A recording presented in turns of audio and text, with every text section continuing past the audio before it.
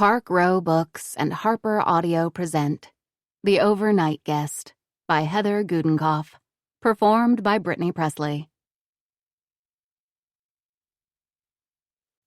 1. August 2000. On August 12, 2000, Abby Morris, out of breath with sweat trickling down her temple, was hurrying down the gray ribbon of gravel road for her nightly walk. Despite her long-sleeved shirt, pants, and the thick layer of bug spray, mosquitoes formed a halo around her head in search of exposed flesh. She was grateful for the light the moon provided and the company of Pepper, her black lab. Jay, her husband, thought she was unwise to walk this time of night. But between working all day, picking up the baby at daycare, and then dealing with all the chores at home, 9:30 to 10:30 was the 1 hour of the day that was truly her own. Not that she was scared. Abby grew up walking roads like these. County roads covered in dusty gravel or dirt and lined with cornfields. In the 3 months they'd lived here, she never once encountered anyone on her evening walks, which suited her just fine. "Roscoe! Roscoe!" came a female voice from far off in the distance. Someone calling for their dog to come home for the night, Abby thought. "Roscoe!" The word was drawn out in a sing-songy cadence, but edged with irritation. Pepper was panting heavily, her pink tongue thick and nearly dragging on the ground. Abby picked up her pace. She was almost to the halfway spot in her 3-mile loop, where the gravel met a dirt road nearly swallowed up by the cornfields. She turned right and stopped short. Sitting on the side of the road, about 40 yards away, was a pickup truck. A prickle of unease crept up her back, and the dog looked up at Abby expectantly. Probably someone with a flat tire or engine trouble left the truck there for the time being, Abby reasoned. She started walking again, and a feathery gauze of clouds slid across the face of the moon, plunging the sky into darkness, making it impossible to see if someone was sitting inside the truck. Abby cocked her head to listen for the purr of an engine idling, but all she could hear was the electric buzzsaw serenade of thousands of cicadas and Pepper's wet breathing. "Come, Pepper," Abby said in a low voice as she took a few steps backward. Pepper kept going, her nose close to the ground, following a zigzagging path right up to the truck's tires. "Pepper!" Abby said sharply. "Here!" At the intensity in Abby's voice, Pepper's head snapped up and she reluctantly gave up the scent and returned to Abby's side. Was there movement behind the darkened windshield? Abby couldn't be sure, but she couldn't shake the feeling that someone was watching. The clouds cleared, and Abby saw a figure hunched behind the steering wheel. A man. He was wearing a cap, and in the moonlight, Abby caught a glimpse of pale skin, a slightly off-center nose, and a sharp chin. He was just sitting there. A warm breeze sent a murmur through the fields and lifted the hair off her neck. A scratchy rustling sound came from off to her right. The hair on Pepper's scruff stood at attention and she gave a low growl. "Let's go," she said, walking backward before turning and rushing toward home. 12:05 a.m. Sheriff John Butler stood on the rotting back deck, looking out over his backyard, the wood shifting and creaking beneath his bare feet. The adjacent houses were all dark, the neighbors and their families fast asleep. Why would they be awake? They had a sheriff living right next door. They had nothing to worry about. He found it difficult to catch his breath. The night air was warm and stagnant and weighed heavily in his chest. The sturgeon moon hung fat and low and bee-pollen yellow. Or was it called a buck moon? The sheriff couldn't remember. The last 7 days had been quiet. Too quiet. There were no burglaries, no serious motor vehicle accidents, no meth explosions, Not one report of domestic abuse. Not that Blake County was a hotbed of lawlessness, but they did have their share of violent crimes. Just not this week. The first 4 days, he was grateful for the reprieve. But then it seemed downright eerie. It was odd, unsettling. For the first time in 20 years as sheriff, Butler was actually caught up on all his paperwork. "Don't go borrowing trouble," came a soft voice. Janice, Butler's wife of 32 years, slipped an arm around his waist and laid her head against his shoulder. "No danger of that," Butler said with a little laugh. "It usually finds me all on its own." "Then come back to bed," Janice said and tugged on his hand. "I'll be right in," Butler said. Janice crossed her arms over her chest and gave him a stern look. He held up his right hand. 5 more minutes, I promise." Reluctantly, Janice stepped back inside. Butler ran a calloused palm over the splintered cedar railing. The entire deck needed to be replaced, torn down to the studs and rebuilt. Maybe tomorrow he'd go to Lowe's over in Sioux City. If things continued as they were, he'd have plenty of time to rebuild the deck. Stifling a yawn, he went back inside, flipped the deadbolt, and trudged down the hall toward his bed and Janice. Another quiet night, the sheriff thought. Might as well enjoy it while it lasts. 1:09 a.m. The sound of balloons popping pulled Deb Cutter from a deep sleep. Another pop. Then another. Maybe kids playing with firecrackers left over from the 4th of July. "Randy?" she murmured. There was no answer. Deb reached for her husband, but the bed next to her was empty, the bed covers still undisturbed and cool to the touch. She slipped from beneath the sheets, went to the window and pulled the curtain aside. Randy's truck wasn't parked in its usual spot next to the milking shed. Brock's was gone too. She glanced at the clock. After midnight. Her 17-year-old son had become a stranger to her. Her sweet boy had always had a wild streak, which had turned mean. He'd be up to no good, she was sure of that.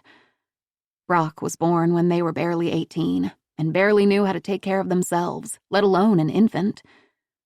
Deb knew that Randy was hard on Brock. Too hard at times. When he was little, it took just a stern look and a swat to get Brock back in line, but those days were long gone. The only thing that seemed to get his attention now was a smack upside the head.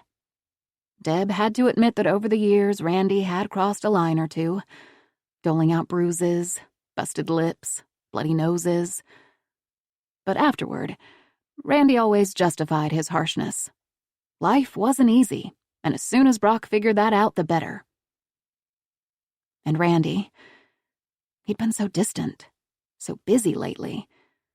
Not only was Randy helping his parents out on their farm, but he was also in the process of refurbishing another old farmhouse with 6 decrepit outbuildings, a hog confine, and trying to tend to his own crops.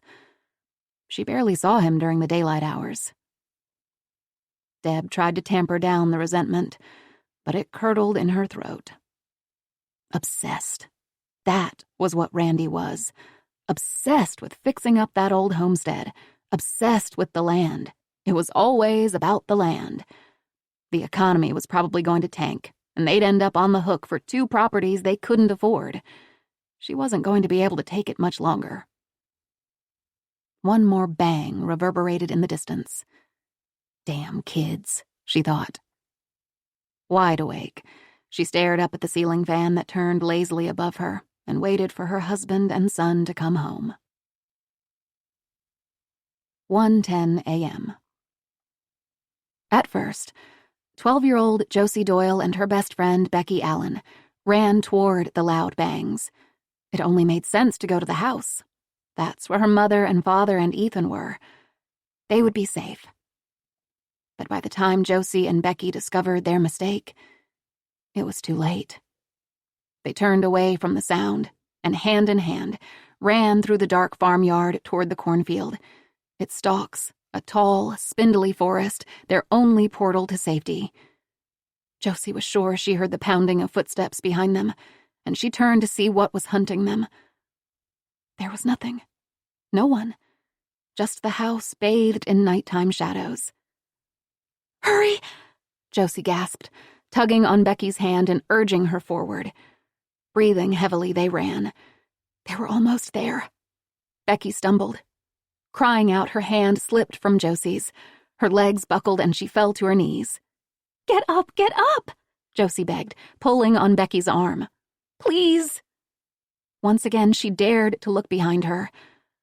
A shard of moonlight briefly revealed a shape stepping out from behind the barn. In horror, Josie watched as the figure raised his hands and took aim. She dropped Becky's arm, turned, and ran. Just a little bit farther. She was almost there. Josie crossed into the cornfield just as another shot rang out. Searing pain ripped through her arm, stripping her breath from her lungs. Josie didn't pause, didn't slow down, and with hot blood dripping onto the hard-packed soil, Josie kept running. 2. Present day.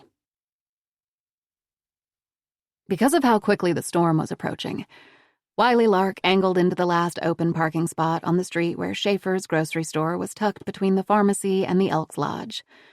Wiley would have preferred to have driven to the larger, better-stocked grocery store in Algona, but already heavy gray snow clouds descended on Burden.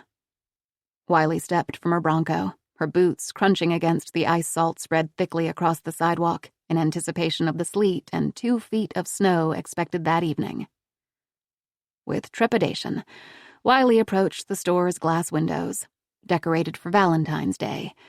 Shabby red and pink hearts and bow and arrow-clad cupids. She paused before yanking open the door. Schaefer's was family-owned, carried off-brands, and had a limited selection. It was convenient, but crowded with nosy townspeople. So far, whenever Wiley made the drive into Burden, she had successfully dodged interactions with the locals. But the longer she stayed, the more difficult it became. Once inside, she was met with a blast of warm air. She resisted the temptation to remove her stocking hat and gloves, and instead inserted her earbuds and turned up the volume on the true crime podcast she had been listening to. All the carts were taken, so Wiley snagged a handbasket and began walking the aisles, eyes fixed firmly on the ground in front of her. She started tossing items into her basket. A frozen pizza, cans of soup, tubes of chocolate chip cookie dough. She paused at the wine shelf and scanned the limited options. A man in brown coveralls and green and yellow seed cap bumped into her, knocking an earbud from her ear. "Oops, sorry," he said, smiling down at her. "It's okay," Wiley responded, not looking him in the eye. She quickly grabbed the nearest bottle of wine and made her way to join the long line of people waiting to check out. The sole cashier's brown hair was shot through with gray and was pulled back from her weary face by a silver barrette. She seemed oblivious to the antsy customers eager to get home. She slid each item across the scanner at an excruciatingly slow pace. The line inched forward. Wiley felt the solid form of someone standing directly behind her. She turned. It was the man from the wine aisle. Sweating beneath her coat, Wiley looked toward the cashier. Their eyes met. "Excuse me," Wiley said, muscling her way past the man and the other shoppers. She set her basket on the floor and rushed out the doors. The cold air felt good on her face. Her cell phone vibrated in her pocket and she fished it out. It was her ex-husband, and Wiley didn't want to talk to him. He would go on and on about how she needed to get back to Oregon and help take care of their son, that she could just as easily finish her book at home. She let the call go to voicemail. He was wrong. Wiley wouldn't be able to finish the book back home.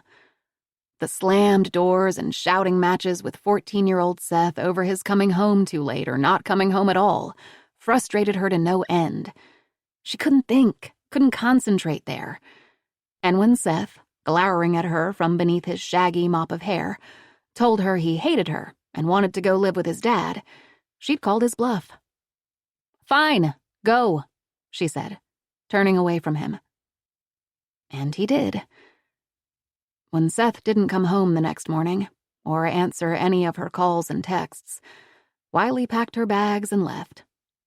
She knew it was the easy way out, but she couldn't handle Seth's secrecy and anger a second longer. Her ex could deal with it for a few days. Except the days turned into weeks, and then months. She moved to shove the phone back into her pocket, but it tumbled from her fingers and struck the concrete and bounced into a slush-filled rut. "Damn it," Wiley said, bending over to fish the phone from the icy puddle. The screen was shattered, and the phone was soaked through. Once in her vehicle, Wiley ripped off her hat and shrugged out of her coat. Her hair and t-shirt were damp with sweat. She tried to wipe the moisture from the phone, but knew that unless she got home in a hurry and dried it out, it was ruined. She futilely poked at the cracked screen, hoping that it would light up. Nothing. The 25-minute drive back to the farmhouse seemed to take forever, and she had nothing to show for it. No groceries, no wine. She'd have to make do with what she had back at the house. Though it took Wiley only 2 minutes to put Burden in her rearview mirror, what laid before her felt like an endless stripe of black highway. Twice she got stuck behind salt trucks, but the farther north she traveled, the fewer cars she saw. Everyone was hunkered in, waiting for the storm to hit. Finally, she turned off the main road and bounced across the poorly maintained gravel roads that would lead her to the house. Wiley had been staying in rural Blake County for 6 weeks, and the weather had been brutal. The cold went bone deep, and she couldn't remember seeing so much snow. As she drove, she passed fewer and fewer houses and farms until all she could see was a sea of white where corn and soybeans and alfalfa once stood. They gave no suggestion of the explosion of green and gold that was sure to come in a few months. Wiley drove another several miles and slowed to a crawl to inch around the hickory tree that inexplicably grew in the middle of where 2 gravel roads intersected, and then over the small pony trestle bridge that spanned the frozen creek below. 200 yards beyond the bridge, the long, narrow lane, lined with shoulder-high, snow-packed drifts, would take her to the house. She drove past the line of tall pines that served as a windbreak and toward the red, weathered barn, now covered in white. She left the Bronco idling while she pulled open the wide doors of the barn, which she used as a garage, drove inside, turned off the ignition, and shoved the keys in her pocket. She closed the wide wooden doors behind her and looked around at the open prairie. The only sound was the rising wind. Wiley was alone. There was no other human being for miles. This was precisely what she wanted.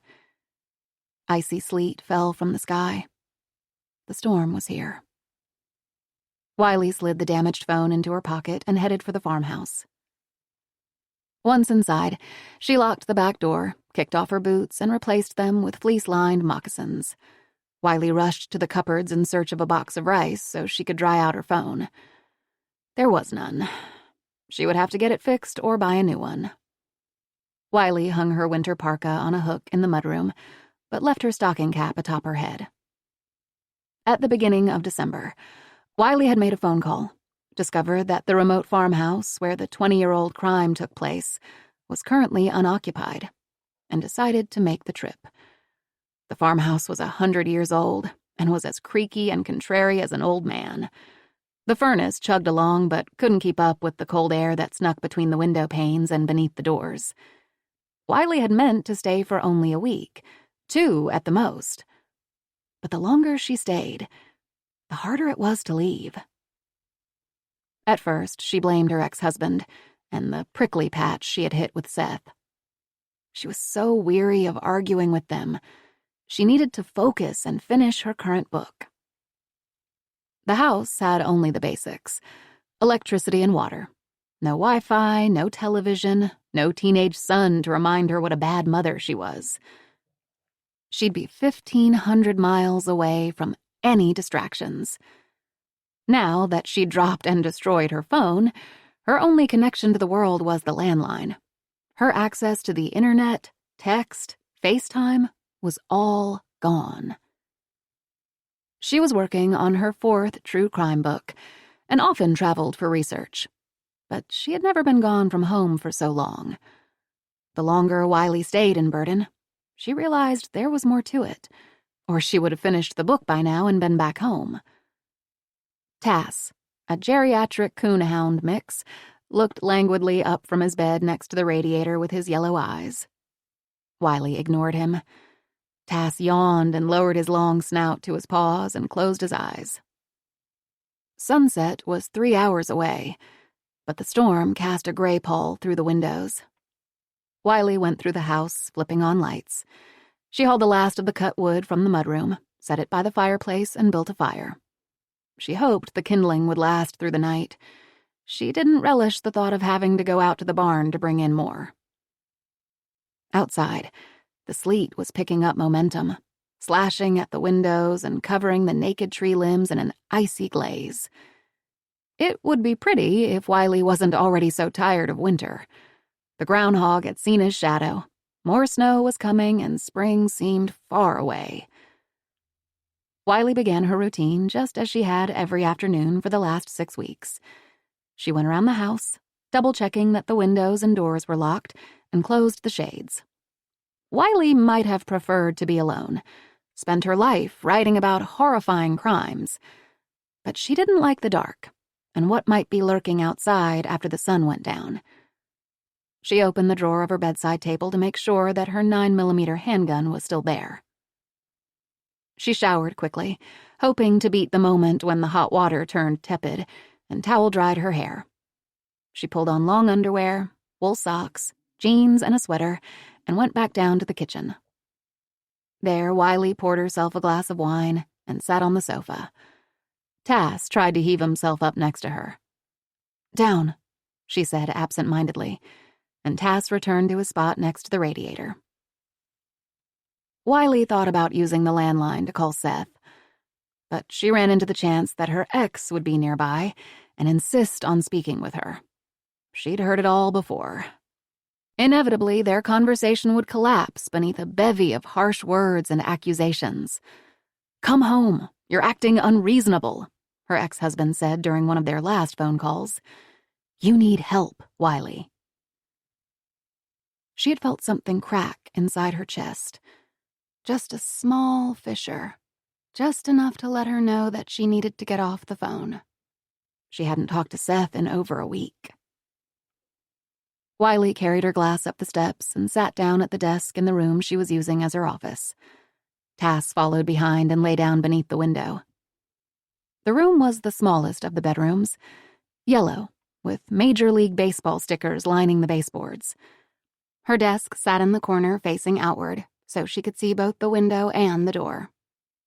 The manuscript she printed the week before at the library in Algona sat in a stack next to her computer, ready for one final read-through.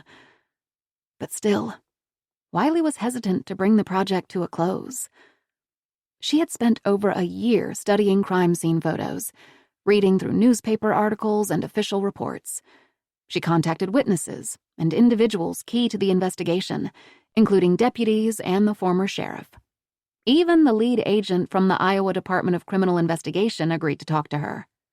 They were surprisingly candid and gave Wiley little-known insights into the case. Only the family members wouldn't speak to her. Either they had died or flat-out refused. She couldn't really blame them. Wiley spent endless hours writing, her fingers flying across the keyboard. Now, the book was finished. Had its resolution, as meager as it was. The murderer had been identified, but not brought to justice. Wiley still had so many unanswered questions. But now it was time. She needed to read through the pages, make any final revisions, and send the manuscript to her editor. Wiley tossed her red pen on the desk in frustration. She stood and stretched and made her way downstairs to the kitchen and set her empty wine glass on the counter. Her hands ached with cold, but she was determined not to turn up the thermostat. Instead, she filled the tea kettle with water and set it on the stove. While it heated, she hovered her hands over the burner. Outside, the wind whipped and cried mournfully, and after a few minutes, the tea kettle joined in with its own howl. Wiley took her cup of tea back to the desk and sat down again. She set aside the manuscript, and her thoughts turned to the next project she might take on. There was no shortage of grisly murders. Wiley had plenty to choose from. Many true crime writers chose their subject matter based on headlines and public interest in the crime. Not Wiley. She always began with the crime scene. This was where the story snaked into her veins, and she wouldn't let go. She would pore over photos taken at the crime sites, images of the locations where the victims took their final breaths, the position of the bodies, the faces frozen in death, the frenzy of blood splatter. The photos she was reviewing now were from a crime scene in Arizona. The first picture was taken from a distance.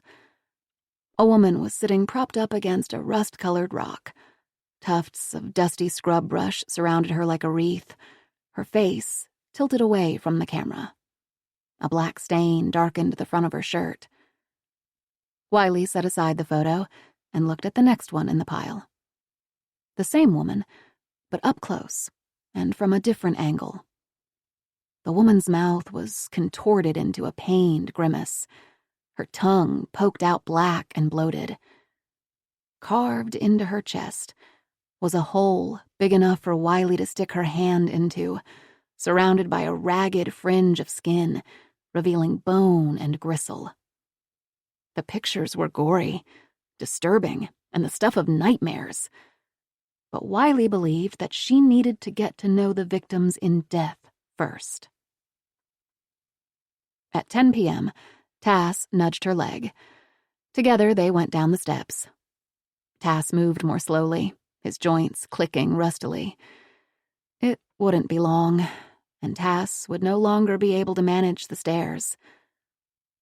She wondered what her ex-husband would say when Wiley told him she picked up an old stray she found sitting outside the farmhouse's front door. No matter how much she tried to get him to leave, the dog stuck around. Wiley figured he was left behind by the people who had rented the place before she arrived. She named him Tass, short for Itasca, the state park where 3 young women's bodies were discovered, and who were the subjects of Wiley's first true crime book. Wiley didn't like Tass much, and the feeling was mutual. They seemed to have come to the understanding that they would have to coexist for the time being. She unlocked the front door, opening it just enough to let Tass out and shut it behind him. Still, cold air, snow, and sleet found their way into the house, and Wiley shivered. 1 minute passed, then 2. Tass, not fond of the cold, was normally quick about doing his business, and would scratch at the door to signal that he was ready to come back inside. Wiley went to the window, but the panes were fogged over and lacquered with ice. She rubbed her eyes, gritty from staring too long at the grainy photos, and leaned her back against the door to wait. She wouldn't be able to sleep until the sun rose. The lights flickered, and Wiley's heart flipped in panic. She stared at the lamp and held her breath, but the warm glow remained steady. She added more wood to the fire. If the power went out, the pipes could freeze, and she would have a real mess on her hands. Wiley opened the door crack and peered out into a sea of white. But there was no Tass. "Tass?" she called out into the dark. "Here!" The rain had transformed into hard pellets that hit the house with an incessant, rodent-like scritch-scratch. Wiley couldn't see past the weak light that spilled from above the door.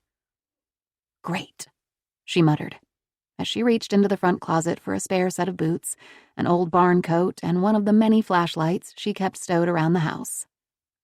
Once bundled up, she stepped outside careful not to slip on the steps leading from the porch to the front yard. "Tass!" she called again in irritation.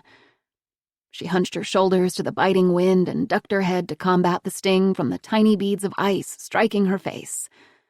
Several inches of snow had already fallen, and now, of all things, it was sleeting, transforming the yard into an ice rink. Another flash of uneasiness went through Wiley. Heavy ice or snow on the power lines was sure to lead to their collapse and an outage and complete darkness. She wanted to find Tass and get inside. Using the porch rail to steady herself and the beam from the flashlight to guide her, Wiley eased along, calling out to him. She squinted through the dark and aimed the flashlight toward the lane that led to the road. 2 eerie red orbs flashed back at her. "Tass, you come here," she ordered. He lowered his head, ignoring her commands. In resignation, Wiley began the trek toward the stubborn dog. She bent slightly forward and moved, flat-footed, trying to keep her center of gravity directly over her feet.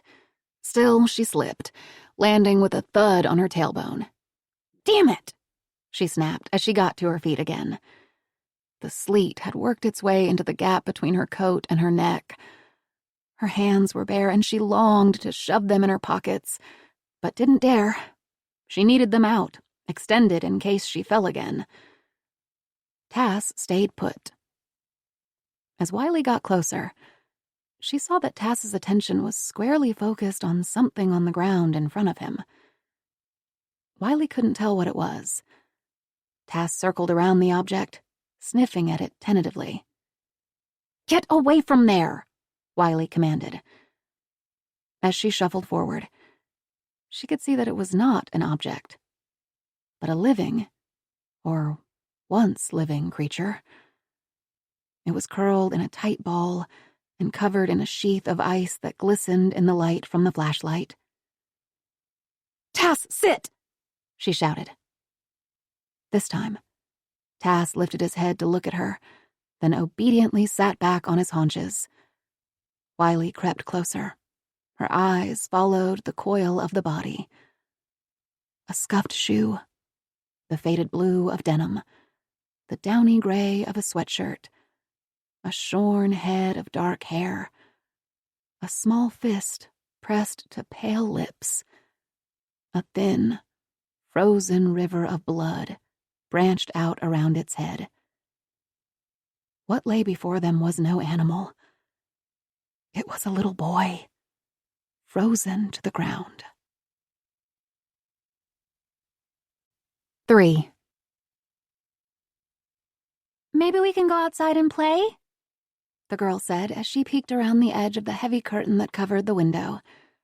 The sky was gray, and soft drops of rain tapped at the glass. "Not today," her mother said. "It's raining, and we'd melt." The girl gave a little laugh and then hopped off the chair she had dragged beneath the window. She knew her mother was teasing. They wouldn't actually melt if they went out in the rain. But still, it made her shiver thinking about it. Stepping outside and feeling the plop of water on your skin and watching it melt away like an ice cube. Instead, the girl and her mother spent the morning at the card table cutting pink, purple, and green egg shapes from construction paper and embellishing them with polka dots and stripes. On one oval, her mother drew eyes and a pointy little orange beak. Her mother laid the girl's hands on a piece of yellow paper and traced around them using a pencil. "Watch," she said, as she cut out the handprints and then glued them to the back of one of the ovals. "It's a bird," the girl said with delight. "An Easter chick," her mother said. "I made these when I was your age." Together, they carefully taped the eggs and chicks and bunny rabbits they created to the cement walls, giving the dim room a festive, springy look. "There, now we're ready for the Easter bunny," her mother said with triumph. That night, when the girl climbed into bed, the butterflies in her stomach kept chasing sleep away. "Stay still," her mother kept reminding her. "You'll fall asleep faster." The girl didn't think that was true. But when she opened her eyes, a sliver of bright sunshine was peeking around the shade, and the girl knew that morning had finally arrived. She leaped from bed to find her mother already at the tiny round table where they ate their meals. "Did he come?"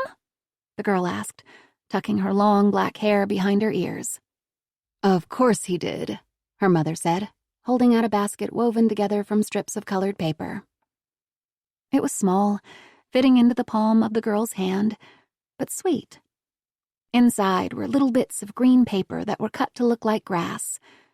On top of this was a pack of cinnamon gum and 2 watermelon Jolly Ranchers. The girl smiled, though disappointment surged through her. She'd been hoping for a chocolate bunny, or one of those candy eggs that oozed yellow when you broke it open. "Thank you," she said. "Thank the Easter Bunny," her mother said. "Thank you, Easter Bunny," the girl crowed like the child on the candy commercials that she'd seen on television. They both laughed. They each unwrapped a piece of gum and spent the morning making up stories about the paper chicks and bunnies they made. When the girl's gum lost its flavor, and she had slowly licked one of the Jolly Ranchers into a sharp, flat disc, the door at the top of the steps opened, and her father came down the stairs toward them. He was carrying a plastic bag and a 6-pack of beer. Her mother gave the girl a look. The one that said, "Go on now. Mom and Dad need some alone time." Obediently, the girl, taking her Easter basket, went to her spot beneath the window and sat in the narrow beam of warm light that fell across the floor. Facing the wall, she unwrapped another piece of gum and poked it into her mouth and tried to ignore the squeak of the bed and her father's sighs and grunts. "You can turn around now," her mother finally said. The girl sprang up from her spot on the floor. The girl heard the water running in the bathroom, and her father poked his head out of the door. "Happy Easter," he said with a grin. "The Easter Bunny wanted me to give you a little something." The girl looked at the kitchen table where the plastic bag sat. Then she slid her eyes to her mother, who was sitting on the edge of the bed, rubbing her wrist, eyes red and wet. Her mother nodded. "Thank you," she murmured. Later, after her father climbed the steps and locked the door behind him, the girl went to the table and looked inside the plastic bag. Inside was a chocolate bunny with staring blue eyes. He was holding a carrot and wore a yellow bow tie. "Go ahead," her mother told the girl as she held an ice pack to her wrist. "When I was little, I always started with the ears." "I don't think I'm very hungry," the girl said, returning the box to the table. "It's okay," her mother said gently. "You can eat it. It's from the Easter Bunny, not your dad." The girl considered this. She took a little nibble from the bunny's ear, and sweet chocolate flooded her mouth. She took another bite, and then another. She held out the rabbit to her mother, and she bit off the remaining ear in one big bite. They laughed and took turns eating until all that was left was the bunny's chocolate tail. "Close your eyes and open your mouth," her mother said. The girl complied and felt her mother place the remaining bit on her tongue and then kiss her on the nose. "Happy Easter," her mother whispered. 4. August 2000. August of 2000 was a tranquil month for crime in Blake County, Iowa, located in the north-central part of the state. With a population of 7,310 at the time, the rural, agricultural county wasn't known for its crime sprees. In fact, up until the events of August 12, 2000, 0 murders had been reported in the entire county. Despite its grim name, Burden, population 844, was known as an idyllic community to live and raise a family. Located in the southwest corner of Blake County, Burden boasted a crime rate of less than a fourth of the state average. Though it was the dawning of a new millennium, Burden remained an agriculturally centered town. Corn and soybeans were the primary crops raised by families who had lived there for generations. Children ran barefoot through windflower, prairie larkspur, and yellow star grass just like their parents and grandparents before. Summers were made up of hard work and hard play. Farm kids rode with their fathers high on tractors during planting season, played in haylofts, and went fishing after chores were done. Little girls spent 9 months of the school year learning that they could grow up to be doctors and lawyers, but still came home and helped mothers and grandmothers can butter pickles and rhubarb jelly. They hand-fed orphaned goats, read books behind the corn crib, ice skated on Burden Creek, and played tag by leaping from hay bale to hay bale. This was 12-year-old Josie Doyle's existence when she awoke the morning of August 11th, 2000, with giddy anticipation. She dressed quickly and pulled her unruly brown hair into a ponytail. She needed to pack and make a list of all the most important attractions to show her best friend Becky, a state fair first-timer. But first, breakfast and chores. Josie ate quickly and flew through her assigned tasks. It was then that Josie noticed that their chocolate lab, Roscoe, was nowhere to be found. This wasn't unusual in itself. Roscoe was a roamer. He'd take off for hours at a time, wandering around the countryside, but Roscoe always came home and never missed breakfast. Josie would lift the lid on the plastic bin that held the 50-pound bag of dog food, and he'd come running with cobwebs of saliva dripping from his jowls. That morning there was no Roscoe. Josie dumped a scoop of kibble into his bowl, filled his water dish with water from the hose, and then moved on to the chickens. To help pass the time before Becky arrived, Josie went with her father as he mended fences along the northern section of their property. His gloved hands moved expertly as he stretched and wrapped and crimped the barbed wire. Josie prattled on about the upcoming state fair and danced in and out of his line of vision, nearly tumbling into the rusty fence. Josie, small for her age, seemed to others to have endless energy. While her father worked, Josie moved aimlessly along the edge of the road, gathering wildflowers as she went. She heard the truck before seeing it. The popcorn snap of gravel. She turned and saw the truck's nose just around a curve in the road.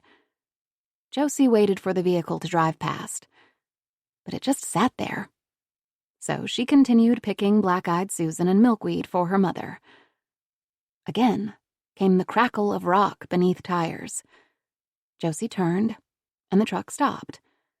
She moved, and it followed, slowly keeping pace. Josie squinted to see who was in the passenger seat, but the sun was a shimmering gold disk in the east, making it impossible to know. She wasn't scared. Her brother's friends, she figured, teasing. "Ha ha," Josie called. "Very funny." She reached down and picked up a small pebble and threw it toward the truck. It landed on the ground with an unsatisfying plink. Slowly, she walked toward the vehicle, and it began reversing.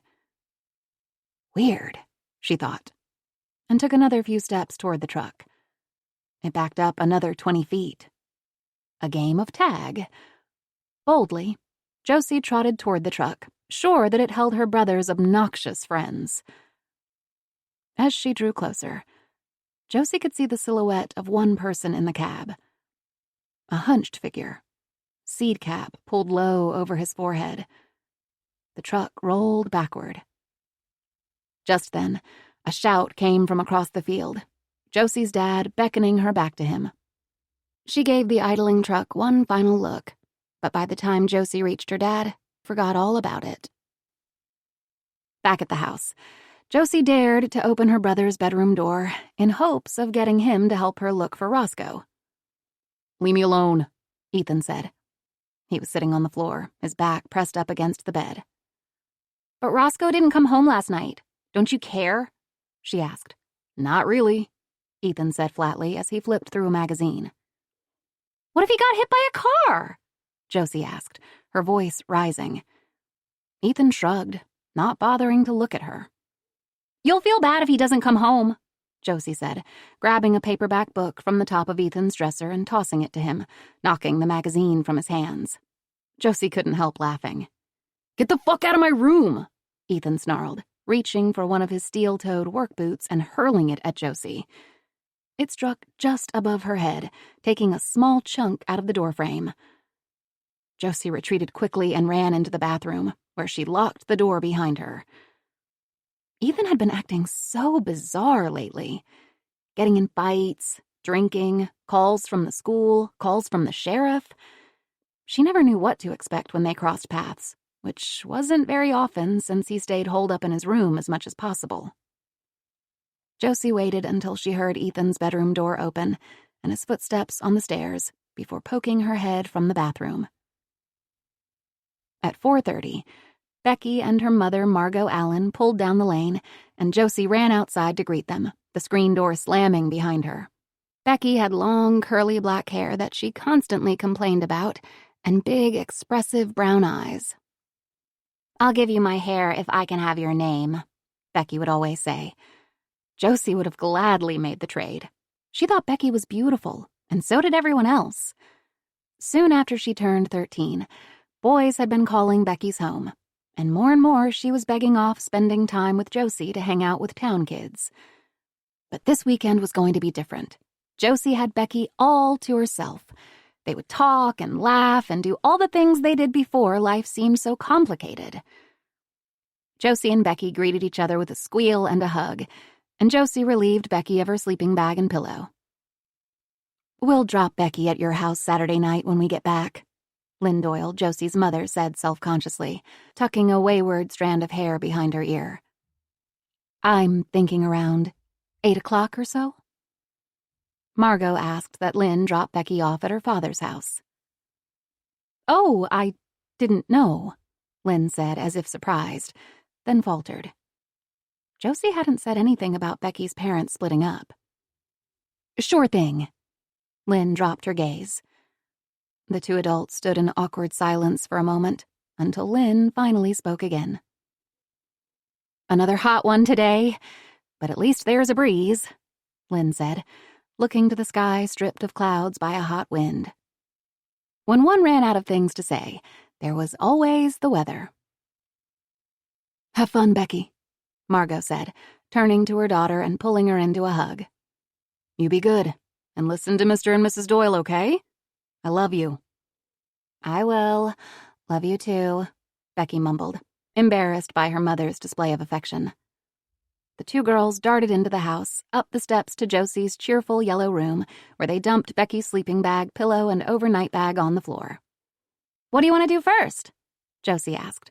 "The goats," Becky answered, as an angry shout came from outside. The girls moved to the open window to see what the fuss was about.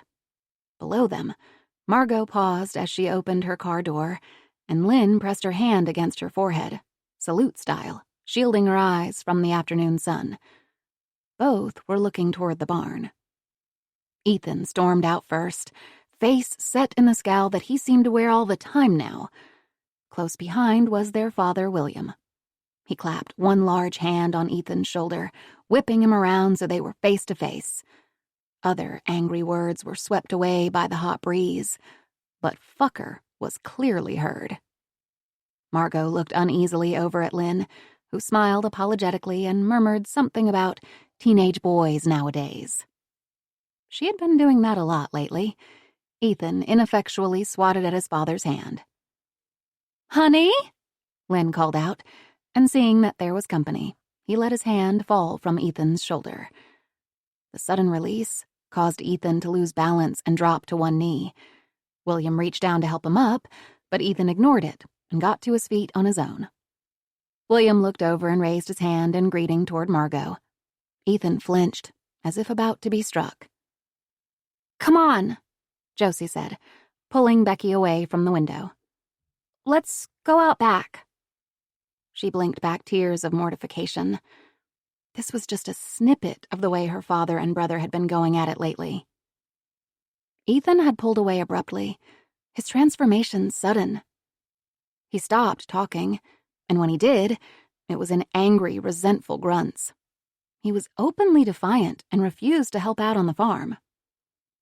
"Your brother called your dad a fucker," Becky said, and just like that, the two began to giggle and couldn't stop.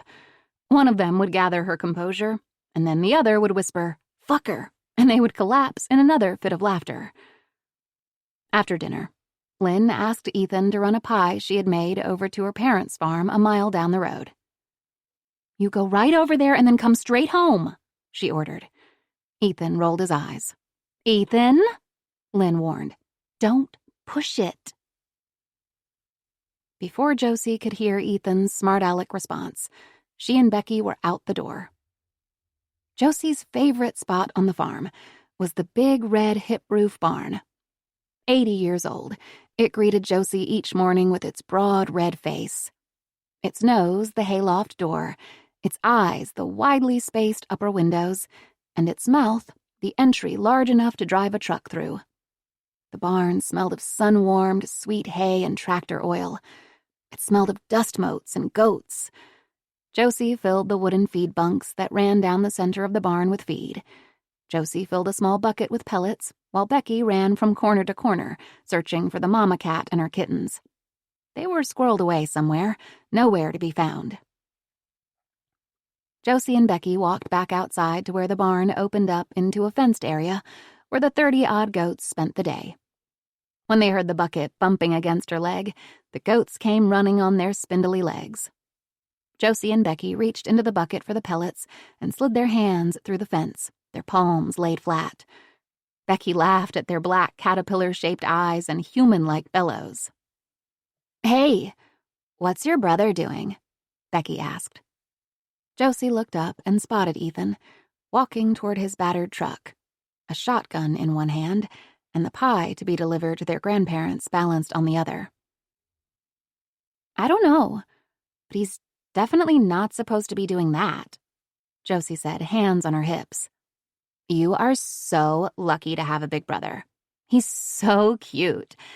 Let's go see where he's going," Becky said, brushing the remaining pellets from her hands, and before Josie could stop her, she was running after Ethan. "What are you going to shoot?" Becky asked breathlessly when they caught up with him.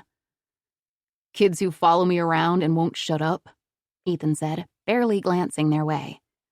"Ha ha," Josie deadpanned. "It's not even hunting season yet. Does Dad know you're taking a gun to Grandpa's?" "I can hunt pigeons or groundhogs any time, and no, Dad doesn't need to know every little thing I do. Besides, I'm just going to shoot at targets." "Yeah, he'll never hear the gunshots. Good plan there, Ethan," Josie smirked, looking over at Becky, but she was focused on Ethan. "Can we go with you?" Becky asked. "Suit yourself," Ethan muttered, as he carefully placed the shotgun in the gun rack in the back window of his truck. The girls climbed in, and Becky commented on how clean it was. She poked around in his glove box, sorting through his things, pulling out a pack of gum and a tin of mints. "You must really like fresh breath," Becky said with a laugh. Ethan blushed. Becky pulled out the Green Lantern figurine that Ethan kept in his glove box as a good luck charm and spoke in a low voice and walked the figure across his arm. "Knock it off," Ethan said, in a way that let Josie know he liked the attention Becky was giving him. Becky chattered happily as Ethan sped down their lane and pulled right up to the porch and the red front door. "Run this in really fast and give it to Grandma," Ethan ordered. "And don't hang around gabbing. I'm in a hurry." Josie awkwardly climbed over Becky to exit the truck, the pie tipping dangerously. Not wanting to antagonize her brother, she did as Ethan said. Josie opened the front door without knocking and hurried to the kitchen where her grandparents, Matthew and Caroline Ellis, finished their own supper. She said a hurried goodbye, and when she returned to the truck, she saw that Becky had moved so close to Ethan that their legs were touching. Josie climbed into the cab, and the truck tires were spinning before she even shut the door. Instead of driving directly home, Ethan made a sharp right onto a dirt road that followed the creek's flow. "What are you doing?" Josie asked. "Mom said to come right home." "I'm just going to shoot for a few minutes," Ethan said, as they approached a stand of Black Hills spruce on the west side of their grandfather's property and pulled up next to a rusty silver truck that was parked next to the road. "Cutter!" Ethan said through the open window. "Hey!" The boy responded with a lift of a pimply chin. Cutter was one of the boys that Ethan was forbidden to hang out with anymore. "Stay here," Ethan ordered. Josie and Becky ignored him and climbed from the truck. "Josie," Ethan said, his voice heavy with warning. "What?" Josie asked innocently, her eyes wide. Next to her, Becky stifled a laugh. "Why'd you bring them?" Cutter asked, nodding toward Josie and Becky.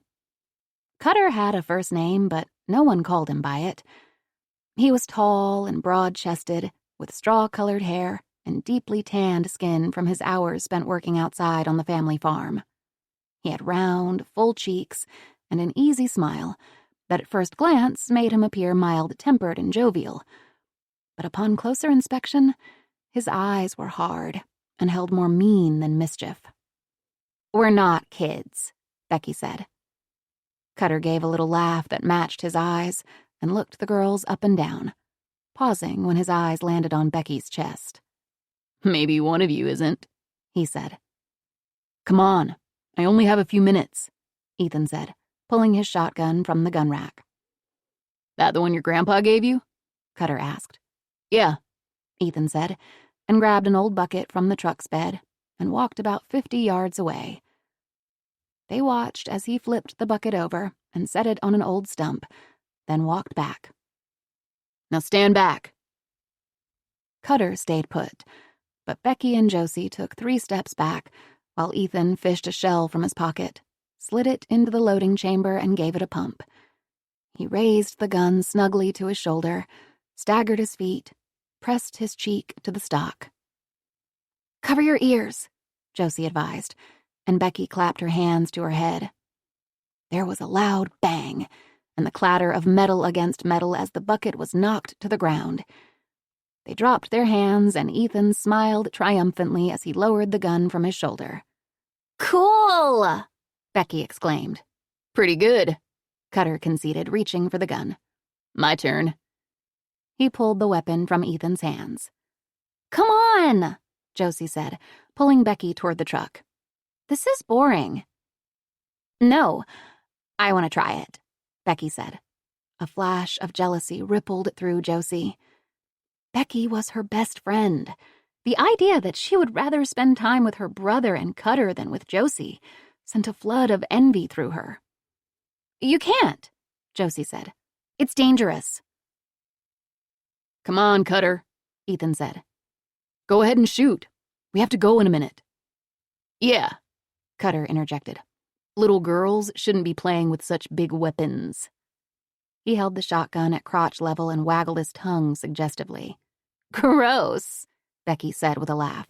"Yeah, gross," Josie echoed. "That's okay, you're scared," Cutter said. "We should get you back home. It's probably your bedtime." "I'm not scared," Josie mumbled. "Okay, then do it." He held the gun, barrel down toward her. Josie was tempted. She wasn't one to turn down a dare. But guns were different. Her dad had drilled into their brains how guns were not toys, how accidents happened by careless show-offs or novices who didn't respect the power a firearm possessed. "I don't want to," Josie said casually.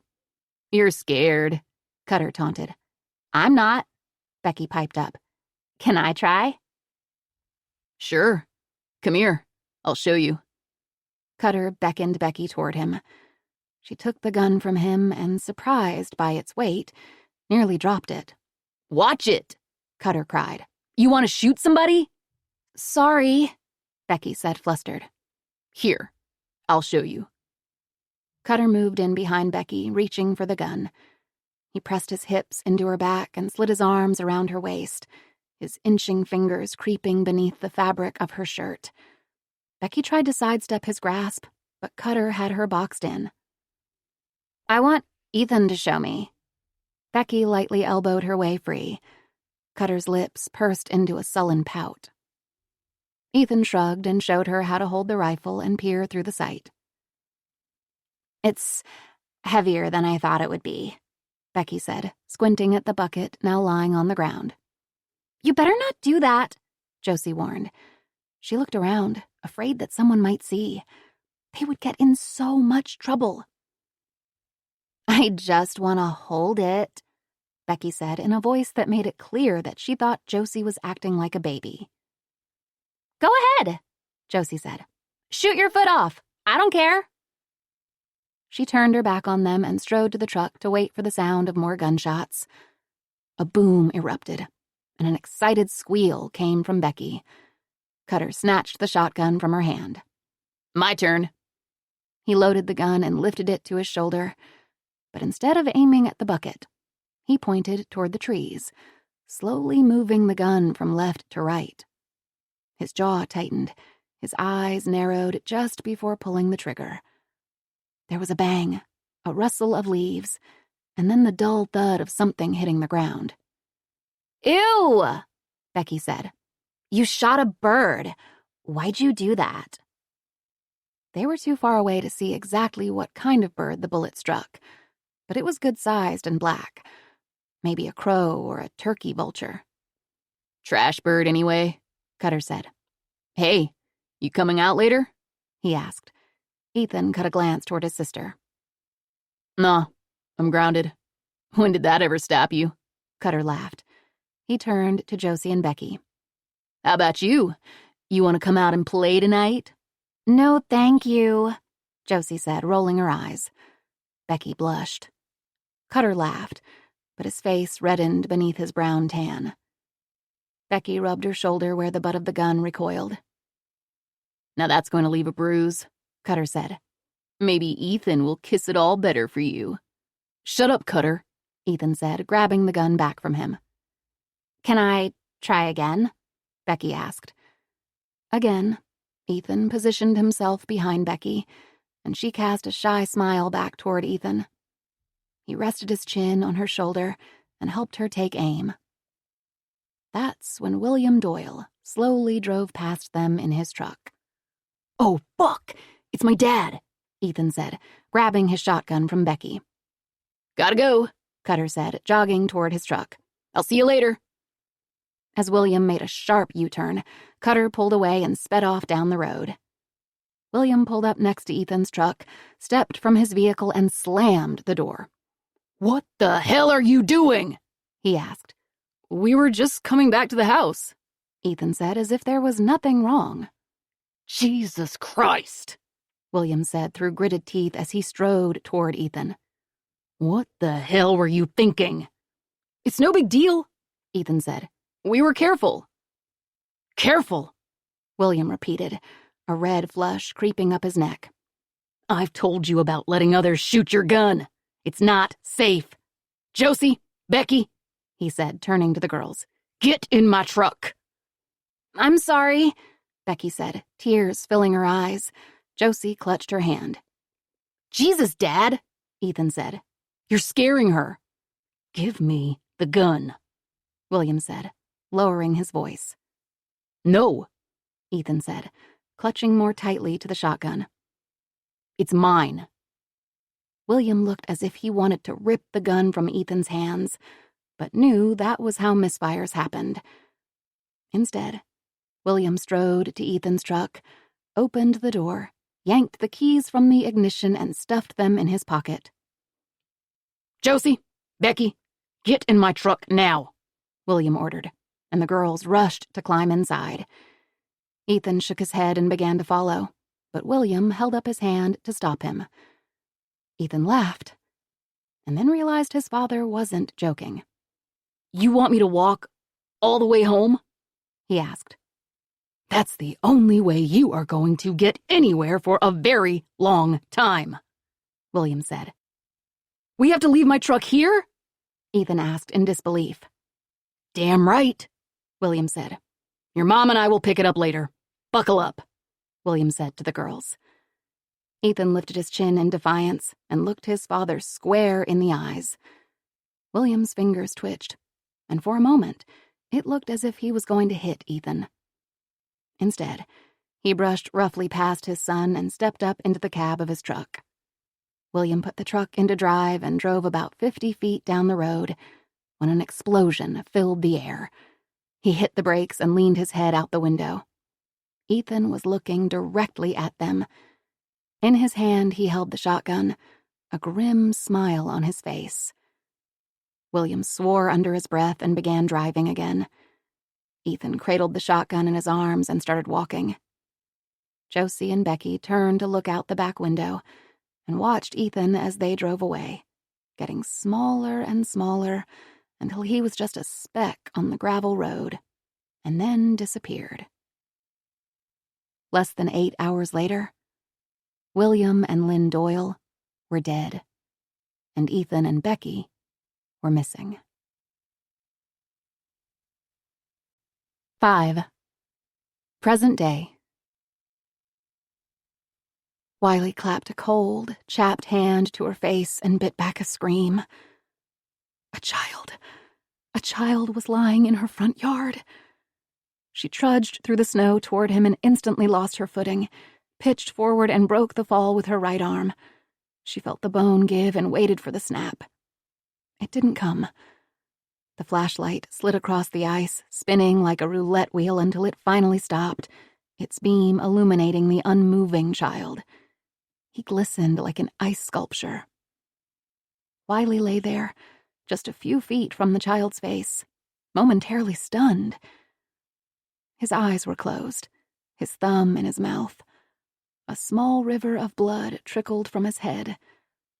She couldn't tell if he was breathing. With a groan, Wiley pushed herself to her knees using only her left hand.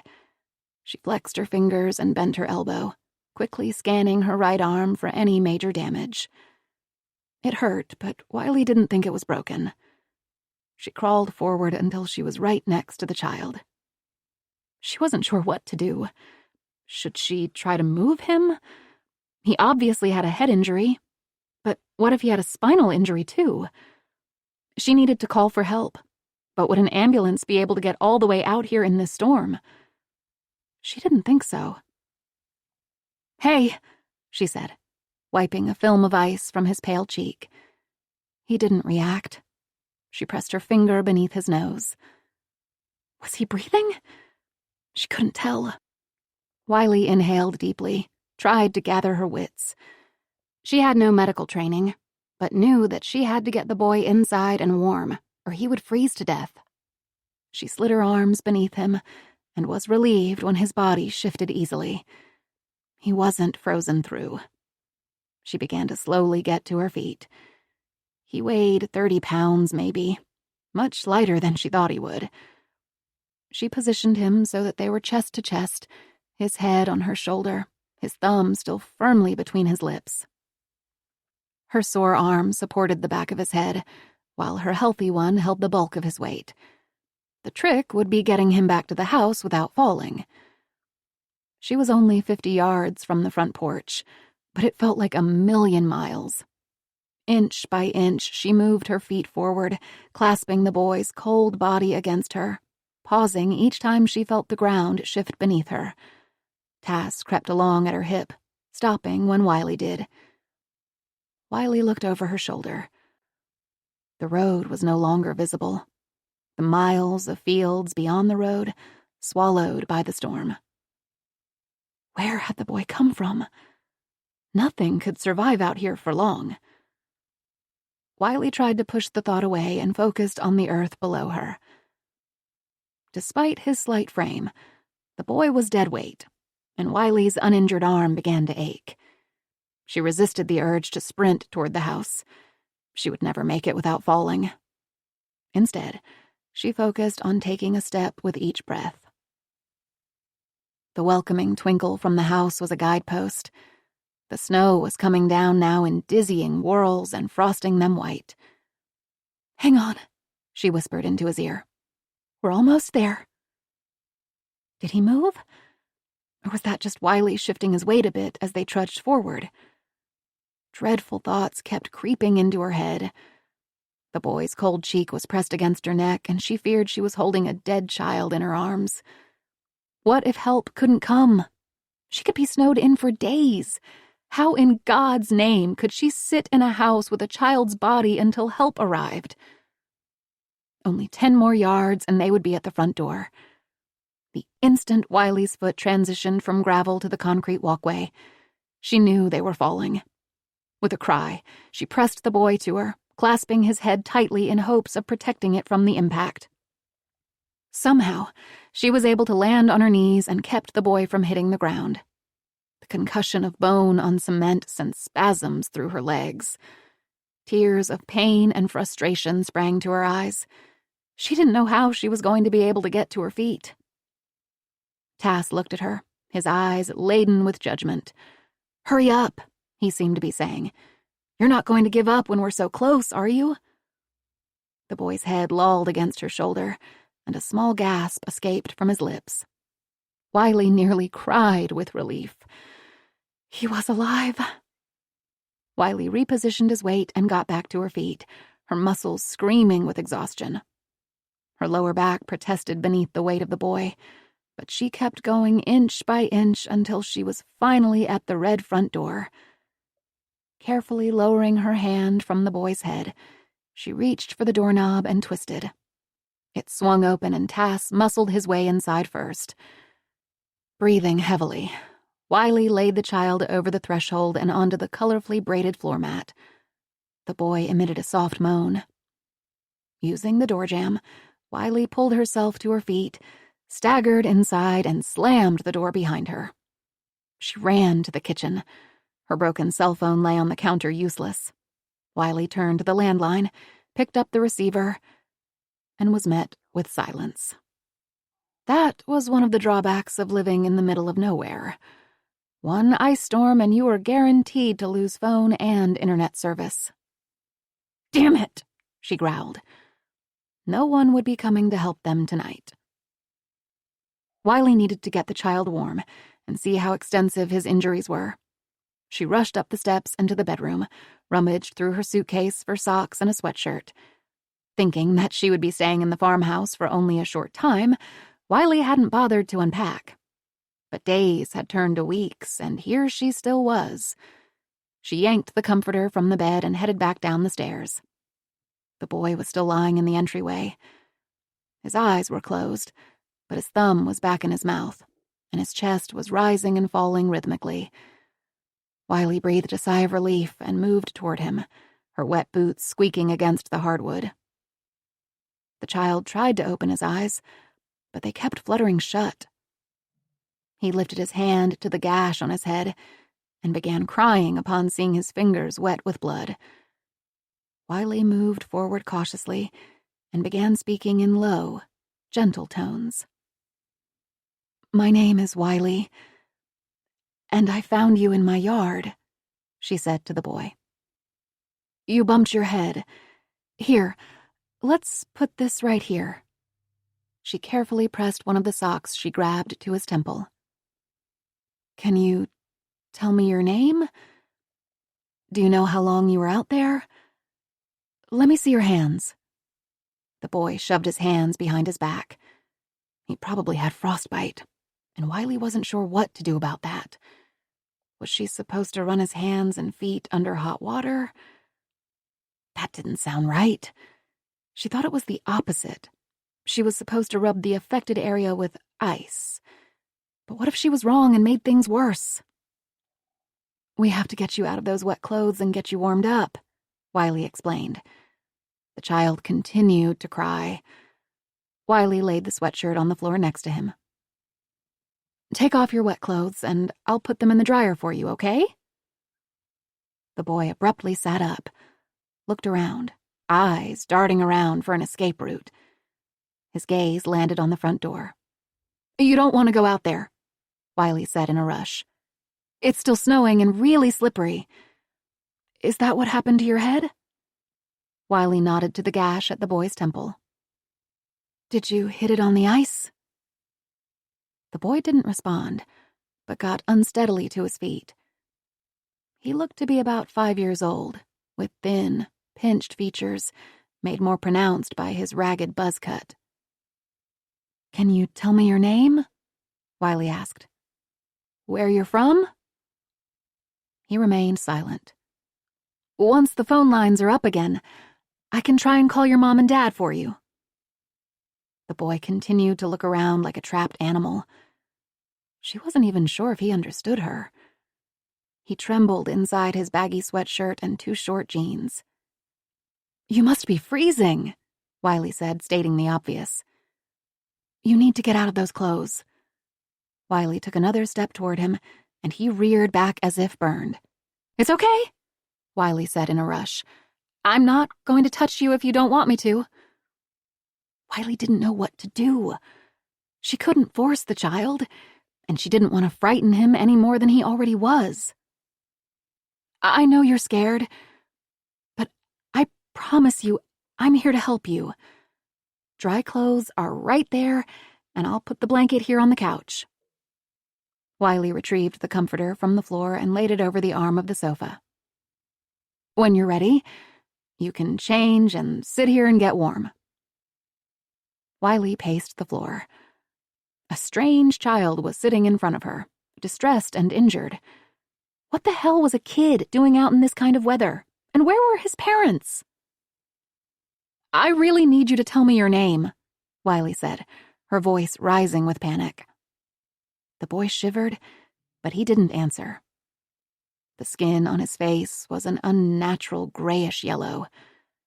She had visions of his fingers turning black, or his heart stopping due to hypothermia. Wiley needed to get the boy out of the wet clothes. She slowly advanced on him.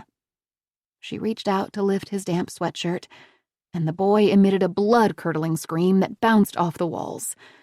Wiley managed to snag the elbow of the shirt and started to pull him toward her. You have to get out of those wet clothes, Wiley said through her teeth. You're shivering. You'll get sick. Let me help you change your shirt. The boy lashed out. His elbow landed squarely on Wiley's cheek, and she fell backward, releasing her grip. Damn it, I'm trying to help you, Wiley said, pressing her fingers to her bruised face. The boy scrambled behind a wingback chair and peeked around the corner at Wiley.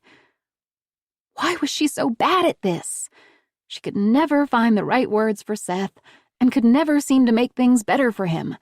And now here was this strange child, and once again she was making things worse. Hot shame filled her chest. Fine, Wiley said, getting to her feet. Stay in your wet clothes, but you're going to be miserable. She turned her back on the boy and walked into the kitchen. She tried the phone again. Still dead. She needed to get him warmed up. She rifled through the cupboard until she found a box of hot chocolate mix.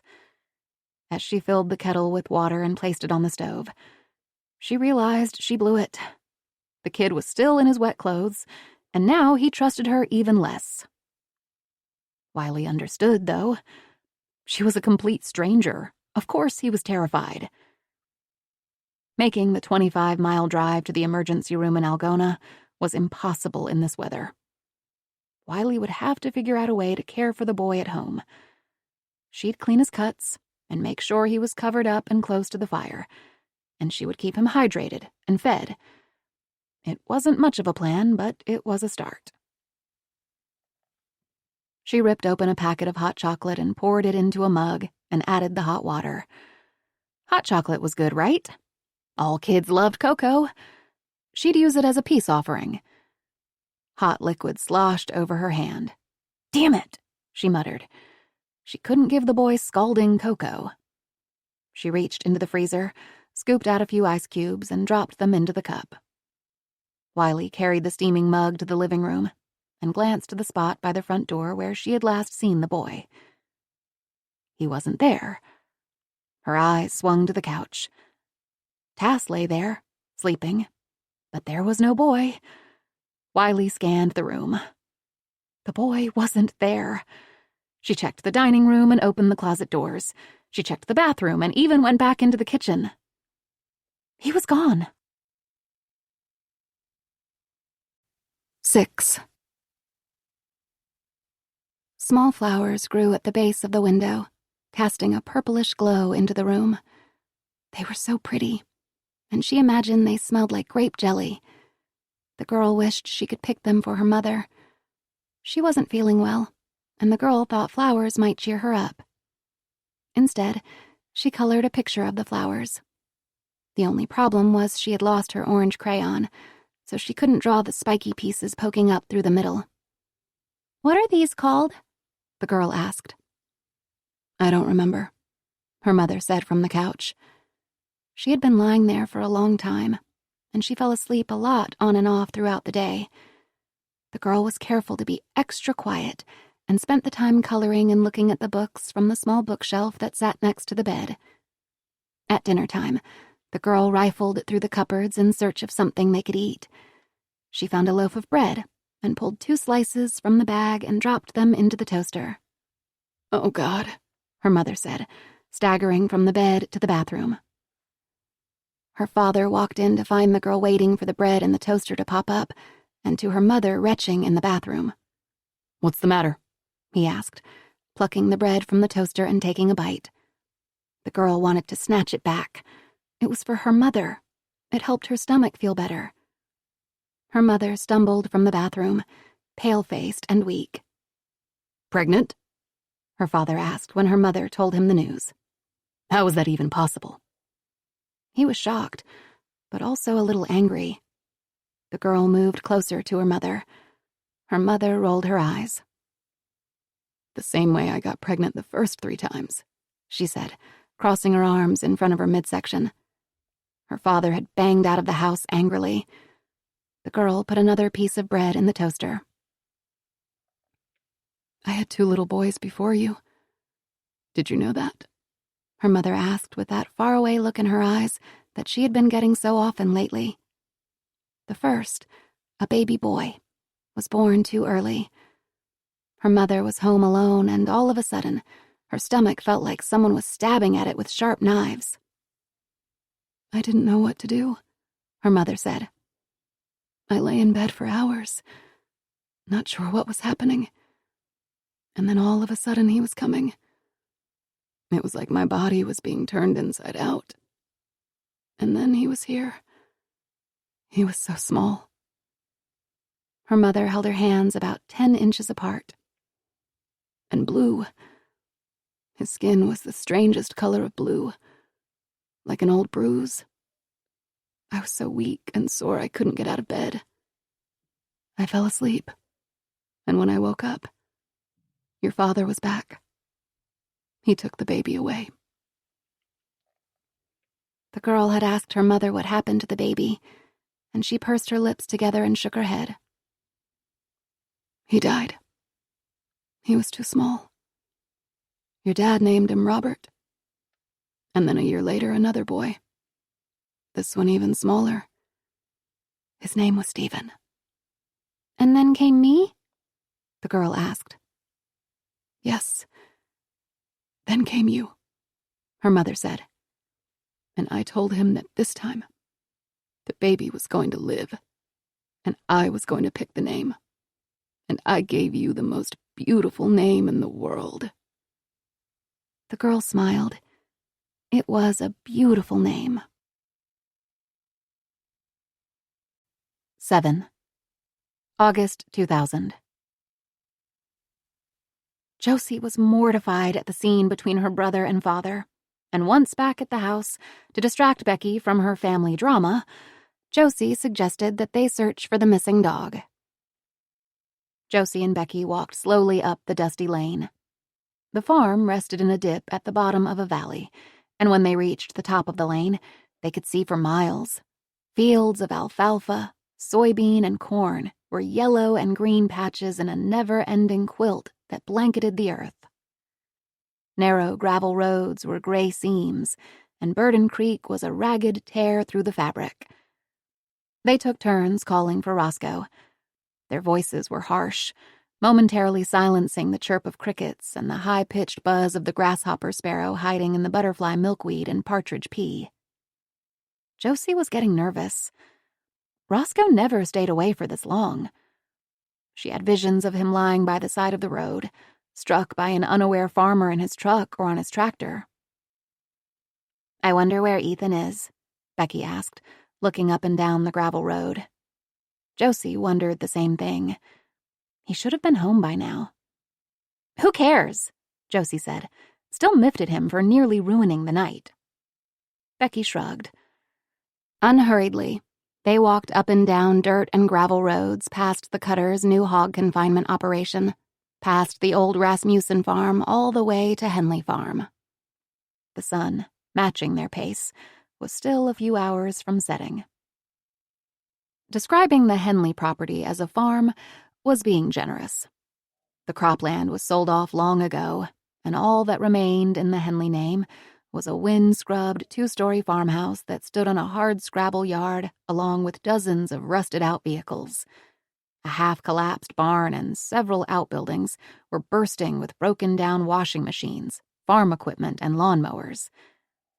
The girls approached a woman holding an unlit cigarette in one hand and a bucket in the other as she crossed the weedy yard.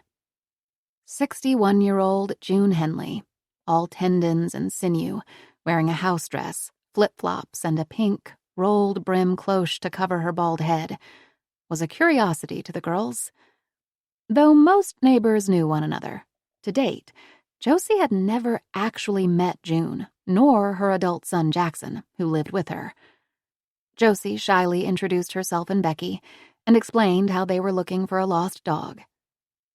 June relayed that they had stray dogs hanging around the yard all the time, and they could walk through the property and take a look. "My son is tinkering about, so just stay away from the outbuildings." The girls thanked her and began to explore the 5-acre property. Filled with what looked like garbage to most, it was surprisingly organized.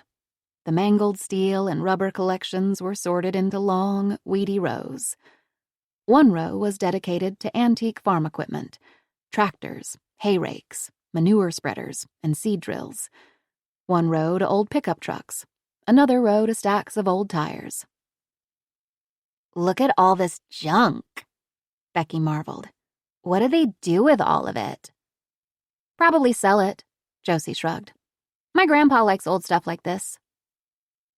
They called out for Roscoe, but managed only to summon a mangy tabby cat and rouse a sleeping possum. The possum bared his sharp teeth at the girls, causing the girls to squeal and clutch at each other. Laughing nervously, the two watched as the possum scurried off into the brush with his long tail dragging in the dirt behind him. The two girls parted ways briefly. Becky turned down the row that held all the antique farm equipment, while Josie veered off behind the mountain of stacked tires. Minutes later, the girls reunited at the end of the row. Josie looked back and saw a tall, thin man staring back at them. Uneasiness coiled in her stomach. "Who's that?" Josie asked. Becky shrugged. "I think it's that lady's son. He just wanted to know what we were doing." "He looks creepy," Josie observed. "He did smell kind of bad." Becky wrinkled her nose and the girls laughed. Josie and Becky made their way back toward the Henley house. They waved goodbye to June Henley, who was sitting on her front porch steps. Josie looked over her shoulder to find the man still staring after them. She walked faster. As they left the property, Josie noticed a wadded-up cloth in Becky's hand. "What's that?" she asked. "Nothing," Becky said, and dropped it to the ground. The girls made the 2-mile walk back toward the Doyle house, stopping along the way at Burden Creek. They carefully picked their way down the steep bank to the edge of the water. Because of the lack of rain, Burden Creek was much lower than usual, and the smell of dead fish was strong. It did stink, but that was just part of living out in the country. The sweet scent of mown hay intermingled with cow manure. The clean, crisp smell of laundry just pulled from the line, suddenly smothered by the sharp, acrid smell that came from the nearby hog confinement. Josie and Becky walked along the bank, yelling for Roscoe and pausing to catch the small spotted brown frogs who croaked and hopped about in the shallow water. Becky giggled as the slimy creature squirmed in her hands. It was nearing 8 p.m., and though the sun was finally sliding behind the trees, the temperature still hung in the mid-80s, and the air was heavy with humidity. Mosquitoes buzzed around their ears and harassed them until they climbed back up to the bridge, wiping muddy hands on their shorts. When the girls got to the top of the bank, there was a truck pulled off to the side of the road. Josie thought it was white, but behind the glare of the setting sun, it could have been any light-colored truck. "Who is it?" Becky whispered. "I don't know, but I think I saw that same truck earlier today." Josie looked up and down the gravel road. It was empty. Through the grimy windows, she could see the shadow of a figure wearing a dark-colored jacket and a hat pulled down so low that it shielded his forehead and eyes. It was much too hot to be dressed that way. For the first time, a ripple of fear coursed through her. "Let's go," Josie said, pulling on Becky's arm. "Who is it?" Becky asked again. "Is it that creepy Cutter?" "I don't think so, but I couldn't really tell," she said. "Come on, it's starting to get dark." Behind them, the truck engine suddenly roared to life, and the girls screamed, grabbed hands, and started running, casting glances over their shoulders as their feet kicked up dust, leaving a gray cloud in their wake. When Josie and Becky came running down the lane, Lynn was bringing in the laundry from the clothesline. Seeing the look of fear on their faces, she dropped the basket onto the grass and hurried toward them. "What is it?" she asked with concern. "What happened?" "A man in a truck," Josie said, trying to catch her breath. "Down the gravel road." "Was he bothering you?" Lynn asked, taking in the girls' bright red, sweaty faces. "Are you okay?" The girls nodded. "He was just sitting there, staring," Becky said. "But he didn't say anything or do anything?" Lynn asked. "No," Josie admitted. "But it was weird." "It's probably nothing. Just one of the neighbors checking their crops," Lynn assured them. "Now come on inside and get something cold to drink."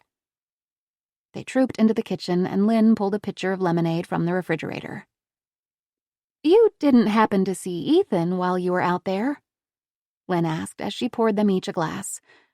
She was trying to be casual, but there was a lilt of worry in her voice. "Not since earlier," Josie said, taking a big drink. Lynn pressed her hands against the counter and craned her neck to look out the window above the sink. "That boy." She let out a weary breath. "Do you know what's been going on with him?" she asked, turning back to face Josie. Her eyes were troubled. Josie shrugged. "It's that jerk Cutter, probably," Becky said, and Josie kicked her beneath the table. "Yeah," Lynn murmured. "We're going to go upstairs," Josie said, taking her glass to the sink. "I know you'll probably end up talking all night, but don't stay up too late," Lynn reminded them. "We want to be on the road by 6 tomorrow." "Okay. Night, Mom," Josie said. But Lynn stopped her by tugging gently on her ponytail. "Not so fast," she said. "Don't tell me you're too big to give me a hug and kiss goodnight too, are you?" Josie peeked over at Becky, who was waiting in the doorway, intently examining her fingernails. Looking back, Josie wished that she would have given her mother a long embrace, that she would have taken the time to remember the tickle of her mother's curtain of hair tumbling over her as she pulled Josie close. But she didn't. Josie gave her a quick hug and slipped away before her mother could kiss her forehead, like she usually did each night. "Good night, Dad," she hollered as they hurried past the living room and tromped up the stairs. "Good night," he called groggily. Later, Josie would say she wished she would have taken the time to go to him, leaned into him as he lay back in his shabby recliner, felt his evening whiskers rasp against her face, and said goodnight. The girls unfurled their sleeping bags and lay atop them. The heat pressed down on them like a thick quilt. From below, there was canned laughter from the television and soft footfalls in the kitchen, then the rev of a truck and the crackle of tires on gravel. They talked about the fair, about the upcoming school year, about boys.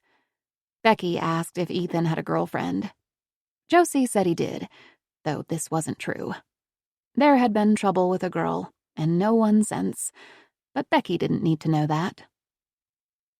The conversation turned to music and movies, and the box fan blew recycled air across their bodies. Words slowed and eyes grew heavy.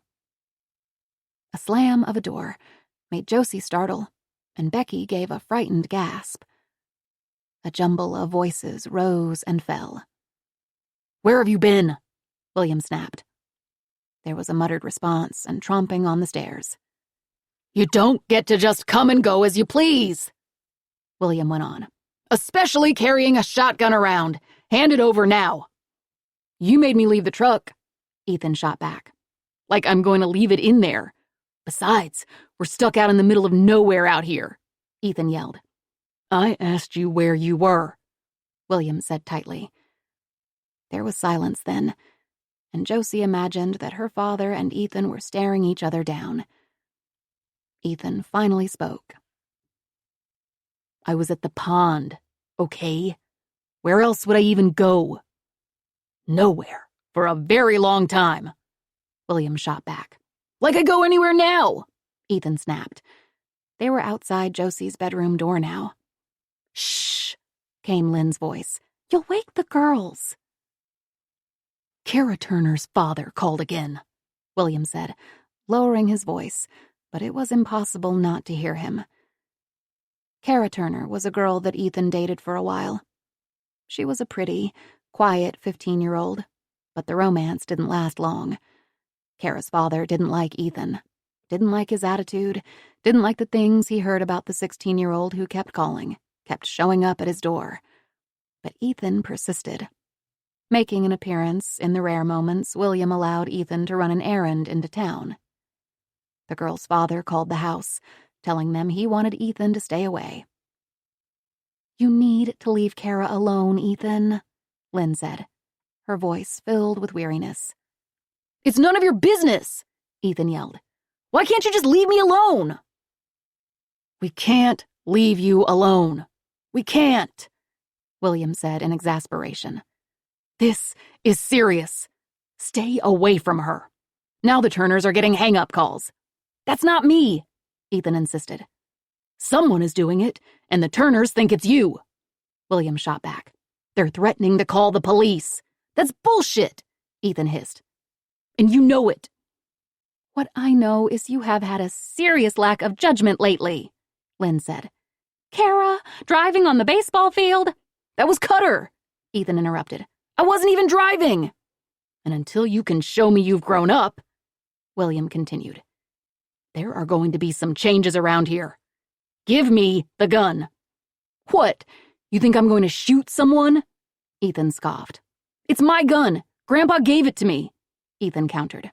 "That's not even funny," Lynn said. "Don't joke about things like that." "When you can show me that you can handle it responsibly, I'll give it back to you. Until then, it's mine."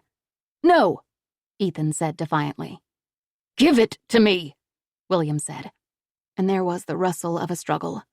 "Get off!" Ethan snarled, and the picture above Josie's bed shook with the impact of bodies striking the wall. "Don't touch me!" Ethan said, breathing heavily. "It's my gun!" There was the slam of a door, the quiet click of another, the hushed voices of William and Lynn arguing. "I'm sorry," Josie whispered. "That's okay," Becky said. "My parents fight too." Outside the window, fireflies blinked and cicadas roared. She heard her mother calling for Roscoe. Josie thought of Ethan in his bedroom, seething with anger. She wondered what he had been up to all evening, why he had been so secretive as of late. What did her brother have to hide? 8.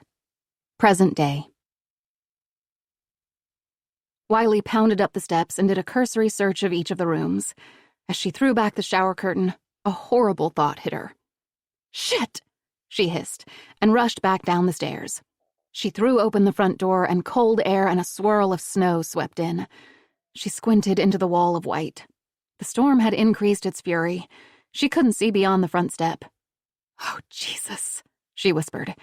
The child would never survive out there for very long. Wiley took a deep breath and tried to get her wits about her. He had to be somewhere around here. She started over and retraced her steps, rechecking the closets and behind doors. Finally, she peered behind the sofa, and wedged next to the wall was the boy. Dressed in the sweatshirt she had given him, he was fast asleep, thumb in his mouth. On the floor next to him was his pile of wet clothes. Wiley strode over to the front door and flipped the deadbolt. She pulled the sofa a few feet away from the wall, giving the boy a little more space, and knelt down next to him. His head rested at an awkward angle on the hardwood floor. Wiley reached for a throw pillow and slid it beneath his head. He barely stirred. His skin was alarmingly pale, and a strange, angry red rash encircled his mouth and crept toward his cheeks. The cut at his temple had stopped bleeding, but was a bit bruised and swollen. The tips of his toes that peeked out from beneath the blanket looked waxy and hard. Small blisters had erupted on the curved edges of his ears. Frostbite. He shivered in his sleep, and Wiley pulled the comforter from the sofa and tucked it around his small body. He was thin, too thin. Wiley still had so many questions. How did he end up here? Who did he belong to? She had to wait for those answers. At any rate, it looked like she was going to have an overnight guest. Wiley gathered up the boy's wet clothing. She winced at the musty, moldy smell that emanated from them. She checked his pockets in hopes of finding something that might help identify him.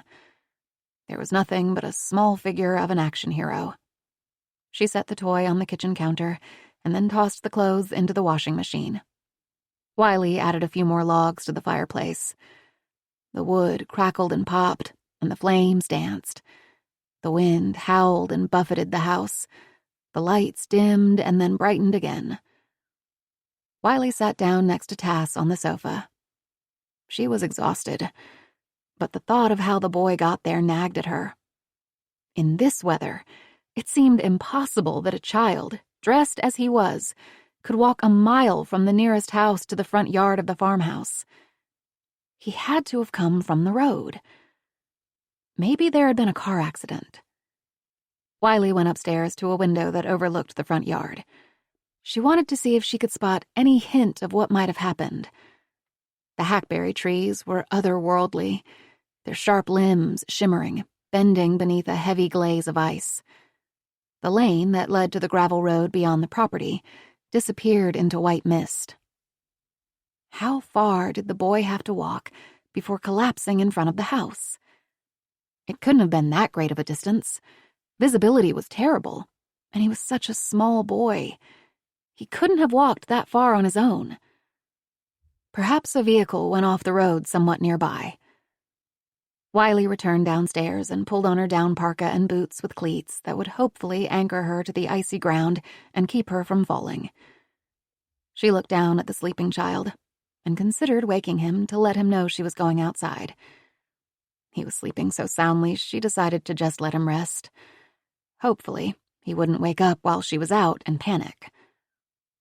Wiley grabbed a flashlight and her hiking sticks with sharp points that could penetrate the ice.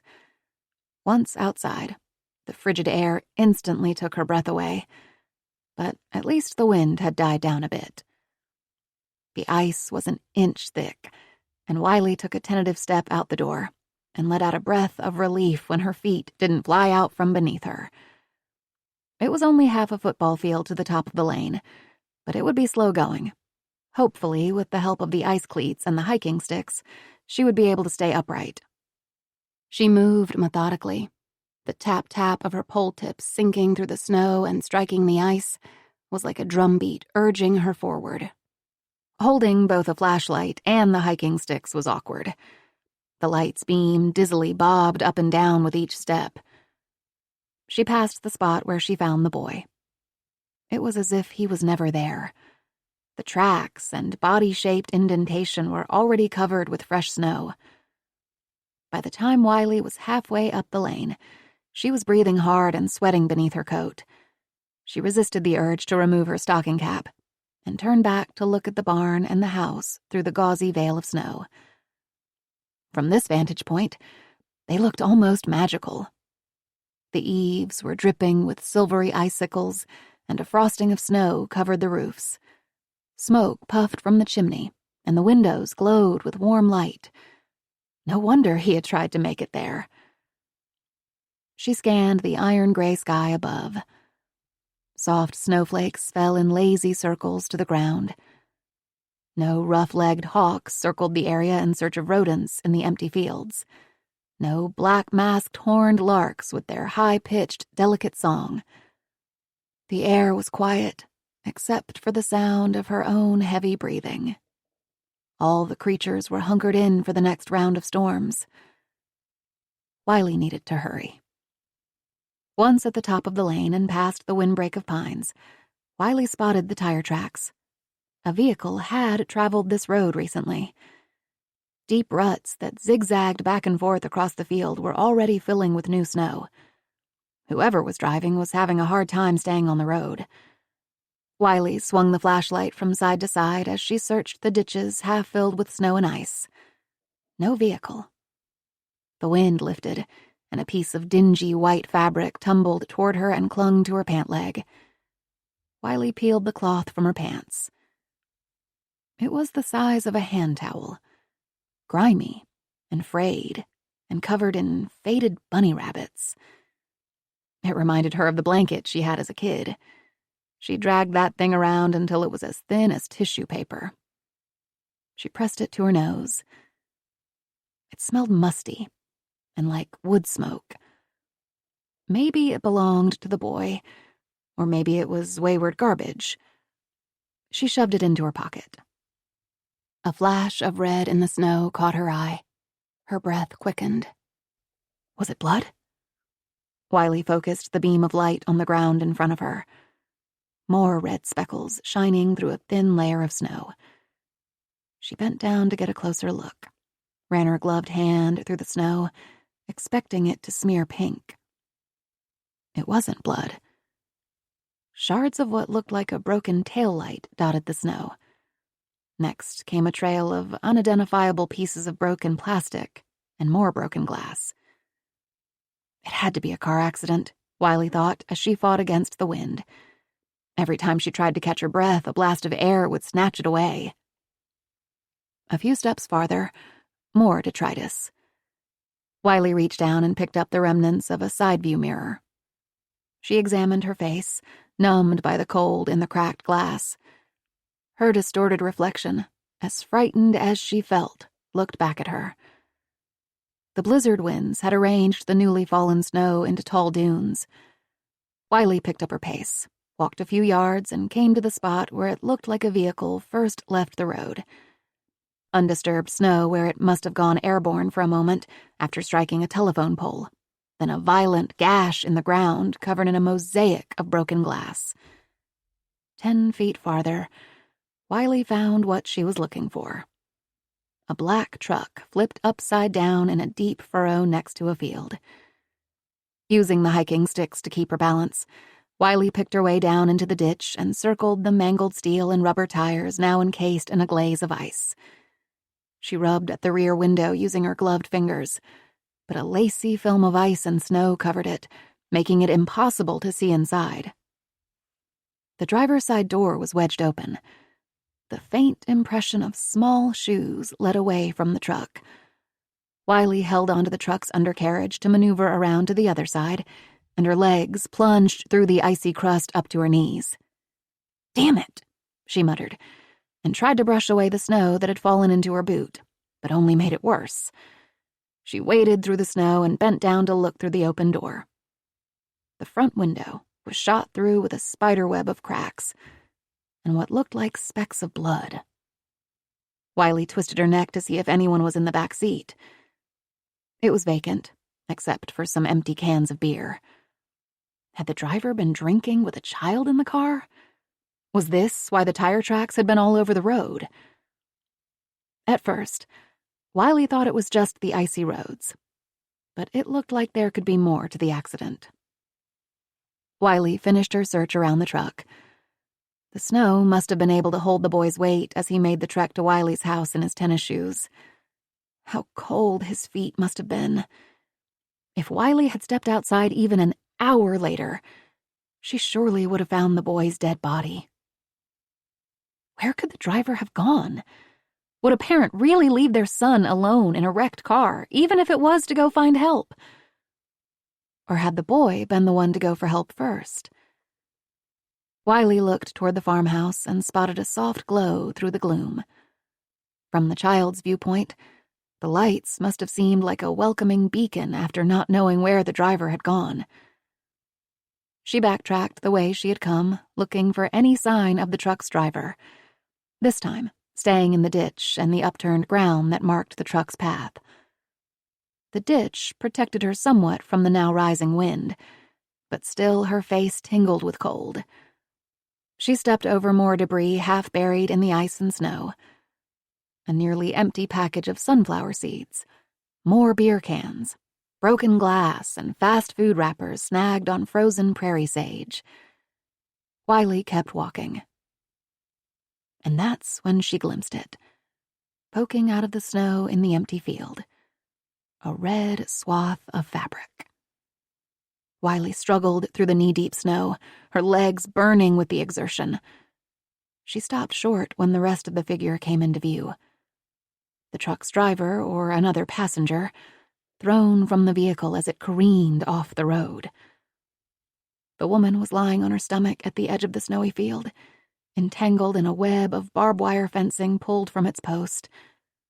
Her forehead rested on one bent forearm. The other arm was outstretched, as if reaching for some sort of lifeline. The woman's long hair, dusted with snow as fine as sugar, spread out like snakes, frozen in mid-strike. She was deathly still. Wiley hurried toward the woman, her breath coming in raspy white puffs. When she was about 30 feet away, Wiley could see just how ensnared the woman was.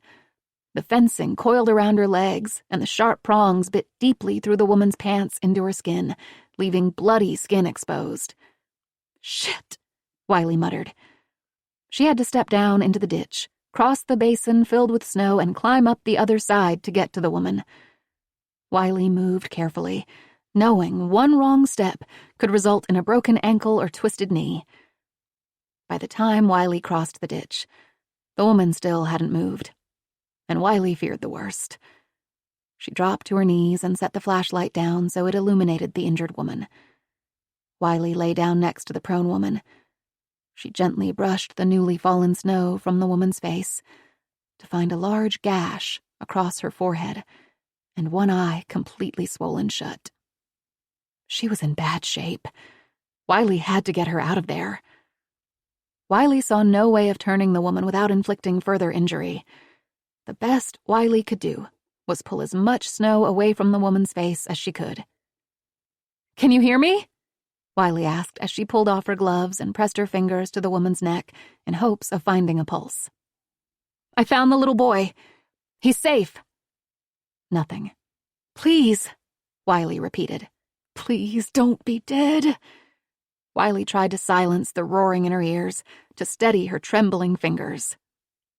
Then, there it was, a barely perceptible thump beneath her fingertips. "Oh, thank God," Wiley breathed. The woman gave a soft groan. "I'm here," Wiley said. "My name is Wiley, and I'm going to help you. I found the boy. He's okay. Is there anyone else?" The woman seemed to hesitate a moment too long before shaking her head no. So was it just the woman and the child in the accident? Wiley wasn't sure she believed the woman. But why would she lie? Wiley thought again of the strange way the boy had acted when he first regained consciousness at the house. He reminded her of a trapped animal, desperate to escape. Was this woman his mother? Or someone else? "Okay, I'm going to help you get out of this," Wiley said as she put her gloves back on, carefully pushed down the razor-sharp fencing and climbed over. She dropped to her knees and began to frantically try and free the woman from the barbed wire. The spiked hooks from the fence dug into the woman's pants, tearing her jeans and the skin beneath. Bright red drops of blood marred the newly fallen snow. The barbs bit through Wiley's gloves, but she couldn't free the woman. The woman cried out weakly in pain. I'm sorry, Wiley said in a rush. I just have to get you untangled from the fence. The woman tried to inch away from Wiley, and the spikes dug even more deeply into her skin. Try not to move just yet, Wiley urged. You'll just get caught up worse. The woman continued to moan softly, her uninjured eye looking at Wiley with pain. And something else. Defiance. Wiley sat back on her heels, snowflakes catching on her eyelashes and melting against her sweaty face. I'm going to go back to the house and get some wire cutters, Wiley told her. The woman reached out and grabbed Wiley's wrist as if begging her not to leave.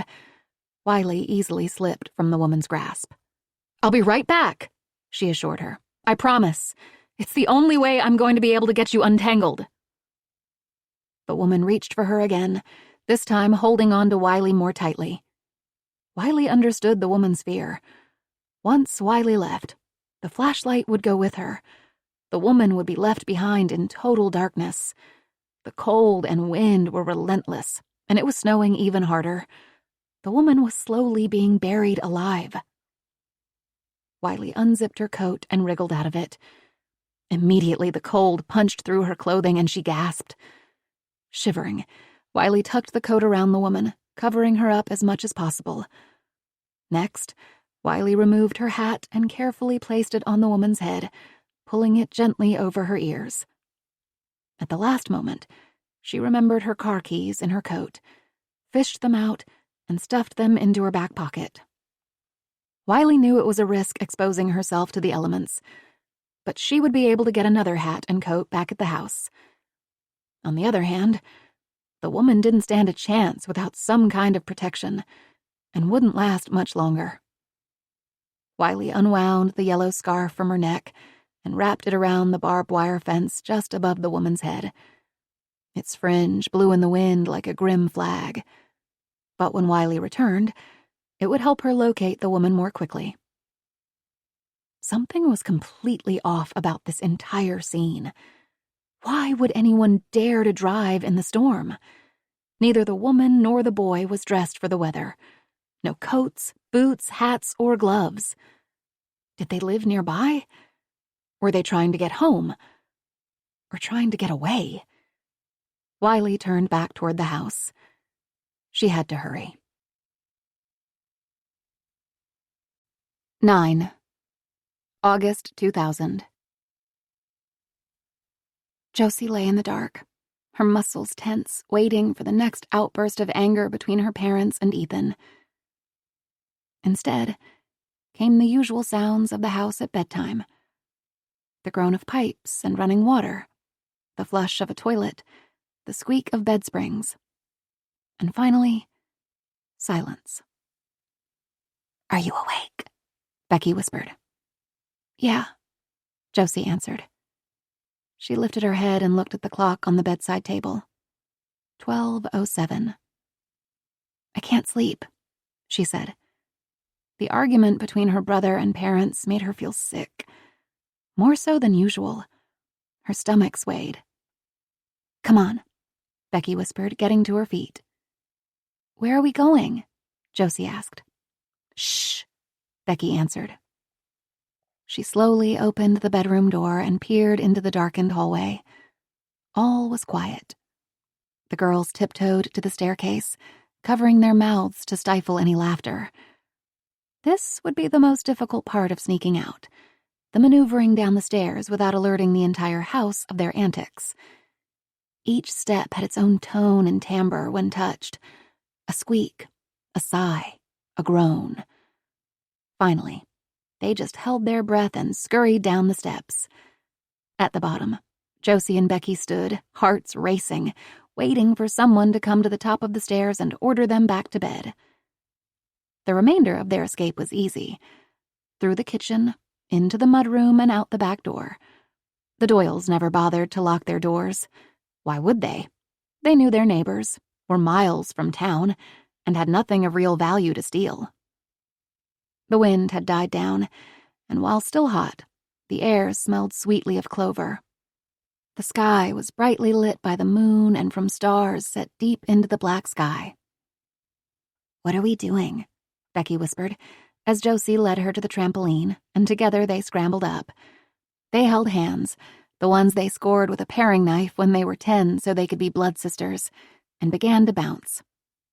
"Sisters forever," Josie called out as they jumped higher and higher until the rest of the world fell away. The air was humid and velvety against their skin. Sweat slid down their temples and into their eyes, but still they jumped. The rhythmic thump, thump of their feet hitting the rubber of the trampoline filled their ears like a heartbeat. "I can almost grab them," Becky cried, lifting her free hand toward the sky. Josie pressed her lips together to keep her laughter inside, but she'd never felt so free as she did in that moment, soaring into the air, the fingers of her left hand interlocked with her best friend's, the fingers of her right hand extended to the sky. The stars felt so close, like a pile of jacks to be scooped up in her palm. A fistful of stars. In that moment, such a thing didn't seem impossible. Josie and Becky leaped and snatched at the sky until their breath came in hitches and they could no longer keep the laughter tucked inside.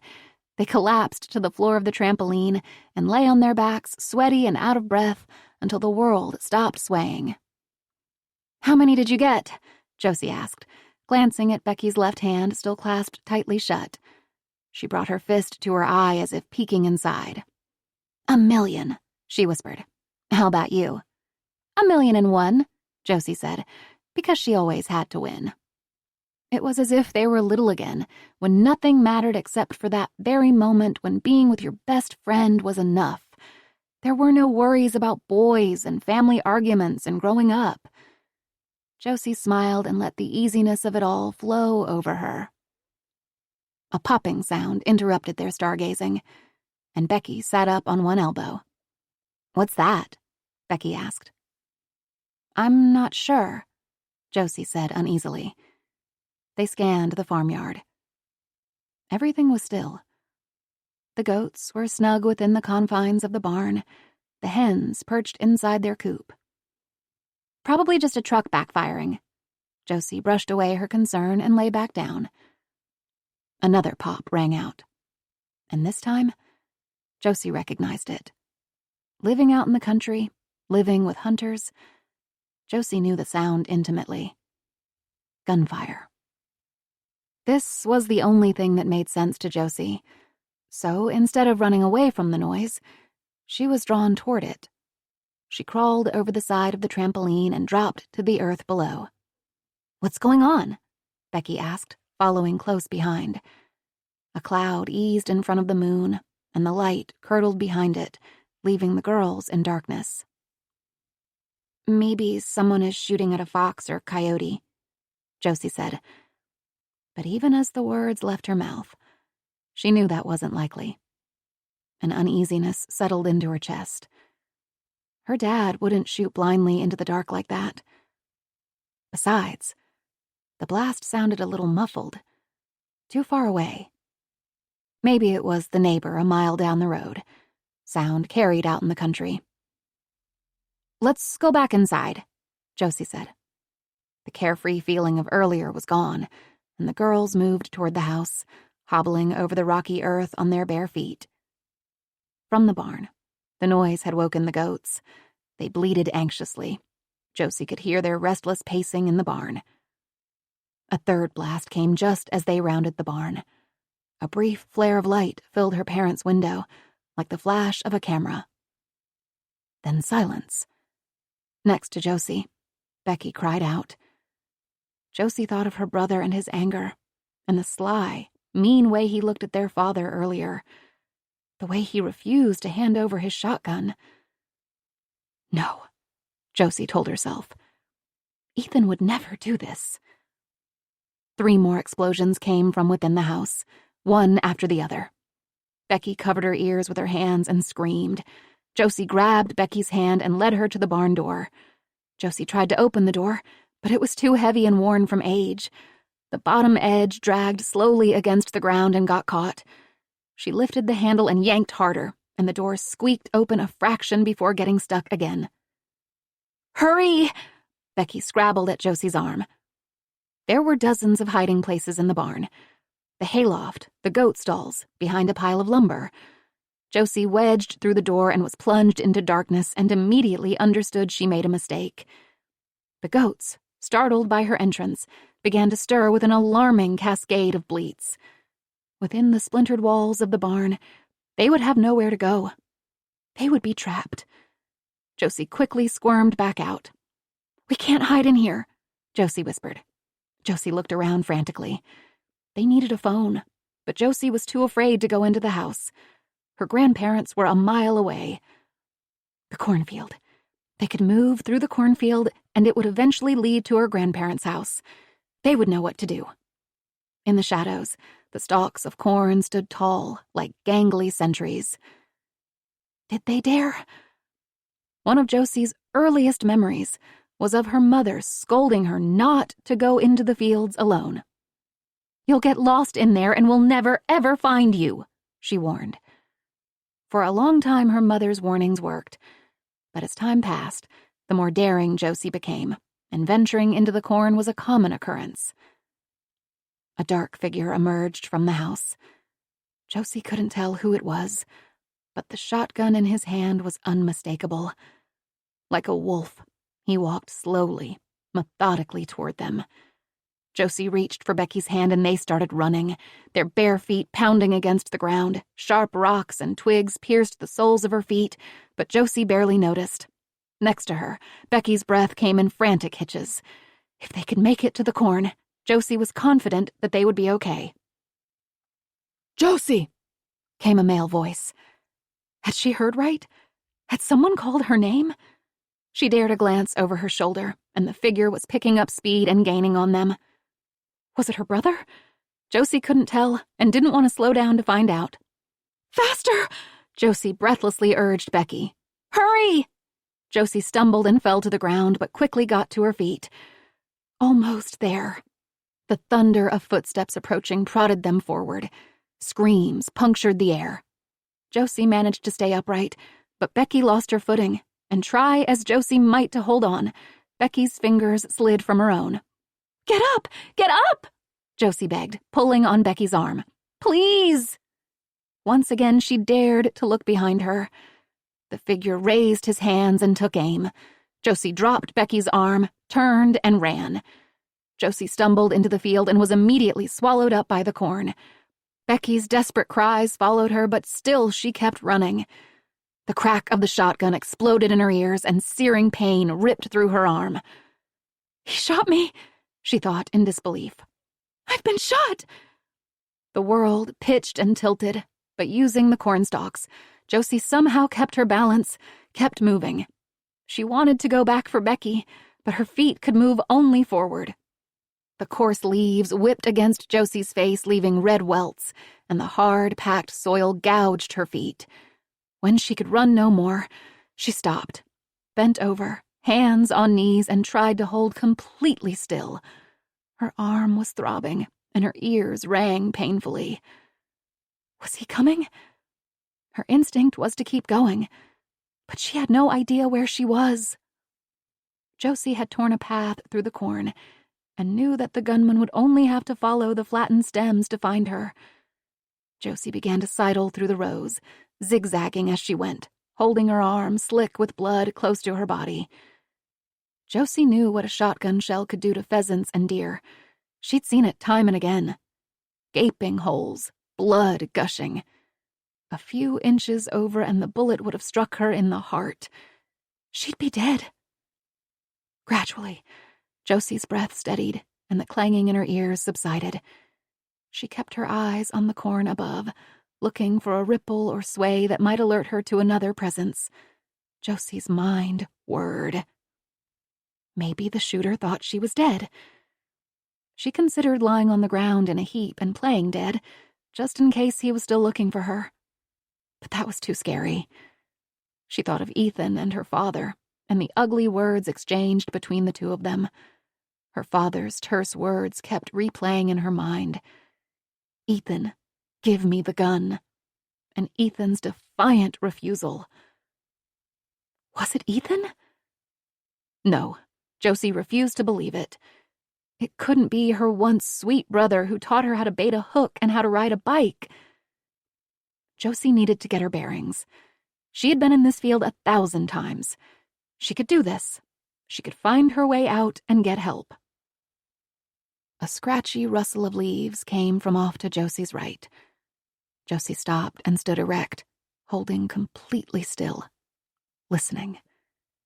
Clouds curtained the moon and stars, and the field's shadows bled into one another until Josie couldn't even see her hand in front of her face. Still, she felt a presence some 20 feet away. She hoped, prayed it was her father or mother coming to look for her. But deep down, knew that whoever was in the corn with her wasn't there to help. The dry, whispery sound came closer, and Josie pressed her fingers to her mouth to keep from crying out. Blood dripped down her arm and into a puddle at her feet. Josie fought the urge to bolt. Stay still, she told herself. You can't see him, so he can't see you. But then the dark shifted, just slightly.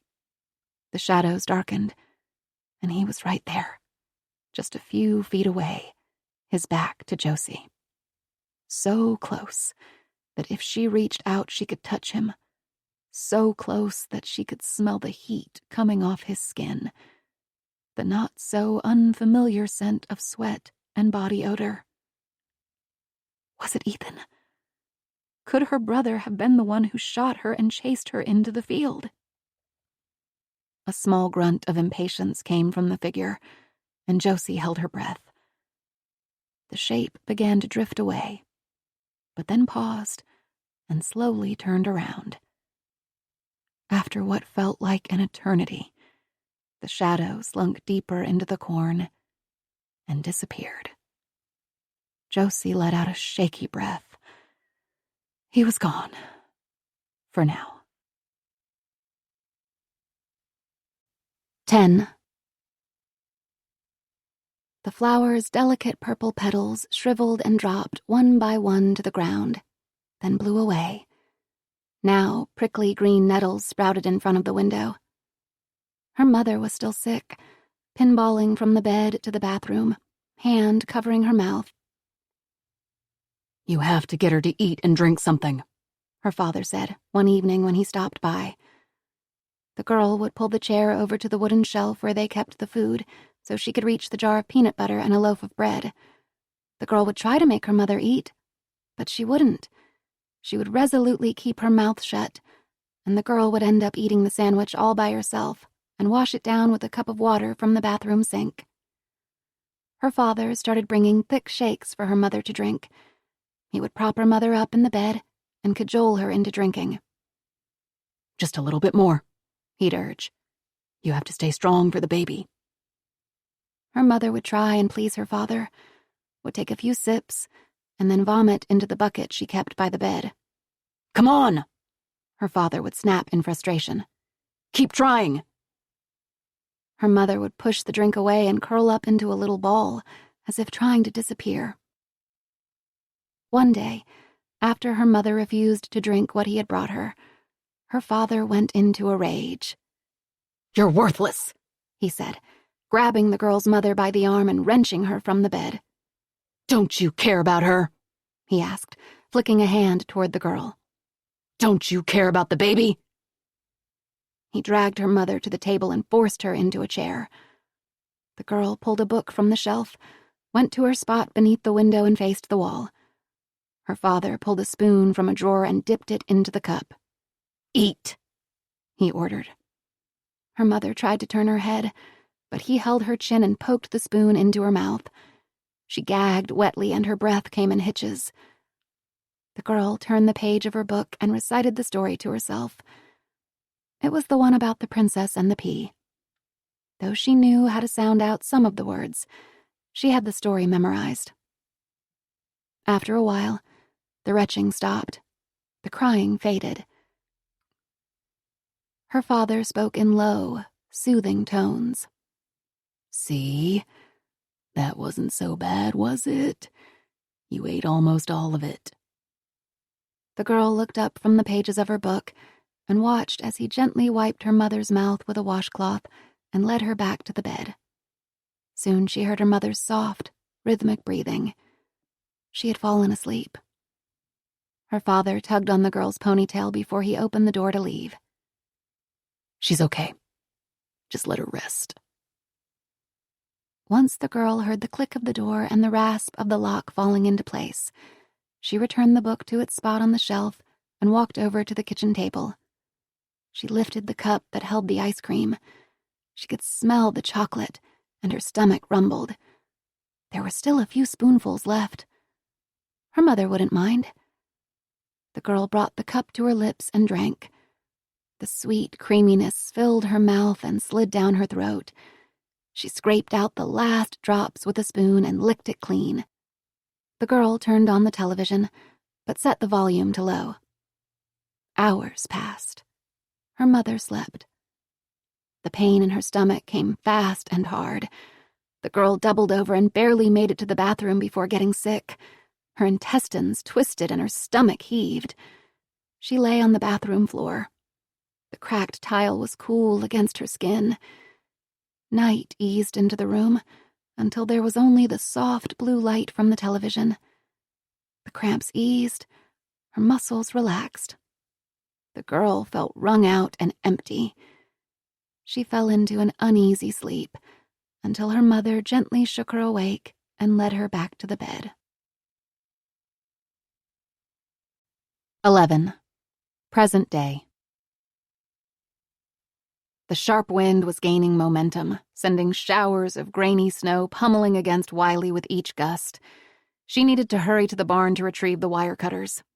She figured she had no more than 25 minutes to get to the barn and back to the accident site before the woman was seriously in danger of hypothermia. Even then, it might be too late. Once Wiley freed the woman, she still had to get her back to the house. Agitated, Wiley looked to the dark sky and the snow pelted her face. She needed to get back to the woman before the weather got worse. Her face and ears, now exposed to the cold, burned painfully. She couldn't imagine how the woman had survived this long lying in the snow. Once at the top of the lane, Wiley paused to catch her breath, but the wind was whipping itself into a frenzy, creating cyclones of snow that twisted and convulsed about her. She had to keep moving. She pointed her flashlight toward the barn, and the silos disappeared behind a veil of white. The soft light coming from the house urged Wiley forward. The hiking sticks helped keep Wiley upright, but her legs felt heavy and ached with the effort of stepping through the high snow. As she approached the house, the ice-laden trees were further weighed down by the new snowfall and threatened to snap with each blast of wind. She had been gone too long. The fire may have gone out, the boy's injuries may have been worse than she thought, and she still needed to get back to the woman. Wiley's chest tightened and she picked up her pace as she powered through the final 50 yards to the front door. She pushed through the door, bringing a flurry of snow inside with her. Wiley shut the door behind her and dropped the hiking sticks with a clatter to the floor. Ignoring the gouges her ice cleats were making in the hardwood floor, Wiley went straight to the sofa where she had left the boy. He was there, still asleep with Tass curled up next to him. Next, Wiley checked the phone, knowing that the chances of making a call were slim. She was right. No maintenance workers would be sent out in weather like this. Wiley added another piece of wood to the fire and fought the urge to stay and warm herself next to the flames. Her ears and nose burned painfully. She had to keep moving. Wiley went to the closet and grabbed another coat and scarf. She had given the woman her stocking cap, so she pulled the fur-lined hood attached to the coat over her head and tied it into place.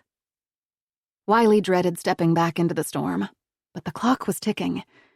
With renewed determination, Wiley left behind the warm house. The storm continued to rage. It felt as if the wind was coming at her from all directions.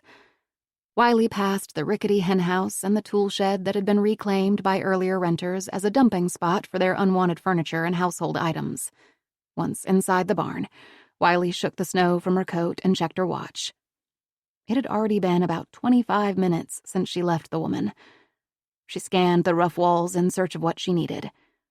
Hanging from nails and hooks were rakes and hoes and all matter of farm tools. She located the wire cutters, a rusty shovel, and an old-fashioned wooden toboggan with steel runners. A musty horse blanket hung from a bent nail, and she laid it atop the sled with the other supplies, securing them with an old rope. She held on to her flashlight, but abandoned the hiking sticks, didn't dare bring anything else. It was going to be hard enough to lug what she had through the snow and back, hopefully with the woman in tow. Though the snow was blinding, and the wind was scrubbing away any sign of her earlier tracks, Wiley at least had a good sense as to where she was headed. She kept the flashlight and her eyes focused on the ground in front of her. Wiley's plan was simple in theory. She would snip away the tangled barbed wire, freeing the woman, who would hopefully be still alive. If the woman couldn't walk on her own accord, Wiley would do her best to pull her to the house on the toboggan. The shovel just seemed like a good idea. By the time Wiley was halfway to the wreckage, despite her warm layers, cold permeated her body and she questioned the wisdom of this rescue mission. One wrong step, and Wiley could end up with a broken leg and find herself in an icy grave. Wiley wasn't known for her decision-making skills as of late, and what good would it do if they both froze to death? What would the boy do then? Wiley considered backtracking. She was good at leaving. That was something she knew how to do. This was different, though. No one was dying back home. Her teenage son, Seth, was still furious at Wiley for trying to lay down the law and wasn't missing her one bit. He was in good hands with his father. Finally, through the eddy of snow, she saw a glint of metal, and the wreckage came into view. Wiley picked up her pace. She was almost there. Wiley left the road and crossed down through the ditch to the barbed wire fence that skirted the field, searching for the yellow scarf left behind as a place marker. As she drew closer to the truck, there was no sign of the yellow scarf. Chest heaving, she stopped short. She must have made a mistake. Wiley dropped the shovel and the rope connected to the sled and turned around in a slow circle. Everything looked the same. A stark, barren, snow-covered wilderness. She had to have passed the spot where the woman was located. There was no way the scarf could have blown away in the storm. She had been sure to wrap it securely several times around the metal barbs. The scarf and the woman could be buried beneath one of the chest-high snowdrifts that pressed against the fence. In frustration, Wiley backtracked along the fence, and this time moved even more slowly until she reached the first large drift. Using her gloved hands, she began brushing the snow aside until the fence was visible. No scarf appeared. Wiley kept moving. The cold snaked its way through her layers of clothing. She couldn't stay out here much longer. Just when she was ready to give up and head back to the house, her eyes landed on a clump of yellow fabric snagged around a fence barb. She dropped her eyes to the ground, expecting to see the woman's frozen, broken body ensnared in the fencing. But it was gone. The scarf was gone. Wiley dropped to her knees, peering closely at the metal fencing. Minute drops of blood and what looked to be bits of frozen flesh clung to the fence. She ran her fingers across the ground. Wiley got to her feet and examined the ground for any new footprints, but the heavy snow and wind had already swept the frozen canvas clean. There was no sign of the injured woman. Why would she have left in this brutal storm when Wiley had promised to come back to help her? Wiley wandered around the wreckage and field, searching for the woman, until the cold forced her in the direction of the house. What was the woman running from? And where could she have gone? A new unease settled in Wiley's chest. She had so many questions, and now There was only one person left to answer them, and he wasn't talking. 12. August 2000. Sheriff's Deputy Levi Robbins cruised the highways and back roads in search of trouble. Any kind of trouble. A 10-year veteran of the Blake County Sheriff's Department, he normally wasn't on nights, but Frazier was on vacation, so Levi volunteered to take his shifts, thinking a change of pace might be good. It was after 1 a.m., and there wasn't one call so far. Try as he might, he couldn't even find a reason to pull anyone over for a traffic violation. The hours crept by, and Levi passed the time by listening to country music on the radio. He drove along Meadow Rue and slowed as he approached the scarred bitternut hickory that rose from the middle of the road. It was an unexpected landmark to those who didn't know the area. No one really knew how the 80-foot tree sprouted where two gravel roads intersected, and no one knew why it was never cut down. Those who needed to drive past were forced to slow down to maneuver around the nature-made traffic circle.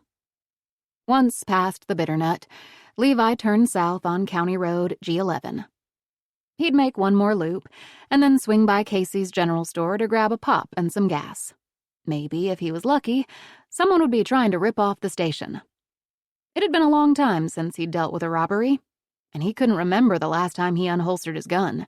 At least, that would be interesting. A hot breeze swept through his open windows. There had been high hopes for rain that night. The sky had clouded, and the air had that damp, electric smell of an oncoming thunderstorm. It didn't last long, though, and the moon and stars made a reappearance. Too damn bad. The farmers needed the rain. Levi spat a sunflower seed out the open window.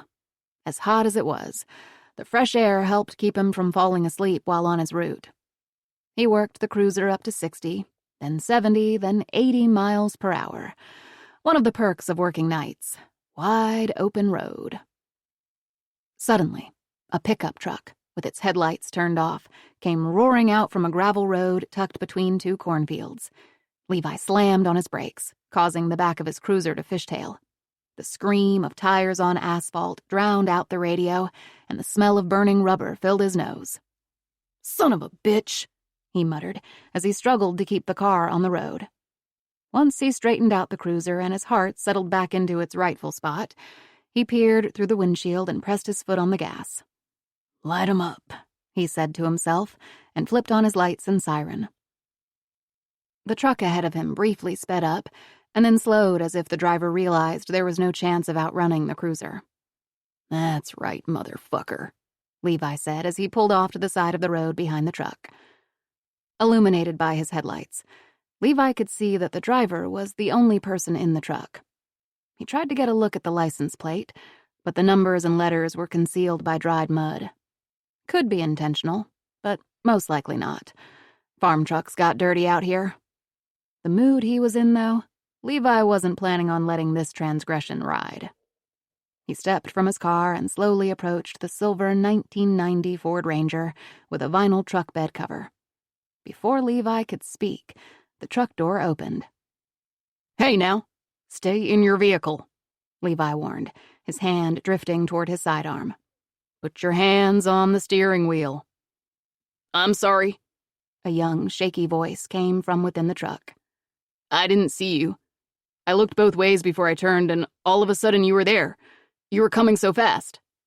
"So you say," Levi said as he stopped next to the driver's side window and directed his flashlight on a young man with shaggy blonde hair clutching the steering wheel. The inside of the truck smelled like body odor, tobacco, and fear. An overturned pop can lay on the floor, tobacco spit spilling out on the passenger side rug. Levi almost smiled. He loved scaring the shit out of knucklehead teenagers. "You know your headlights are off? You almost killed me back there. Where are you going in such a hurry?" Levi asked. "You been drinking?" The boy squinted up at him. "No, sir. I'm just heading home. I'm late." The boy's face was shiny with sweat, and dark stains ringed the neck of his shirt and beneath his arms. "Where are you coming from?" Levi asked as the boy handed over his driver's license. Levi noted that the boy's name was Brock Cutter. There were a lot of Cutters in the county.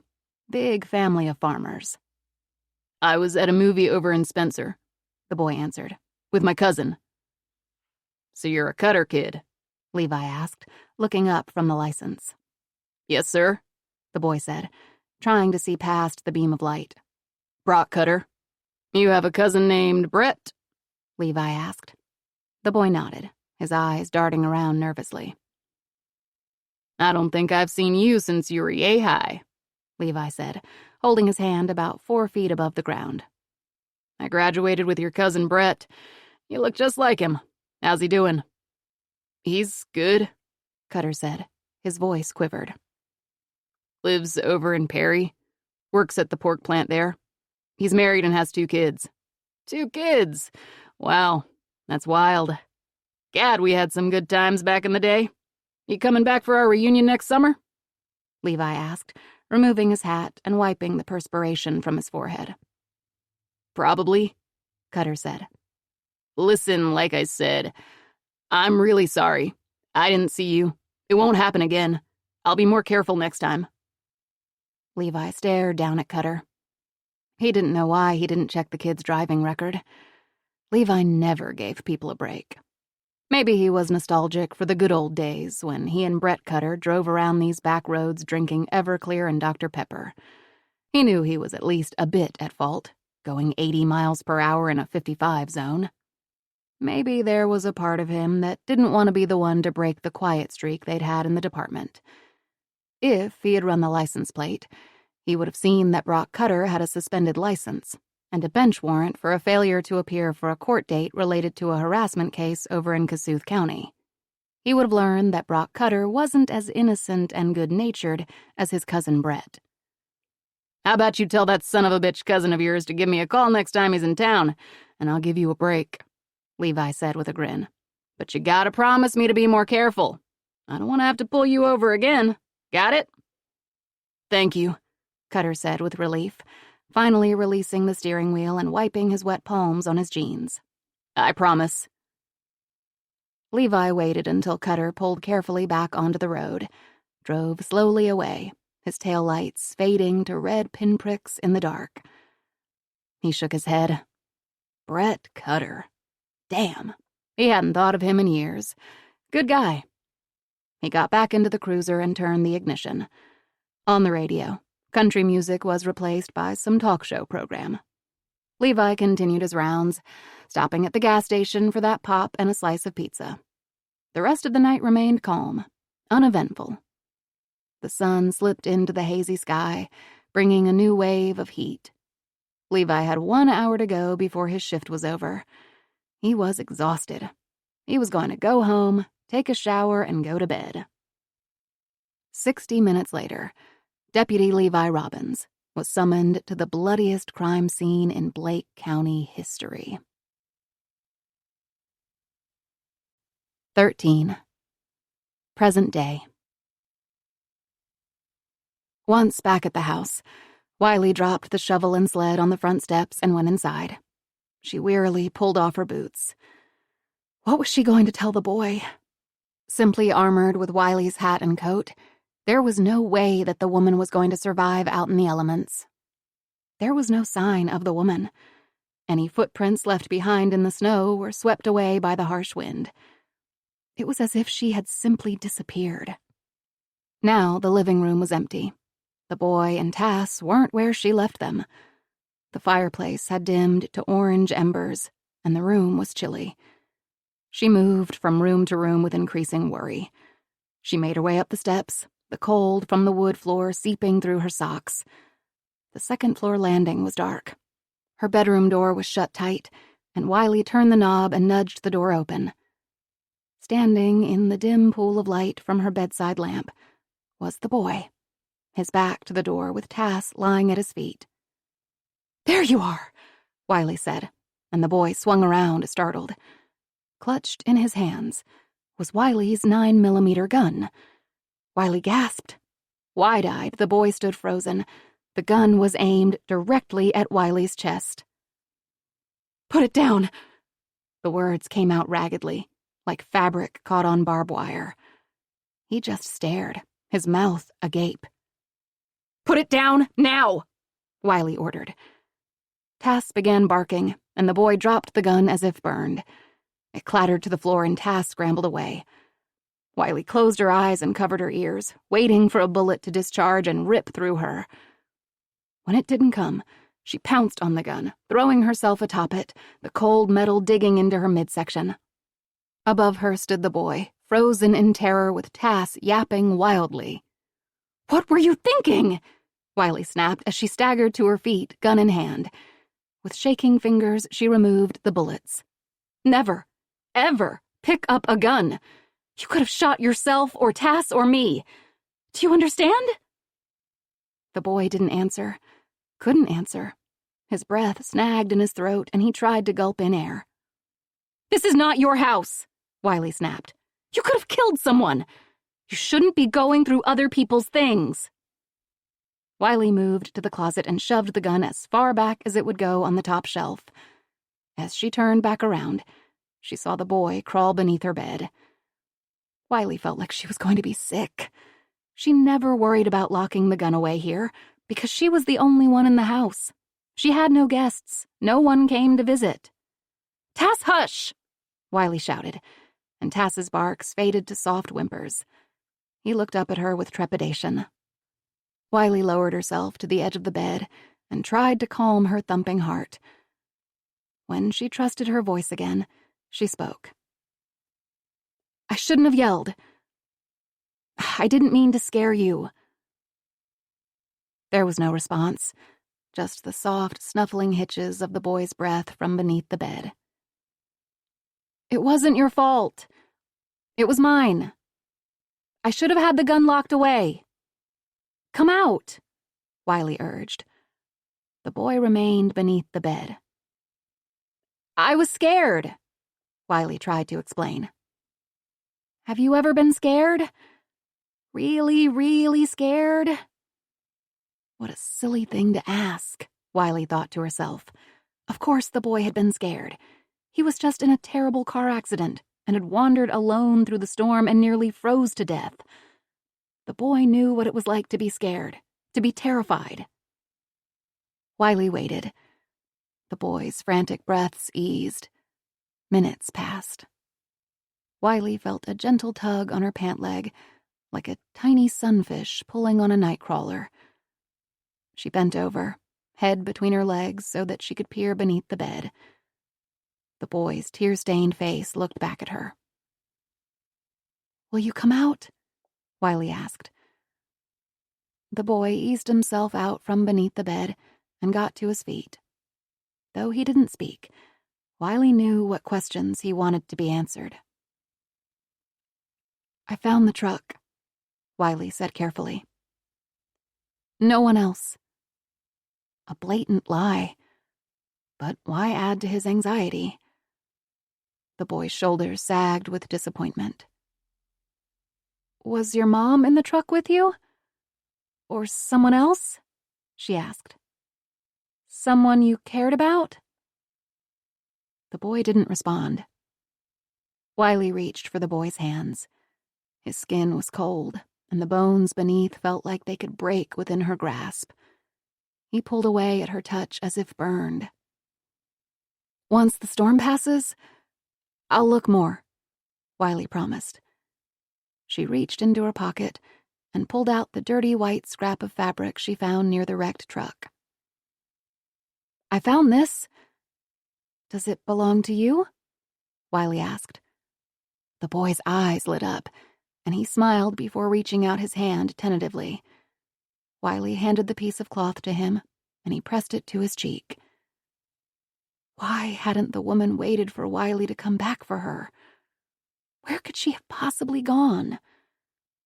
Wiley couldn't help thinking that maybe she was into some bad business and was running away.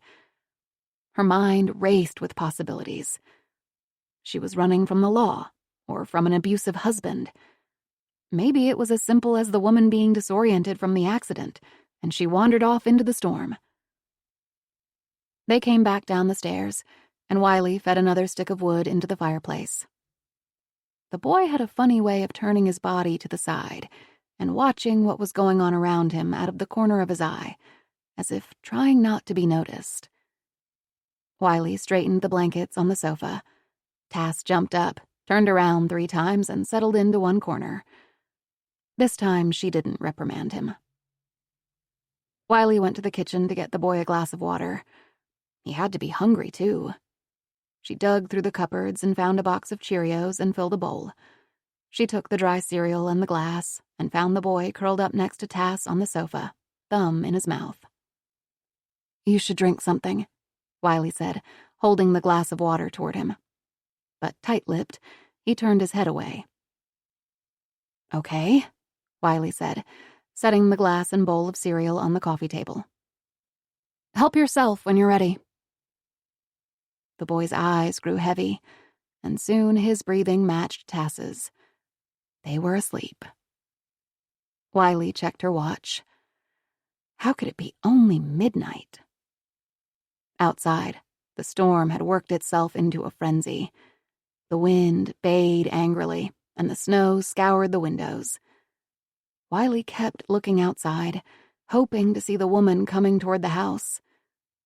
But all she could see were froths of white. After a while, she gave up.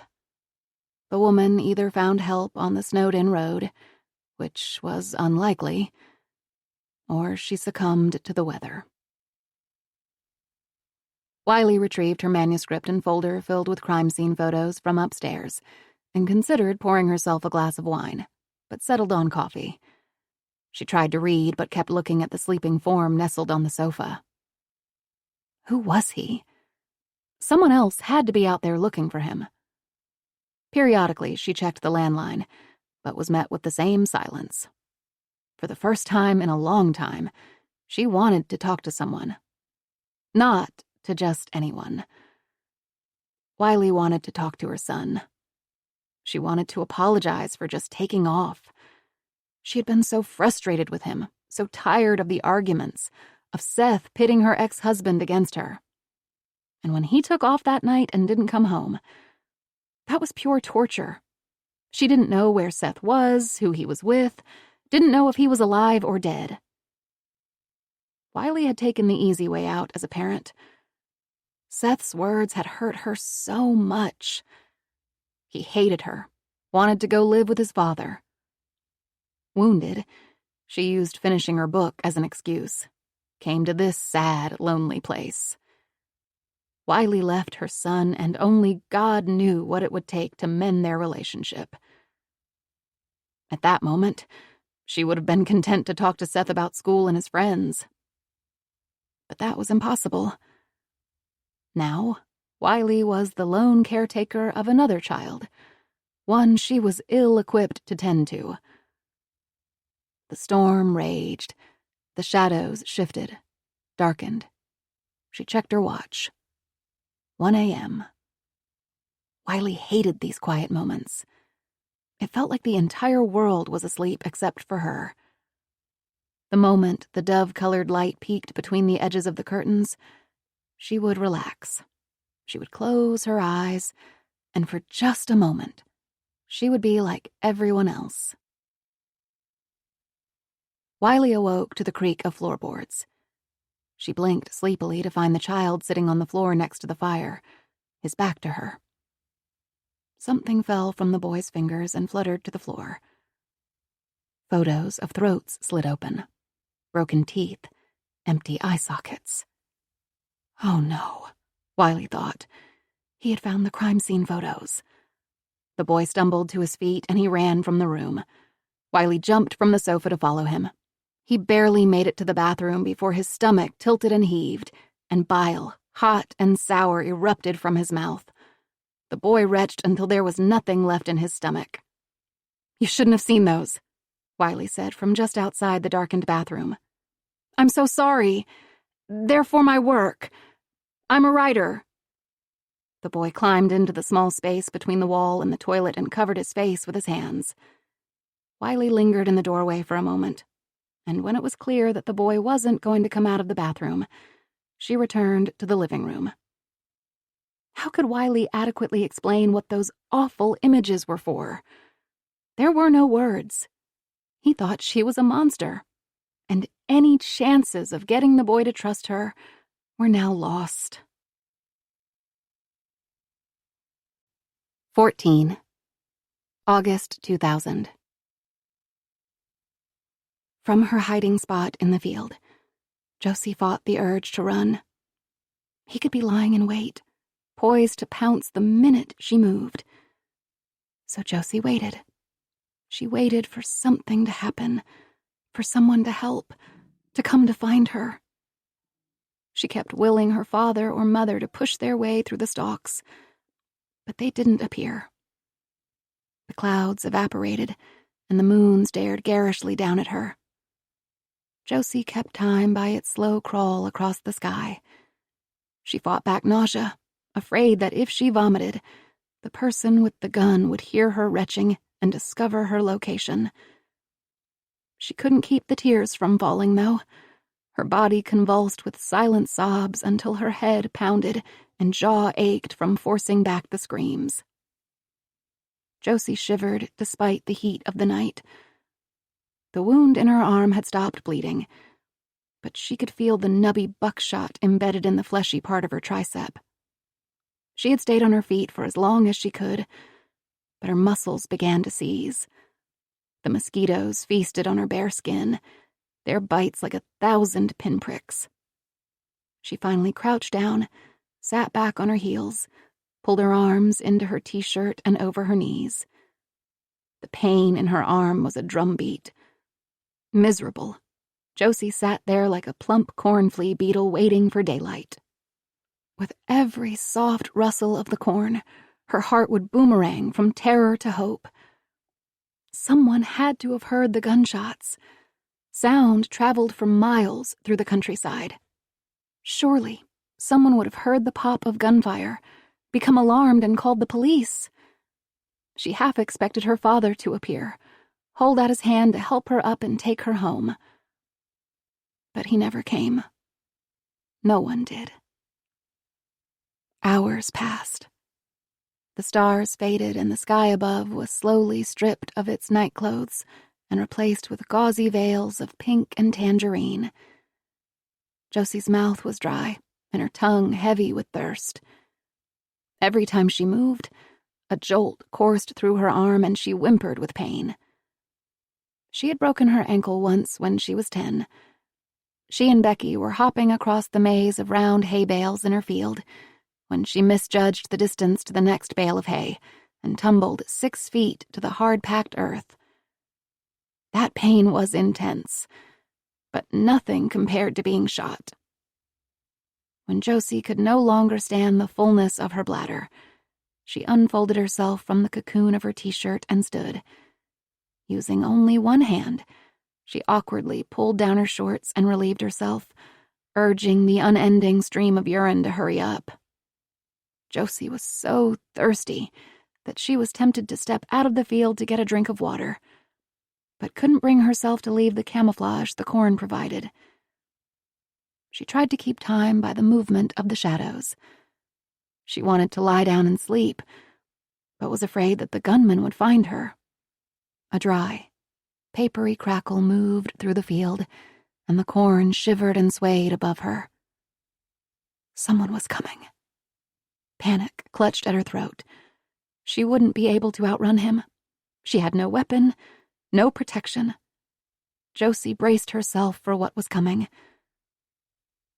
But instead of someone crashing through the crops, a large black cloud swept over her head and dipped and rose and fell and rose again. Red-winged blackbirds, thick as smoke, making their annual migration through the fields, gathered on the stalks above her. Josie's father would be irritated to no end. It happened every year. The glossy black birds with red and yellow shoulder patches swooped through the fields to feast on their corn. She expected to hear the loud bangs of the propane exploders, a device that her father relied on to scare away the pesky birds. The cracks never came, only the flapping of wings and the chatter of the redwings. Josie couldn't stay hidden in the field forever. No one was coming to rescue her.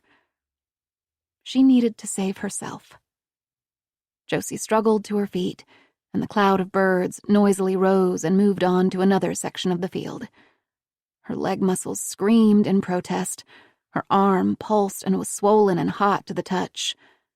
Another wave of nausea washed over her, and Josie closed her eyes and conjured up their farmyard at dawn.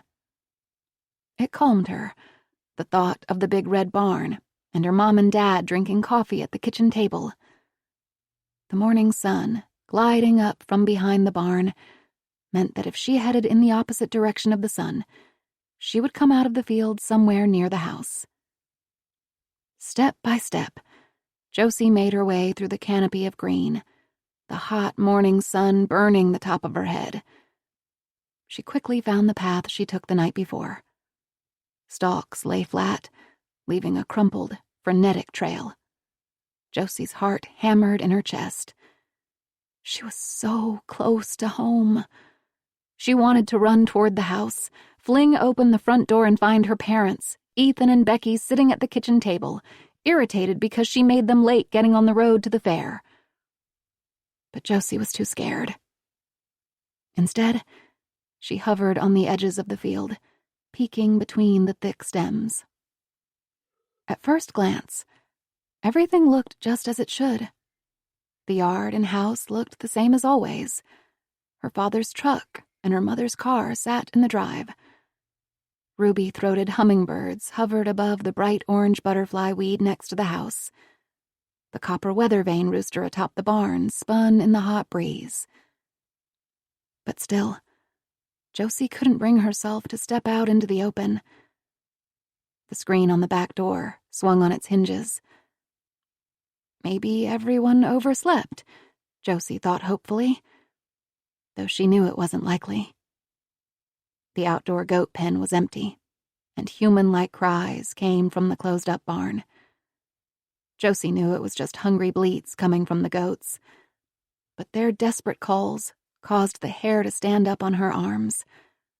Her father never forgot to feed and milk the goats.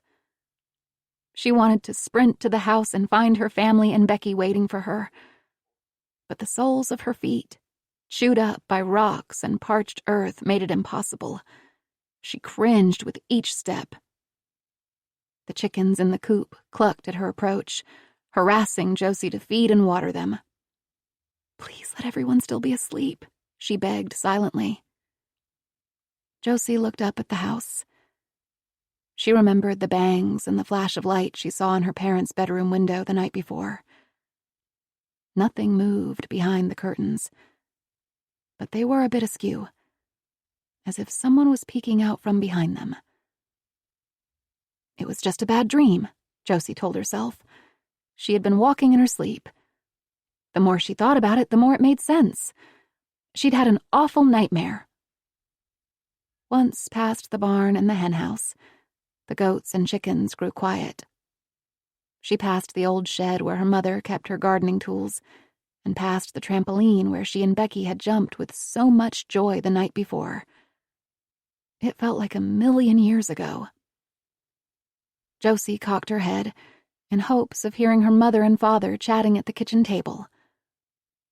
All was quiet, except the creak and bang of the screen door opening and closing with the hot breeze. Josie caught the screen door mid-swing, stepped into the mudroom, and closed it behind her. She'd get a talking to for leaving the door open all night, too. Josie spotted her father's dusty work boots on the mudroom floor, and another surge of anxiety rushed through her. The kitchen was empty. There was the hum of the refrigerator, the whir of a ceiling fan. In the living room, a pair of Ethan's tennis shoes lay on the floor, and the paperback book her mother had been reading lay open on the arm of the sofa. Josie moved to the bottom of the stairs and looked up.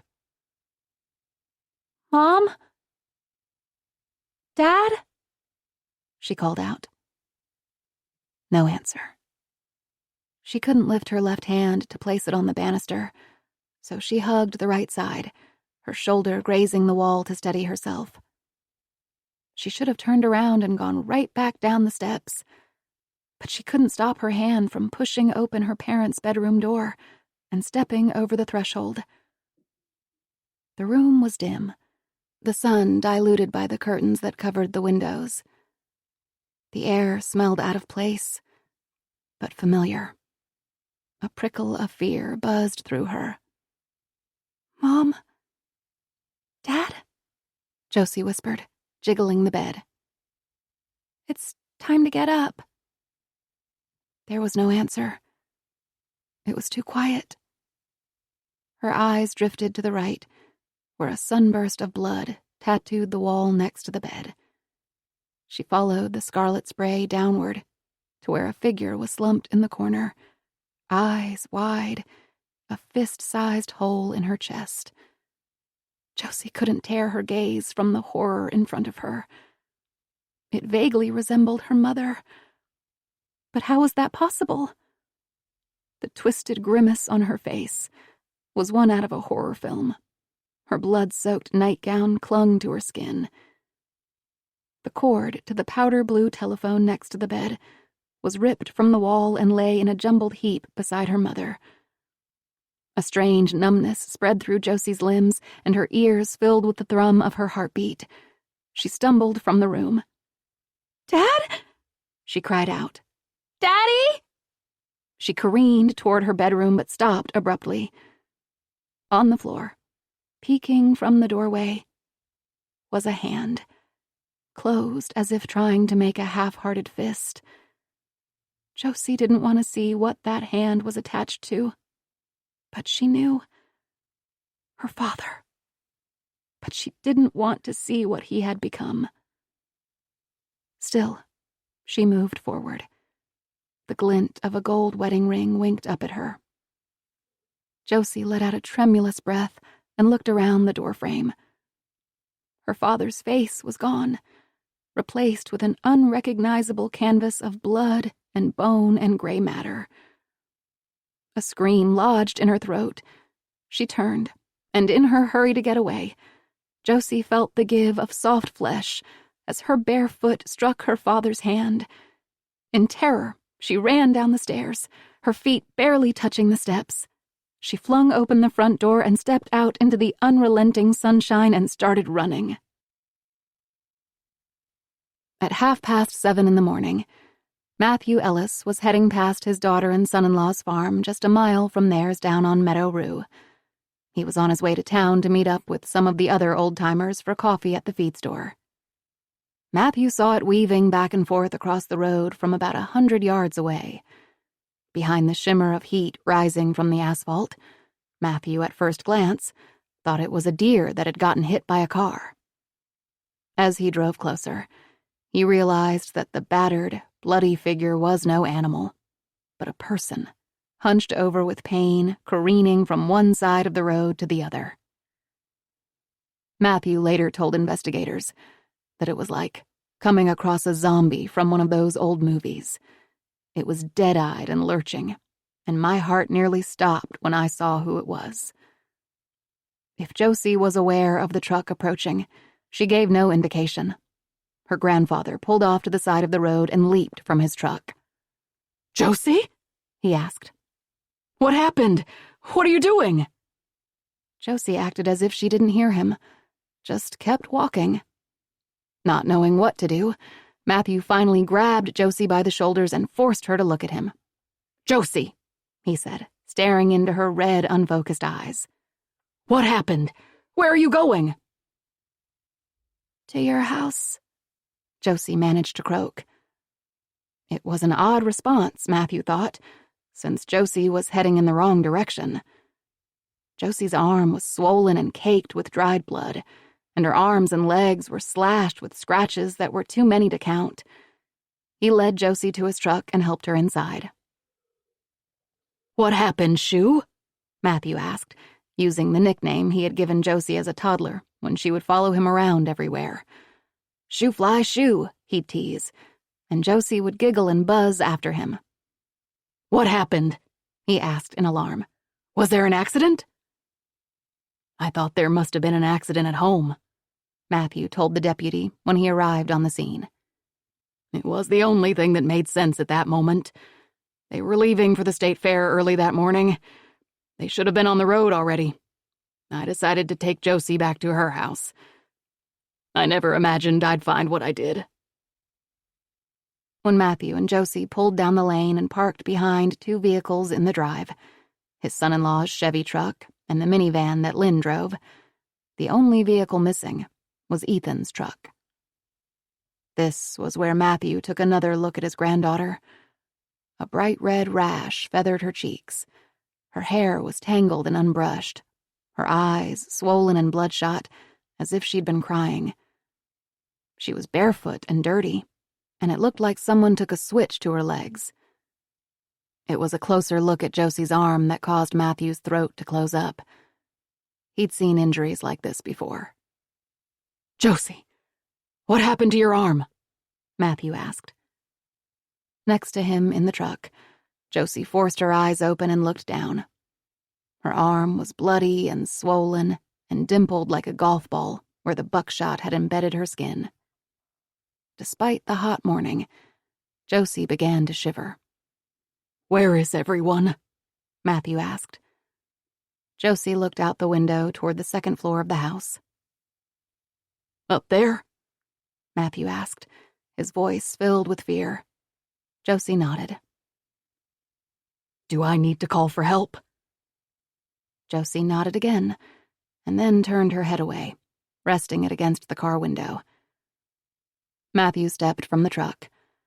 The yard was silent except for the insistent tick of the engine cooling down. "Stay here," he told her, as he moved toward the back of the house.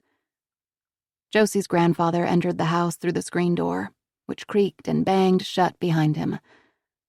Josie remembered screwing her eyes shut, as if this could protect her grandfather from what he was about to see. And even though she covered her ears, Josie still heard his strangled cry, the thumping on the steps, and the crash of the back door being thrown open. She heard the gasp of her grandfather trying to draw air into his lungs, and then the wretched sound of gagging and the rush of liquid hitting the ground. Matthew's anguished cries filled the air, and Josie pressed her hands more tightly against her ears to block out the sound. But it did no good. Deb Cutter, who was in her yard a mile away as the crow flies, reported she heard the cries.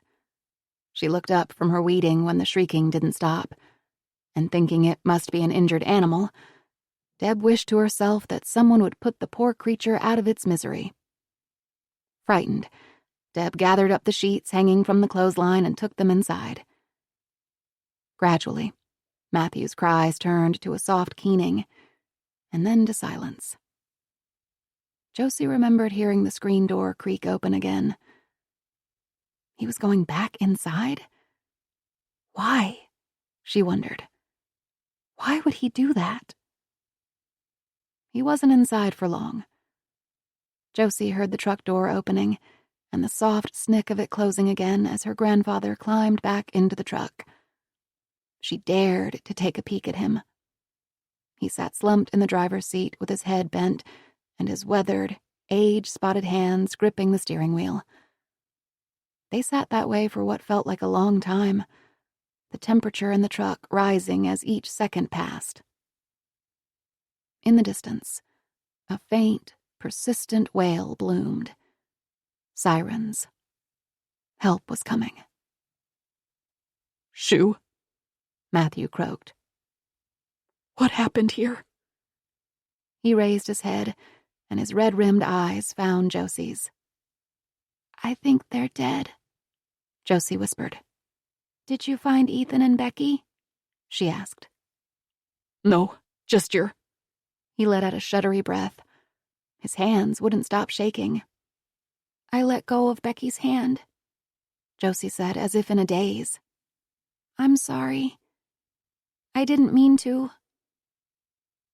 The sirens were getting louder. "It's time to get out," Matthew said, as he opened the truck door. The blare of the sirens peaked and then abruptly stopped, as 2 Blake County Sheriff's cars turned into Josie's driveway and parked. "Stay behind me, Shoo," he said, and Josie held on to his belt loop as 2 men climbed out of their police cars, guns drawn. Once out in the open, Matthew held his hands up. "They're upstairs," Matthew said, nodding toward the house. "They've been shot." 15. The little girl sat on the floor while her mother braided her hair. "When I was little, I had hair like this," her mother said. "My mom used to braid my hair into a fishtail, but I never learned how to do that kind of braid." The girl liked hearing stories about when her mother was young, but it was a rare occurrence. Her mother's parents were dead, and it made her sad to talk about them. So when they were mentioned, the girl savored every word. The girl was just about to ask what a fishtail braid was when her mother suddenly gave a soft groan. "What's wrong?" the girl asked, twisting around. Her mother stood and swayed. A bright red stain bloomed between her legs, and blood oozed down her thighs. "It's the baby," her mother murmured as she staggered to the bathroom. "Is she coming?" the girl asked, because she was sure the baby was going to be a girl. "It's too soon," her mother cried as she peeled off her shorts and then shut the bathroom door. The girl stood on the other side of the closed door and listened as her mother moaned and cried out. She was so loud, too loud. The girl looked anxiously to the door at the top of the steps and hoped her mother's cries weren't disturbing her father. He'd be so angry. "Shh," the girl said through the door. "Shh."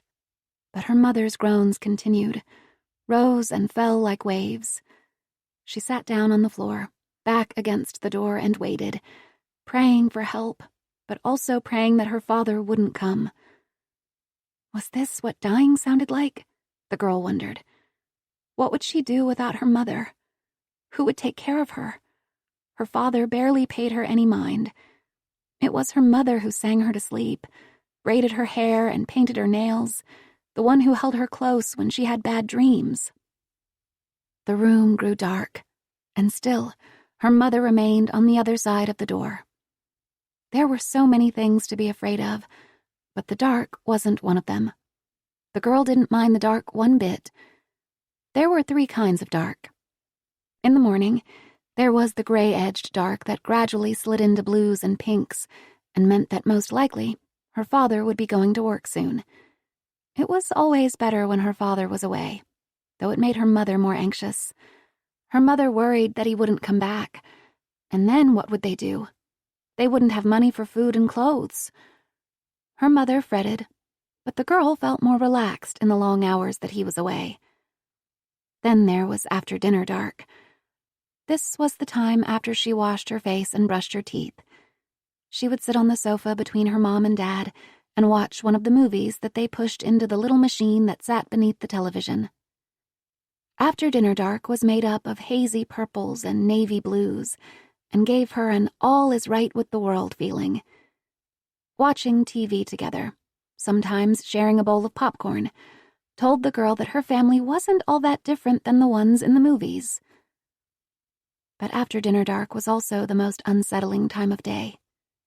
If her father was in a bad mood, or her mother sad, there was nowhere for her to go. She had to listen to the angry words, the tears, and the sharp slaps and punches.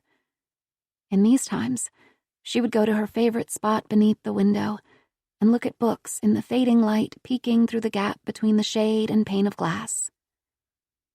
The blackest dark came in the middle of the night. It was warm and velvety and sounded like her mother's breathing right next to her. It isn't the dark you should be afraid of, the girl thought. It's the monsters who step out into the light that you need to fear.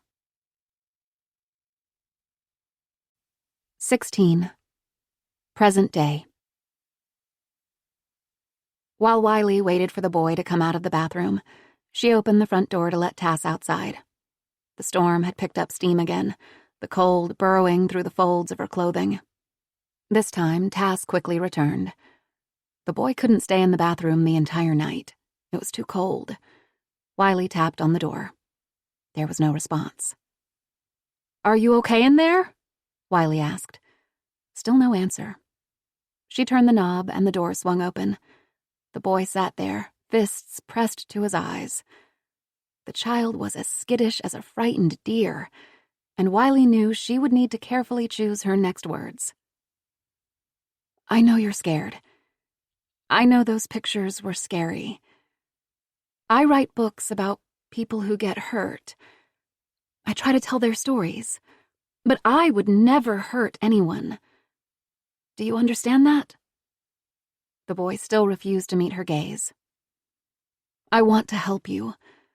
I want to get a hold of your family, but I need your help to do it." She beckoned to the little boy to move toward her, but he remained fixed to his spot. She couldn't blame him. Though it was the middle of the night, Wiley doubted the boy would sleep again after what he saw in those photos. She moved to the kitchen, and after a minute, she heard the boy's soft steps behind her. "I bet you're hungry," Wiley said. "Would you like something to eat?" The boy didn't respond. "Well, I'm starved." She opened the refrigerator. "Let's see, what do we have in here? How about eggs and pancakes?"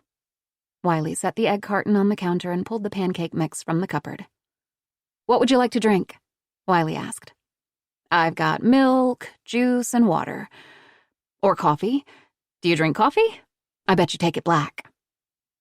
Wiley looked over to see if her little joke made the boy crack a smile, but his face remained inscrutable, and he rubbed a small hand across the top of his shorn head. "How's your head?" she asked. "It must hurt." The boy fingered the bruise on his temple but didn't speak. "Oh, your clothes should be dry by now," Wiley said. "I'll be right back." Wiley darted to the laundry room, retrieved the boy's clothes from the dryer, and set them on a kitchen chair.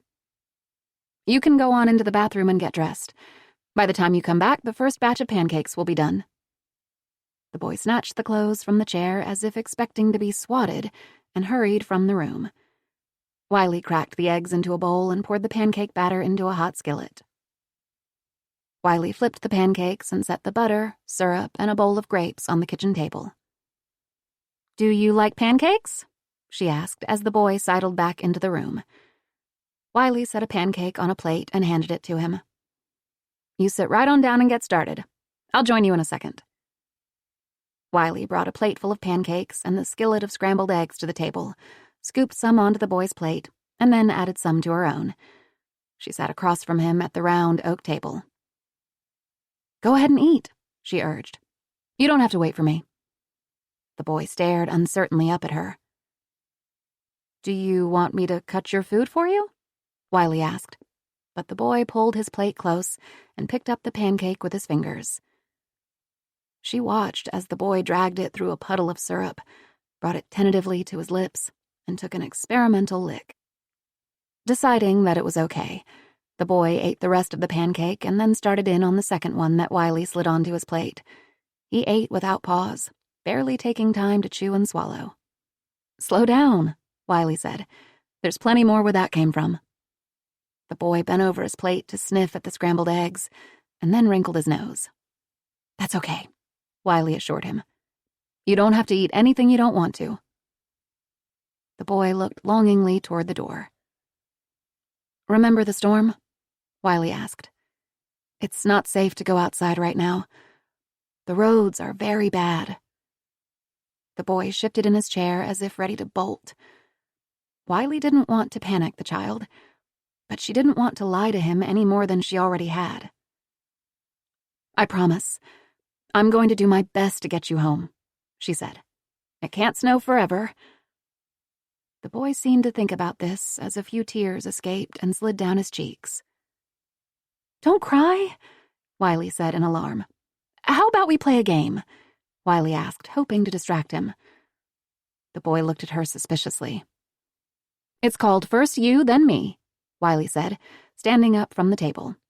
She picked up her plate and carried it to the sink. "First, you ask me a question. and then I ask you one. Do you want to start? All you do is ask me a question like what my favorite things are, and I answer it. Wiley rinsed the plates and placed them in the dishwasher. Okay, then. I'll start, Wiley said when the boy didn't answer. Wiley looked up at the ceiling and tapped her chin as if deep in thought. She wanted to come up with an easy question, one that wouldn't be too personal. What's your favorite color? Wiley asked. No answer.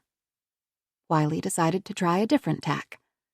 Well, Wiley said with a childish lilt to her voice, my favorite color is blue. How about you? Wiley returned to her regular voice. Now, isn't that a coincidence? My favorite color is blue, too. Wiley looked at the boy for some kind of reaction, but he just stared back at her blankly. Maybe he didn't speak English. Or maybe there was a physical reason he couldn't talk. Or he was just scared shitless. Wiley sighed. Well, I can tell you about me, I guess. You've met Tass. Do you have a dog? Wiley paused for just a moment, not expecting an answer, and then launched into her next question. My favorite TV show is Dateline. What's yours? Wiley asked as she refilled the boy's glass with milk. The boy snatched a grape from the bowl and took an experimental nibble. Had he never eaten a grape either? Wiley wondered. The boy wouldn't even look at her. Wiley threw up her hands. The boy flinched at the movement. I just wish you would tell me your name. That's it. Your name. Why is that so hard? She asked. The boy considered this and looked as if he might speak, but instead clamped his mouth shut. More alarms began to go off in Wiley's head. She knew that she gave the boy very little reason to trust her, but she had saved him from freezing to death. What could be so bad that he couldn't even utter his name or his parents' names? What kinds of secrets was this child keeping, and why? 17. August 2000. It's Matthew Ellis, Matthew called out with a shaky voice. We got a call about a shooting, Sheriff Butler said, lowering his weapon warily. At his side was Deputy Levi Robbins, who'd pulled down the lane just after the sheriff. That was me, Matthew said. His next sentence was unintelligible, and the sheriff had to ask him to repeat it. My daughter and her husband are dead, Matthew repeated, his voice strangled with tears. There's blood everywhere, he cried, looking at the sheriff desperately. Everywhere. Josie, still behind him, pressed her face into his back. They shot Josie, too, Matthew said, wiping his eyes with a handkerchief he'd pulled from his back pocket. We've got help coming. Let me take a look, Butler said. Josie remained behind her grandfather. It's okay, Shoo, Matthew said, moving aside so that the girl came into view. They're here to help. Levi gave a low whistle. He didn't understand how the girl could still be standing. Josie swayed on her feet, and her grandfather grabbed her uninjured arm and guided her to the truck's running board where she sat. Don't worry, honey. An ambulance is on its way, the sheriff assured her. You said they shot Josie. There was more than one person? Matthew leaned against the truck to steady himself. I don't know. I don't know who did this. You think they're gone? The sheriff's eyes scanned the property. I didn't see anybody else in the house, Matthew said. Oh, Jesus, it's bad. It's really, really bad. You went inside? Butler asked. Matthew nodded. I found Lynn in her bedroom, and William in Josie's room. I don't know where my grandson is. A new wave of tears overtook him. We have to make sure the house is clear before we send the EMTs inside, the sheriff said apologetically. You understand that, don't you, Matthew? Not much you can do for them now," Matthew whispered. Josie reached up and tugged on his shirt sleeve. "Don't say that, Grandpa. They have to try," she insisted. "They can take them to the hospital and make them better," Josie cried, her tears carving a path down her dirty face. "You let us take care of things now, darlin'," Sheriff Butler said in a low, soothing voice.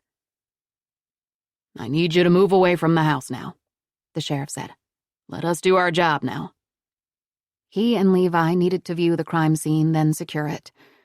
For all they knew, the perpetrator was still inside the house, and there was the outside chance that one or more of the victims was still alive. Precious seconds were being lost, seconds that could never be retrieved. The sun had already burned away the morning moisture. With a sweat-slicked hand, Matthew held Josie by the elbow as she limped over to the old maple tree and sat beneath its green canopy to wait. The sheriff and Levi moved cautiously through the back door, weapons drawn. The next moments passed in a hazy blur. More deputies arrived, and Matthew once again told them what he knew. The cry of an oncoming ambulance filled the air, and Matthew joined Josie beneath the maple tree. He wrapped his arms around his granddaughter, being careful to avoid her injured arm, and Josie buried her face in his shoulder, inhaling the scent of tobacco mixed with the harsh detergent used to wash his work clothes. "We'll have them check you out, Shu, while they look for Ethan, okay?" Matthew said, wiping Josie's tears from beneath her eyes with his thumbs. The ambulance turned down the lane and came to a stop just beyond the crime tape. Out stepped two paramedics, a man and a woman. They opened the back doors, scanned the scene in front of them, and waited for direction from one of the deputies. Matthew waved the EMTs over. "My granddaughter was shot," he told the paramedics, who quickly grabbed a gurney and rushed toward them. They transitioned Josie to the stretcher and carried her to the ambulance's back deck where they could get a better look at her injuries. "You won't leave just yet, will you?"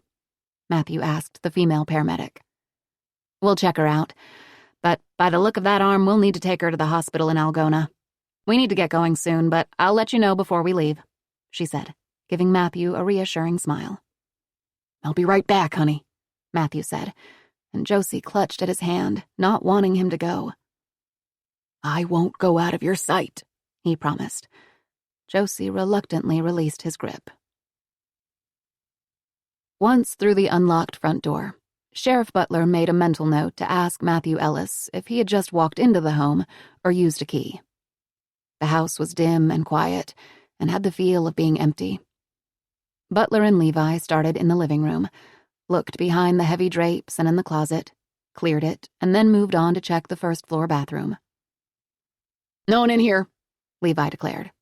"But it looks like we've got some blood in the sink." Sheriff Butler stuck his head in the room. The bottom and sides of the white porcelain sink were covered with a pinkish film. Butler nodded. The two moved on to the dining room. In the middle of the room was a large, wide-planked wooden table surrounded by 6 chairs. An arrangement of dried flowers sat in the center of the table. "Clear," Butler called, wiping sweat from his face. The room was hotter than a Dutch oven, though he noted that there was an air conditioning unit in the window. It was odd that the unit wasn't running in this heat, especially since the windows were shut tight. Levi took the lead and entered the kitchen first. It, too, was empty. A coffee maker was filled with black liquid. Levi reached out to touch the glass pot. It was cool to the touch. Hanging on a key rack next to the back door were 2 sets of keys that probably went to the vehicles parked outside. "Should we check downstairs?" Levi asked, nodding toward the basement door. Butler checked the slide lock near the top of the door. It was in place. "Door's locked from outside," he said. "We'll clear it after we go upstairs. That's where Matthew said the victims are." Butler led the way up the stairs. The heat was stifling. Beads of sweat dripped into his eyes. Butler could smell fear emanating from the younger deputy's skin. Levi had seen plenty of dead bodies before. The casualties from motor vehicle accidents, 2 suicides, and the corpse of a man who tripped over his own gun and shot himself while turkey hunting, but never the victim of a murder. Levi had no idea what they were walking into. The sheriff had seen it all, but it didn't make it any easier to step into a crime scene. Was it a murder-suicide? Had an intruder entered the home and started shooting? If so, what was the motive? On the staircase, there was a blind turn coming up. They had no idea who or what was around the corner. Butler tried to listen for any sound above them, but all he could hear was his own breathing. They needed to stay alert. The sheriff signaled for Levi to stop, took a deep breath, and quickly rounded the corner with his firearm at the ready. No one there. He paused to steady his breath and continued upward. When Butler reached the second-floor landing, the smell hit him in the face. Rust intermingled with the scent of fecal matter. Blood and the bowels relaxing soon after death.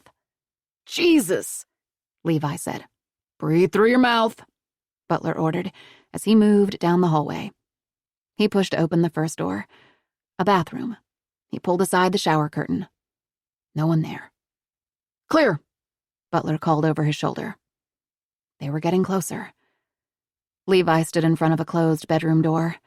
He was afraid to touch the knob. What if he wiped away fingerprints? He didn't want to see what was behind the door. He glanced back at the sheriff, who nodded at him.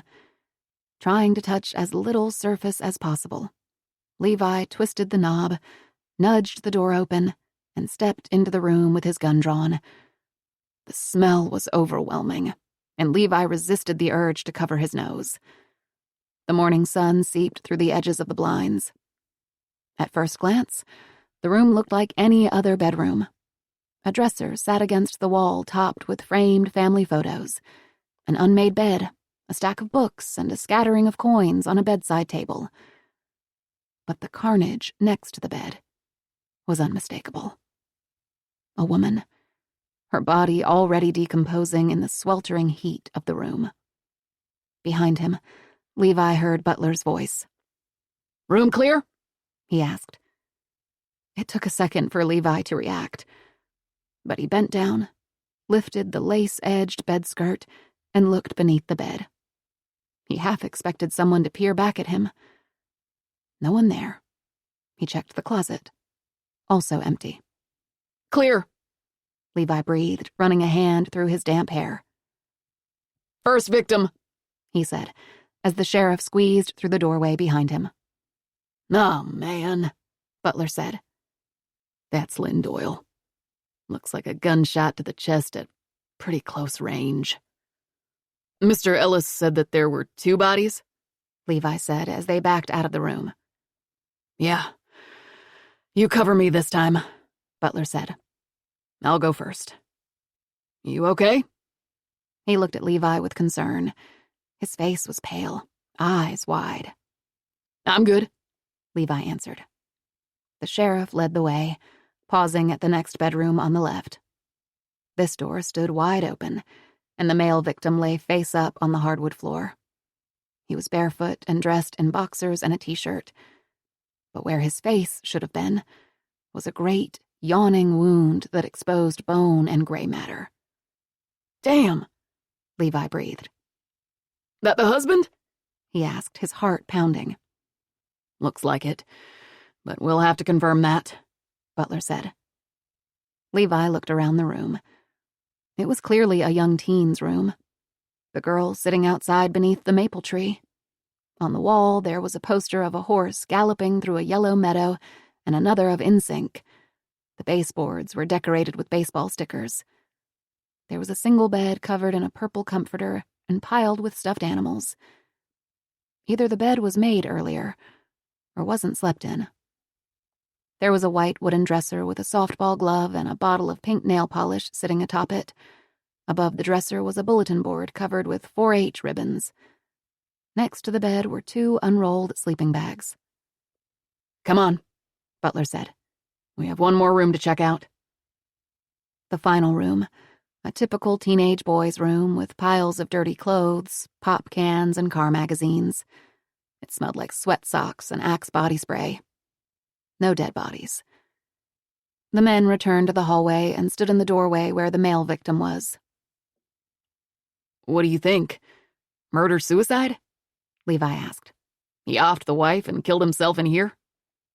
"Doesn't look like a suicide to me," the sheriff answered. "No weapon." "Right," Levi said, nodding. "Now we talk to the girl downstairs and find the brother?" "And find the other girl," the sheriff said grimly. "Other girl?" Levi asked. "What do you mean?" "There are 2 sleeping bags on the floor," Butler explained. "The gym bag filled with clothes next to it. It was a sleepover." The sheriff shook his head. "What the hell happened to the other girl?" In the ambulance, paramedic Lowell Stubbins was trying to distract Josie Doyle from the frenzy of activity just beyond them. Lanky and long-limbed, with basset hound brown eyes and an easy smile that put his injured charges at ease, 39-year-old Lowell had gone to elementary school with Lynn Doyle and remembered her as a shy, quiet girl, but they hadn't said more than a few words to each other in passing. Despite the small community, Lowell and Lynn ran in different circles. "You look cold," Lowell observed. "Let's check you out quick, and then I'll get you a blanket." Josie didn't respond.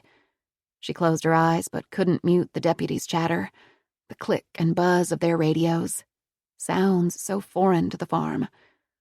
The back of the ambulance smelled like a hospital room, like rubbing alcohol. There was the snap of latex gloves, and Josie flinched. The female paramedic gently brushed a stray lock of hair from Josie's eyes. "My name is Erin," she said, "and this is my friend Lowell. We're going to check you out, and then once Sheriff Butler says we can leave, we'll take you to the hospital so the docs can take a look at your arm. How about you let me look at your other one so I can take your blood pressure?" she asked. Josie held up her right arm so the woman could wrap the blood pressure cuff around her biceps. Josie winced as the pressure in her arm built and then eased. "Did I hurt you?" Erin asked. "I'm sorry." "No," Josie said dully. "It doesn't hurt. Just feels weird."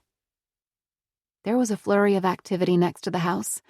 Josie tried to sit up to see what was happening. Lowell eased her back down on the stretcher. "Can you tell me what happened to your arm?" he asked. A bloody, ragged notch had been taken out of the fleshy part of Josie's tricep, and buckshot was embedded in the skin. "We were playing on the trampoline, and we heard the bangs. We went to see what was going on, and someone came after us, and we ran. I made it to the field, but Becky didn't. Then he shot me. Is Becky okay? Did you find her?" Lowell and Erin exchanged a look. "I'm sure a deputy is going to talk to you soon," Erin murmured. "I'll go see what's happening." "Do you know where my brother is?" Josie asked Lowell. "I couldn't find him or Becky." "Try not to think about that now," Lowell said soothingly. "I'm going to leave your arm for the doc to take a closer look at." Lowell smiled encouragingly. "This might sting a bit," Lowell said, lightly swiping the soles of Josie's feet with a cold liquid. "It's alcohol," he explained, "to clean your cuts." Josie winced at the burning sensation. "They aren't too deep. We'll clean them up and get you to the hospital where the real docs will check you out." "Can I stay with my grandpa?" Josie asked. "My arm really doesn't hurt that bad." "Sorry, kiddo," Lowell said. "We have to take you to the hospital. Doctor's orders." "I don't want to go," Josie said and tried to slip past Lowell. "Whoa now," he said, catching Josie around the waist. "Hold up there. You don't want to get me in trouble, do you?" Matthew, seeing the ruckus, came over to the ambulance. "Come on, Shoo," he said. "You stay put now. Let them help you." Josie reluctantly sat back down. "You're going to come with me, aren't you?" she asked her grandfather. Instead of answering, Matthew took her hand. "Listen," he said. "The police will want to talk to you for a few minutes before they take you to the hospital. Do you think you can do that, Josie? It's really important. We need to do all we can to help find your brother and friend." All Josie wanted to do was to forget. Forget the blood and her parents' broken bodies and the terror of being chased into the field. But the images were seared into her brain. She would never be able to forget. But she could try and help. She would hold on to every detail and tell them to the police. So whoever did this would be caught, and so that her brother and Becky would come home to them. In Burden, Becky's mother, Margot Allen, had just started her shift at the grocery store and was pulling her green apron over her head and signing into her cash register when her first customer of the day approached her checkout lane. "How are you today, Bonnie?"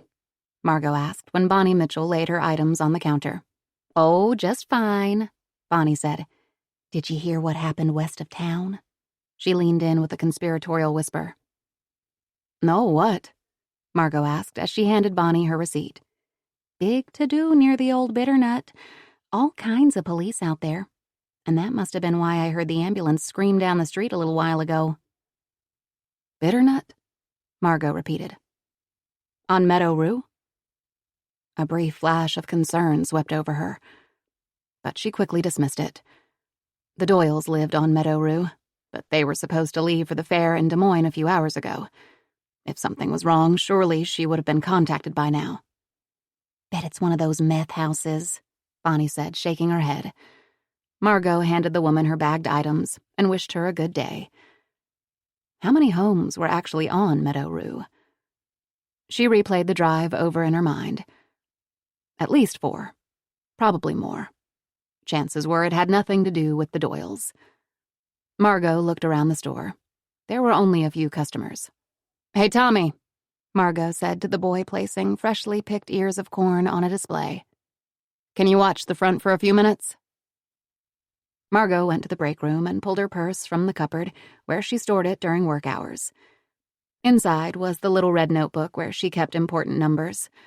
She picked up the phone and dialed the Doyle house. It rang and rang. She hung up. Of course there was no answer. She checked her watch. It was just after 9 a.m.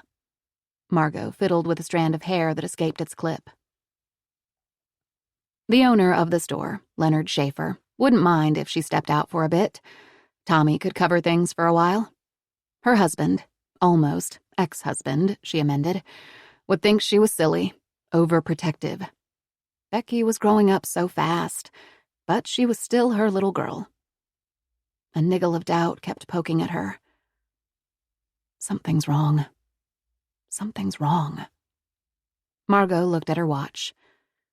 She'd be there and back in about 40 minutes. And what could it hurt? She'd just drive past the Doyle farm and then come right back. Oblivious to the gathering crowd of law enforcement and paramedics, Levi burst out the front door and stumbled from the house. Hands on his knees, he gulped in the fresh air, trying to clear his nose and throat of the smell of blood and death. Close behind came Sheriff Butler, grim-faced and drenched with sweat. "Sheriff," a young deputy stepped forward, his face shining with anticipation. "Seal off the property," Sheriff Butler ordered. "No one comes or goes without my permission."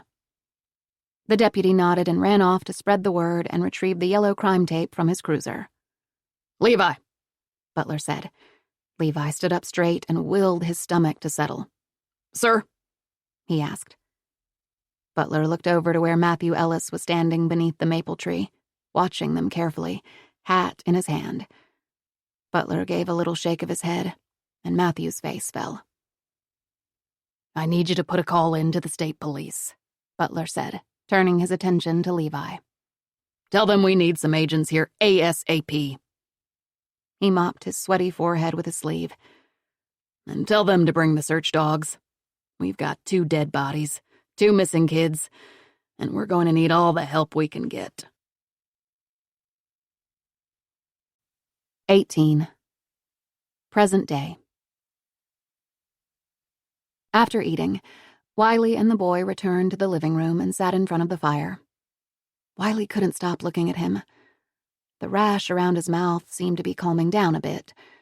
It was still red, but not as inflamed. Wiley leaned in more closely. Something silver and shiny glinted back up at her. Wiley lightly touched his face and rubbed. Surprisingly, the boy didn't pull away. His skin clung momentarily to Wiley's fingers, then pulled away. Wiley carefully picked the small, silver fragment from the boy's bottom lip and rolled it between her fingers.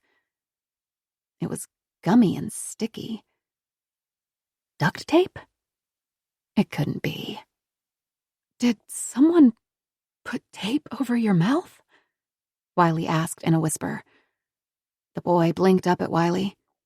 He wasn't shocked by the question and didn't react with indignation. He simply nodded. Who? Wiley asked, her chest constricting with something she couldn't quite name. Horror, anger, sadness, all three probably.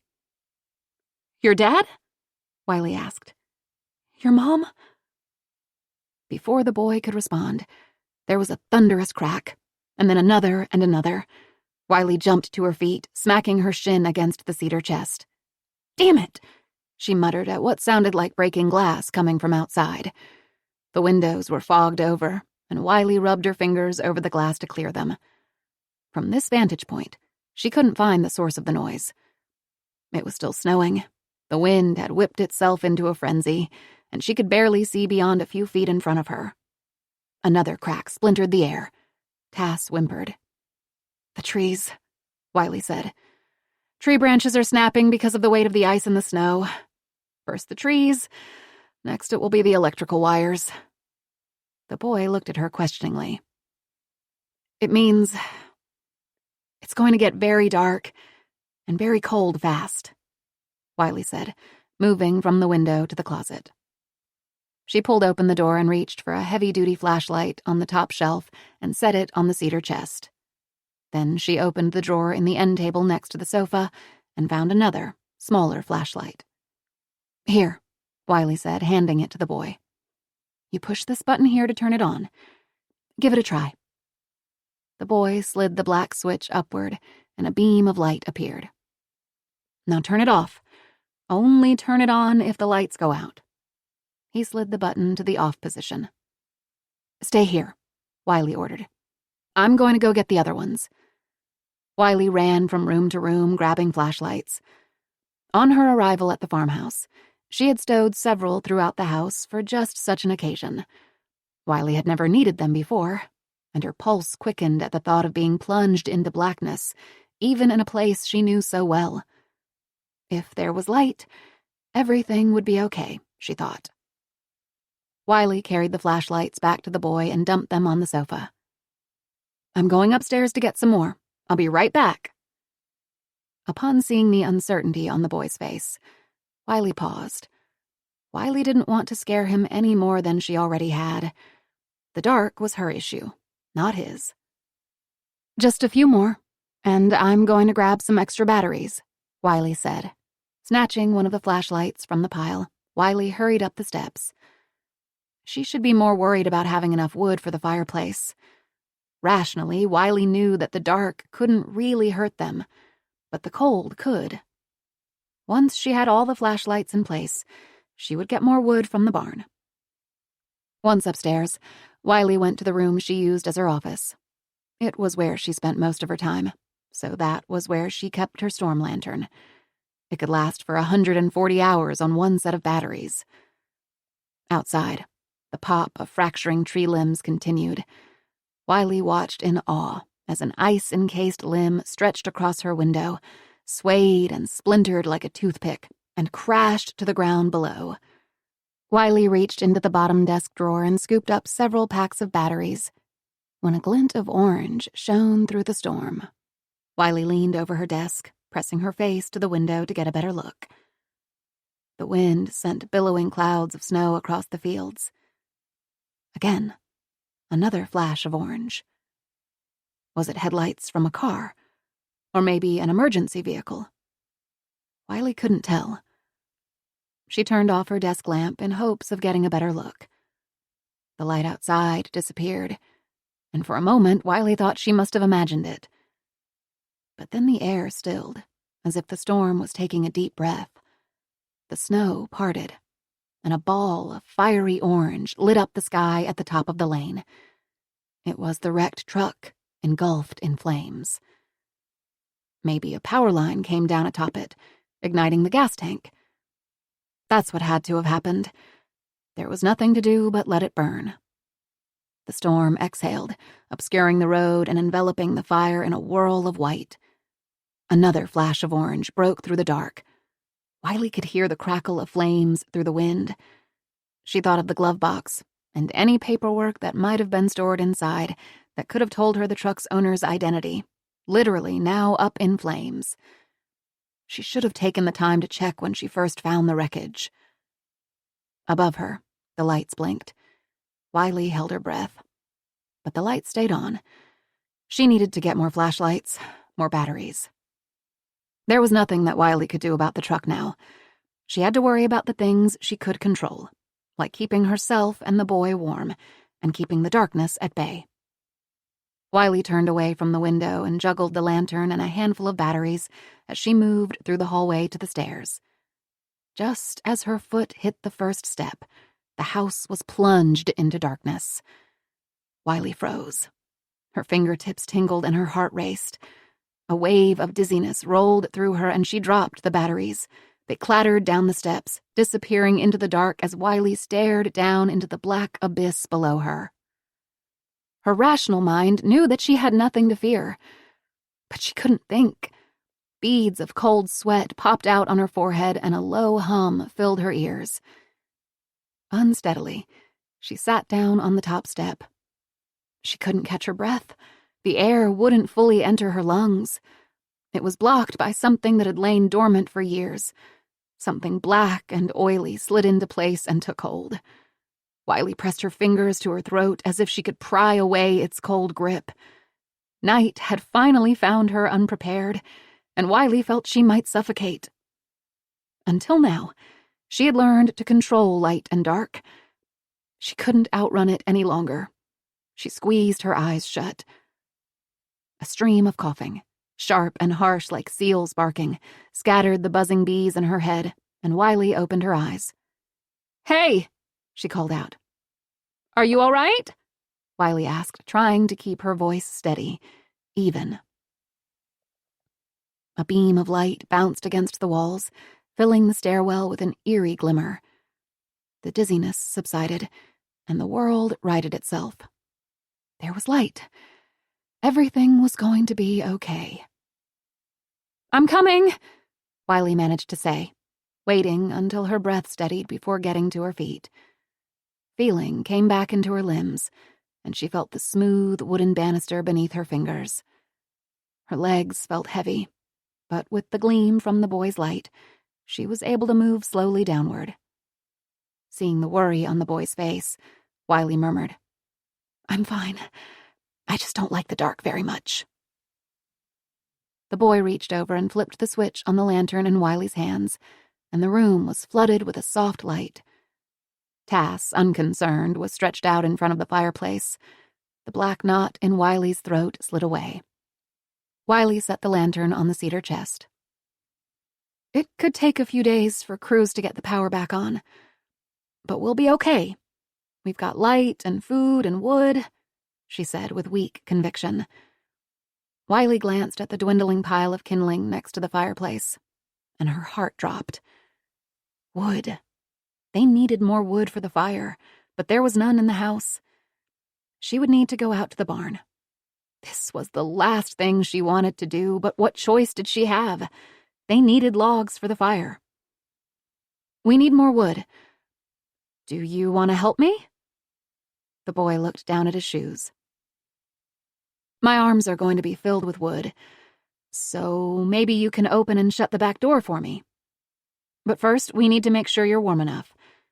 It's going to get cold in here fast, especially when the door opens."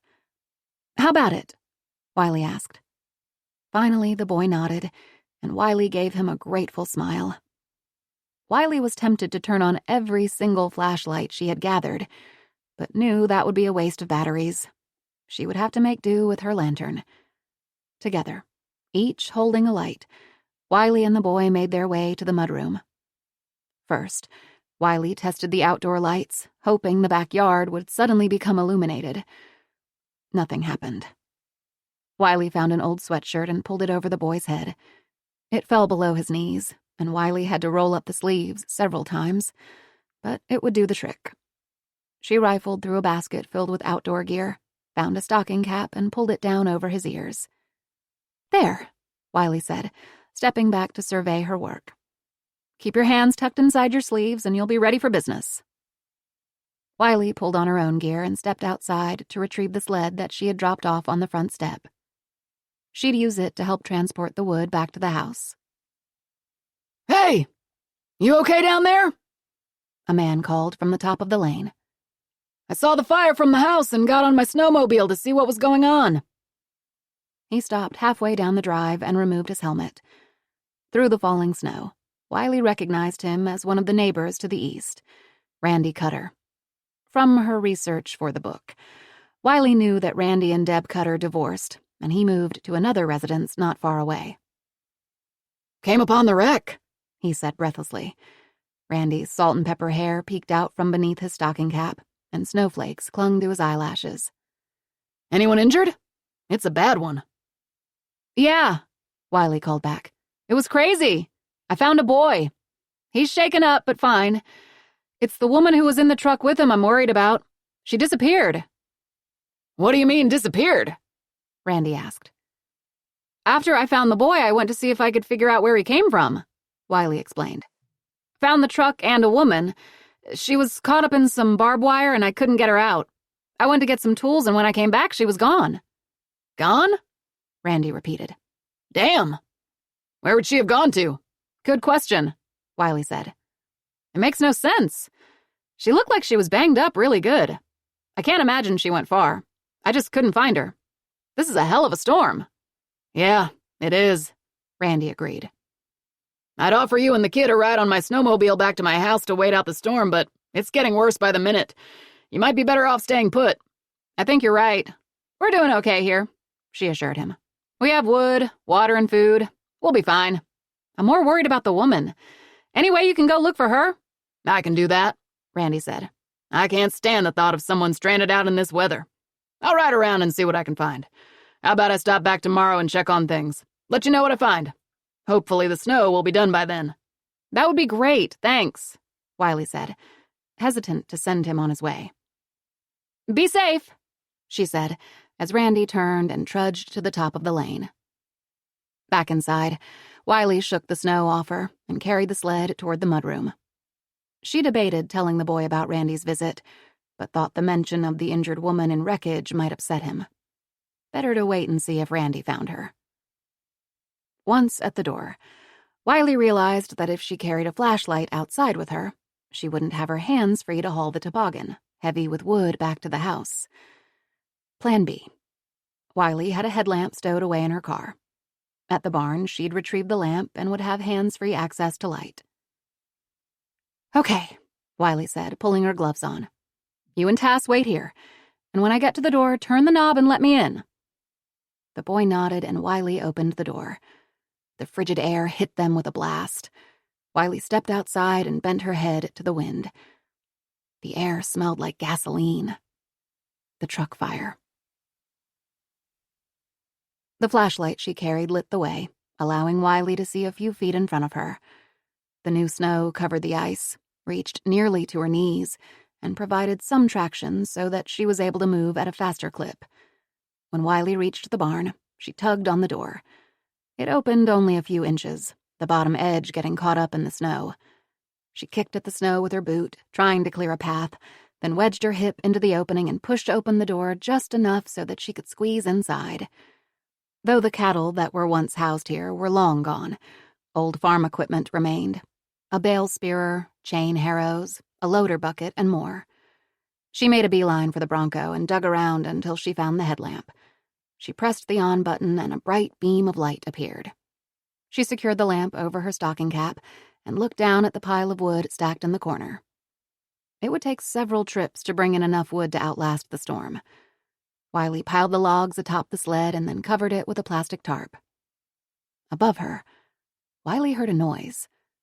A dry, shuffly sound, Something was in the hayloft. "Hello?" She called out tentatively. Maybe the woman from the wreck had found shelter in the barn. She had mixed feelings about the woman from the accident. The remnants of duct tape on the boy's face disturbed her. Was the woman the boy's kidnapper?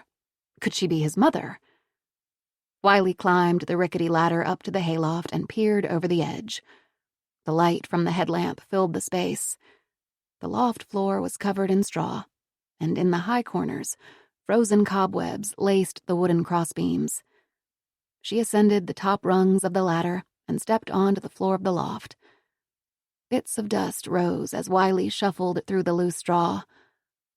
From a corner, 2 small golden eyes blinked up at her and then scurried past Wiley. A raccoon seeking shelter for the winter. Wiley made a cursory search of the loft. The woman wasn't there. She approached the latched hayloft door, once used to transport bales of hay, and looked out the small, grimy window next to it.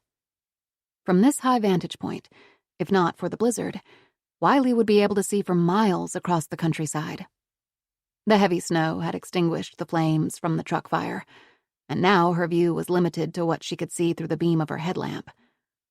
Through the heavy curtain of snow, Wiley got a glimpse of the soft halo from the boy's flashlight from within the house. He was waiting for her return. For a moment, the wind stilled. The snow rearranged itself into a steady, glittering shower of white, and the beam from her headlamp bounced off a dark shape emerging from the shadows of the old garden shed. The figure was lurching toward the house, toward the boy. It had to be the woman from the truck. She must have found shelter in the old tool shed. But why didn't she come straight to the house? Wiley had told the woman that the child was safe, that she was there to help her. Wiley couldn't shake the thought that the woman was up to no good. She hurried down the ladder, pushed on the barn door, and for a moment, it didn't move. "Someone locked me in," was her first panicked thought. Wiley threw her shoulder against the door and it groaned open a few inches. In the short time she'd been inside, the snow gathered up by the wind had blocked her exit. Wiley pushed on the door until it opened far enough for her to sidle out of the barn. The blizzard whirled and the wind blew fiercely into her face, making her eyes water. Squinting through the storm, Wiley could see the figure still moving slowly toward the house. Wiley fought the urge to sprint toward the woman, but they still needed wood for the fire. It would be crucial to get the woman warmed up after hours spent in snow and in the uninsulated garden shed. Wiley forced the barn door open as far as it would go, stepped back inside and pulled the sled, piled with wood, into the storm. Wiley's boots sank into the snow with each step. It was like slogging through mud, but she was gaining on the woman. From the light of the headlamp, Wiley could see that it was the woman from the accident. She had Wiley's hat atop her head and was wearing Wiley's coat. "Hey!" Wiley called out. But the woman didn't pause, just kept lumbering forward. As they came closer to the house, the boy's face appeared in the window, a pale moon in the dark, and then it vanished. When the wind settled, there he was again. His hands were pressed against the glass, a look of fear stamped on his face. The stranger was almost to the door, and Wiley was still 30 yards behind. Wiley dropped the sled's rope and started running toward the house. "Hey!" Wiley called out. "Lock the door!" But the boy just stood there, mesmerized by the shape moving toward him. The back door opened and the woman slipped inside. Through the roar of the wind, Wiley thought she heard Tass's frantic barks. The wind lifted, bringing with it a billowing cloud of snow and obscuring the entire house. At that moment, not even the blaze from her headlamp could pierce the storm. Wiley pushed forward. When she finally reached the back door, Wiley fumbled with the knob and twisted. The door didn't open. It was locked. She thumped on the door with a fist. "Hey!" she called out. "Open the door!" Wiley pressed her face to the window, her headlamp lighting up the mudroom. Inside, Tass was barking and dancing in excited circles around the woman, who kicked out at the dog. Tass gave a sharp squeal of pain and slunk away. The woman's back was to Wiley, but she could clearly see the boy's face, tear-stained and frightened. But it was what dangled from the woman's hand that caused Wiley to gasp. A long, smooth wooden shaft, ending with a triangular wedge of steel that glinted in the glare of the headlamp. A hatchet! The woman held the weapon in her hand and pulled the boy from the mudroom and into the shadows. 19. When the girl's mother finally emerged from the bathroom, she murmured, "It's gone," and moved as if in a daze toward the bed, leaving faint red footprints in her wake. The girl ran into the bathroom. The floor was covered in towels soaked in blood. The girl understood. Her baby sister had died and was lying somewhere beneath one of the bloody towels. She gagged and quickly closed the door. The heat in the basement was becoming unbearable. The air was heavy and wet, and the hot sun killed the grass that tried to grow up around the window. Now it lay in limp brown clumps. Once in a while, a bird with a bright yellow breast and black wings would land at the window to choose the perfect strand of dead grass for his nest. The girl and the bird would stare at each other through the filmy glass. The bird was always the first to look away. He had things to do, places to visit. Her mother slept and cried. The girl had to go to the bathroom but couldn't bring herself to open the bathroom door. She tried to distract herself by looking at books, by looking out the window for the yellow bird, by watching television. But the urgency became too much to bear. The girl pushed open the door in hopes that, in some kind of miracle, the bloody towels had disappeared. They hadn't. She tiptoed across the floor, trying to avoid the red sticky spots to the toilet. Her father would come soon, and what would he do when he saw the mess? He'd be angry. He'd swear and yell and then hurt her mother, who lay in the bed too weak to move, too sad to eat or drink. She wouldn't be able to take it. The girl found a black garbage bag and began to stuff it with the soiled towels. "Don't think about it," she told herself. The girl used paper towels to scrub away the remaining blood and added them to the garbage bag until it bulged. "Don't think about it," she said over and over. When she finished, and all remnants of the baby were gone, she climbed into bed next to her mother and slept. When her father finally came, he was carrying a shake for her mother. The overflowing garbage bag sat in the middle of the room. "What happened?" he asked. "It's gone," her mother said from beneath the covers. "Are you going to be okay?" her father asked, but her mother didn't answer.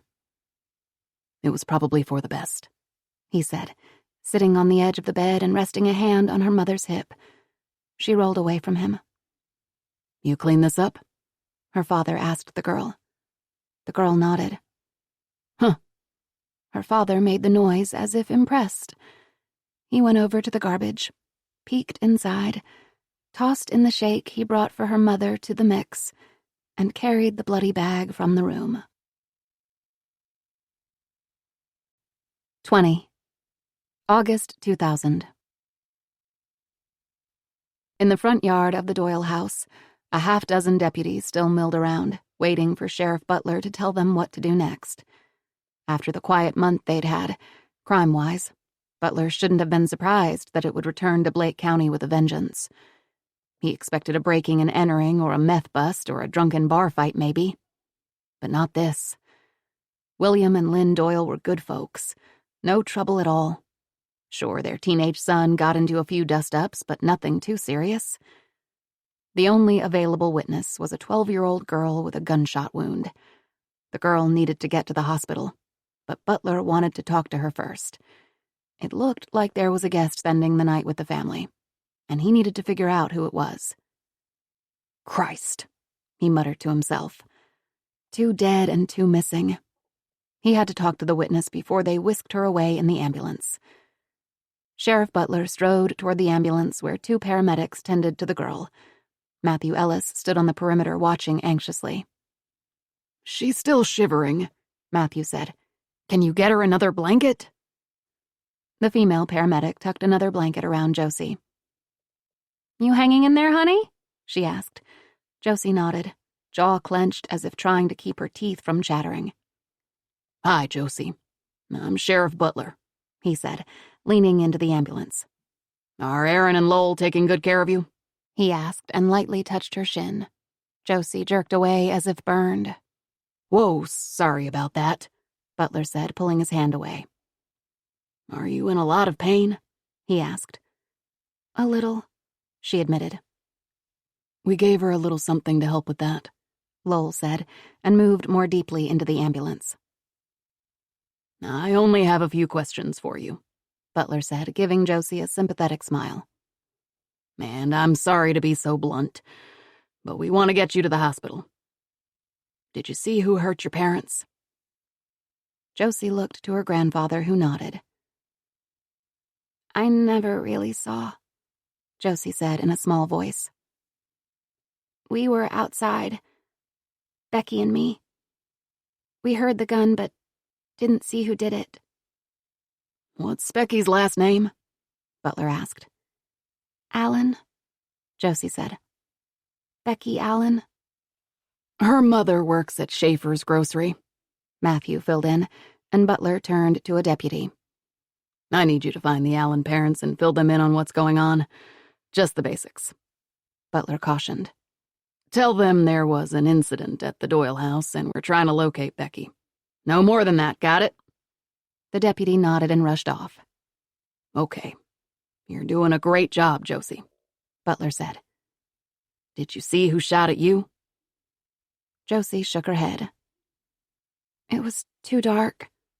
I just saw someone coming toward us. He had a gun. He chased us. "So it was a he?" Butler asked. I think so, Josie said.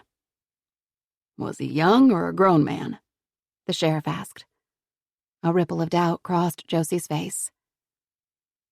I think it was a man, but I'm not sure, she said thickly, her eyes fluttering shut. I couldn't see how old he was. "Okay, Josie." Sheriff Butler sighed. He didn't get to her before whatever pain medication the paramedics gave her.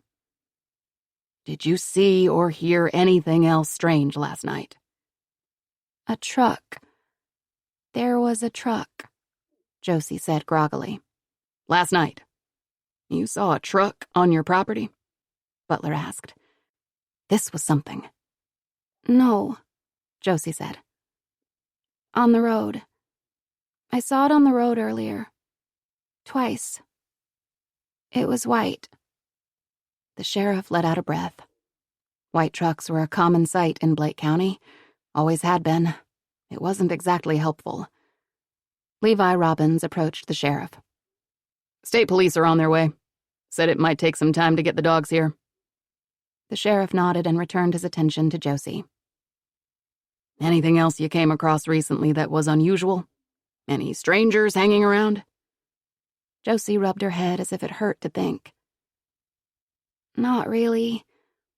We saw Cutter right after supper. "Cutter?"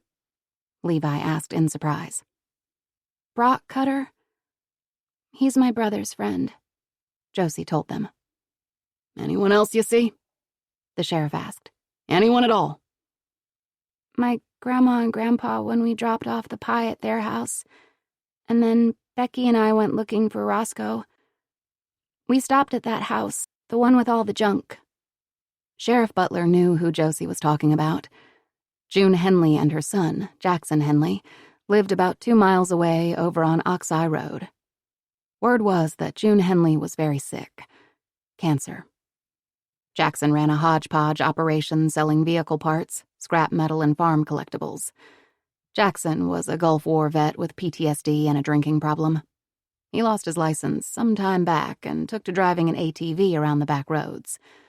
Jackson was odd for sure, but not known to be violent. The sheriff jotted the name down in his notebook. "One more question for now," Butler said. "Becky Allen. When did you last see her?" Josie closed her eyes, trying to remember. They heard the gunshots. Heard someone call her name. Who was it? Ethan? Her dad? No, that wasn't right. They grabbed hands and ran. More explosions rang out. Becky's hand was ripped from hers, but she kept running. Josie's face was wet with tears. I don't know, she cried, looking to her grandfather for help. I'm so sorry. Hey, now, Lowell said. I think that's enough for now. He laid a cool hand on Josie's forehead. There will be plenty of time later for questions. We really need to get that arm looked at by a doctor. We don't want an infection to settle in. Is there someone who will meet us at the hospital? My wife. Oh, God, I have to call my wife. Matthew covered his eyes. Dry, silent sobs shook his shoulders. Why don't you go with Josie? Sheriff Butler said. I'll stop by later and we can talk more. Matthew shook his head and ran a shaky hand across his gray whiskers. I can't leave, he insisted. Not until we find Ethan and the girl, and not until they bring my daughter out. Sheriff Butler flicked his eyes toward Josie. Her eyes were closed. They'll be brought out once the scene is processed and the county medical examiner arrives. 2 deputies stepped from the barn, and along with them came the impatient bleats of the goats, eager to be fed and milked. Barn's clear, one of the deputies called out. Do we know how many vehicles should be here? Butler asked. 2, Matthew said. Lynn's car and William's truck. Matthew looked around the yard. 3, actually. Ethan has a truck. An old Datsun. It's not here. 2 teenagers missing along with a truck. Parents dead, sister shot. Butler pulled Levi aside out of earshot, his mouth set in a grim line. Put out a bolo for Ethan Doyle's truck. At the ambulance, Matthew kissed Josie's forehead. Be good. Listen to the doctors, Matthew said, wiping his eyes, his voice raw. Your grandma will be there soon. Hey! Came a shout from the edge of the cornfield. We found something!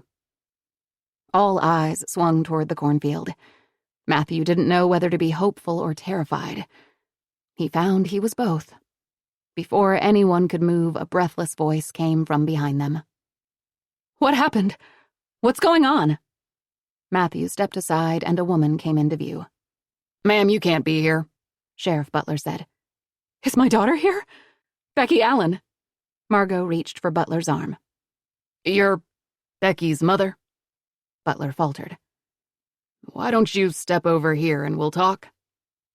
Sheriff, we need you, a deputy called again. We found something. Butler was torn. He needed to find out what was found in the field, but couldn't abandon the missing girl's mother. Where is she? I heard something happened. Margot looked around, bewildered, lost. Where is she? Josie lifted herself onto her elbows. The blanket covering her slid to the ambulance floor. No one spoke. Margot looked from face to face. A cold knot formed in her chest, spread through her limbs. Please, she said weakly. You have to tell me what happened. She set her gaze on Josie.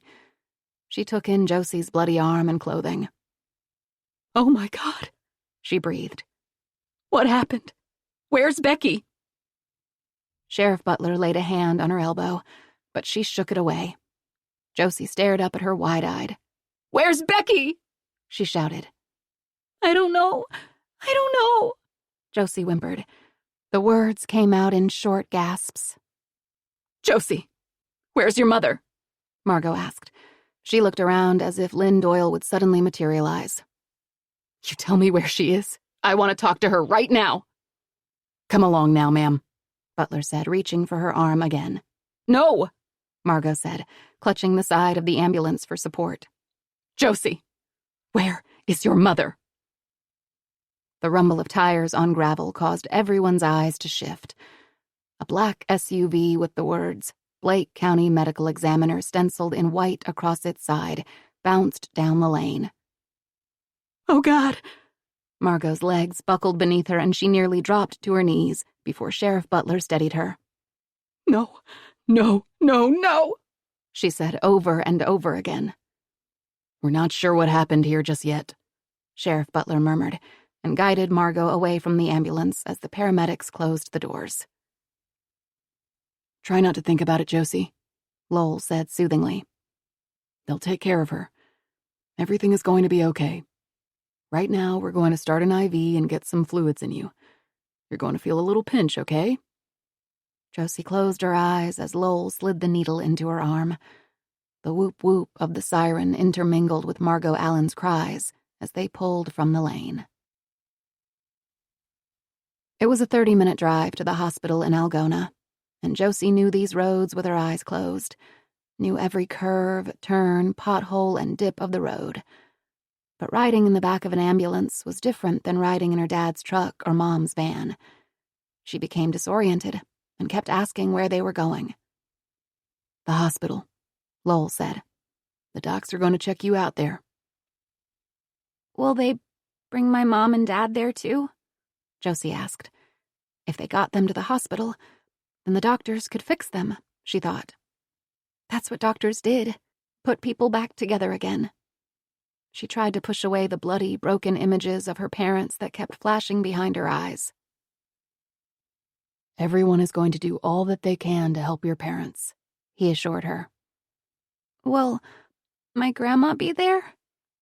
Josie locked onto Lowell's bright brown eyes for reassurance. "Do you think they found Ethan and Becky?" "Shh," he soothed. "Don't worry about those things right now. Your grandma is going to meet us at the hospital. I promise, Josie. You're safe now." Josie floated away on his words and thought of the night sky filled with white gold orbs. Thought of her and Becky leaping toward them, trying to snatch them up. Before she knew it, they arrived at the hospital. The back doors of the ambulance opened and the gurney that she was lying upon was lifted. Above her, Josie briefly saw a shard of hard blue sky and heard Lowell say, "GSW to the left arm, cuts and contusions to her feet and arms. Blood pressure and heart rate are below normal. Watch for possible shock." "This the girl from the farm out near Burden?" a woman wearing yellow scrubs asked. "Yes," Lowell said, squeezing Josie's hand. "Her grandmother should be here any minute." "Any other incoming from the scene?" the woman asked. The air was cold and a sharp antiseptic smell bit at Josie's nose as they moved down the hallway. Josie looked hopefully to Lowell. A small spark of hope fluttered in her chest. "Not sure," he said shortly. "I'm Dr. Lopez," the woman said, leaning over Josie. "I'm going to take care of you. Can you tell me what happened?" "I got shot," Josie said. Again, she looked to Lowell. "Can you stay with me?" she asked him as she was wheeled into an examining room. "Afraid not, Josie," he said apologetically. "I have to get back to work, but I'll peek back in later to see how you're doing. Sound good?" Josie nodded, and Lowell disappeared from the room. The doctor and nurses took over then. "Looks like you've got some buckshot embedded in there. You're a lucky girl, though," Dr. Lopez said as she probed the wound gently with gloved fingers. Josie didn't feel lucky. "It just grazed you, thankfully. There doesn't appear to be any tendon or bone damage, but we'll take some x-rays and get you cleaned up," Dr. Lopez said. Josie was wheeled to x-ray and then taken back to an examination room. Dr. Lopez bathed the wound in saline, all the while telling Josie precisely what she was doing. "We'll numb up your arm really well, and then I'll debride the wound, give you a few stitches, and you'll be as good as new." When Josie looked at her nervously, she smiled. "That just means I'll remove the remaining buckshot from your arm. Don't worry, you won't feel a thing." She was right. Except for the initial prick from the local anesthetic, Josie didn't feel anything. But still, she kept her head turned and eyes screwed shut so she wouldn't have to see what was happening. Dr. Lopez then examined the cuts on Josie's feet and the scratches across her arms. "These are just superficial. Nothing to worry about. But they'll be sore for a while. Keep them clean and we'll give you some antibacterial cream to put on them." Josie dozed, and when she opened her eyes, she was in a different room, and her grandmother was sitting in a chair in the corner. Her long gray hair was pulled back in a ponytail. She wore what she called her around-the-house jeans, and a short-sleeved collared shirt, and was nervously kneading the strap of her big black leather purse that was perched on her lap. "Grandma," Josie whispered. "Josie," Caroline Ellis said, leaping to her feet. "how are you?" Her voice trembled. Josie scanned her body. She felt no real discomfort. Her tongue was thick and heavy in her mouth, and she wanted a drink of water. She tried to sit up, but a jolt of pain went through her left arm. "Mom? Dad?" Josie whimpered. Her grandmother stood over her, raw grief etched across her face. "I'm sorry, honey," Caroline said. "I'm so sorry." Josie moaned and tried to turn over on her side and curl up into a ball, but moving hurt too much. Instead, she lay on her back and cried. Hot tears rolled down her cheeks and mucus filled her nose and throat. "Why?" she asked thickly. "I don't know, honey. The police want to talk to you about what you remember. I know it's scary," Caroline added quickly, seeing the fear on Josie's face. "but they have some questions. Do you think you can do that?" "But I already talked to someone," Josie protested. "I imagine they'll want you to go over it several times, Josie," Caroline said, reaching for her hand. Josie could go over things 1,000,000 times, but it didn't change what she knew. She didn't see anything. Not really. Already the events of the night before were dissipating into a nebulous fog. But a few details remained clear. The sharp barks of a shotgun, the figure in the dark coming toward them, Becky falling behind. "Ethan? Becky?" Josie asked. Her grandmother shook her head, and for a moment, Josie thought she meant that they too were dead. She inhaled sharply and the air snagged in her dry throat, and she dissolved into a coughing fit. Josie raised her hand to cover her mouth and felt the pull of the IV against the tender skin in the crook of her arm, and quickly laid it back down. Her grandmother sprang into action. She reached for a cup of water next to Josie's bed and placed the straw between her lips. Josie took a sip. "They haven't found Ethan or Becky yet," Caroline explained. "Your grandpa thinks they might be hiding in the field like you did. They have searchers looking now." The cool water soothed the fire in her throat. "Can I help?" Josie asked. "Can I go look for them too?" "Not right now," she said apologetically. "Your job right now is to rest and answer any questions the police have for you. That's the most important thing you can do." Caroline scraped her teeth across her lower lip and let out a shaky breath. "Do you have any idea who might have done this?" she asked. Once again, tears gathered in Josie's eyes. "I think," she began in a barely perceptible whisper. "At first, I thought it might have been Ethan." Seeing the horror on her grandmother's face, Josie quickly backtracked. "But I know it wasn't him. He would never hurt us." "No, of course he wouldn't," Caroline said, clutching her granddaughter's hand. "He's a good boy," she murmured, as if trying to convince herself. "He's a good boy." 21. The girl's father kept promising to bring her a puppy one day, but never did. He did that a lot, made promises. "One day we'll go to the ocean. We'll walk on the beach and pick up seashells and sea glass." The girl had talked about it for days. She drew pictures of the seaside and read about the Pacific Ocean and all manner of sea creatures from the set of World Book encyclopedias on the bookshelf. "Did you know that the blue whale is the biggest animal in the world, but its throat is smaller than my hand?" she said, holding up her fist in demonstration. "He's lying, you know," her mother said, flicking through a magazine. "He does this all the time. It's never going to happen." When the girl thought about it, she knew her mother was right. Her father was always saying things like this. 2 years ago, he promised to take them to Disney World, but balked when she kept bringing it up. Do you think I'm made of money? He snapped. I don't want to hear another word about it. And last year, he started talking about taking a trip to the Wisconsin Dells that had a hotel with a water park right inside. It seemed like this time they might really go. But then her father came home and said, Sorry, I've got to work. But still, the girl was hopeful that he'd bring her a dog, a cat even. She started standing on the chair beneath the window so she could hear the rumble of his truck's tires.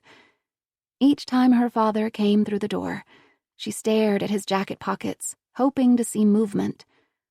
That happened sometimes on television. The dad would come home with a puppy tucked in his pocket.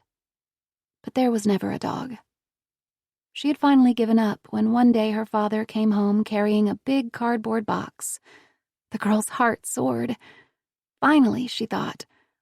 He set the box on the table, and the girl rushed over in anticipation. Brought you something, he said. Can I open it? The girl asked, and her father nodded. Even her mother was intrigued and came over to see what he brought. The girl lifted a flap on the box and expected to see a tiny nose poke out. Instead, a musty, dry scent filled her nose. She lifted the second flap. Inside were books. Dozens of books. Old ones based on the smell and the shabby covers. The little girl looked up at her father and did her best to hide the disappointment. Books were nice. The girl loved books. But there wasn't a puppy in the box, and these books were dog-eared and not well cared for. What? Her father asked sharply. You don't like them? I made a point to stop to pick these out for you, and I don't even get a thank you. The little girl sniffed and rubbed her eyes. Thank you, she said, blinking back the tears and reaching into the box.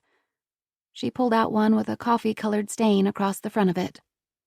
I don't even know why I bother, her father said, knocking the book from her hand. The girl shoved her fingers into her mouth to take away the sting. Ungrateful little shit, her father muttered, pushing the cardboard box from the table.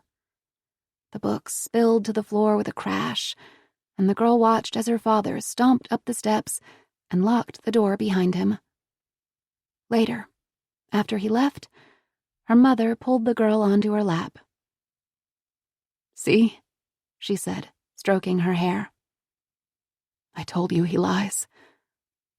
It's better not to get your hopes up. 22. Present day. Let me in! Wiley cried as she pounded on the back door. The woman with the hatchet had dragged the boy out of sight. The house was completely dark now. All the flashlights turned off and the fire had died out or had been extinguished. Tass had stopped barking, and the only sounds were Wiley's ragged breathing and the moan of the bitter wind that cut through her clothing like a knife. She couldn't stay outside much longer, but she had no weapon. Wiley weighed her options. She could make her way back to the barn, search for something to protect herself with, and then return to the house. Wiley knew there was no time for that. She had to get inside, had to get to the boy. She turned her head, shielded her face, and smashed an elbow into the glass, creating a fine spiderweb of cracks. But still the window held. Knowing that even the roar of the blizzard wouldn't mask the sound of breaking glass, Wiley hit it again, and this time the window shattered, sending shards flying. Holding her breath, Wiley reached through the window and flipped the lock. She opened the door and stepped into the mudroom, half expecting a hatchet to come swinging toward her head. But no one was there. No axe-waving maniac. No little boy. Not even Tass. Wiley moved to the kitchen and shut the mudroom door behind her. She quickly groped through the drawers looking for a weapon until she came across a butcher knife buried beneath a jumble of cutlery. The steel blade was nearly 8 inches long, but dull, blunted by years of use. It would do. Even in the short time that she'd been outside, the temperature inside the house had plummeted. Using the headlamp to guide her way forward, Wiley inched her way through the kitchen, taking small, hesitant steps. Wiley had one big advantage over the intruder. She knew this house, knew the layout, and knew the deepest recesses and darkest corners. She was halfway through the kitchen when she saw it. So imperceptible she almost missed it. The basement door. Open just a sliver, barely enough to slide a piece of paper through. The basement? Wiley wondered. Filled with cardboard boxes and old furniture, there were plenty of hiding spots. But why would an intruder take the boy down there? Wiley shuddered at the thought. She gently closed the door and locked it, imprisoning whoever was on the other side. If the boy and the woman were in the basement, at least she could contain them there for the time being. On weak legs, Wiley moved down the hallway, through the empty dining room to the living room, and paused. The fire was dead. Only a few orange embers glowed. Wiley slowly scanned the room, her heart lurching when the headlamp's beam landed on the sofa. There sat the woman, cradling the hatchet in her arms. Barely daring to breathe, Wiley crept forward, eyes fixated on the weapon in the woman's hands. "What do you want?" Wiley asked, knife at the ready. There was no answer, and Wiley raised her eyes to the woman's face. It was definitely the woman from the crash. She was wearing Wiley's coat, and one side of her face was grotesquely swollen, and the other side blackened with dried blood. The woman stared back in contempt. Wiley kept the knife raised and the narrow beam of the headlamp pinned on the intruder. It was 2 a.m. How had the woman survived all these hours out in the storm? It was impossible. "Stay away," the woman said, swinging the hatchet toward Wiley. "Jesus!" Wiley exclaimed, taking a step backward. "What the hell?" A sizzle of anger ran through her body. The woman had locked Wiley out of the house, would have gladly let her freeze to death, and was now swinging an axe at her head? All Wiley had done was try to help her. What was she up to? And where was the boy? And Tass? Fear hardened in Wiley's belly. Behind her, Wiley heard a small grunt. Afraid of what she was going to find, Wiley slowly turned just in time to see the boy, face pale and set with determination, swing the fireplace poker at her head. She managed to sidestep the blow, and the boy, laden down by the weight of the poker, stumbled to the ground. "Hey!" Wiley cried out. "What are you doing?" The boy looked up at her in defiance. Wiley reached down and easily wrenched the poker from his fingers. The woman tried to rise from her spot on the couch, but Wiley pushed her back and grabbed the hatchet. The woman gasped in pain, and Wiley watched in disbelief as the boy scrambled from the floor and onto the sofa, throwing his body across the injured woman. Wiley's first inclination was to haul the woman out of the house, but she could see fear on the boy's face. It wasn't the woman he was afraid of. It was Wiley. "I'm not going to hurt you," Wiley said in exasperation. "I'm not going to hurt anyone." The woman glared at Wiley, and the boy buried his face into the woman's chest. "Jesus," Wiley murmured. "Look at me. Look at me," she said more forcefully. The boy cautiously peeked up at Wiley. "Look, I'm putting these away, see?" Wiley moved, stood on tiptoe, and placed the weapons atop a bookshelf. Wiley returned and showed her empty hands to the boy and the woman. She still didn't trust the woman, but was confident she could overpower her if she tried another attack. "I see how you are trying to protect her. This is your mom, right?" The boy stared at Wiley for a long moment and then gave a barely perceptible nod. "Shh," the woman hissed. "Don't talk." "You need to shut up," Wiley snapped at the woman. "I don't know who the hell you are and why you felt the need to come at me with an axe, but you're hurt and you need help. I will help you, but if you pull that crap again, I'll toss you out in a snowbank." Wiley then spoke to the boy. "Do you want me to help your mother?" This time, Wiley didn't wait for him to respond. "First thing we need to do is get her warmed up. It's freezing in here. Help me cover her up with more blankets." Wiley took a step toward the sofa, and the boy scrambled to his feet, blocking her way. Wiley closed her eyes and mentally counted to 10. When she opened them again, she made sure her voice was calm, measured. "Haven't I taken good care of you so far?" Wiley asked. I brought you in from the cold. I've kept you warm, fed you. I'm going to do the same for your mother. I promise. A flicker of uncertainty flashed in the boy's eyes. Wiley lifted a flashlight from the end table, flipped it on and held it out to him, hoping he wouldn't decide to use it as a weapon against her. The boy snatched it from Wiley's hands and held it to his chest. You tuck these blankets around her, Wiley said, nodding toward the knot of blankets that had slid to the floor. I'm going to get some more quilts. We need to get her warmed up as quickly as possible. Wiley watched for a moment as the boy gently arranged the blankets around his mother. The woman didn't protest, but she kept her uninjured eye on Wiley. Wiley had no clue as to the severity of this woman's injuries. All they could do was try to keep her comfortable and hope that the storm passed soon and that help arrived quickly. Where's Tess? Wiley asked, suddenly remembering the dog. Guiltily, the boy pointed toward the kitchen. Wiley rushed to the basement door, slid open the lock, and called down into the dark. Tess, here! It's okay, you can come up! Wiley coaxed. Tess cautiously ascended the stairs, then went directly to his dog bed and lay down. He won't hurt her, Wiley assured the boy. I promise. Wiley hurried up the stairs and to the bedroom. She didn't know this woman, couldn't trust her. Wiley felt along the top shelf of the closet until she found her gun, loaded it, and slid it into her pocket. In the hallway, she opened the linen closet where stacks of dusty, slightly musty-smelling quilts were stored.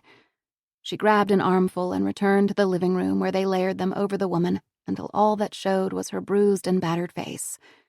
The boy snuggled in next to her. Who are you? Wiley asked the woman. Where were you trying to get to? The woman stayed resolutely quiet. Listen, we're stuck here together until the storm is over. The least you can do is tell me who you are and what you were doing out in the blizzard. We'll leave as soon as we can, the woman said thickly. And how do you think you're going to do that? Wiley shot back. Your truck is totaled. The roads are impassable and you are hurt. We'll manage, the woman said shortly. Well, once the phone works again, we'll call 911. They'll get help out here as soon as they can. No police, the woman said. And for the first time, Wiley saw true fear on her face. If you do that, we'll leave. We'll leave right now. The woman pushed the blankets aside and tried to get to her feet, but was too weak. Wiley shook her head in frustration. Never mind. We can't call anyone right now anyway. We'll worry about that later. All they could do now was wait out the storm. But in no way did Wiley trust the woman. There were too many unanswered questions. Wiley threw the last remaining scraps of wood into the fireplace and sat on the floor, facing the sofa where the woman and boy were cocooned. She watched over them, hand in her pocket, fingers wrapped around the loaded gun. 23. August 2000. 3 hours after the Blake County Sheriff's Department requested their assistance, Agent Camilla Santos sped down the dusty gravel, but slammed on the brakes when she crested a hill to find a tree growing in the middle of the road. What the hell? Santos exclaimed as her passenger, Agent John Randolph, braced his hands against the dashboard. The black sedan fishtailed and skidded to a stop. The 2 Iowa Department of Criminal Investigation agents stared up at the massive tree. Damn, Randolph said. That's not something you see every day. Santos inched the sedan around the scaly gray-green trunk of the 80-foot tree. They need a warning sign or something, she agreed. They crossed a small creek, rounded a corner, and the house came into view. At first glance, it looked like dozens of other white farmhouses they had seen on their trip from Des Moines to rural Blake County, but the flurry of activity ahead let the agents know they were in the right spot. Santos slowly drove past dozens of parked vehicles and small teams of searchers wading through the tall grass in the ditches that lined the road. The searchers, grim-faced, paused to watch them creep past. Hope they didn't trounce all over the crime scene, Randolph worried. Double murder. 2 missing kids. Everyone has to be in a panic, Santos said, as she pulled up behind a rusty Bonneville parked on the side of the road. I was assured that the sheriff here has everything under control. Why are you stopping here? Randolph asked, not relishing the long walk up to the crime scene in this heat. I want to get the lay of the land, Santos said as she stepped out into the hot glare of the sun and surveyed the surroundings. The only buildings in sight were the ones on the Doyle property. A house, a silo, a large barn shedding red curls of paint, a few other outbuildings, surrounded on all sides by mature cornfields. Remote, isolated. Santos, compact and strong like a gymnast, was a 20-year law enforcement veteran who joined the Iowa Department of Criminal Investigation in 1995 after relocating to Des Moines from Kansas City. She quickly rose in the ranks and was the lead investigator on many high-profile cases that included murders or missing persons. This case had both. Randolph was the younger of the two, wore a suit jacket and red and blue striped tie. His dress shoes were polished to a high sheen that wouldn't last long on these dusty roads. Randolph was so much taller than his counterpart that the woman had to crane her neck to look up at him.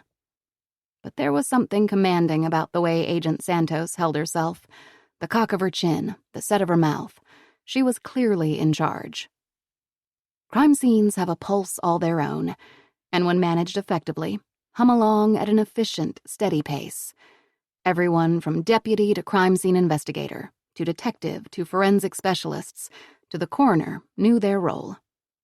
Santos was assured that the main crime scene, the house, the outbuildings, and the Doyle's cornfield were all secure and being searched only by law enforcement. This was key. But the area outside the crime scene perimeter was important too. Normally, volunteer searches were not activated so quickly, giving law enforcement more time to get a sense of what happened and keep the distraction of managing those with good intentions at a minimum. Yes, the locals had organized quickly. But Santos also knew that volunteer searchers could be invaluable in situations like these, especially when the search area was vast and manpower limited. Local folks knew the terrain, knew the nooks and crannies that outsiders wouldn't be familiar with. Cognizant of the curious eyes that followed their trek toward the house, Santos studied faces, body language. It wasn't unusual for a perpetrator to insert him or herself into the middle of a case, in hopes of staying ahead of the investigation. Men in coveralls and dusty boots stood in clusters, shaking their heads. Women in t-shirts and shorts wore sunglasses to hide their tears.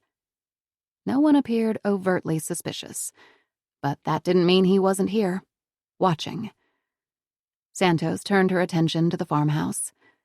It was old, in need of a coat of paint.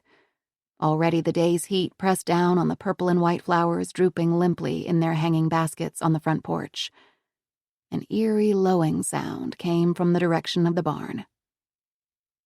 Though the house gave no outward indication that something terrible had occurred here, Santos could feel a sense of dread rising from the earth, shimmering with heat. Someone was handing out pictures of the missing teens. Agent Santos took a flyer and examined it.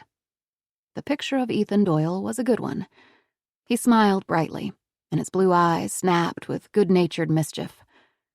Santos turned her attention to the picture of Becky Allen. Pretty girl. While most girls this age appeared awkward and hadn't quite settled into their features, Becky conveyed an air of maturity, confidence. "Hello," the woman handing out the flyer said. "Thank you for coming. If you could please sign in here, we'll—" "We're with the state police," Santos said. "Oh," the woman faltered. "I was telling the deputy here that the other night I saw a strange truck parked on the gravel road right over there." She turned and pointed just beyond the Doyle's cornfield. "What's your name?" Agent Santos asked. "Abby Morris. I live out that way." She turned and pointed toward the north. "I'm Deputy Robbins. I wrote down her account," Levi said, patting a bulge in his shirt pocket where it held a small notebook. "Make sure we get a copy of it," Santos said. "I'm looking for Sheriff Butler," Santos said. Levi nodded and said, "It's a bit of a walk." "Good thing I have my walking shoes on," Santos said. Levi gave a hesitant smile, not sure if he had offended the agent. When she didn't smile back, he let the grin fall away. "He's this way," Levi said, and started walking toward the back of the house. "A deputy found it about 30 feet into the cornfield." "Anyone touch it?" Santos asked. "They said they didn't. Someone ran to get me, and I hightailed it into the field and cleared everyone out of the area." "Good," Santos said. The red barn loomed over the property. You could fit 3 of her house easily inside the sagging building. Santos was a city girl, grew up in Kansas City, and now lived in the heart of downtown Des Moines, but knew that zip code was no exemption from violence and death.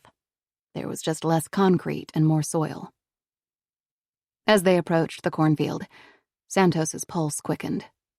She had been in meth houses and down dark alleys, but as they stepped into the corn, the tall stalks towered over her. At the top of each, a spiky tassel poked the sky. In the space of a few steps, the field had swallowed her whole. Santos felt a wave of apprehension. As they pushed through the corn, Santos could imagine the terror that Josie Doyle must have felt as she hid from her attacker. No matter which direction you looked, left or right, there was another identical stalk in front of you. Santos lifted her neck and squinted upward. The sky was as vast and endless as the field seemed to be. Insects buzzed past her ears. The sweet smell of corn filled her nose. Soon the murmur of the breeze through the stalks was replaced with a dry cough. A few steps farther, and Sheriff Butler's khaki uniform came into view.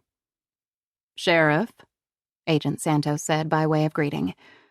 Butler turned toward her and then stepped aside to reveal what had been discovered by the volunteers.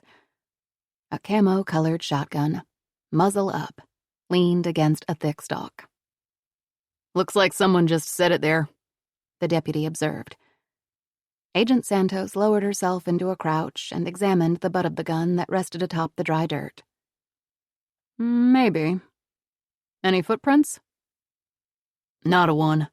The ground is too hard-packed," Sheriff Butler said. "But there's a lot of trampled stalks. Squares up with what Josie said about being chased through the field." Agent Santos lifted a pinch of soil from the ground and rubbed it between her fingers. "Why would he leave the weapon behind?" "Trying to ditch it?" Levi suggested. "He was trying to hide it in a hurry." "Who is he?" Butler asked. "A stranger? Then where are Ethan Doyle and the Allen girl? If he took the 2 of them with him, wouldn't he need the weapon to help control them? Same case if you think Ethan is the suspect. Wouldn't he need the gun to make Becky comply?" Agent Santos lithely got to her feet. "We need to get organized. Figure out what we know and need to know. Get a command post. How far is the sheriff's office from here?" Sheriff Butler shook his head. "It's about 30 miles away. Too far. The department has a remote command post, but it's being used on the far end of the county for a train derailment. I was thinking, how about the old church off Highway 11? It's only a few miles from here." "Fine," Santos said. "We need to talk to the survivor and the parents of the missing girl." "We got the basics from Josie Doyle," Butler said. "She mentioned a strange truck hanging around earlier in the day." "Any names come up?" Randolph asked. "Nothing that seemed too suspicious. Just a few people that the girls came into contact with yesterday," the sheriff said. "Brock Cutter, a local kid, and the Henleys. They live about 2 miles from here on Oxeye Road." "Okay," Santos said. "Agent Randolph can help get the command center set up. Sheriff, have someone go talk to the Henleys and this Cutter kid. I'll go meet with the Allens. Once Josie Doyle is given the green light by the Ducks, we need to interview her more thoroughly. Let's plan on meeting at the church at..." Santos looked at her watch. 4 p.m. Everyone nodded. "Bag the shotgun and enter it into evidence and go talk to Brock Cutter," Butler ordered Levi, handing him the department's evidence camera. "Yes, sir," Levi said, as Sheriff Butler and the agents disappeared into the stalks.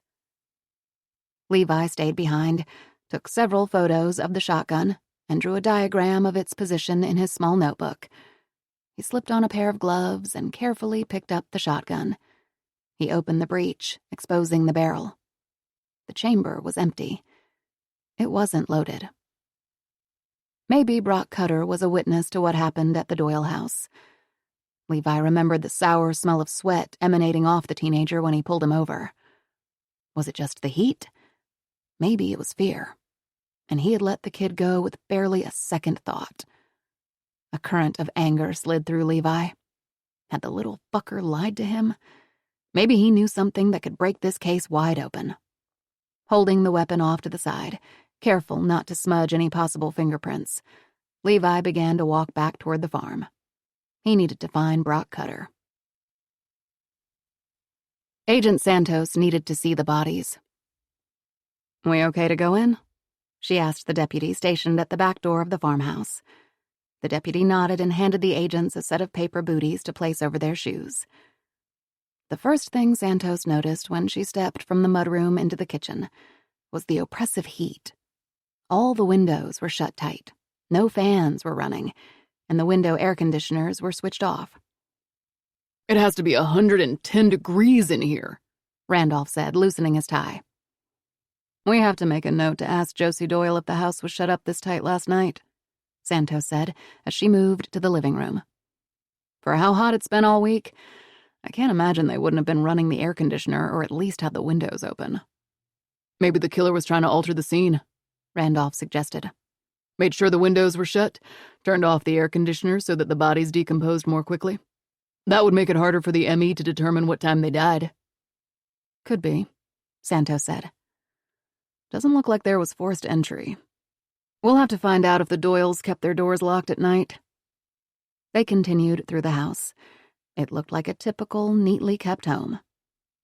"Do we know how many guns were kept in the house?" Santos asked a nearby deputy. "According to Matthew Ellis, the grandfather, the Doyles had several guns in the house," the deputy said. "Most families around here do. Matthew thought they had 3 or 4. "Do you know what kind of guns they are?" Agent Randolph asked. The deputy checked his notepad. "He said he thought they had a pump-action shotgun for deer hunting, a 20-gauge, and a BB gun. Possibly a 12-gauge, too."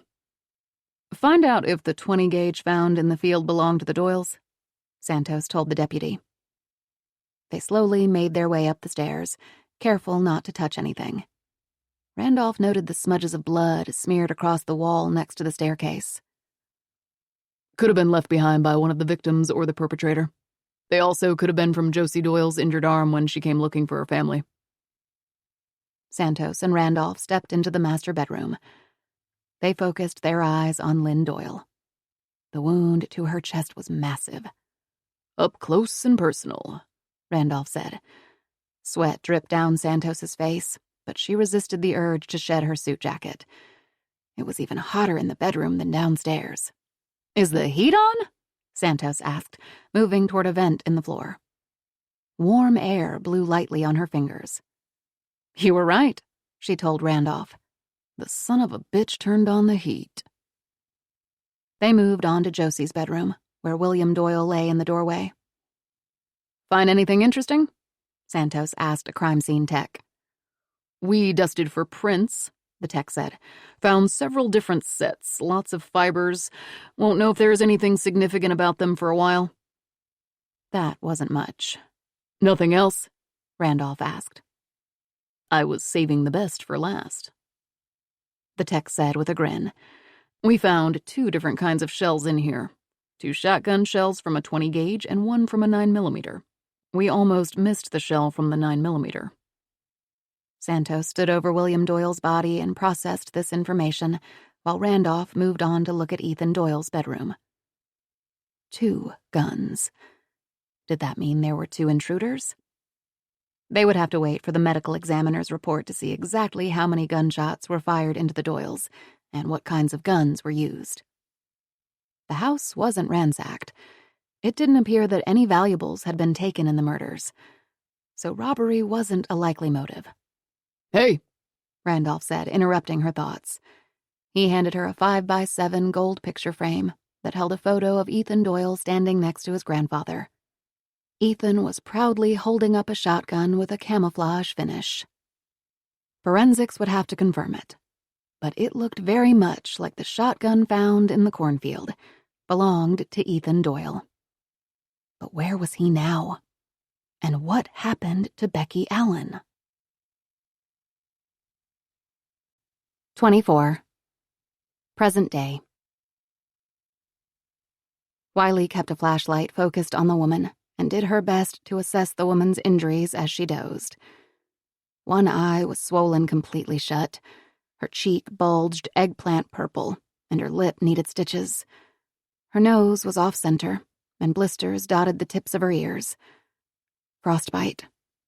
The woman somehow managed to make it to the tool shed and then to the house. That was a good sign, but she needed medical help. The dark and cold were all-encompassing, but the boy wouldn't leave his mother's side. He curled up next to her, once in a while murmuring softly in her ear. So the child could talk, Wiley thought. She had done her best to get more information from the boy by peppering him with questions. "What's your mom's name?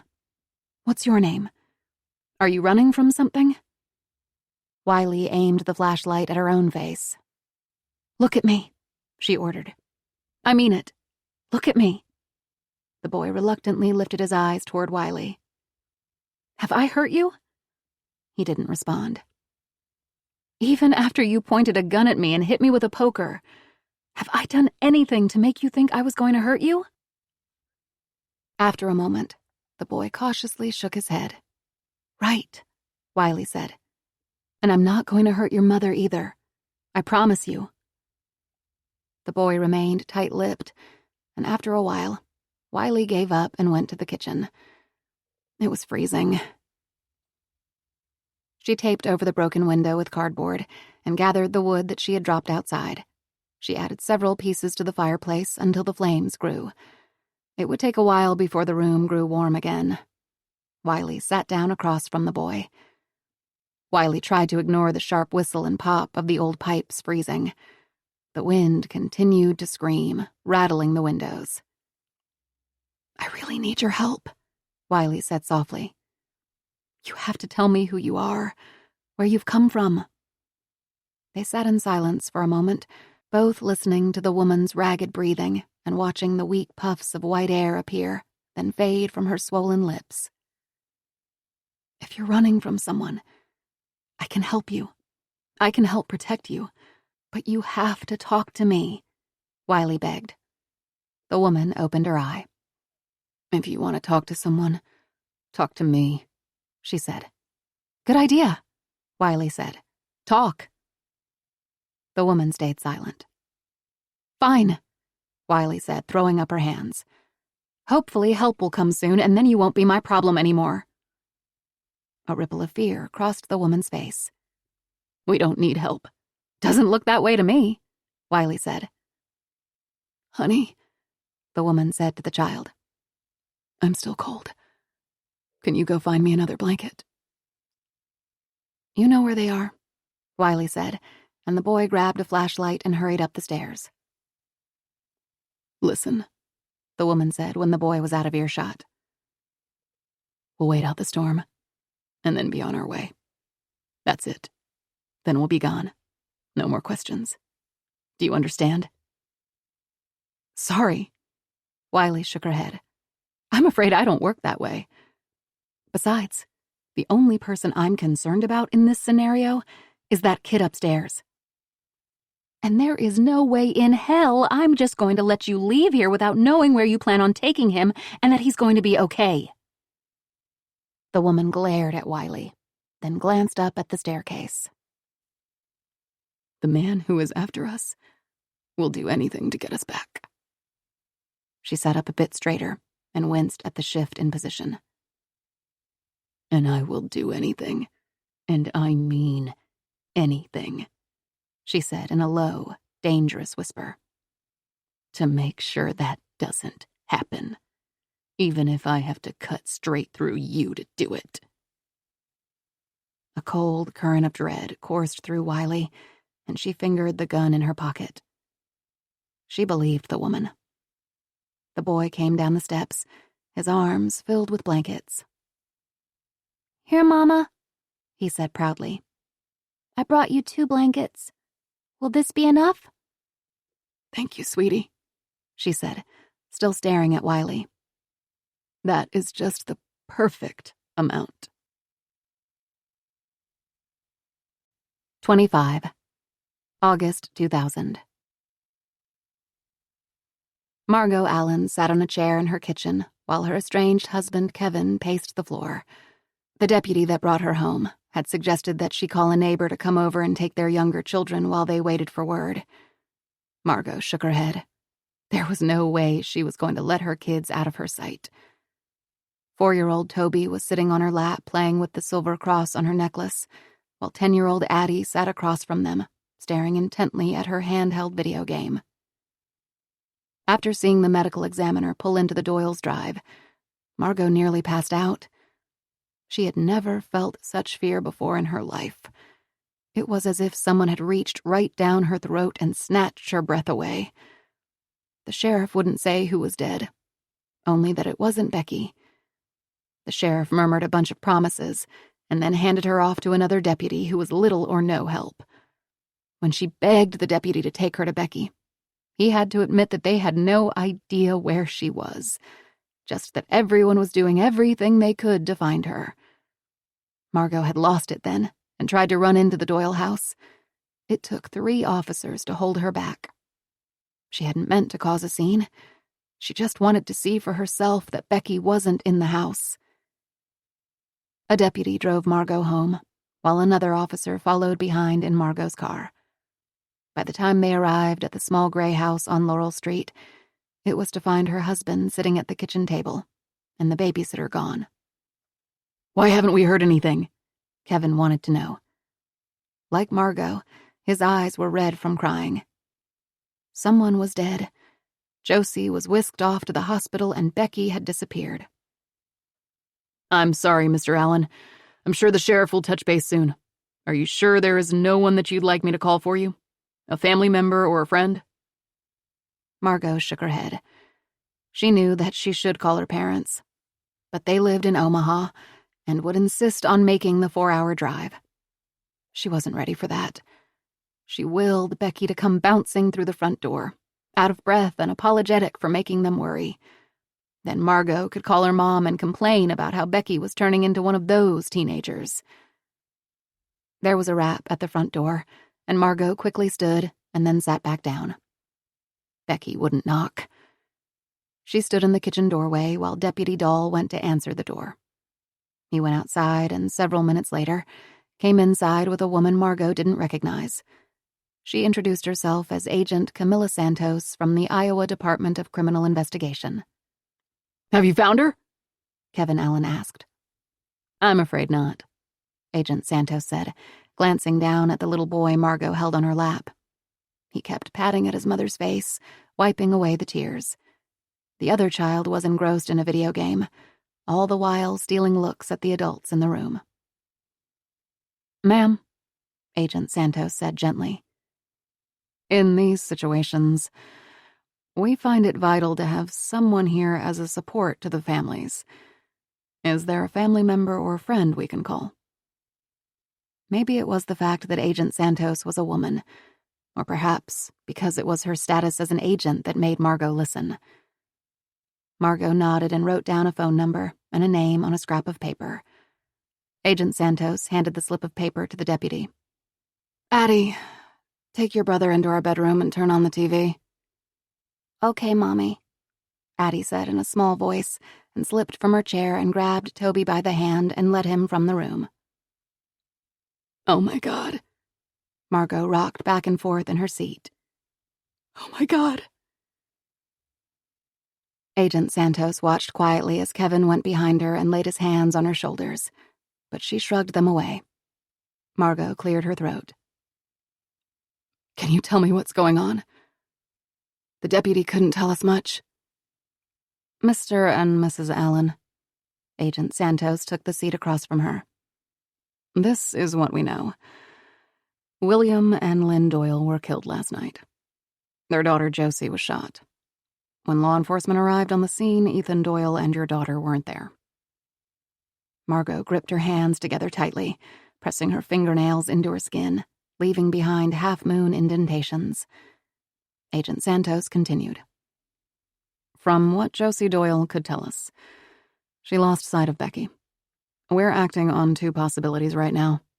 1, Becky ran away and is hiding somewhere. And 2, the perpetrator took Becky with him.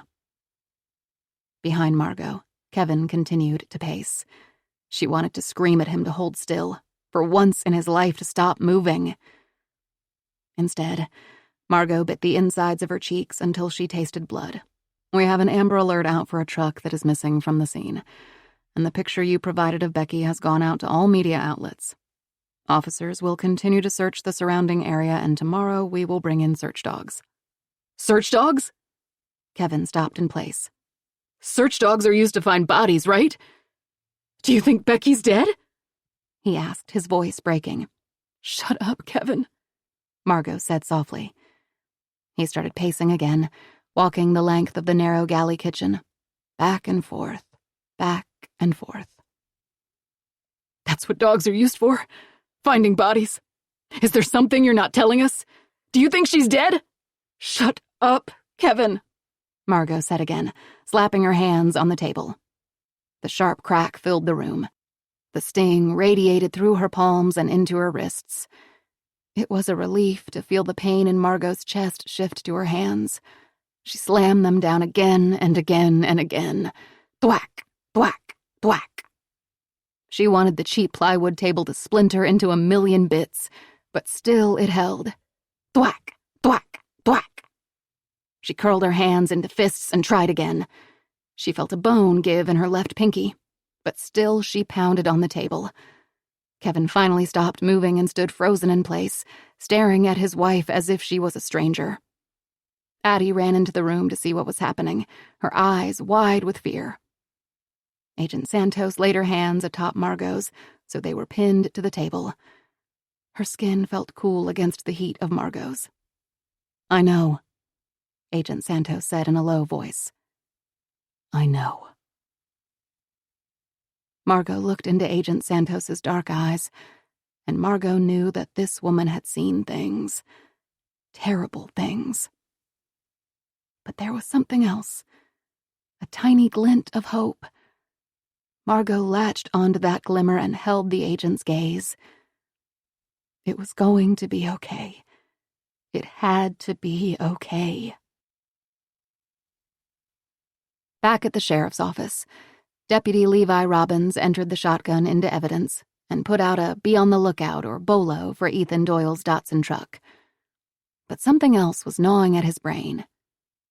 Brock Cutter and Ethan Doyle were friends. Josie said they had seen Brock earlier that evening. It was after 1 a.m. when he pulled Cutter over for speeding, and he was coming from the direction of the Doyle farm. Levi knew he should have spoken up about pulling Brock over, but decided to wait until he heard what the kid had to say. Levi hoped he hadn't missed something important. He headed toward the Cutter farm, but lucked out and saw what looked to be Brock's truck parked at the gas station. Levi swung into the lot and pulled into a spot at the far corner. The heat rose from the concrete in waves and had putrefied whatever was in the garbage can so that it emitted a foul smell. Levi leaned against Brock's truck and waited. Brock exited the gas station with a Gatorade under one arm, sauntered toward his vehicle, and did a double-take when he saw Levi.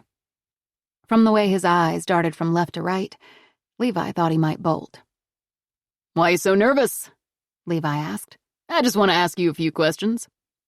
About what? Cutter said suspiciously. He didn't look well, unkempt and tired. Pretty much how Levi felt himself. About the murders at the Doyle farm, Levi said, watching Cutter carefully. His shoulders sagged. Yeah, I heard. It's really sad, Cutter said. Did they find Ethan and that girl yet? So you know Ethan Doyle?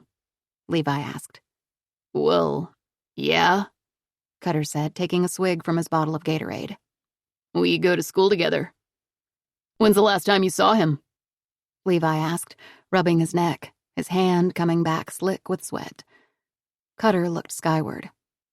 It's been a while. We got in trouble at the beginning of summer for fighting. Against each other? Levi interrupted. No, together. We ran into some jerks. Got in a fight. It was nothing. Cutter shook his head regretfully. Our parents said we couldn't hang out anymore. The kid was lying. Or Josie Doyle was. Levi couldn't think of a reason why the girl would lie about seeing Brock Cutter on the day her parents were murdered. Levi wanted to see how far Brock would take the lie. But I stopped you not far from his house last night. What were you up to? Levi asked. You sure were going fast. I told you. I was late coming home. My dad was going to be pissed, Cutter said defensively. You were at a movie, right? What movie? Levi probed. Scary movie, Cutter said. I went with my cousin, Rick. You can call him. Levi nodded. Yeah, I'll do that. So, any ideas where Ethan might be? Cutter shook his head. Nah, man, like I said, we hadn't seen each other in a long time. Last I heard, he was grounded. How about you give me your best guess? Levi pushed. I don't know. He liked to go fishing. Maybe the pool. He dated Kara Turner for a while. Maybe over there, Levi said, then drained the last of his drink. That's all I can really think of. Okay, Levi said, letting Cutter's lie drop for now. He'd get him into the station for a formal interview tomorrow. Pin him down then. In the meantime, he'd keep a close eye on Brock. Follow him. Maybe he'd lead him right to Ethan Doyle. If you think of anything else, give me a call. Got it? Levi said pointedly. Sure thing, Cutter said, dropping his drink into the garbage can. I hope you find him. Me too, Levi said as Cutter walked away. The kid is lying, Levi thought. But why? Was he protecting Ethan Doyle or himself? 300 miles away, not far from Leroy, Nebraska, Nebraska State Trooper Philip Loeb was traveling west on I-80. He had received an alert to be on the lookout for a 1990 silver Datsun pickup truck, and damned if there wasn't one in his rearview mirror. That was some bad business over in Iowa. 2 dead, 2 missing. Of course, he'd have to get a better look, run the plates. It was probably a false alarm. They usually were. Loeb slowed his cruiser, hoping that the truck would come up beside him to get a look inside. But as he reduced his speed, so did the truck. Several vehicles passed the trooper, but the silver truck lagged farther behind. Interesting. Loeb couldn't get a good look at the occupants in the truck from his vantage point, but he could see there were 2 people in the cab. His pulse quickened. He needed to get behind that truck. He called dispatch with his position, but the closest trooper was 40 miles away. Loeb didn't want to wait that long for backup to arrive, but also knew that the lives of 2 teens could be at stake.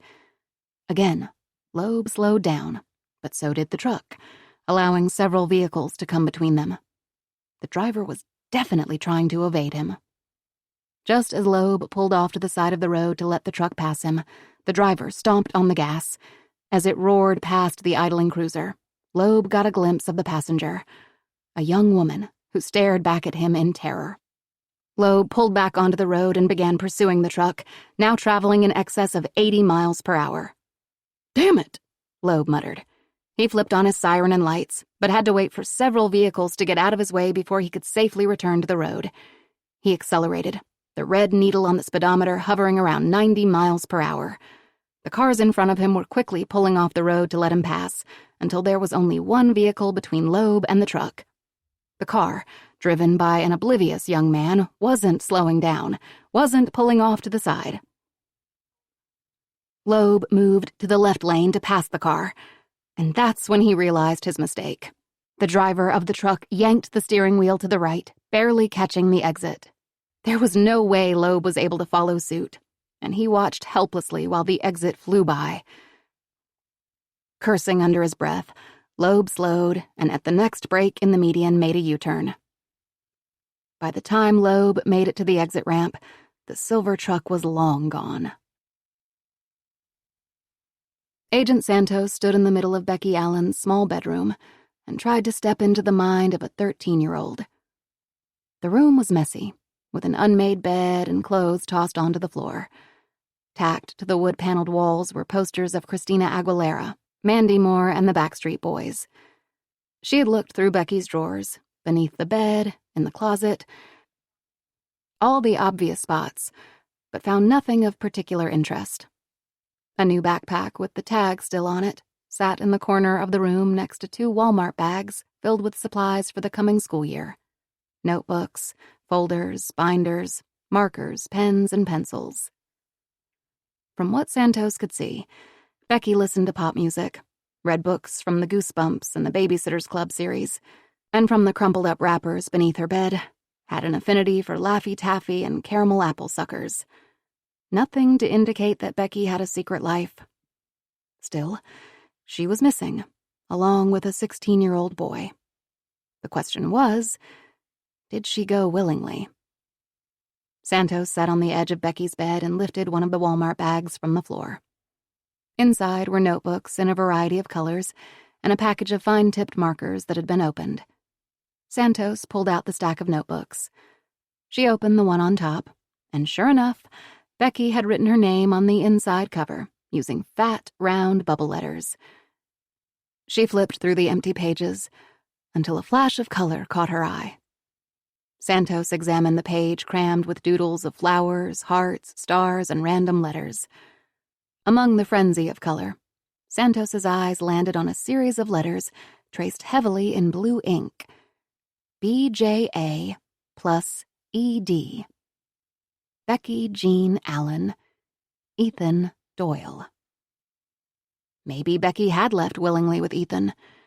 Young love gone rogue? Another Bonnie and Clyde or Charles Starkweather and Carol Fugate. Star-crossed lovers who went on deadly crime sprees. Santos had a few more questions for Margot and Kevin Allen. Not relishing having this conversation with the Allens, Santos carried the notebook back to the kitchen. Elbows on the table, Margot was resting her head in her hands, and Kevin was talking on the phone, his voice breaking with emotion. Kevin quickly disconnected his call and, wiping his eyes, said, "My sister. I was telling her what was going on." "We need to keep the lines open," Margot said sharply, "in case Becky calls." Kevin began to argue, but Santos interjected by holding up Becky's notebook, opened to the page of doodles, then set it on the table in front of Margot. Kevin peered over Margot's shoulder to get a better look.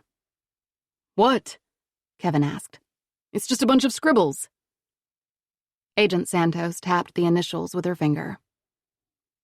BJA plus ED. Did Becky and Ethan have any kind of relationship? She asked. "Relationship?" Margot repeated indignantly. "She's barely 13. 13-year-olds don't have relationships. They have crushes." "I'm sorry, I have to ask," Santos said. "Is there any chance that Ethan Doyle may have reciprocated? Felt the same way about Becky." "Ethan Doyle is what? 16 years old?" Kevin asked with disgust. "What 16-year-old wants to hang out with a kid going into the 8th grade?" "They don't," Margot said, her voice shaking. "Not any normal 16-year-old. Are you saying that Ethan Doyle did this? That he murdered his parents and took Becky?" "I'm not saying that at all," Santos said. "But we have to look at all angles, all possibilities. I need to know if you have any knowledge of a relationship, any connections between Becky and Ethan beyond Ethan being her best friend's brother." "No, nothing," Kevin said immediately. But Santos was watching Margot. Her expression said something different. "Mrs. Allen?" Santos prompted, but before she could respond, the deputy came into the room and pulled her aside. "What?" Margot asked fearfully. "What is it?" "I have to step out for a moment," Santos said. "I'll be back." "What happened?" Margot cried. "Did you find her? Oh my God, please, I can't take this. You have to tell me." Kevin crouched down next to Margot and put his arms around her. This time she didn't pull away.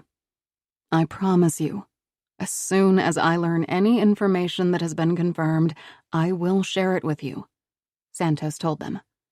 Lots of tips that come in end up being irrelevant. It's our job to sift through them all. I know it's hard, but please be patient. I will keep you informed, I promise. Agent Santos left the room with Margot Allen's sobs trailing behind her and stepped outside to call Randolph. What's going on? Santos looked around to make sure she was out of earshot. Just got word that a truck matching the description of Ethan Doyle's truck was spotted heading west on I-80 over in Nebraska, Randolph said. Still waiting for confirmation. Got it, Santos said. I just need to ask the Allens a few more questions, and then I'll head over to the church. This could be it, Randolph said. Could be, Santos murmured. See you soon. Finding the truck would be huge, but who they found inside the truck, that would be key. Hopefully, Ethan Doyle and Becky Allen would be safe and the perpetrator apprehended. She prayed the two had nothing to do with the murders. Josie Doyle and both families needed a happier ending than that. But Santos knew that crimes as gruesome as this left behind more than just physical carnage. No matter what was found in that truck, the Doyles and the Allens would never be the same. 26. The girl peeked outside and could see the trees swaying in the wind, sweeping the gold and red and yellow leaves from branches. They scuttled across the grass, racing each other until they rested in piles in front of the window. The room was chilly and the girl was restless. There was nothing on television, and she was tired of drawing pictures. She eyed the box of books that sat in the corner next to the bed. She hadn't touched them since the day her father had brought them. She was still angry that he hadn't brought a dog like he promised. But now she was bored, and even a box of old books was better than just looking out her sliver of a window. Once again, a moldy smell rose from inside the box when she opened it. Though she didn't want to admit it, a flutter of excitement danced in her stomach. The girl liked books, liked escaping into stories and pictures, and here was an entire box filled with books she'd never seen before. A bit of the iciness she felt toward her father melted. "We're almost out of food," came her mother's voice from across the room. The girl continued to sort through the box. There were picture books, one with the illustration of a man holding an umbrella to cover his head while food fell from the sky, and one with 2 hippos named George and Martha. "This is it," her mother said. "This is all that's left. This and a little bit of peanut butter." The girl looked up from a book that showed a naughty little boy holding a purple crayon. Her mother held up a can of soup and a sleeve of crackers. "He'll come soon with more," the little girl said. She wasn't worried. Her father always came with groceries. She didn't always like what he brought home, but they always had something to eat. For supper, they had the soup. Her mother let her open the can using the opener and pour it into the glass bowl and add the water. She even let her press the buttons on the small microwave to heat it up. "We'll save the crackers for later," her mother said. They ate. The girl went back to the box of books. The next morning for breakfast, they each had 3 crackers. At lunchtime, they each ate 2 with peanut butter. Still, the girl's father didn't come.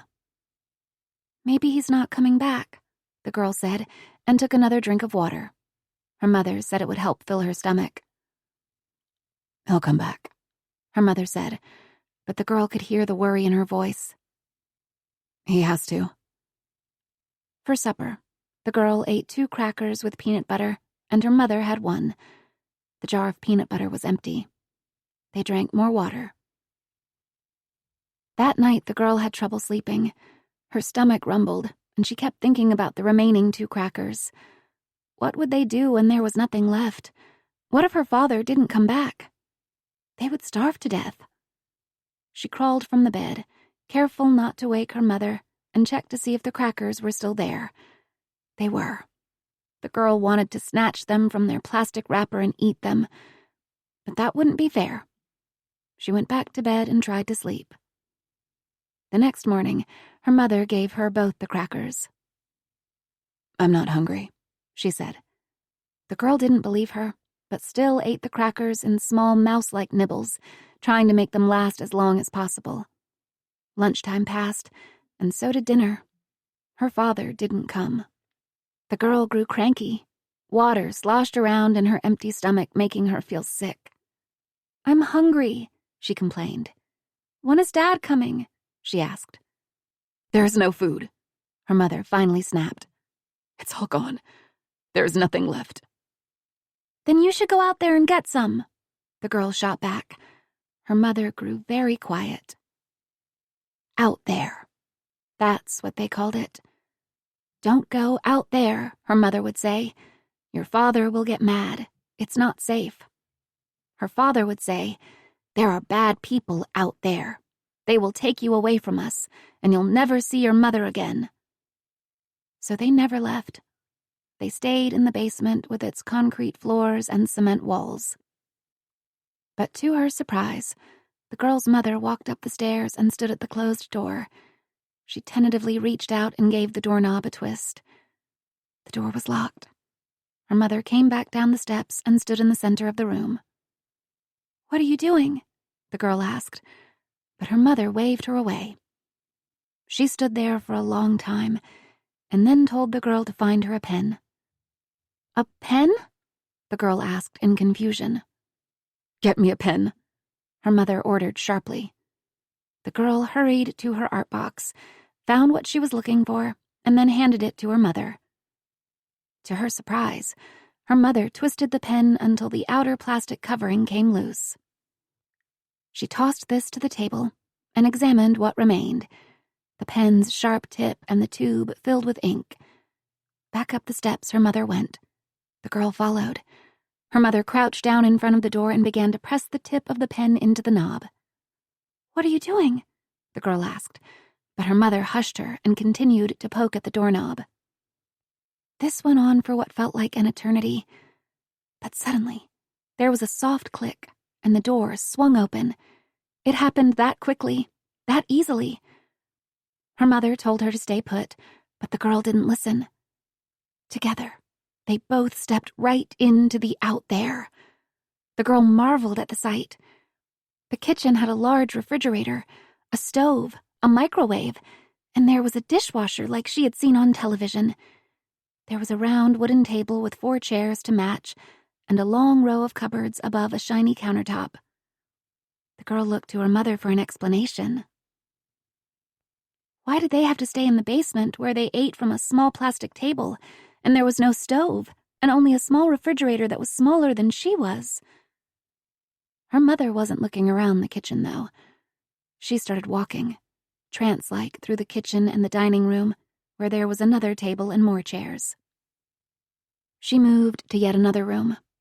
This one had not just one, but 2 sofas and a chair to match, a television and a tall, slender clock that nearly went to the ceiling. All the windows in this room were covered with heavy shades.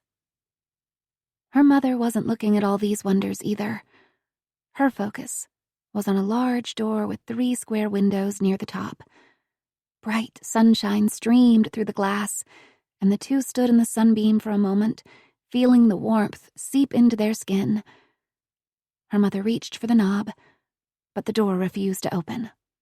She fingered the brass lock below the knob, then twisted it to the right. She tried the knob again. The door squeaked open. It was like looking into a picture book. There were so many colors and scents and sights that the little girl had never seen before that she was momentarily stunned. Without thinking, she moved from the house onto the concrete front steps. The air was cool but warmer than the basement. The sky was blue, and the sun was warm and the color of honey. The trees were covered in jewel-colored leaves, and all around them were golden fields for as far as she could see. And there was a lane that led from the front of the house all the way up to the road that went somewhere. To the mountains, to the ocean, to the desert, somewhere far from here. The world outside was quieter than she imagined. There was the soft rustle of the cornstalks as a breeze swept across the fields, the muffled buzz of green grasshoppers, and the whir and warble song from barn swallows. She bent down to pick a pretty yellow flower when she was jerked back by her arm. She was pulled back into the house, and her mother shut the door and twisted the lock. "We can't go out there," her mother said.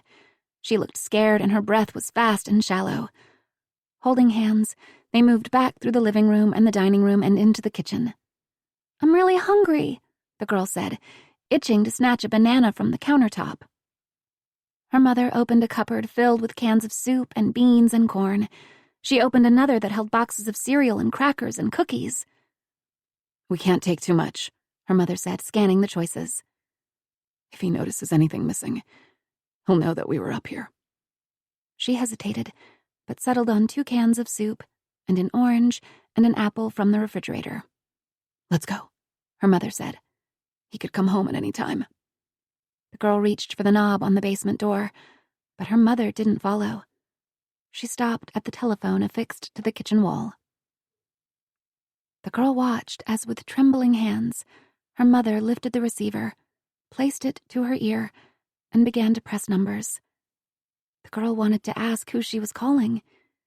They didn't have a phone downstairs. She had seen one only on television. But her mother seemed to know what she was doing. A soft trill came from the phone, and then a woman's voice. "Hello?" she said. "Hello?" A deep sadness settled onto her mother's face, and she quietly hung up the phone. Carrying their small stash of food, they moved through the basement door, her mother pausing to engage the lock. They walked downward, and at the bottom, her mother sat on the bottom step and began to cry. The girl sat at her feet. When her mother finally stopped weeping, she wiped at her eyes and said, "Don't tell your dad about this, okay? It will be our little secret." The girl liked the idea of having a secret with her mother, so she nodded, and they pinky promised. But 2 questions remained on her tongue unasked. Why hadn't they ever gone outside before? And what was stopping them from doing it again? 27. Present day. So the woman and the boy were running from an abusive man. It made sense. Fleeing in the middle of a blizzard, her desperation to stay hidden, her paranoia. "The police can help you," Wiley said, sitting down across from them. "Once the storm stops, we'll go to the sheriff." "No," the woman said, shifting in her seat painfully. "You don't understand. He's going to come for us. You don't know what he's like." Wiley couldn't disagree. She didn't know what this woman had gone through, what kind of man she was married to. Her ex, for all his faults, wasn't an abusive man, just a stubborn, self-absorbed jerk. Wiley, in the course of researching her books, had come across some of the most possessive, abusive spouses and partners out there. No, Wiley didn't know what this woman had endured in her relationship, but she could empathize. "Why don't you tell me your names?" "Tell me his name?" Wiley asked. "So when the storm lets up, I can go with you to the police and they can help keep you safe." "I can't." The woman shook her head. "I can't say anything. Not until we get far away from here." "You've got to trust someone sometime," Wiley said in exasperation. "Why won't you trust me?" The woman got to her feet. "Come on," she said to her child. "We're going." Wiley laughed, but then saw that the woman was serious. "Where do you think you are going?" Wiley asked incredulously. "Your truck went up in flames. You're injured, and you think you're going to drag your little boy out into this storm? No way." "I'm not a boy," came a small, defiant voice. "What?" Wiley asked, looking at the child. "What did you say?" "Shh," the woman said, glaring at the child. "Don't talk." "I'm a girl," the child repeated more forcefully, running a hand over her shorn head. Wiley was dumbstruck. She had been working under the assumption that she had found a little boy lying in her front yard. "What's your name?" Wiley asked. The girl looked about to speak, but her mother cut her off. "Don't tell her." "I mean it," the woman said fiercely, tears springing to her eyes. "I'm sorry," the girl said, leaning into her mother. "I'm sorry." "Do you see now?" the woman asked. "Do you think I would cut my daughter's hair like that just because I wanted to leave my husband? Do you think this is just some custody battle that got out of hand?" The woman was yelling now. "If he finds us, he will kill us." She paused, trying to gather herself. "Or worse, he'll take us back home." The woman pulled up the sleeves of her sweatshirt. A wreath of scabs encircled each wrist. Wiley was at a loss for words. The wounds on the woman's wrists looked like she had been tied up with something. Rope or zip ties or handcuffs. Clearly, the woman and her daughter were desperate and terrified. They were literally running for their lives. Who was Wiley to drag the details from this poor woman? They'd be safe here. As awful as her husband sounded, Wiley didn't think he would break into a stranger's house to retrieve his wife and child. He couldn't be disturbed enough to do that, could he? Wiley would give her some space. Let her rest. And when the storm passed, she would put the woman and her daughter in her Bronco and drive them directly to the sheriff's office. As for the child, her earlier behavior made so much more sense now. Finally, the girl was opening up to Wiley. She was finally trusting her. And maybe, even if her mother wouldn't tell her their names, where they came from, the little girl would eventually share their history. 28. August 2000. Sheriff Butler parked in front of the Henley residence and examined the weedy yard and the crumbling front steps. The house's gray exterior was pocked and blistered and in need of a coat of new paint. Butler navigated the broken front steps onto the front porch, the rotten wood groaning beneath his feet, and knocked. There was no answer. He had met June Henley only a few times over the years. He knew that June and her late husband farmed for decades, but that June sold the cropland soon after her husband's death several years before. He remembered June as a friendly, sociable woman, and didn't relish the thought of having to question her about Josie and Becky visiting their property the day before, but it had to be done. The couple had one son, Jackson, who was a pretty decent baseball player back in the day, enlisted in the Army after high school, and then spent some time in the military. His last stint was during the Gulf War in '90. When Jackson's tour ended, he came home and started his ragtag salvage business.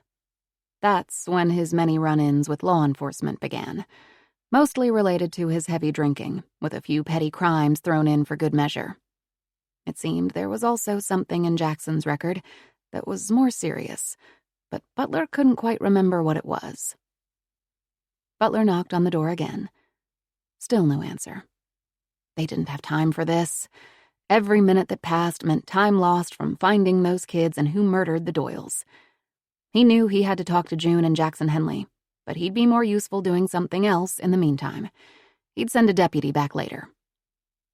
Butler climbed back into his vehicle and drove slowly down the drive to where the lane widened and he could turn the car around. He passed rows of broken-down vehicles and farm equipment piled on top of each other like carcasses. It was downright eerie, Butler thought, as he swung the vehicle around and drove around a mountain of black rubber tires baking in the sun. The house came back into view, and Butler saw a white pickup parked in front of the house. Butler pressed on the brakes and squinted through the bright sunshine to see a tall, grizzled man with close-cropped, dusty black hair helping an elderly woman up the porch steps. June and Jackson Henley. When Jackson opened the front door, he looked over and spotted the sheriff's car idling in the drive. His eyes widened in alarm. "Hey there, Jackson," Butler said casually.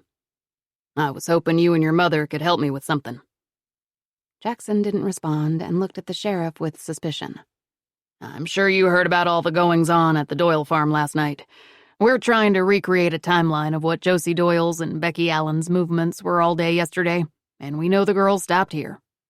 It would be mighty helpful if you could tell me about that visit, what time they showed up, and what you all talked about." "I didn't do anything," Jackson said, licking his lips nervously. "They were looking for a dog. They didn't find him and went on their way." "That's what Josie said, too," Butler said. He wanted to make sure that Jackson knew the other girl was safe and talking. "I thought you could walk around the property with me. Show me where the girls were searching for the dog." "I don't have to let you on my property," Jackson said, inching closer to the truck. "I don't have to talk to you." "Well, Jackson," Butler said conversationally, "I don't believe this is actually your property. I believe it belongs to your mother." "You leave my mom alone. She's sick," Jackson said, glancing toward the house. "You don't need to bother her with all this." "But I'm afraid I do," Butler said, his voice filled with regret. "We've got 2 dead and 2 missing teens. I have to talk to everyone who saw any of the Doyles or Becky Allen yesterday." Butler tried to give Jackson a friendly smile. "How about it? Let's take a walk around and talk." Butler saw the indecision on Jackson's face that he'd seen on hundreds of people over the years. Should he get back in the truck and take off, or stop and wait to see what the sheriff wanted? Jackson didn't quite do either. He left the truck where it was and took off on foot. Butler watched as the man sprinted behind the house, his boots kicking up thick gray dust in his wake. That was when, in a split second, Jackson Henley went from witness to person of interest. A buzz of excitement coursed through the sheriff. People ran when they were guilty or scared. Butler maneuvered his vehicle around Henley's truck and parked. He got on his car radio and summoned dispatch. Through the crackling static, Butler told them to have backup on standby and to pull any records they had on Jackson Henley. Butler knew that he didn't have the legal power to do a search just yet, so he'd have to get permission another way. Butler exited his car on heightened alert. There were too many unknowns. Why Henley had bolted, where he was hiding, what firearms and weapons he had access to. Hand resting on his sidearm, Butler made his way up the decaying front steps and knocked. June Henley answered the door, her pink hat askew on her head. Butler was struck at how frail the woman looked, as if she could collapse at any moment. June looked wearily up at Butler. "I imagine you're here to talk about those 2 girls," she said. "Come on in." 300 miles away, State Trooper Philip Loeb was still on the hunt for the silver truck. He had taken the exit to McCool Junction, a tiny village about 5 miles off I-80. Other troopers had also joined the search and were keeping an eye out in case the truck returned to the interstate. But Loeb had a feeling that the driver pulled into McCool to hide. He crept slowly down the quiet streets in search of the truck. Every other car was a pickup, making his search more difficult. He passed the school, a bank, and a drive-in restaurant. Loeb took Road 4 out of McCool Junction, came to the speedway, and pulled into the parking lot. And there it was, the silver truck and its 2 inhabitants, just sitting there. Loeb called in his position, pulled out his sidearm, and cautiously exited his car, taking cover behind the cruiser. There were no plates on the truck, sending up another red flag. This was it. He could feel it. "Hands on the steering wheel!" Loeb shouted. "Hands on the dashboard!" He half expected for the driver to take off, but the truck stayed put. Within minutes, 2 more state troopers arrived, as did 3 deputies from the York County Sheriff's Department. Using their vehicles as a blockade, they boxed the truck in. There was no escape. The law enforcement officers exited their cars, guns drawn. "Driver!" Loeb shouted. "Open your door!" The driver's side door swung open. "Show me your hands! Show me your hands!" A pair of trembling hands appeared. "Driver, step slowly from the vehicle," Loeb ordered. One tennis shoe and then another touched the concrete, and a tall figure unfolded himself from the truck. It was a young man, his eyes wild with terror. "I'm sorry," he stammered. "I'm sorry. Get on the ground," another trooper shouted, and the boy lowered himself to the concrete, hands stretched out. Then the officers were upon him, guns pointed at his head, pulling his wrists behind his back. Loeb turned his attention to the truck's passenger. "Passenger, open the door, hands up!" A petite figure lowered herself from the truck, hands above her head. "Are you injured?" Loeb asked. "Did he hurt you?" The sobbing girl shook her head. "Becky Allen?" he asked. "Are you Becky Allen?" She looked at the trooper in confusion. No, She shook her head. my name is Christina. Sheriff Butler took off his hat as he stepped into June Henley's living room. The air was cool and smelled of eucalyptus, the hot sun kept out by heavy drapes. The room was sparsely furnished, tidy and clean. An end table was covered in pill bottles, neatly lined up next to a glass of water. A television tuned to a soap opera sat in a corner. "Yes, ma'am," he said. "I'm here about the 2 girls." June settled her thin frame into a chair upholstered in a fabric covered with faded pink cabbage roses. Butler sat across from her on the matching love seat. "It was reported that Josie Doyle and Becky Allen were here last night," Butler said, getting right to the point. They were, June said. I talked to them around 7 o'clock or so. They were looking for a dog. I told them they could go and look for it on the property. She picked up a pill bottle from the table next to her and struggled with the lid. Sheriff Butler held out his hand and June handed him the bottle. "How long were they here?" Butler asked, twisting the lid open. Not long, June said. Thank you, she said gratefully when Butler handed her the open bottle. 20 minutes, maybe less. They waved goodbye when they left. "Do you know if your son had any interaction with the girls?" Butler asked. June tapped 2 pills into her palm, put them in her mouth, and took a drink from the glass next to her. Not that I know of, June said after swallowing. He didn't mention it. "Can you think of any reason Jackson would take off when he saw me?" he asked. What do you mean? June asked warily. "He saw me after he dropped you off at the door and then rushed off. Now, why would he do that?" Butler asked. June waved Butler's concern away. Last time he talked to one of you, he was arrested. Can't blame him for being a little reluctant. Sheriff Butler suddenly remembered the incident June was speaking about. About 6 months before, Jackson had been picked up after a woman from Burden called saying a man had walked into her house drunker than a skunk and tried to climb into bed with her. Jackson ended up spending a few nights in the county jail and pleading guilty to public intoxication and trespassing. "Who was driving the truck that brought you home today?" the sheriff asked. June's eyes narrowed. I did, she said firmly. Jackson came with me to my chemo appointment, but I drove. Sheriff Butler nodded, but had his doubts. Jackson lost his driver's license due to his drinking a long time ago, but was most likely still driving all over the county when he had the chance.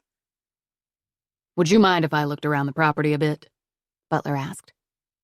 "You know we don't have any time to waste. We need to find those kids." Then you better not waste your time looking here, June said sharply. She struggled out of the chair and to her feet. I told you that the girls were here looking for a dog. They looked and they left. That's all we know. By the time June reached the front door, she was out of breath.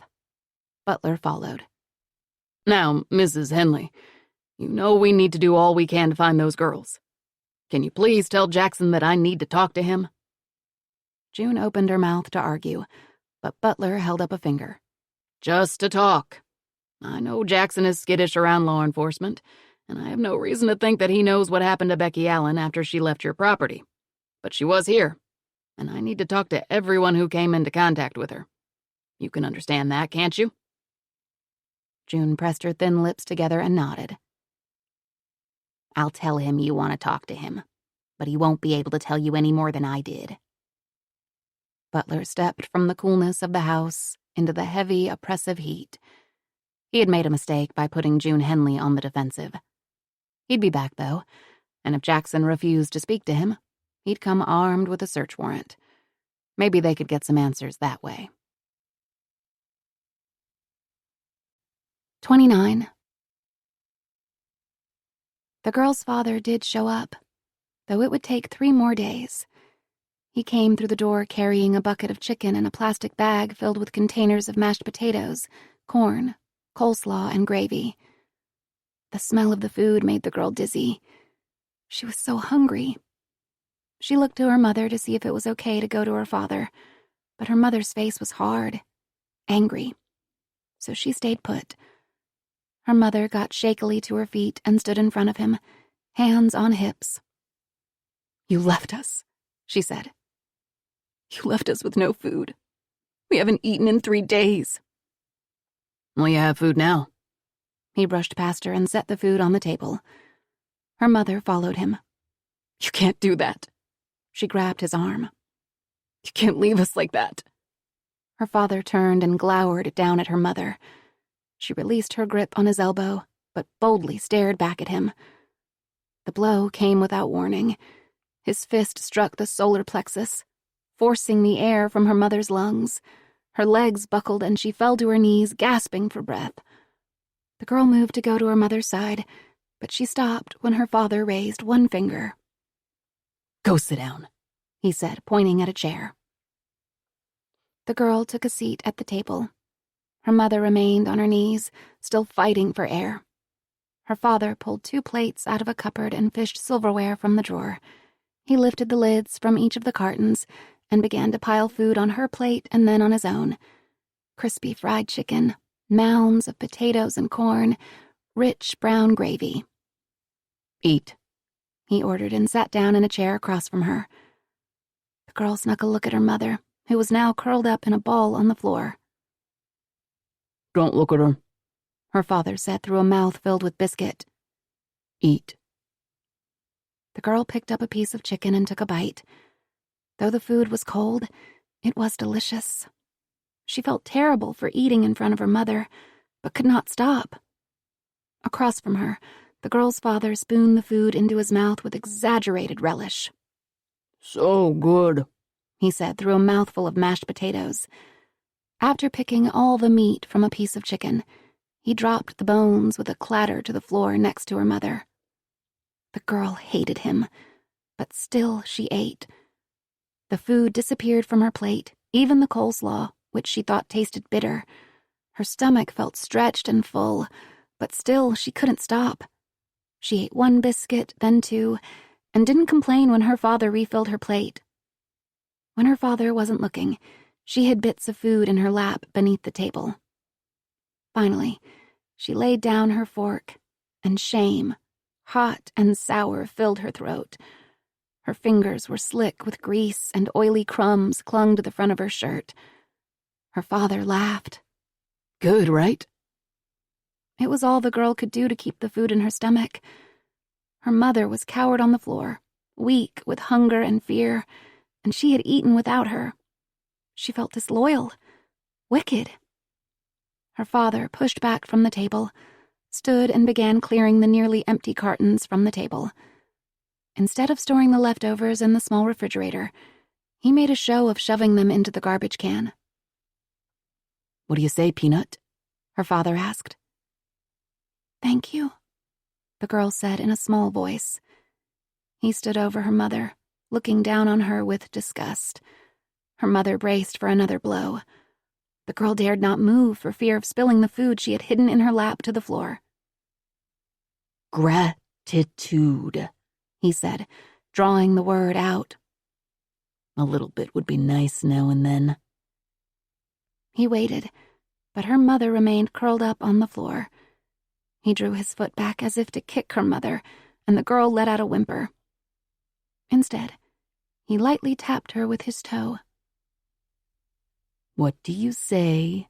he asked, as if talking to a child. "Thank you," her mother said, but she didn't sound thankful at all. Those 2 words had something new in them, a touch of steel that was never there before. "You're welcome," he said lightly, and then stepped over her. The girl held her breath until he was across the room, up the steps and out the door. She waited a few beats longer, and then picked the scraps of food from her lap and set them on the table before going to her mother's side. "I'm sorry," she whispered in her ear. "I'm sorry. I shouldn't have eaten without you." Her mother smiled up at her. "It's okay. I'm glad you got to eat." "I saved you some," the girl said. "Do you want me to bring it to you?" Her mother shook her head, her arms wrapped protectively around her midsection. "I think I'm just going to lie here for a few more minutes," she said, her voice tight with pain. The girl went to the bed to get a pillow and tucked it beneath her mother's head. Her stomach roiled and churned. She felt sick, but she didn't want to throw up. She never wanted to feel that hungry ever again. She went to the garbage can and began pulling out the discarded cartons of food. Using a spoon, she scraped the remnants, no matter how small, onto a plate. When she finished, there was a meager amount of chicken, biscuits, potatoes, and coleslaw. The girl carried the plate to her mother and sat on the floor next to her. "Here, Mama. You'll have to eat this." Her mother shook her head. "No. You eat." "I did," the girl insisted. "I'm full. This is for you. Please eat it." Wincing in pain, her mother pushed herself up from the concrete floor and sat cross-legged, her back against the cold wall. The girl pressed the plate into her hands. "Just one bite," she urged. Her mother lifted the fork to her lips and, with tears streaming down her face, began to eat. 30. August 2000. At 4 p.m., Agent Santos pulled into the parking lot of St. Mary's Church. Many unique locales had been used for command centers over the years, but a church was something new. Santos stepped through the main doors into the entryway and was met with the familiar scent of the churches from her childhood. The woodsy, smoky smell of frankincense and myrrh resin that had permeated the red carpet and the stone walls. Instead of crossing into the nave, Santos took the steps that led down to the basement. In just a few hours, Randolph had managed to set up quite an impressive command post. Computers, printers, phones, radios, and local maps. Sheriff Butler and several deputies sat in folding chairs at a table that had been set up in front of a whiteboard. Agent Randolph stood, dry erase marker in hand, jotting down notes in his neat print. "What have we got?" Santos asked, pulling up a chair. "What happened with the possible sighting in Nebraska?" "Dead end," Randolph said, shaking his head. 2 teens. Kid swiped his parents' truck to take his girlfriend to Lincoln for the day. He panicked when he saw the state trooper and took off. There have been no other sightings of the truck," Randolph added. "Okay. What else do we have?" Santos asked. A deputy named Foster spoke up. "Backgrounds on Kevin and Margot Allen came up clean. Mom said she was home with her 2 younger kids during the murders, and the dad said he was at his house with his girlfriend. The girlfriend confirmed this." "No custody dispute in the divorce?" Randolph asked. Foster shook her head. "Both parents did seem genuinely distraught," Santos agreed. "And they are being fully cooperative. What else?" "We've run a list of local sex offenders, and 2 deputies are running them down," Randolph said. "We also have several officers going door to door in the vicinity of the Doyle home and interviewing the residents to see if they heard or saw anything." "How about you, Sheriff?" Santos asked. Sheriff Butler described his conversation with June Henley and Jackson's curious behavior. "I think it's worth a follow-up, but Jackson Henley is just a messy drunk.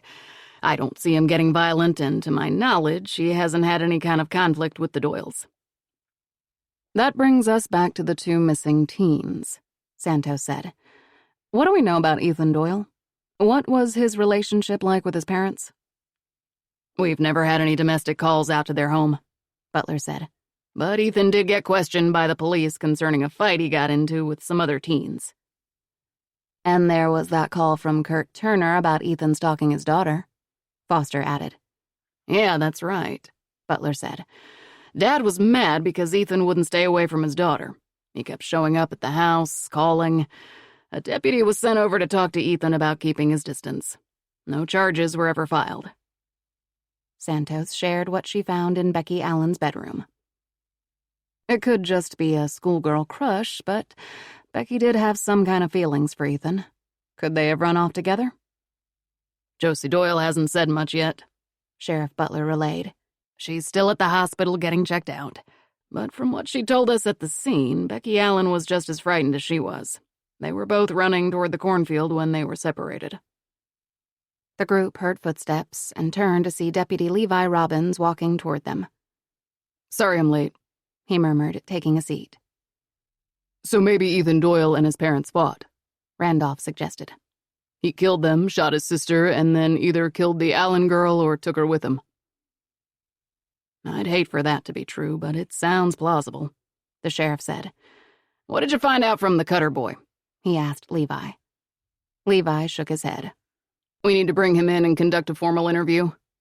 Levi explained how he had pulled Brock over not far from the Doyle home around 1 a.m. "He said he was at a movie with his cousin," Levi said. "I tracked down the cousin, and at first his story matched Brock's. But when I pressed him for details, it all fell apart. He didn't see Brock at all last night. The kid lied." "Could be he's protecting his friend," Sheriff Butler said, rubbing his eyes wearily. "I don't want to get tunnel vision here," Santos said, pushing her chair away from the table. "But it's looking like Ethan Doyle is at the top of our suspect list. Levi, keep an eye on Brock Cutter. See if he leads us to anything." She turned to Sheriff Butler. "We need to follow up on Jackson Henley. But in the meantime, you can introduce me to Josie Doyle. See if she has anything new to add." The door opened and Dr. Lopez stepped into the room with Sheriff Butler and two strangers. "Josie," Dr. Lopez said, "how are you doing?" "Okay," Josie said, looking uncertainly at the man and the woman with Sheriff Butler. "Your arm will be sore for a while. We'll give you some pain medication, and you should be sure to keep the wound dry. But the good news is that you don't have to spend the night here. You can go home with your grandmother in just a little while." Josie looked at her grandmother, startled. They were going back to the house? She didn't know if she could ever go back there. Josie thought of her bedroom and all her prized possessions. Her Discman and CDs, her 4-H medals and collection of glass animal figurines that sat on the windowsill. An image of her father lying on her bedroom floor, face gone, flashed behind her eyes. Miserably, she looked to her grandmother. Caroline patted Josie's hand as if reading her mind. "You're going to our house," she said. Josie nodded, taking this in. Of course, she wouldn't be going back to the house. Her parents were dead. She and Ethan couldn't live in their home by themselves. They were orphans. The sheriff cleared his throat and removed his stiff brown hat. He looked at Josie over his hawkish nose. "Josie, glad to see you are doing okay," he said. "This is Agent Santos and Agent Randolph from the DCI in Des Moines. They're investigating what happened at your house last night. They'd like to talk to you for a few minutes." To Josie, they didn't look like police officers. They weren't wearing uniforms. The woman wore black pants and a matching jacket. Josie looked to her grandmother, who nodded her approval. "Okay," Josie said, shifting in the hospital bed. Dr. Lopez took her leave, and Agent Santos pulled up a chair and sat down next to the bed, so close that Josie could smell the oil used to clean her sidearm. Sheriff Butler and the other agent stood with their backs against the wall to observe. Caroline stayed where she was, next to her granddaughter.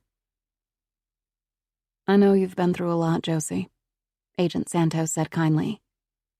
"And we wouldn't be here if it wasn't important. I just have a few questions for you right now, okay?" Josie nodded. "Tell me about your brother, Josie," she said. "Ethan?" Josie asked in surprise. "Do you know where he is?" "No, I'm afraid not," Agent Santos said, tucking a wayward strand of hair behind her ear. "But that's where we need your help." "Me?" Josie asked. "I don't know where he is. Maybe he got scared and hid like I did. My grandma said people are looking in the cornfield." Yes, they are," Agent Santos said. "We've got people out looking, but we want to make sure that we don't miss a spot that Ethan might be. Where are some of his favorite places to go?" I don't know. Josie shrugged. He spends a lot of time in his bedroom. Anywhere else? Agent Randolph asked from his position by the door. A certain friend's house? A girlfriend, maybe? Ethan doesn't have a girlfriend, Josie said automatically, leaving out Kara Turner. That hadn't ended well. We already know about Kara, Santos said, and Josie blushed at getting caught in a lie. Where does Ethan spend his time? He likes to go fishing at Grandpa's pond and at the creek, Josie said. He does that most days. Agent Santos wrote this down in a little notebook she produced from her pocket. Any friends he spends time with? Cutter, Josie said. He hangs out with him sometimes. Ethan and Brock are good friends? Agent Santos asked. Kind of, Josie said. My mom and dad don't like Ethan hanging out with Cutter. He's kind of wild. Wild in what way? Agent Santos asked. Josie lifted her shoulders. He skips school, and he drinks a lot, I think, she explained. He's kind of creepy. Creepy how? Agent Santos asked. Josie chewed on a thumbnail. The way Cutter looked at Becky, the way he touched her. It was hard to put into words. He kept touching Becky, trying to get close to her. She didn't like it.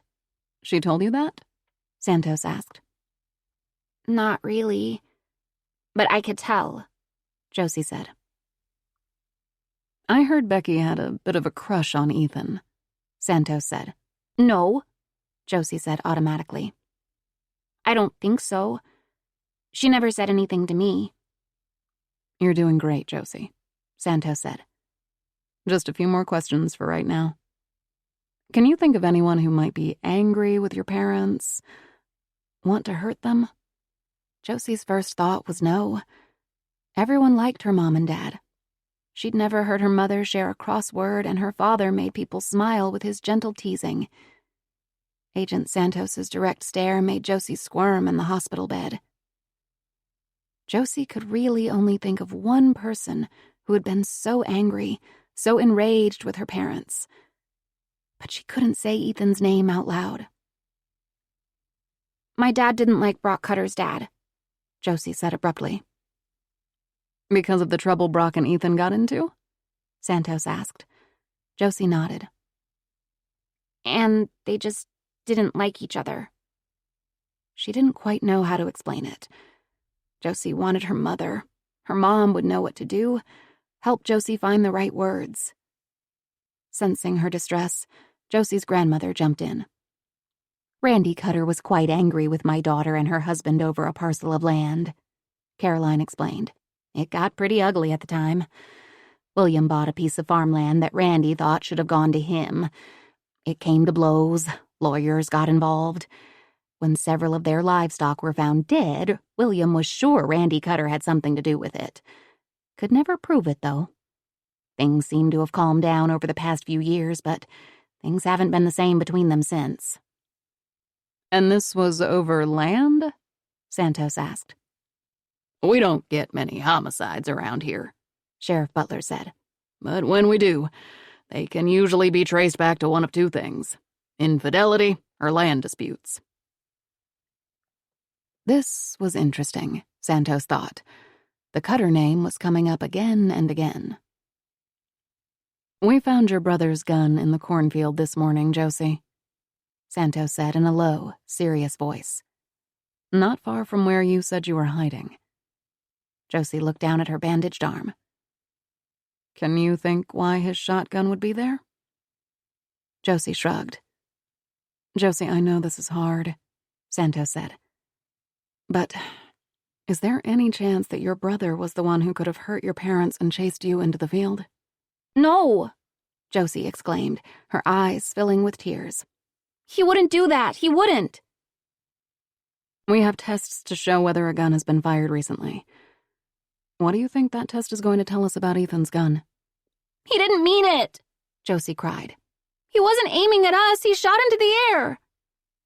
Agent Santos and Agent Randolph exchanged glances. You saw your brother shoot his gun yesterday? Randolph asked. Yes, but he wasn't shooting at anyone, Josie insisted. My arm hurts, she said, looking at her grandmother for help. That's enough for now, Caroline said firmly. The doctor said Josie could go home.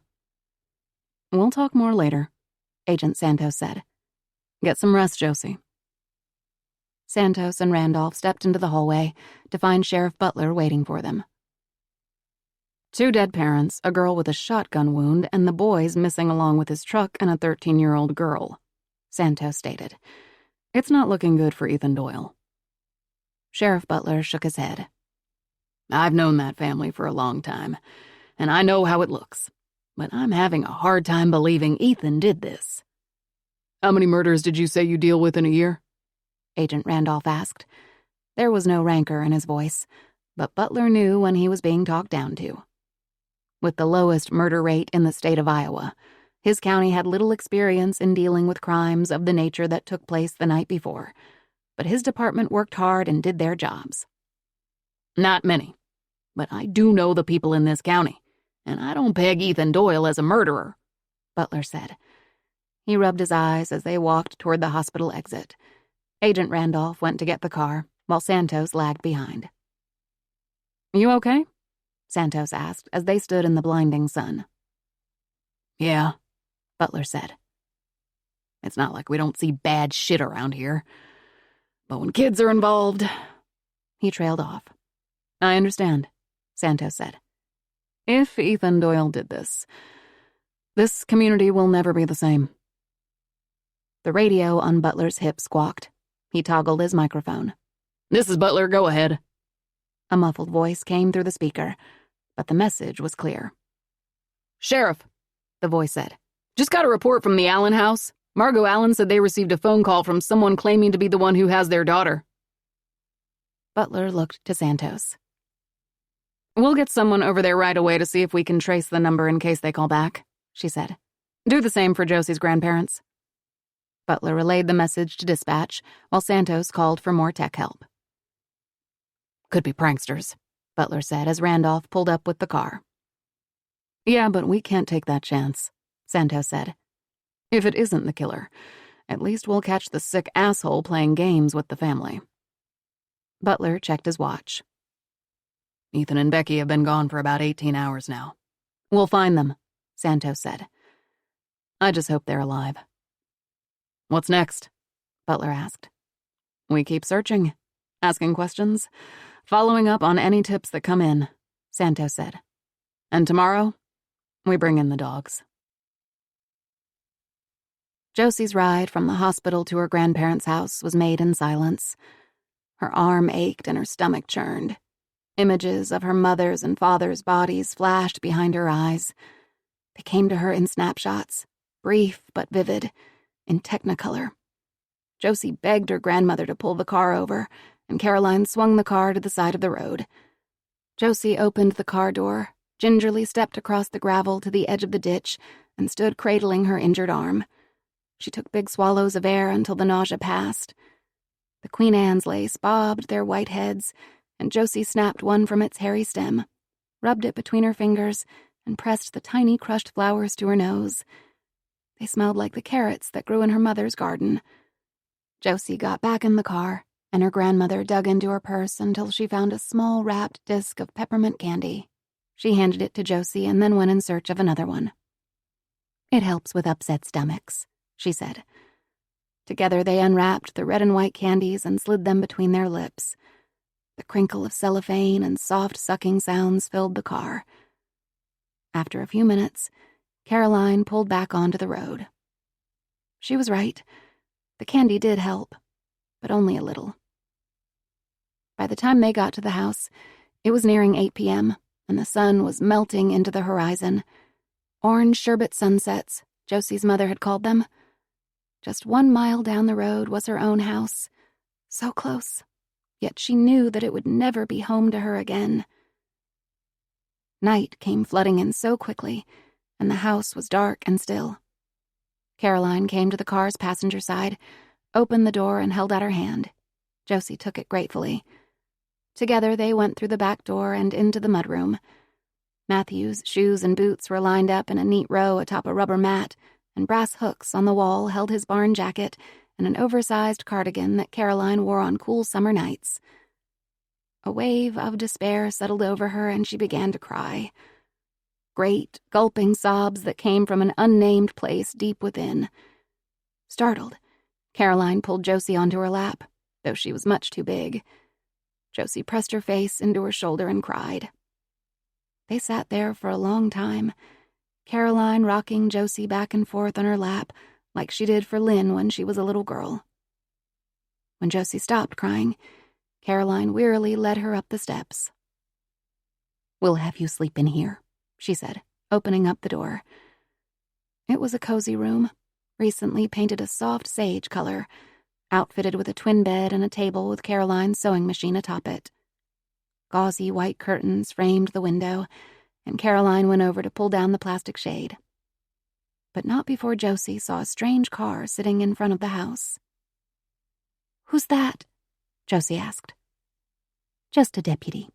He's going to sit outside the house tonight," Caroline said offhandedly as she began to fuss with the bed covers. "Just as a precaution, honey. They do that sometimes." "But why? Are they afraid the bad guy is coming back? Why would he come here?" Josie asked, pulling aside the shade to take another look. When her grandmother didn't answer, Josie turned from the window. When she saw the look on her face, Josie understood. The deputy was there for her. They were worried that whoever killed her parents was going to come for Josie. "Don't worry. You're safe here," Caroline said. Josie climbed into the bed. The sheets smelled of bleach and were cool to the touch. They felt good against her sore feet. Josie's mind wandered then to dark and lonely places. Her parents were dead. What could they be thinking? Were they happy she was safe at her grandparents' house? Or did they think she should have done more to try and save them? Did they think she should be with Ethan and Becky wherever they were? Then it struck her. Josie's parents, from here on out, for the rest of her life, would be looking down on her. They would know her every move, each thought. They knew what she was thinking at that very instant. That she was glad that the deputy was sitting outside in the dark. That a small voice in Josie's head kept whispering, "Ethan did it." That she thought her own brother had murdered her parents, and probably Becky, because of something as stupid as being grounded. That Josie would be dead too, if she hadn't been a step faster than Becky and made it to the field. Josie opened her eyes. Black shadows danced across the ceiling, and she listened to the unfamiliar creaks and groans of the house settling in for the night as she waited for sleep. It didn't come. Josie heard the squeak of the door as her grandparents peeked in on her. And later, she thought she heard the soft cries of someone weeping. But it could have been the hot wind blowing through the fields. After a while, Josie slipped from the bed and peeked out the window. The deputy was still there. But there was something else. She stared hard into the dark.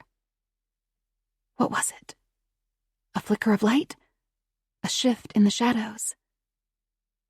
It was in the dark, Josie thought, where bad things happened. She turned on the small lamp next to the bed and crawled back beneath the covers. Sleep came for her then, uneasy and fraught with nightmares. 31. August 2000. Agent Santos knocked on Randolph's motel room door just before dawn on the morning of Sunday, August 13th. She and Agent Randolph were staying at the Burden Inn, a low-rise motor lodge that was as grim as its name. It was clean, at least. He answered, ready for the day, wearing his suit jacket and tie. Santos stepped into the room and was met with stale, hot air. The room was like an oven. "Shit," Santos hissed. "Is your air conditioner not working?" "No," Randolph said, but he wasn't even breaking a sweat. I got a message to call the medical examiner at the state lab. I'm hoping she's got some results for us." Santos sat at a small desk and reached for the phone while Randolph tried to coax the air conditioner into operation. "Yes, this is Camilla Santos. Dr. Foster, please," she said. "I'm returning her call." The air conditioner shook and rattled, but whatever Randolph did to it seemed to be working. Semi-cool air breezed across her forehead. Santos sat up when she heard a voice on the other side of the line, and Randolph looked on as she listened and jotted a few notes. "You're sure?" Santos asked, setting down the pen. "Why would someone do that?" At the response, she gave a little chuckle. "No, I think that's why they pay you the big bucks. Thanks for letting us know. We'll add this to the list of things that don't make sense about this case." Santos hung up the phone and looked up at Randolph, who was watching her expectantly. "The Doyles were shot with more than one gun," Santos said, getting to her feet. "We did find 2 types of shell casings at the scene, so that's no surprise," Randolph said. "So we've got 2 shooters and 2 guns." "Or 1 shooter, 2 guns," Santos suggested. "Where the Doyles were shot, that's what's interesting," Santos explained. "William Doyle was shot in the throat with a 9mm, and again in the exact same spot with a shotgun. Same with Lynn Doyle, except in the chest." "Maybe to conceal the type of firearm used," Randolph mused. "We know Ethan Doyle had access to a shotgun. Did he have a handgun too?" Randolph asked. "But they had to know that eventually we'd find out what kind of weapons were used. Seems pretty calculated for a 16-year-old. "I agree," Santos said. "But it's possible. If we're looking at a Bonnie and Clyde crime scene, maybe Ethan and Becky both shot the Doyles. Kind of like a pact.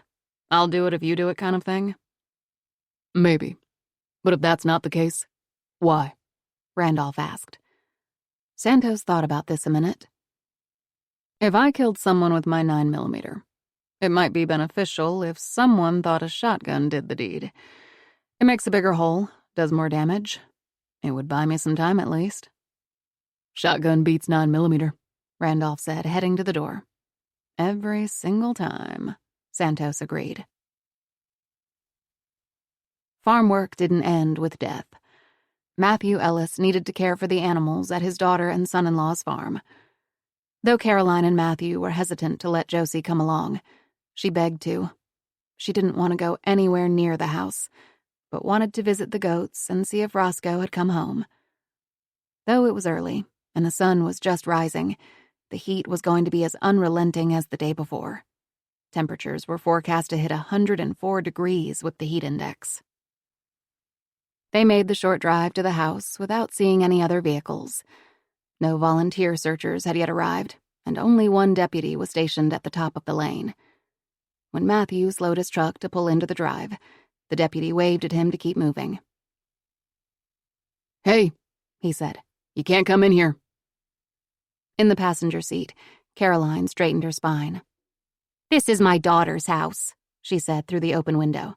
"I want to talk to who's in charge." "Yes, of course," the deputy apologized. "I'm sorry for your loss. Go on through. You can pull right into the drive. Another deputy will meet you down there." Matthew parked in front of the house, and they stepped from the truck. Josie looked up at the house. Homes were supposed to be safe havens, meant to protect. It was supposed to be a shelter from the elements, a fortress to keep out evil. And her home had betrayed Josie in the worst possible way. "We'll go and tend to the animals," Matthew said. "Are you sure you want to go in the house?" he asked Caroline.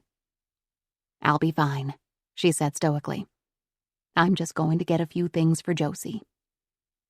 Matthew and Josie watched as Caroline and the deputy made their way into the house. Josie imagined her grandmother having to walk through the house, up the stairs, past the room where her daughter died, then having to step across the blood-stained carpet in her room. Josie didn't know how she could do it, knowing what had happened to them. Josie vowed to never step foot in that house ever again. From behind them came the sound of footsteps. They turned to see Margot Allen coming toward them. Matthew was surprised. After what had happened the day before, he wasn't expecting Margot to come back to the house, but he understood it. This was where her daughter was last seen. When she dropped Becky off, she had been healthy, happy, safe, and now she was gone. He reached out his hand to her, but she let it hang in the air. Despite the heat, Margot wore an oversized sweatshirt and jeans. Her eyes were puffy and her skin mottled from crying. Josie wondered if she looked like that, as if one wrong word, one wrong look would shatter her into a million pieces. "I just wanted to talk to Josie for a minute," Margot said, her lips trembling. "Will that be okay, if we just talk for a minute?" "I don't know." Matthew hesitated, looking around for someone to tell him what to do. "I just want to know what happened," Margot said. "The police won't tell me anything." She turned to Josie, took her hand in her own. Josie wanted to pull free, but Margot held tight. "I just want to know how you were able to get away and Becky wasn't." Josie looked to her grandfather. "Now, Mrs. Allen," he began. Margot focused her attention on Josie. No, it's okay. I'm glad you're safe. You got outside, right? They said you were outside, but where was Becky? Was she in the house?" Margot's voice rose. "Did you leave her in the house with him? Or did she get out too? I'm just not sure why they won't tell me anything. But you'll tell me, won't you? You'll tell me what happened?"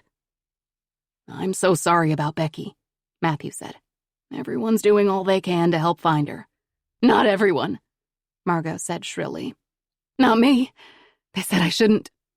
They said it would be better if I stayed home and waited. But I can't wait. I need to know what happened." Matthew looked around desperately for someone to help him comfort the poor woman, but there was no one. "They think that maybe Becky had a crush on Ethan," Margot said, squeezing Josie's hand even more tightly. "Do you think he might have taken her?" "No," Josie exclaimed.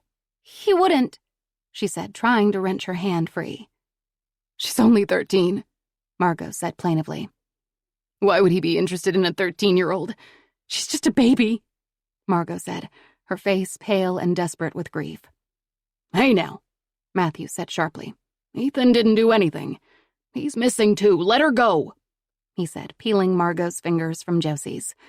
Margot finally released them, leaving behind half-moon indentations on Josie's skin.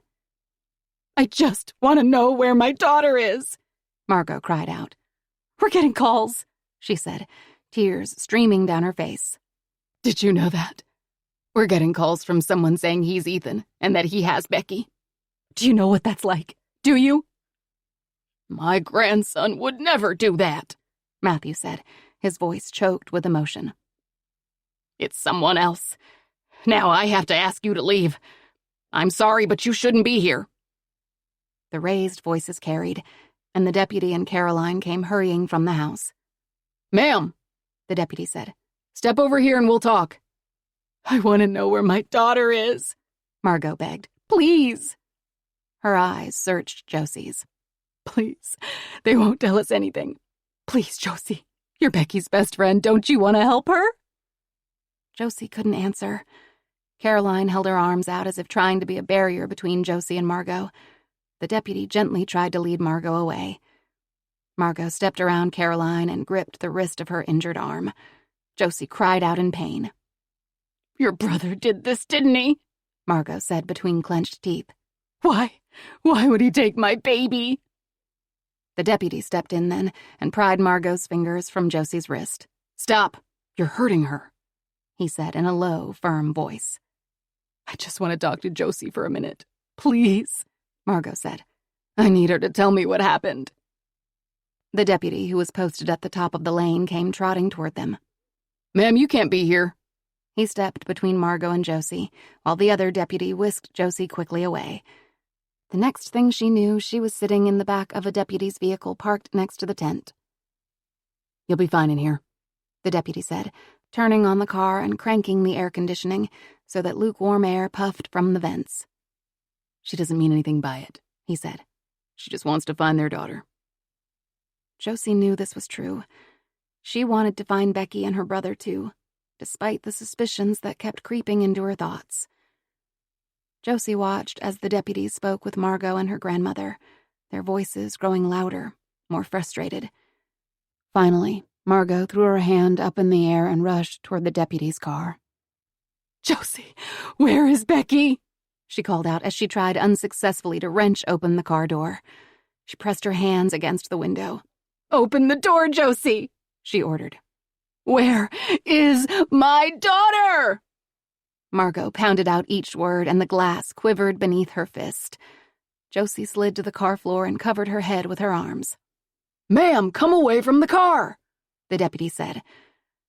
There was quiet for a moment, then a wounded shriek that sent a spasm of dread down Josie's spine. I want to die, Josie thought, as Margot Allen's cries grew fainter.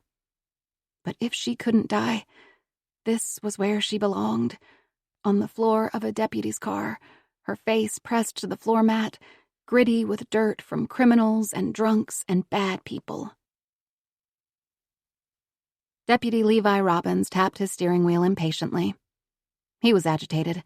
He couldn't shake the feeling that Brock Cutter knew a hell of a lot more than he was letting on. It was looking more and more like Ethan Doyle killed his parents and took the Allen girl with him. Or maybe he killed her too, dumped her body and took off. The evidence was mounting against him. The tension with his family, the alleged harassment of the ex-girlfriend, the shotgun found in the field. And now he learned that the Allen family was receiving phone calls from someone claiming to be Ethan Doyle. And as the case against Ethan was growing, so was his suspicion of Cutter. He was with Ethan Doyle the day of the murders, was near the scene of the crime soon after, and was trying to cover his own ass by lying to law enforcement. He didn't have high hopes of finding him at home. Brock wouldn't be eager to talk now that he'd been found to be lying about his whereabouts the night of the murders. He was so tired. Dirt tired, as his grandpa used to say. If he was smart, he would go home and get a few hours of sleep. But with every second that passed, chances of finding Becky Allen alive were getting less likely. On his drive to the Cutter house, he passed 3 roadblocks and what looked like a pair of search dogs and their handler. The state police were pulling out all the stops. Excitement bloomed in Levi's belly. He was onto something with Brock Cutter. He knew it. The Cutters lived a mile from the Doyle farm, and Levi knew there was bad blood between the two families. He had even been called out to deal with a few of their disagreements over the years. A fertilizer spill, damaged crops, a few missing animals. Nothing ever came of the reports, just more resentment. This was one of the reasons that Levi was surprised that Brock and Ethan were supposedly friends. This wouldn't have gone over well with the parents. Levi drove down the Cutter lane and parked in front of the sprawling, rust-colored brick ranch home surrounded by 300 acres of corn and soybeans. Beef cattle grazed in a far-off field. Before Levi even stepped from the car, Deb Cutter was at the front door. "Hello?" she called out. "Is everything okay?" "All's well, ma'am," Levi said, keeping his voice light, conversational. "You heard about what happened over at the Doyle farm the other night?" Of course. Everyone's heard about that, Deb answered, twisting a dish rag in her hands. Another deputy was out here yesterday. I told them I thought I heard the shots. "What time was that?" Levi asked. Around midnight or a bit later, Deb said. I didn't realize what it was until I heard the news. Terrible. Just terrible. "It is," Levi agreed. "And that's why I'm here. I've been sent out to talk to Ethan Doyle's friends, see if they had any insights as to where he might be." Brock and Ethan are not friends, Deb said sourly. We told those 2 boys to stay away from each other. Nothing good ever came out of those 2 boys being in the same space with one another. "I understand, ma'am, but you know boys." He leaned in conspiratorially. "Sometimes they don't do what we know is best for them, right?" Deb gave a little smile as if she knew exactly what Levi was talking about. Maybe come back later when my husband is home, she suggested. "Sure, but the thing is," Levi said, running a hand through his hair. "We're running out of time. The longer it takes to find those 2 kids, the less likely we're going to be able to. And as a mom, I think if the shoe was on the other foot and Brock had gone missing, you'd sure appreciate any and all the help someone could give." Deb considered this. Brock's not home, but I can have him call you when I see him.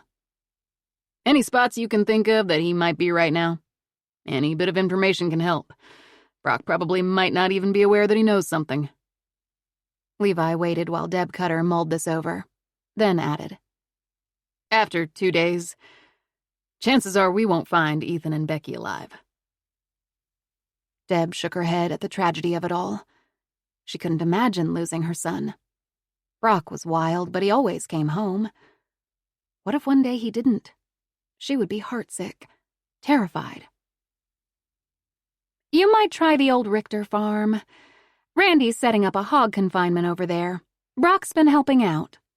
Thank you, Mrs. Cutter, Levi said. And if you can think of anything else, don't hesitate to call. Of course, Deb said. I'll do anything I can to help. Levi climbed back into his car and cranked the air.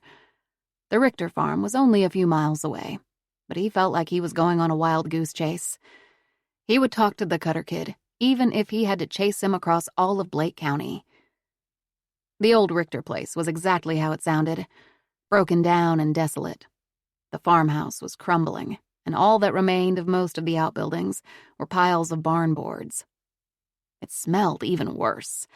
A combination of decomposed swine, fecal matter, and urine, creating a thick stink that made Levi's eyes water. Levi stepped from the car and examined the landscape. No vehicles were parked nearby, and except for the snuffle and grunt of the hogs locked away in the confine, the place appeared to be deserted. Levi made his way around the house. The gray paint had faded, bleached by the sun and scoured by the elements. It was uninhabitable, the windows and doors covered with plywood, the guts shucked down to the studs. Levi remembered hearing something about a farm auction after the death of Leland Richter, the 86-year-old man who insisted on staying in his home until his death a few months ago. Randy Cutter must have had the winning bid, though it didn't look like he won much of anything. A flash of movement caught his attention, and Levi eyed the long metal building that held the pigs. Something or someone had moved around the corner and out of sight. Jesus, now he'd have to go check out the confine. Hogs gave him the willies. They could be mean sons of bitches with their tiny black eyes and flat, snuffling snouts. They ate just about anything you put in front of them, including flesh. Levi strode toward the confine, and when he turned the corner, Brock Cutter was sitting in the bed of his truck, taking a swig from a bottle in a brown paper bag. Hey, Brock, Levi called out. I've been looking for you. In surprise, Cutter fumbled the bottle and it fell to the ground, the dry soil quickly sucking up the liquid. Jesus, you scared me, Cutter said, scrambling from the back of the truck. I scared you, huh? Levi asked as he approached Cutter. Let me tell you who is probably scared out of her mind right now. Becky Allen. I don't know anything about that, Cutter said, kicking at a clod of dirt. You sure about that, Brock? Levi asked, inching closer, forcing Cutter to move backward. Didn't your truck have a cover on it the last time I saw you? When was that? Oh, yeah. The night William and Lynn Doyle were murdered, and Ethan Doyle and Becky Allen disappeared. I wasn't there. I don't know what happened, Cutter said, cocking his chin defiantly. But you were nearby, Levi said, poking a finger at Cutter's chest. I pulled you over, remember? You were driving like a madman and sweating like a pig when I stopped you. Levi gave a little chuckle at his own joke. You told me some bullshit about being at a movie with your cousin, and you had a cover over the bed of your truck. Why'd you take it off? I just did, Cutter said. And it's none of your business. I can do whatever I want. It's my truck. Looks pretty clean, Levi said, eyeing the truck up and down. Looks like it's been recently scrubbed out. What'd you do that for, Brock? He asked. Trying to get rid of some evidence, maybe? No, Cutter protested. I keep my truck clean. I like it clean.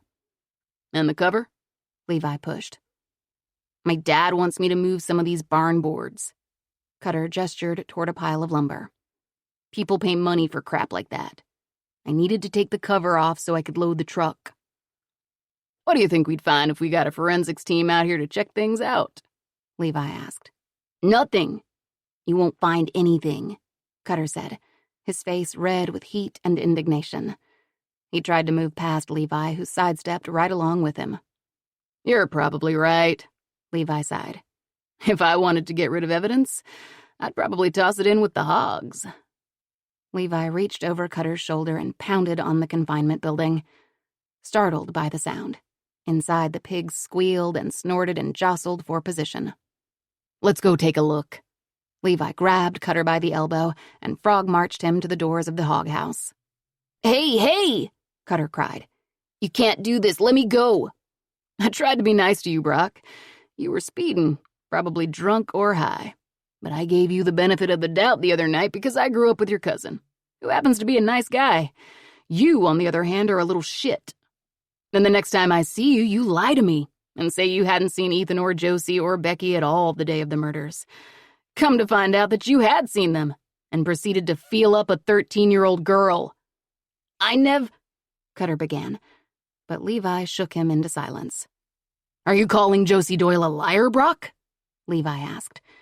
He knew he was on the edge of losing control, but he was so tired and time was running out. They had search dogs and roadblocks and hundreds of people looking for Ethan Doyle and Becky Allen and had come up with nothing. Levi would bet his badge that Cutter knew something, probably more than something. He probably knew a lot, and neither of them was leaving this godforsaken cesspool of pig shit until Levi knew what it was. Levi yanked the door to the hog barn open and shoved Cutter inside. The smell was overwhelming, and Levi swallowed back the urge to gag. Hogs eat everything you put in front of them, but I bet you already know that, don't you? Let me go, man, you're crazy. Cutter tried to squirm away, but Levi held tight.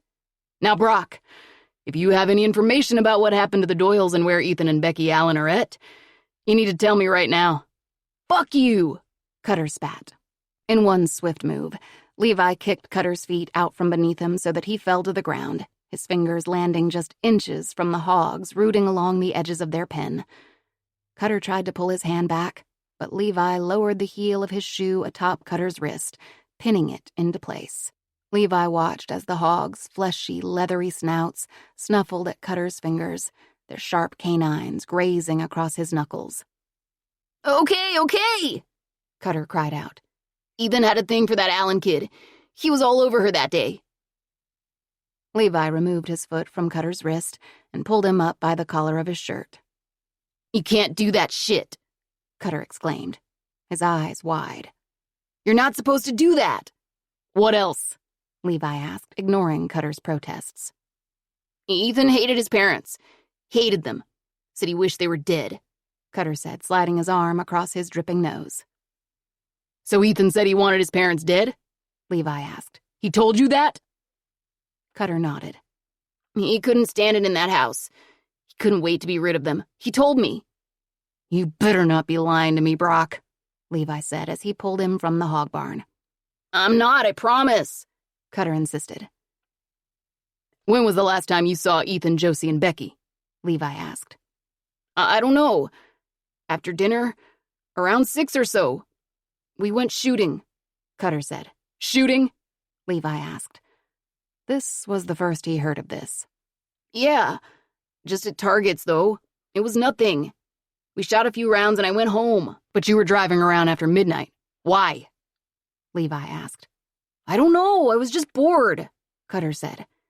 Levi grabbed him by the scruff of the neck and started dragging him back toward the hog barn. Okay, Cutter said, twisting away from his grasp.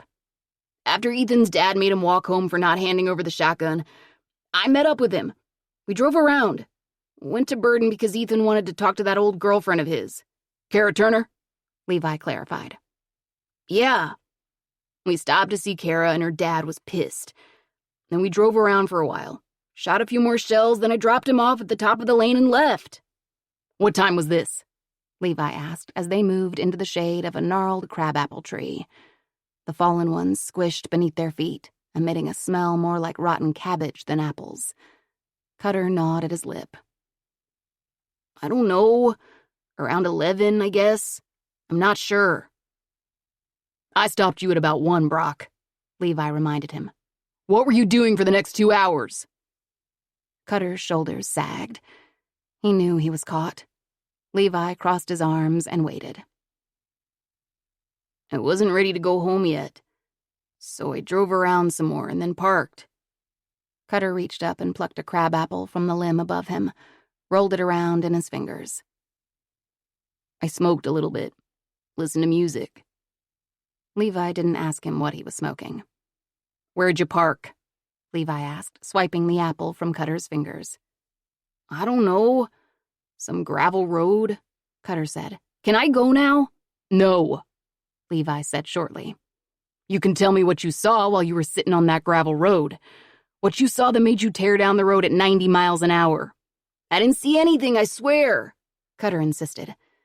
Levi stared him down. I heard the shots, okay? Cutter said, his voice thick with emotion. A bunch of them. And I thought, he did it. He really did it. Then I sat there for a long time trying to tell myself that I was wrong.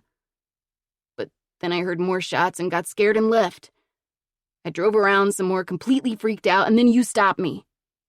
Okay, good, Levi said, clapping Cutter on the shoulder. Now, don't you feel better telling me the truth? Cutter looked like he didn't, but nodded. Now what? Cutter asked. Can I go now? Sorry, Levi said, tossing the apple to the ground. Now you get to tell me the whole story all over again. From the beginning. Josie heard the click of the car door opening and peeked up from her spot on the floor to see a deputy and her grandfather. It's safe to come out now. She's gone. Josie didn't want to get out of the car. The world outside was too hard, too painful. She turned her head away. Come on now, Shoo, he said wearily. You're too big for me to carry you. Get on up and walk. Josie had always thought of her grandfather as old, but at that moment the man standing before her looked ancient. His skin was pulled tight against his skull, and purple veins mapped his forehead. His eyes were red-rimmed, and the skin beneath deeply creviced. Josie stepped from the car, looked around for any sign of Becky's parents. The sheriff took her away, Matthew explained. Josie's eyes widened. They took her to jail? She asked in disbelief. No, Matthew said, putting an arm around his granddaughter and leading her past the tent and toward the house. They took her to a quiet place where they could talk. She's pretty upset, Shoo. Their little girl is missing. Don't be too hard on her. But they think Ethan killed Mom and Dad and took Becky, Josie cried, unable to stave back the tears. People don't think straight when they're scared, Matthew explained. Josie leaned into his thin frame as they walked. And you're probably going to hear people say a lot of bad things about Ethan. They're looking for someone to blame, and Ethan's that person right now. But we know better, don't we? We know Ethan couldn't hurt anyone, right? Right, Josie sniffled. But she wasn't sure if she believed it. She saw the look on Ethan's face after he fired the gun into the air. She heard the anger in his voice when he was arguing with her father. They're going to take Ethan to jail when they find him, aren't they? We don't know anything for sure, Matthew said. We just have to be patient until all this gets sorted out. And whatever happens, we'll be okay. Josie wanted to believe her grandfather. Ignoring the spasms of pain in her arm, Josie ran across the yard to the barn, eager to see the goats. Once inside, she looked up at the rustic beams that ran the length of the ceiling like the ribs of a great, benevolent beast, and breathed in the scent of the fresh straw her grandfather must have spread out for the goats in the feed bunks, several 8-foot-long, 3-foot-deep trenches that ran down the center of the barn. Out of the corner of her eye, Josie saw a figure step into the barn. At first, she thought it was her grandfather coming to collect her. But this person was too tall and broad-shouldered, too sure-footed to be Matthew Ellis. As he came closer, Josie could see it was Randy Cutter, Brock's father. Randy didn't seem to know that Josie was sitting just a few yards away from him.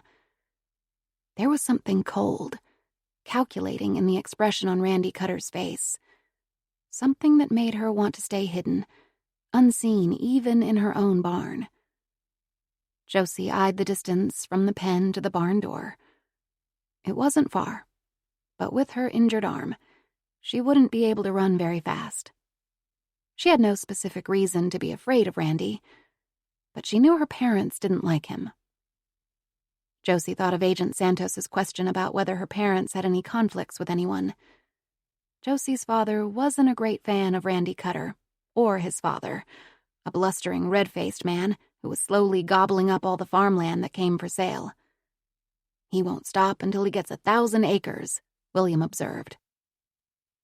But Randy Cutter hadn't been able to get his hands on the farmland that William and Lynn Doyle had their hearts set on, though he tried mightily. The feud, if that was what you could call it, lasted for years and bled into their day-to-day lives. There were fences that William Doyle was sure Randy Cutter had damaged, and calls to the sheriff about wayward cattle. And there was Ethan's friendship with Randy's son Brock. That didn't sit well with either family. Randy stood in the center of the barn and slowly turned in a circle, his eyes scanning the great expanse. He shouldn't be here, Josie thought. People didn't just walk into another person's barn, not without permission. He continued his slow spin until he was facing Josie. Their eyes locked for a moment, and then he looked down as if embarrassed for getting caught. "Sorry," he said. "I didn't mean to scare you. I was looking for your grandpa," Randy said, pulling his red McDonough feed and seed cap from his head and kneading it between his large fingers.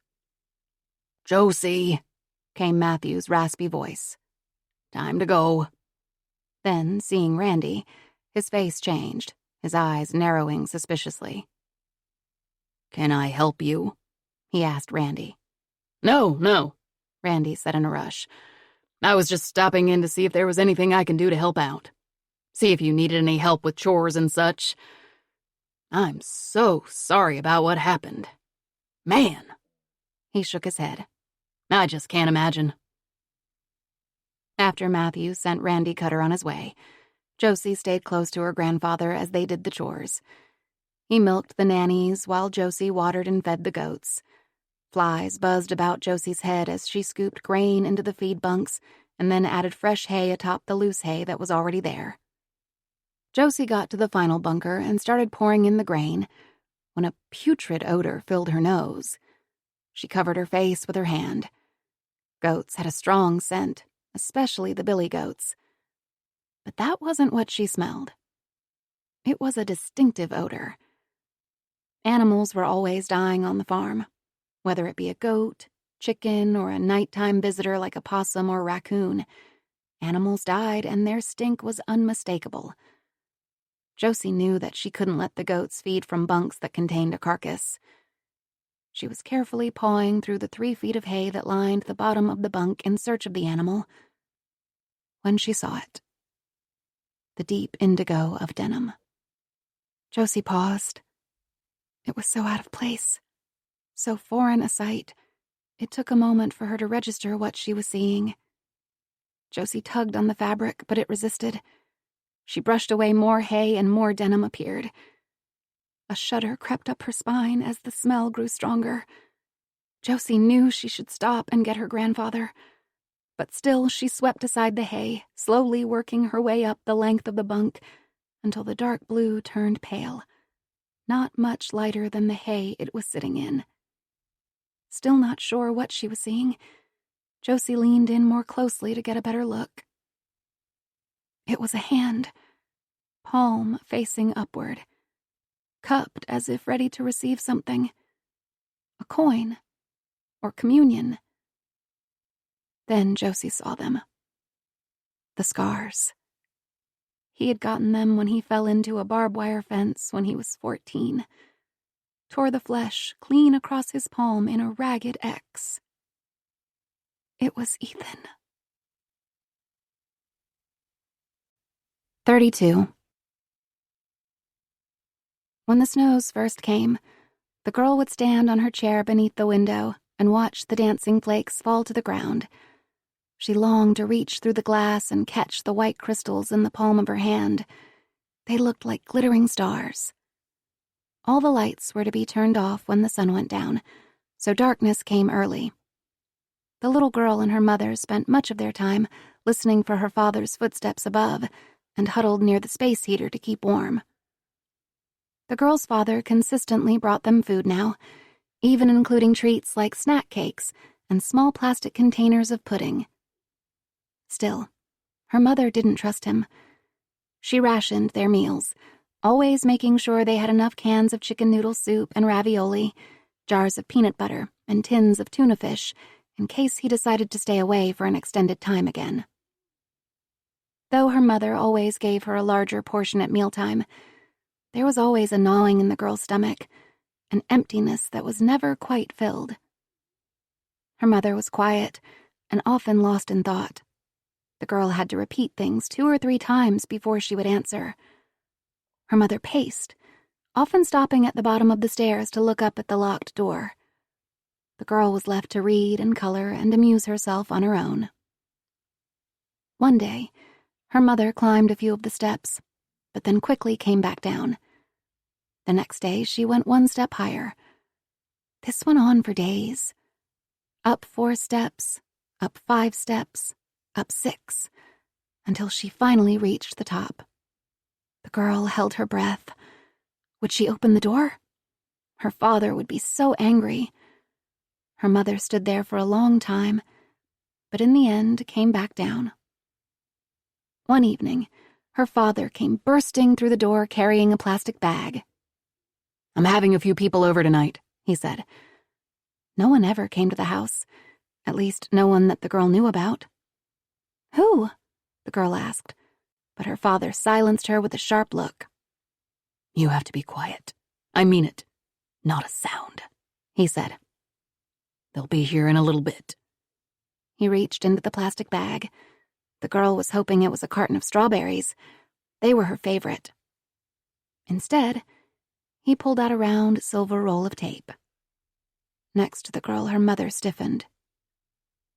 "What's that for?" she asked warily. "It's only for a little while," her father explained as he tore a 6-inch length of tape with his teeth. "No," her mother said, shaking her head. "You don't need to do that. We'll be quiet." "Can't take any chances," her father said regretfully. "Come here, Peanut." "No," her mother repeated. "She's quiet. She's always quiet." "Now you know that's not true," her father said, and the girl's face burned with shame. "Come here," he ordered. The girl stepped toward him, and he smoothed the duct tape over her lips. Immediately her lungs tightened. The room seemed to close in around her. "She was little," her mother argued. "She couldn't help it." The girl's fingers moved to her mouth and began peeling away the tape. Her father slapped at her hands. "Stop," he said. She dropped her fingers to her sides and struggled to breathe. Then he turned to the girl's mother. "Come here," he ordered. She shook her head, tears streaming down her face. "Please, no. I'll be good," she cried. He yanked her toward him, ripped another piece of tape from the roll and pressed it to her mouth. Tears filled the girl's eyes, and she watched as he dragged her mother over to the bed and handcuffed her to the headboard. Her mother didn't resist. She knew if she fought back, things would be worse. "Go sit down," he told the girl, and pointed to the metal pipe that rose up from the concrete floor and joined the circuit of cobwebbed pipes above them. The girl shook her head. She knew what was coming next. He snatched her into his arms, and the girl bucked and writhed as he carried her over to the pipe. "Stay still," he growled, as he tossed her to the ground. Again, he tore a strip of tape from the roll and lashed her hands behind her back and her ankle to the pole. Breathing heavily, her father took a look at his handiwork. Satisfied that they weren't going anywhere and would make no noise, he went up the stairs. "Be good now," he called down just before closing and locking the door. The girl lay face down on the cold concrete, mouth covered, arms tied behind her back, one ankle affixed to the pipe. She couldn't catch her breath, couldn't see her mother. Tears rolled down her face and her nose filled with mucus, making it even harder to breathe. Above her, she heard her father's heavy footsteps, and several lighter ones. She heard the tinkle of laughter, the chatter of unfamiliar voices, the cheerful chords of jingle bells. She closed her eyes to sleep, but the tape bit deeply into her skin and her muscles ached. She imagined what it would be like to be upstairs sitting in the big living room singing Christmas carols. She would be dressed in pretty clothes, eating cookies in the shape of bells and reindeer and elves. She would be counting her wrapped presents beneath the tree. The girl opened her eyes. She looked to her window. Through the gap in the curtain, snow was falling. She imagined what it would be like to feel snow on her face, to taste it on her tongue. 33. August 2000. The sound of screams filled the barn and Matthew came running, his eyes darting in search of the source of Josie's distress. "Josie, what is it?" he shouted. All she could do was point to the feed bunk. Matthew's eyes followed her finger and landed on Ethan's body. He fell to his knees in front of the bunk. "Ethan," he said in disbelief. The mournful bleats of the goats rose up around them. Is he dead? Josie asked, though she already knew the answer. "Come away from there. Don't touch anything," came Matthew's strangled reply. He struggled back to his feet, avoiding using the edge of the bunk to pull himself up. Josie moved backward, but already denial was overtaking rational thought. "Maybe it's not him," she said. But she had seen the scars on the palm of his hand. The body in the bunk was her brother. The goats cried out as Matthew led Josie from the barn as if begging them to come back. "I'm going to be sick, Grandpa," Josie said apologetically, and then veered away from him and vomited into the grass. "It's okay," Matthew said, holding Josie's hair away from her face until her stomach was empty and the dry heaves had passed. When she finally stood upright, he reached into his pocket and pulled out a clean handkerchief and wiped Josie's mouth. Matthew hurried to the house for help and returned with the deputy and Caroline. Josie stood beneath the maple tree, its broad leaves shading her from the relentless sun. Josie couldn't stand the thought of her brother, dead, lying all alone in a feed bunk covered in hay. She couldn't bring herself to even look toward the barn. She never wanted to set foot on this farm again. Her family's blood now coursed through its soil. She imagined the corn and alfalfa rising from the earth, stunted and black with rot. The deputy called for more help and secured the barn, while Matthew, Caroline, and Josie huddled together beneath the tree. The ambulance was the first to arrive, speeding down the gravel road, siren blasting, dust rising around the rig in a gritty mist. Next came the sheriff in his cruiser, and then Agent Santos and Randolph, who drove up in their black sedan. "I'm sorry, Josie," Santos stopped to say. "You've lost more than a person should have to." Josie didn't know how to respond, so she said nothing. She sat on the grass and leaned her back against the trunk of the tree and covered her face. Caroline sat down next to Josie, pulled her close, and they cried together. The EMTs came out of the barn, their stretcher empty. "Aren't you going to take him with you?" Josie cried, feeling hysteria bubbling inside her chest. They couldn't just leave Ethan in the feed bunk covered in straw. "No, I'm sorry," the paramedic said apologetically. "The sheriff and the police have to do their investigation. Someone else will come for your brother. But when they do, they'll take good care of him, I promise." Josie wanted to believe him, but so many people had been telling her how everything was going to be okay. Nothing was okay, would never be okay again. "Agent Santos will want to talk to us again," Matthew said, rubbing his hand across his face. "When will this end?" he pleaded. Agent Santos made her way toward them.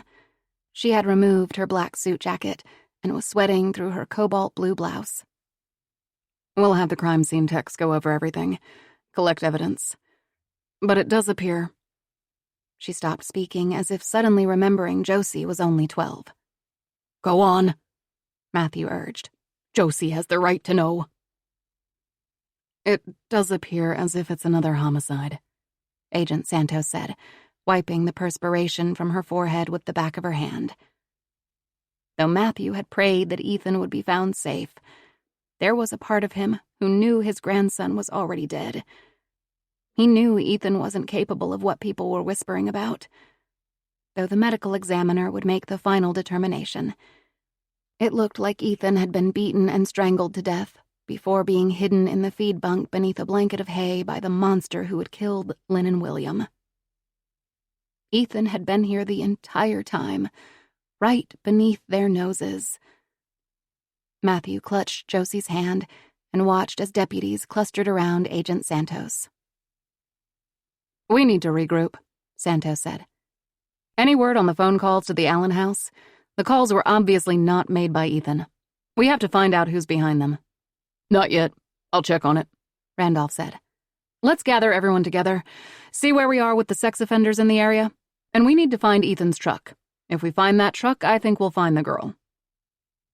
Matthew hoped they would find the Allen girl, but feared she met the same fate as the others.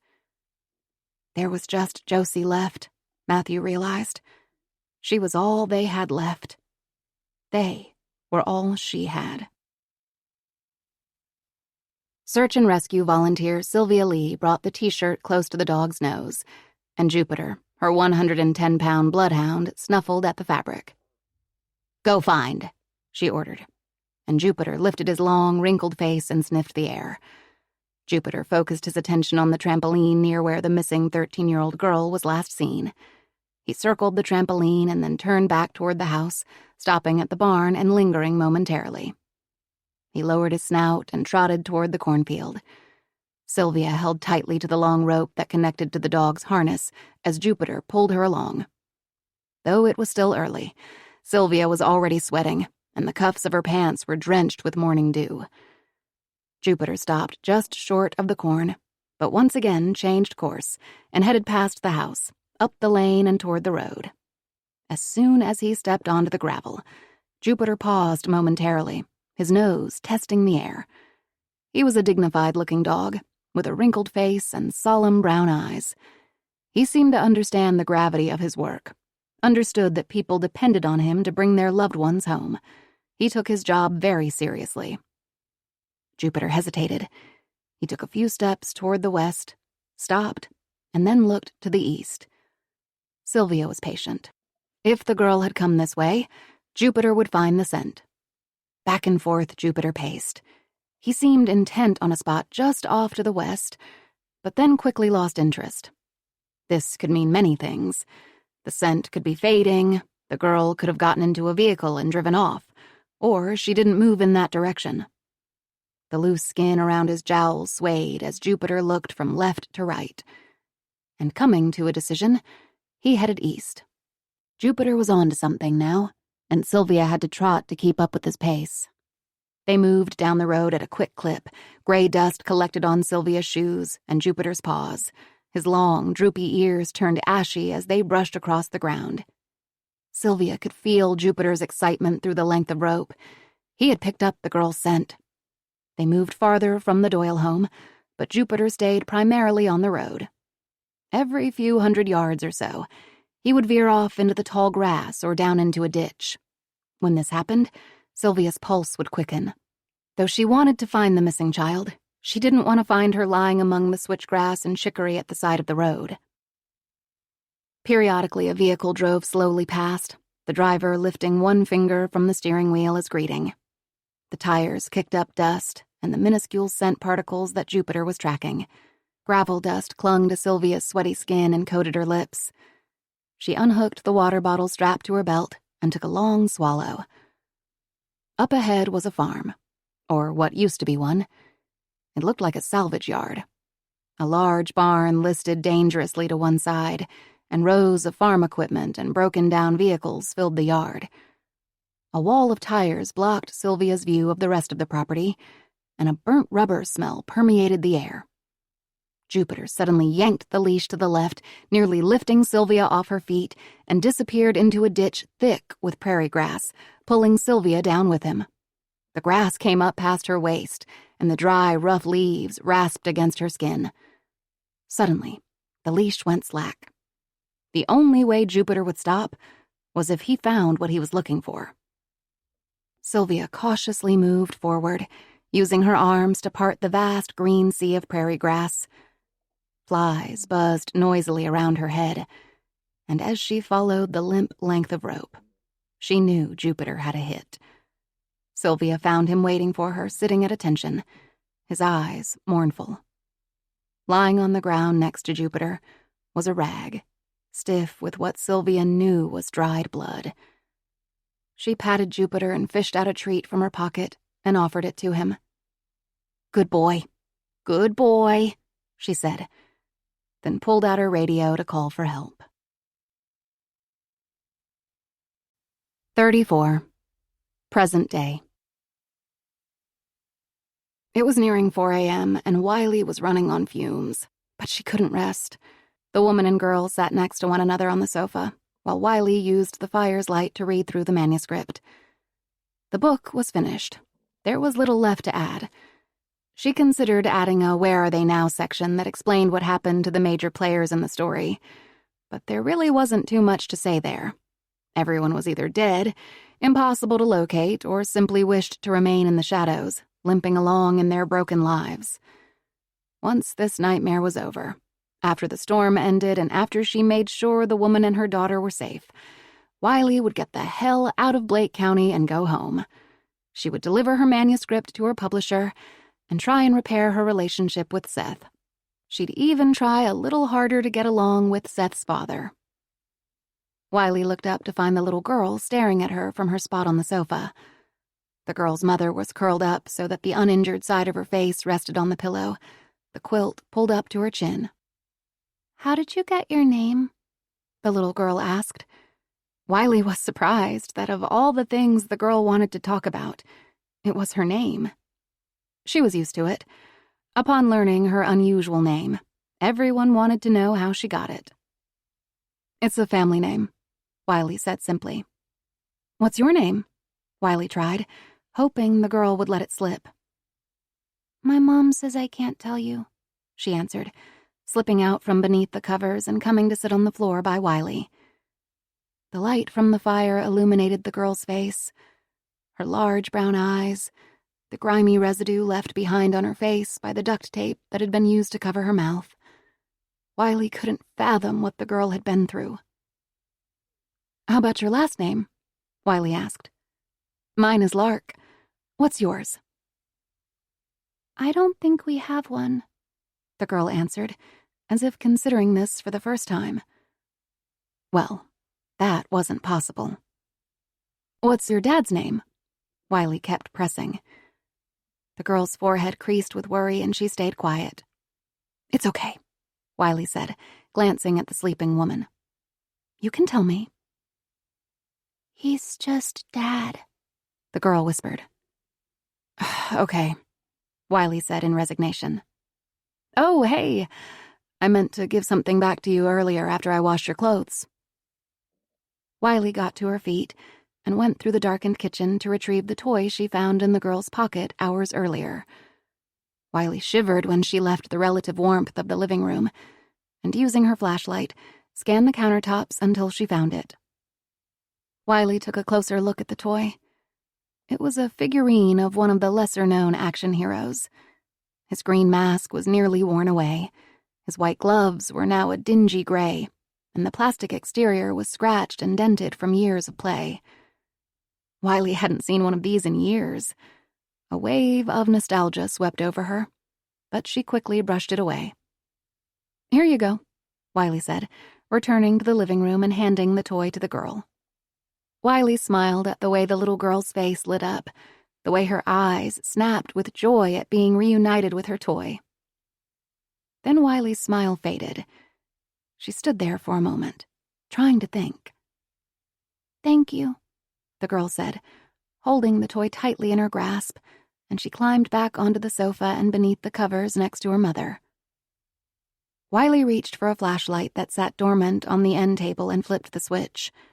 She did the same with another flashlight, and another, until the room was filled with light. Wiley took a seat opposite the woman and child, at a loss for words. The fire popped and crackled ineffectually. Tass snuffled. Wiley moved to the kitchen and returned with 2 bottles of water.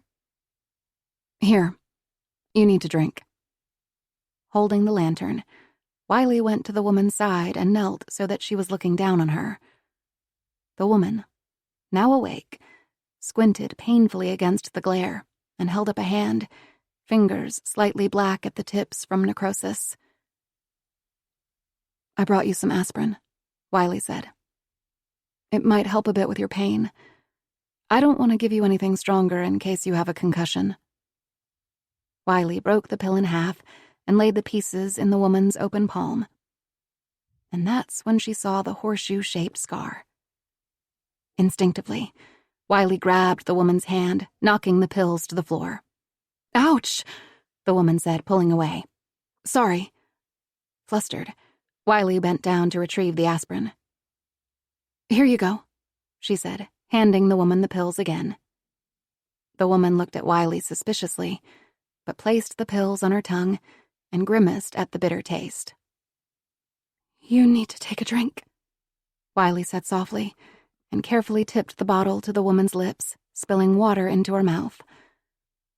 Wiley stared down at the woman's battered face. One mistrustful brown eye looked back at her.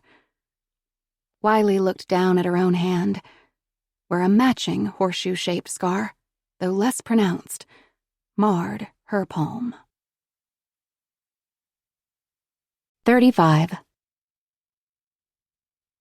At night, the girl dreamed she was drowning, of her nose and mouth and lungs being filled with dank, dark water.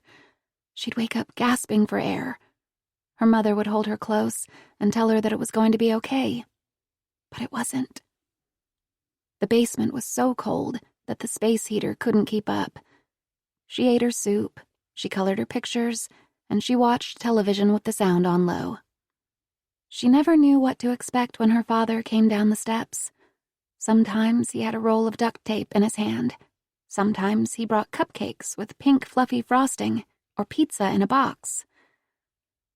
But even on the days he brought treats and touched the girl's hair and told her she was pretty, he was quicker to slap and push and pinch. It was worse for her mother.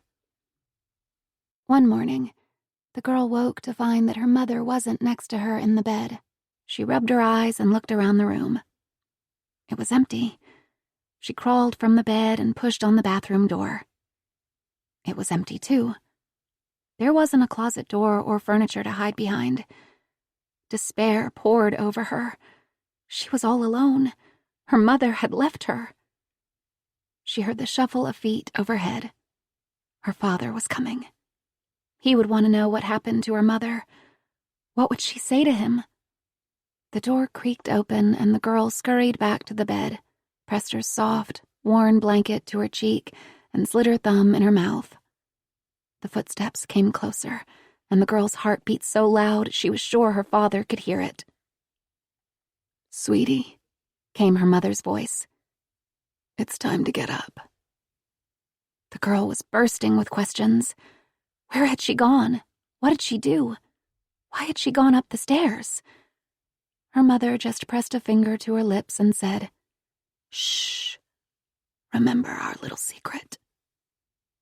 She had brought down a plastic bag filled with all kinds of things. There was an apple, a few dollar bills, and a pile of quarters, dimes, and nickels that jangled together in the bottom of the bag. Her mother handed her the apple and then tied the plastic bag handles together and hid it at the bottom of the garbage can. The girl gnawed on the apple while her mother paced around the room. The day crept by slowly. Her mother was preoccupied, nervous. The girl asked what was wrong, but her mother just smiled and said everything was just fine. A sliver of worry pricked her chest, and she ran to the cupboard to see how much food they had left. She sighed with relief. There was plenty. "Do you think he will come tonight?" the girl asked. "I don't know," her mother said, staring up at the door. "I hope not." Her father did come that night, and he was in a foul mood. He told the girl to go to the bathroom, and she did so reluctantly. She knew it was going to be bad. She picked a book from the shelf and closed the bathroom door behind her. She couldn't see what was going on, but she could hear everything. The bed squeaked violently, and her mother cried out with such pain the girl had to cover her ears until it was over. For the next 3 days, the girl awoke to find her mother gone, but she always returned, each time with an item to add to the bag hidden at the bottom of the garbage. A pair of sharp scissors, an electric razor, 2 bottles of water, 2 keys. "Aren't you afraid he's going to come back?" the girl asked. Her mother shook her head. "He's always leaving at 6. He goes into town for coffee and a donut," she said. "He's always back by 8. I love you," her mother murmured out of the blue. The girl smiled, but an uneasiness settled in her chest because the way she said the words sounded a lot like goodbye. Later, the girl's mother shook her from her sleep. "Wake up," she said. The girl rose to her elbow and looked blearily back at her. "What time is it?" the girl asked. "Just get up and do what I say. We have to hurry," her mother said, pulling a red sweatshirt over her head. "Get dressed and go to the bathroom." The girl did as she was told. The room was dark except for the flickering light from the television. A weather anchor was talking about sleet and snow and gusts of wind. She went to the bathroom and pulled on her jeans, a gray sweatshirt, and a pair of tennis shoes. "What's going on?" she asked. "Is he coming?" Her mother shook her head. "No. Now listen. We're going to do something scary. But you need to trust me. Do you trust me?" The little girl nodded. Her mother went to the garbage can and pulled out the plastic bag. She untied the handles, reached inside, and brought out the pair of scissors and the electric razor. The girl looked at her in confusion. There was nothing scary about a pair of scissors, though these were much sharper, and the blades longer than the pair she had in her art box. "Come here, sweetie," her mother said. "I'm going to cut your hair." "Why?" the girl asked. "Do you trust me?" her mother asked again, staring directly into her eyes. "Yes," the girl said in a small voice. Her mother lifted a section of the girl's hair and, using the scissors, began to snip. Long, dark curls fell to the floor. The girl gasped, and her hand flew to her head. "Don't worry. It will grow back. I promise," her mother said, and kept on cutting, and she didn't stop until there was a thick mound of black hair on the floor. She plugged in the electric razor, and it came to life with a low buzz. Her mother pressed the razor to the girl's scalp, and the remaining bits of fine hair floated around her head. Finally, her mother let out a long breath. "Okay. I'm done." "Can I go look?" the girl asked, and her mother reluctantly nodded. She hurried to the bathroom and stood in front of the cracked mirror. She looked awful, not like herself at all. She was practically bald, and her neck and ears felt naked, exposed. "Please don't cry," her mother said, her voice thick with her own tears. "I need you to be brave." The girl tried, but she couldn't stop the tears from falling. "We're going to be different people for a while. I had to cut your hair, and I'm going to cut mine and change the color after we leave. Can you pretend to be a boy? Do you think you can do that just for a little while?" The girl nodded. "Good," her mother said. "We're leaving now, and we're never going to come back." "Won't he be mad?" the girl asked through her tears. Yes, and that's why we need to hurry, her mother said, and began snipping at her own nearly waist-length hair, cutting it to just above her shoulders. The calendar he has upstairs said cattle auction, Burrell, Nebraska, under today's date. But we have to go. We have to leave now. Go pick out one special thing to bring with you and I'll unlock the door. They were leaving? They were actually going to walk up the stairs and out the door. A shiver of excitement went through the girl. They were going to the out there. She knew exactly what she was going to bring. Her little white blanket with the bunnies on it. It was a blanket she'd had since she was born. She wished she could bring some books in her art box. But her mother told her to choose just one thing, and she couldn't leave without her blanket. Then her eyes landed on the plastic figure of a man dressed in green. Her mother had given it to her when she was little, said she had it for a long time. The girl almost had forgotten about it. She spent most of her time coloring and reading books these days. The girl slid the figurine into her pocket. She'd bring both of them. Her mother wouldn't mind. No, no, no, came her mother's voice from the top of the stairs. The girl heard the rattle of the doorknob, the pounding of fists on wood. It doesn't work, she said, coming down and sitting on the bottom step in defeat. He must have added another lock. It won't open. He'll know we were up to something. He's going to kill me for cutting your hair, she said, lowering her face into her hands. He doesn't have to know, the girl said, squeezing onto the step next to her. We'll tell him I did it. We can pinky promise. He'll know, she said, shaking her head. He'll find out I got out and took the keys and money and the razor. I'm so sorry, she cried. I promised you everything was going to be okay, and it won't. They sat that way for a long time. The little girl rubbed her mother's back with one hand and her shorn head with the other. She looked around their small room. It wasn't so bad. She had the bed and the television and the bookshelf and the window. Mama, the girl said, sitting up a little straighter and pulling on her mother's arm. She pointed, and her mother followed her finger's path. We don't have to use the door, she said. We can use the window. 36. Present day. It couldn't be, Wiley thought. It wasn't possible. Becky was dead. Had died years ago. She was certain of it. But what if that wasn't the case? What if Becky had been hidden away for all these years? What if she'd had a child with the man who took her? A surge of guilt crashed over her. Wiley's mind flashed back to the night of the murders, when she and Becky were in her bedroom, the moonlight splashing through the window. Just a short time later, Becky was gone. Becky wouldn't have even been at the house if it hadn't been for Wiley. A little voice in her head nagged and poked at her. The horseshoe-shaped scar on the woman's hand, a twin to her own. Wiley blinked and gave a small shake of her head.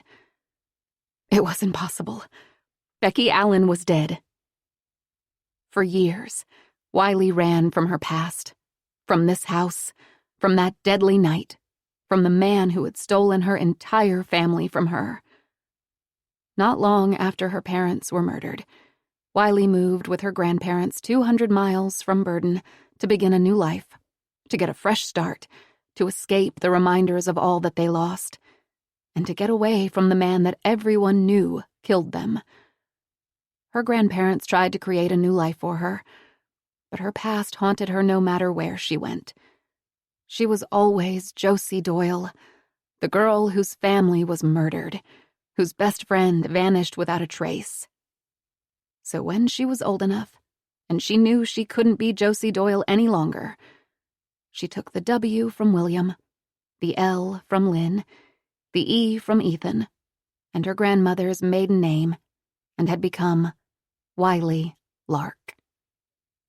Then she began to write books about terrible crimes. Why? She never tried to analyze it too closely, but it made sense.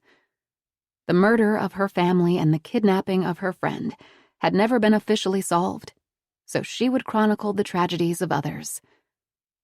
Until now. Now she was writing her own story. Josie Doyle's story for the entire world to read and to examine. No. Wiley shut the folder and stood. It was crazy. Becky was dead. She was determined to push the thought from her head when she heard a faint rumbling sound coming from outside. "What is it?" the woman asked fearfully. The little girl ran to the front window and pulled back the curtain. "I can see a light," she exclaimed. "It's way up on the road." "Come here," her mother ordered. "Get away from there." Guiltily, the girl returned to her mother's side. "I think it's the snowplow," Wiley said with relief. They paused to listen to the grumble of an engine and the unmistakable scrape of snow being pushed aside. Seeing the alarmed expression on the woman's face, Wiley spoke. "This is a good thing. It means the storm is winding down. They'll get the power going soon and we'll have electricity and heat." The woman didn't look convinced. The engine suddenly went silent. "Is it gone?" the girl asked. "Are they all done?" "Maybe, but they'll be back to clear the other side of the road," Wiley explained. The girl left her mother's side and returned to the window. "How come I still see a light?" she asked. Wiley joined her, and the woman even eased from her spot on the couch to see. "Maybe he's stuck," the girl offered. "More likely he saw your overturned truck and stopped," Wiley said. "I'm going to go check it out. Talk to him." "Please don't," the woman said. "Stay here." "I'll be gone for only a minute." "Don't worry. I'll have a radio on the plow. He can help us," Wiley said. Ignoring the woman's protests, Wiley grabbed her coat from the back of the sofa and a flashlight and moved to the mudroom. She shoved her feet into her boots and tucked her hair beneath a stocking cap. She had to catch the snowplow driver before he left. In the very least, he could radio for help, let the authorities know they needed medical attention. Wiley threw open the door and came face to face with a man dressed in winter gear. Startled, she dropped the flashlight and it fell to the ground with a clatter and rolled away. They both bent over to retrieve it. Wiley got to the flashlight first. "Oh, God, you scared me." She laughed nervously. "I was just coming out to try and catch you." "I didn't mean to frighten you," the man said as they both stood upright. No, Wiley said, turning the flashlight toward the man. "I'm glad you're here. We need—" And that's when she recognized him. It was Jackson Henley, the man who murdered her family, the man who took Becky. 37. August 2000. Things were moving fast.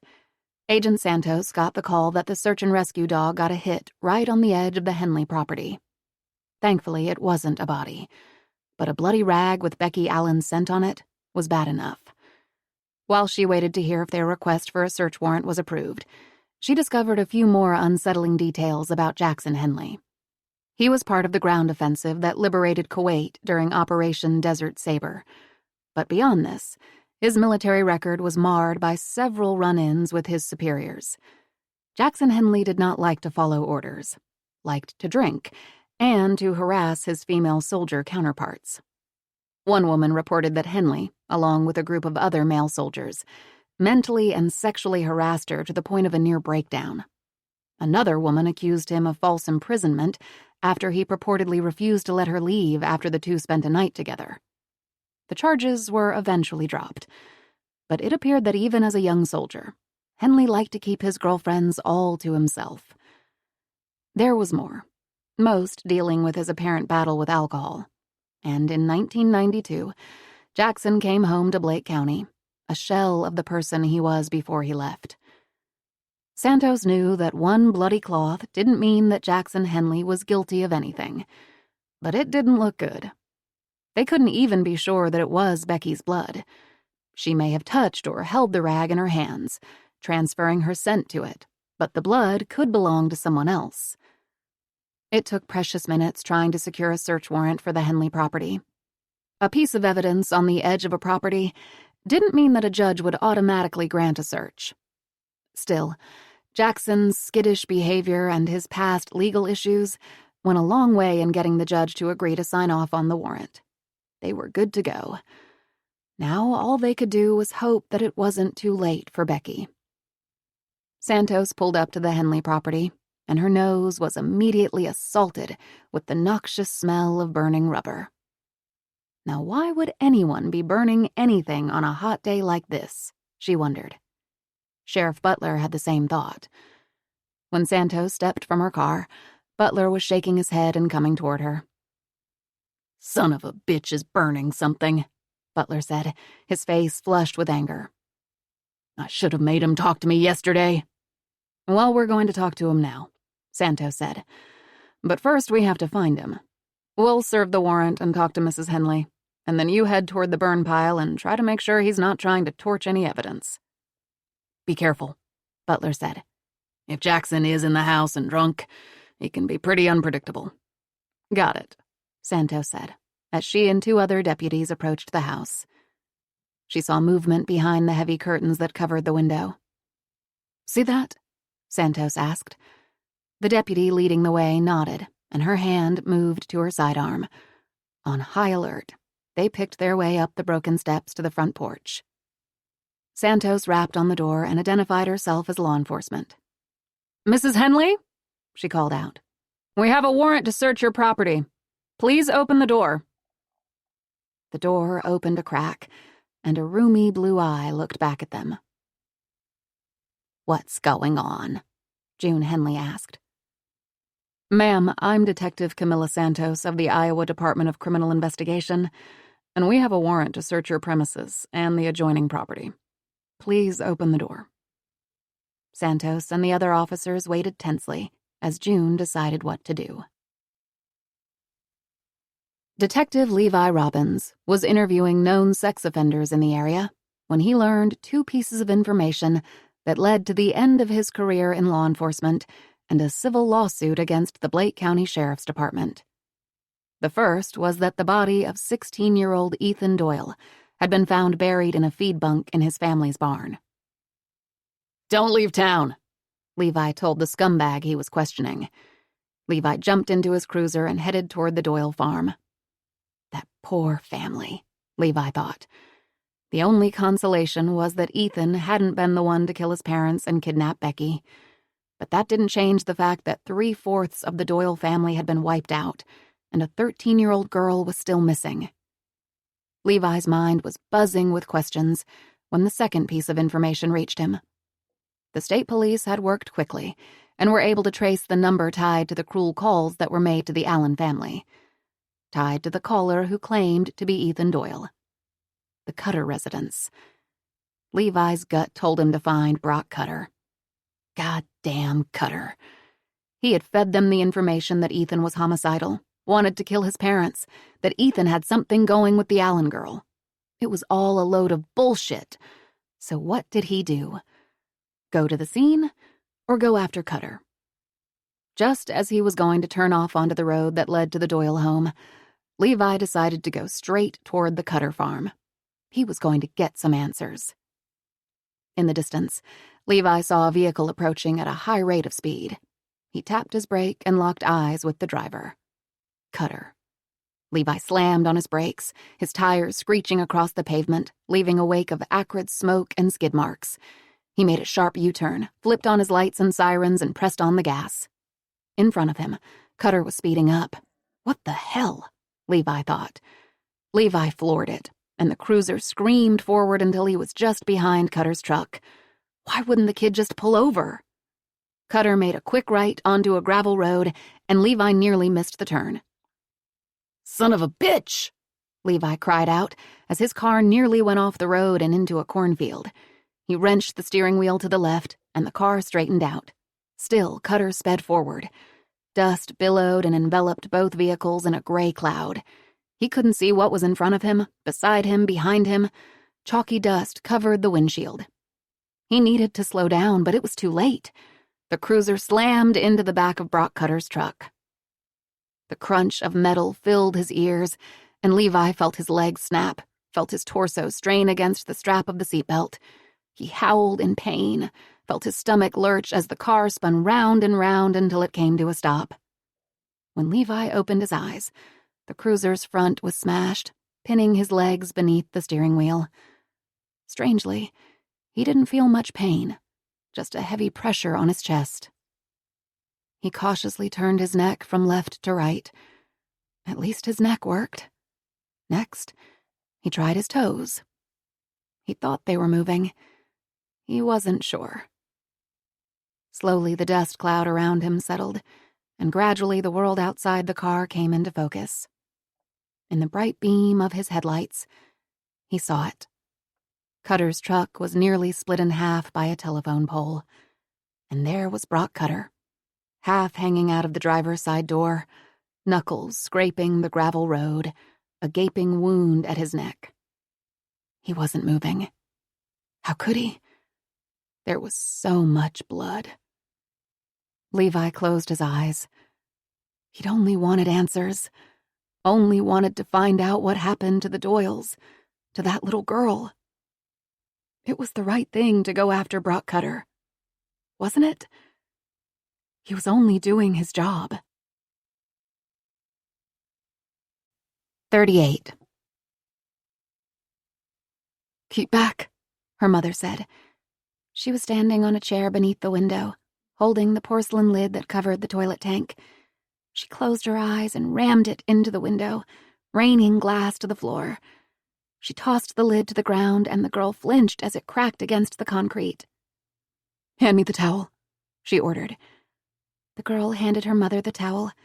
She wrapped it around her hand and began clearing the window of the remaining broken glass. A wall of hard-packed snow stared back at them.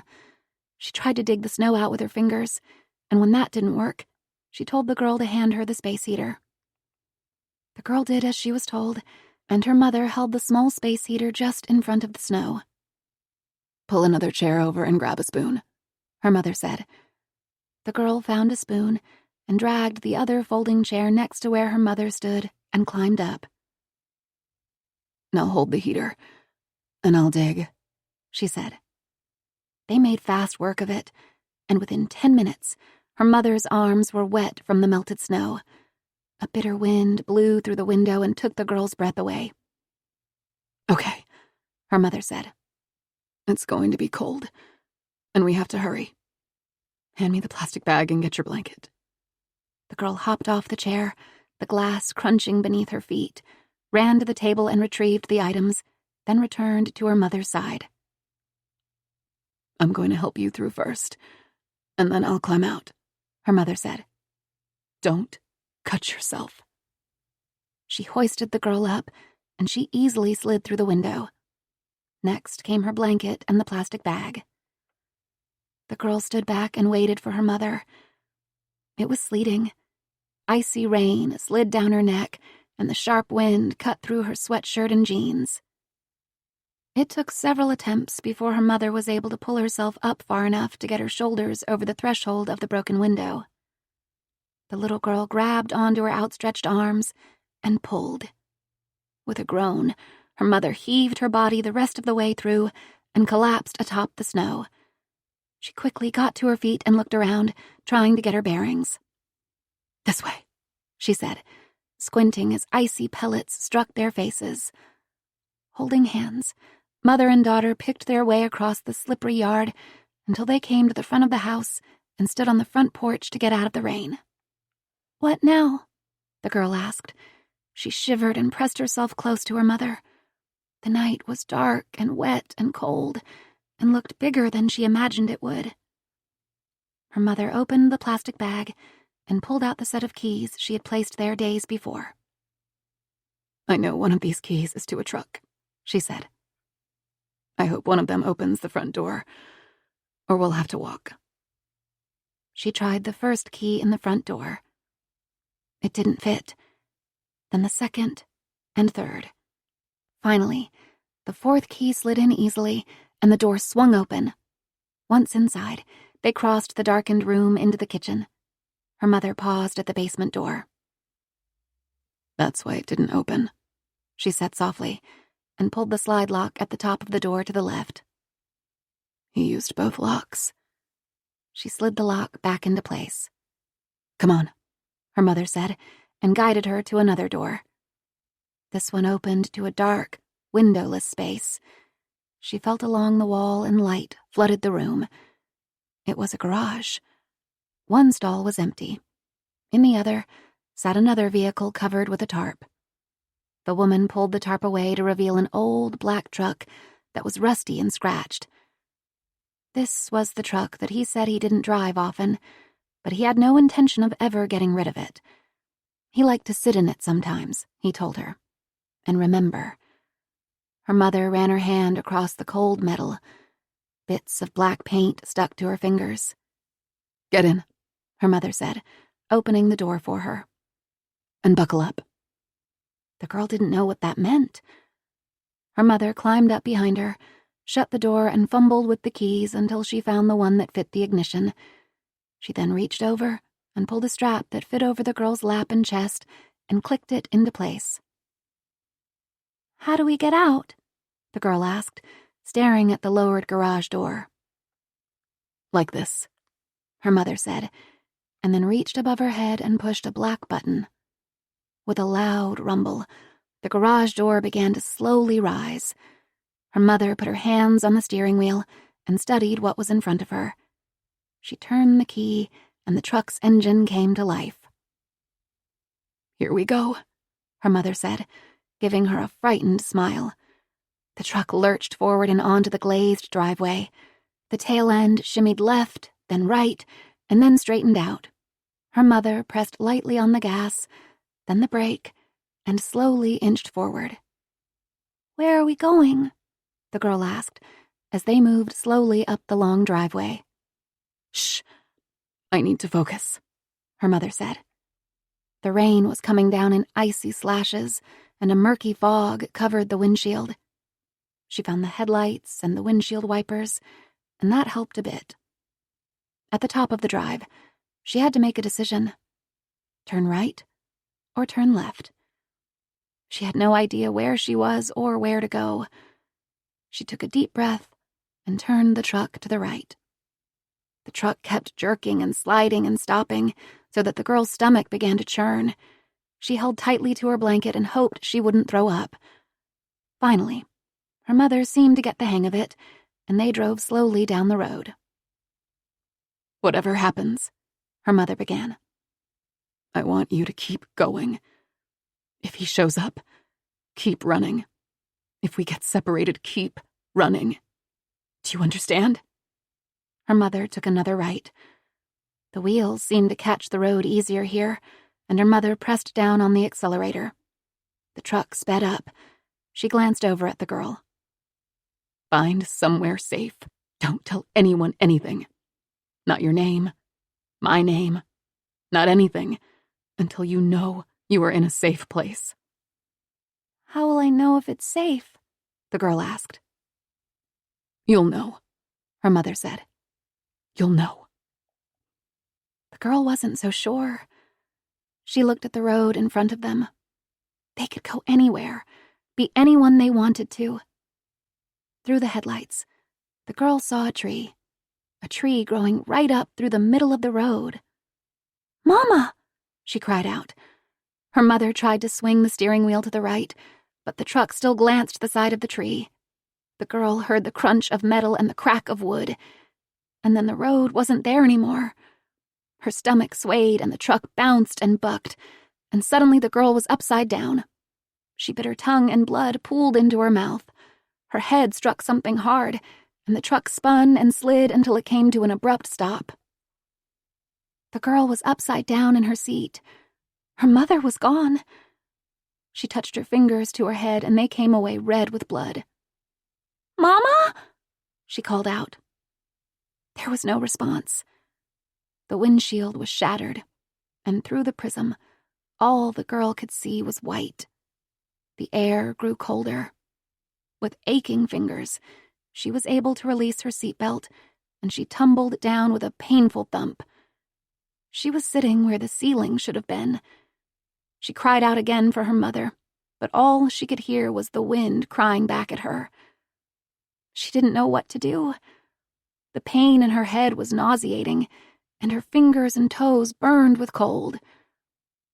Her mother told her to keep going, so that was what she would do, no matter what. One of the truck doors was wedged open, and she dizzily crawled through it. All around her were broken pieces of the truck, but her mother was nowhere to be seen. "Mama? Where are you?" she called out. But her words were swallowed up by the snow that was falling furiously now. Tears gathered in her eyes and spilled out onto her cold cheeks. "Keep going," she told herself. She stepped forward and immediately slipped to the ground. She crawled on hands and knees until she was atop a little hill. Squinting through the storm, she saw it. Pale and weak, but it was there. She got to her feet, and moving slowly, steadily, the girl headed toward the star. 39. August 2000. The front door slowly opened, and Agent Santos assessed the woman standing in front of her. She was as thin as a skeleton. Her face was pale and pinched. She looked 2 steps from death. "He said you'd be coming," June said in a raspy voice. "Where's Jackson?" Santos asked, her eyes darting around the room. June sat down wearily in a chair. "He's my son. I love him," she said simply. Santos knew they weren't getting any help from Jackson Henley's mother. "You stay with her," Santos ordered a deputy. Santos and her team began with a cursory search of the house. Everything was as neat as a pin. Even the basement, with its concrete walls and floor, was swept clean. There was no sign of Jackson Henley or Becky Allen. Santos returned to the living room where June Henley sat, watching them warily. The house, so far, was ordinary. It looked like the home of an elderly woman who had married and raised a son there. There were pictures of Jackson at various ages, of June and her husband on their wedding day. But something was missing. Then it came to Santos. The house looked like it belonged to an ill, elderly woman, not a woman who lived with her adult son. There was no sign that Jackson slept in the house, no closet filled with his clothes or personal items. Jackson, for all intents and purposes, did not live in the house. He had another spot, somewhere on the property where he spent his time. Santos went to the front window and pulled aside the curtain. Outside, Sheriff Butler and his crew were searching the property and the outbuildings. Off in the distance, thick black smoke rose from the burn pile, and along with it, a sick feeling settled in Santos's stomach. Burning tires weren't like burning fallen tree limbs or yard refuse. It was illegal. Had been since '91. Jackson would know this, but apparently didn't care. Setting tires on fire wasn't easy. They burned hot, and once ignited, they were hard to extinguish. And the smoke from tire fires was filled with noxious chemicals like cyanide and carbon monoxide. June said Jackson knew law enforcement was coming. Being arrested for illegal tire burning would be worth it if any evidence connecting Jackson to the Doyle murders and the disappearance of Becky Allen was destroyed. They had to put out that fire. "Call the nearest fire department and get them out here," Santos ordered. "Tell them we've got a tire fire." She turned to June Henley. "Ma'am, it's not safe for you to be here. The smoke and fumes from the burning tires will make you sick. We need to take you away from the area." June's shoulders sagged in resignation, but she got unsteadily to her feet. "You're wrong about this," June said. "Jackson didn't kill that family or take that girl." "I hope so, ma'am," Santos said, as a deputy escorted June from the house. A sound of a gunshot cracked through the air, and Santos rushed outside. The air was thick with rolling black smoke, and the smell of burning rubber filled her nose and burned her eyes. She covered her mouth with her elbow and went toward the sound of the gunshot. The fire was about 100 yards from the house where the rubber tires were stacked. As Santos came closer, deputies, coughing and wheezing, rushed past her in the opposite direction. Santos snagged an officer as he ran by. "What's happening?" she asked. "The guy's guarding the fire with a shotgun. Won't let anyone come near him," he said. His eyes were red and irritated from the smoke.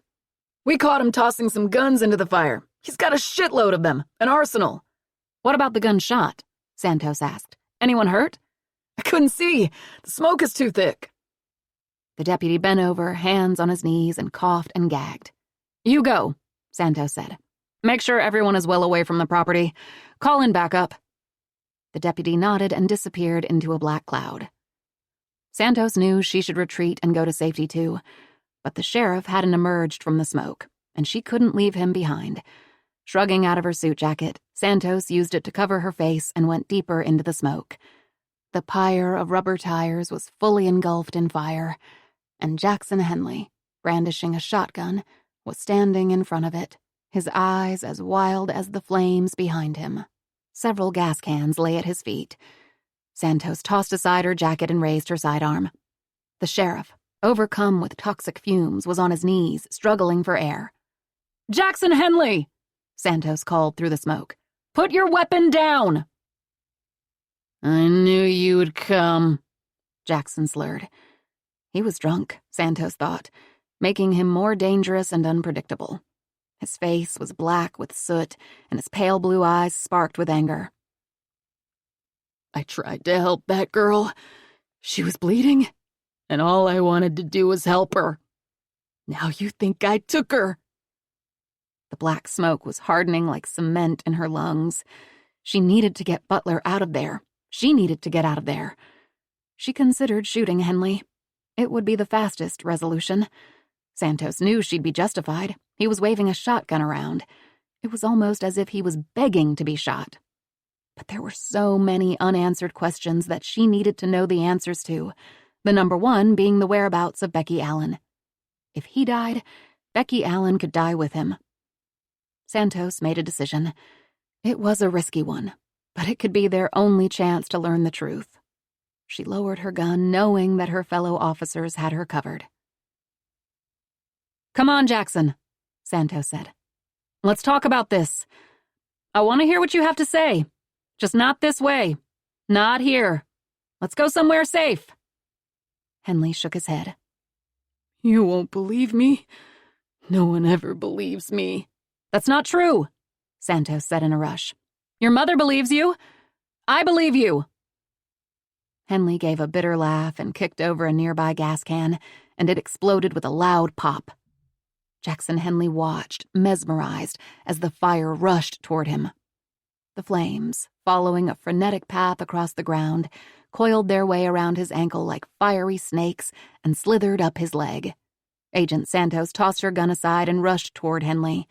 Using her jacket, she tried to smother the flames that covered Jackson's leg and had jumped to his arms.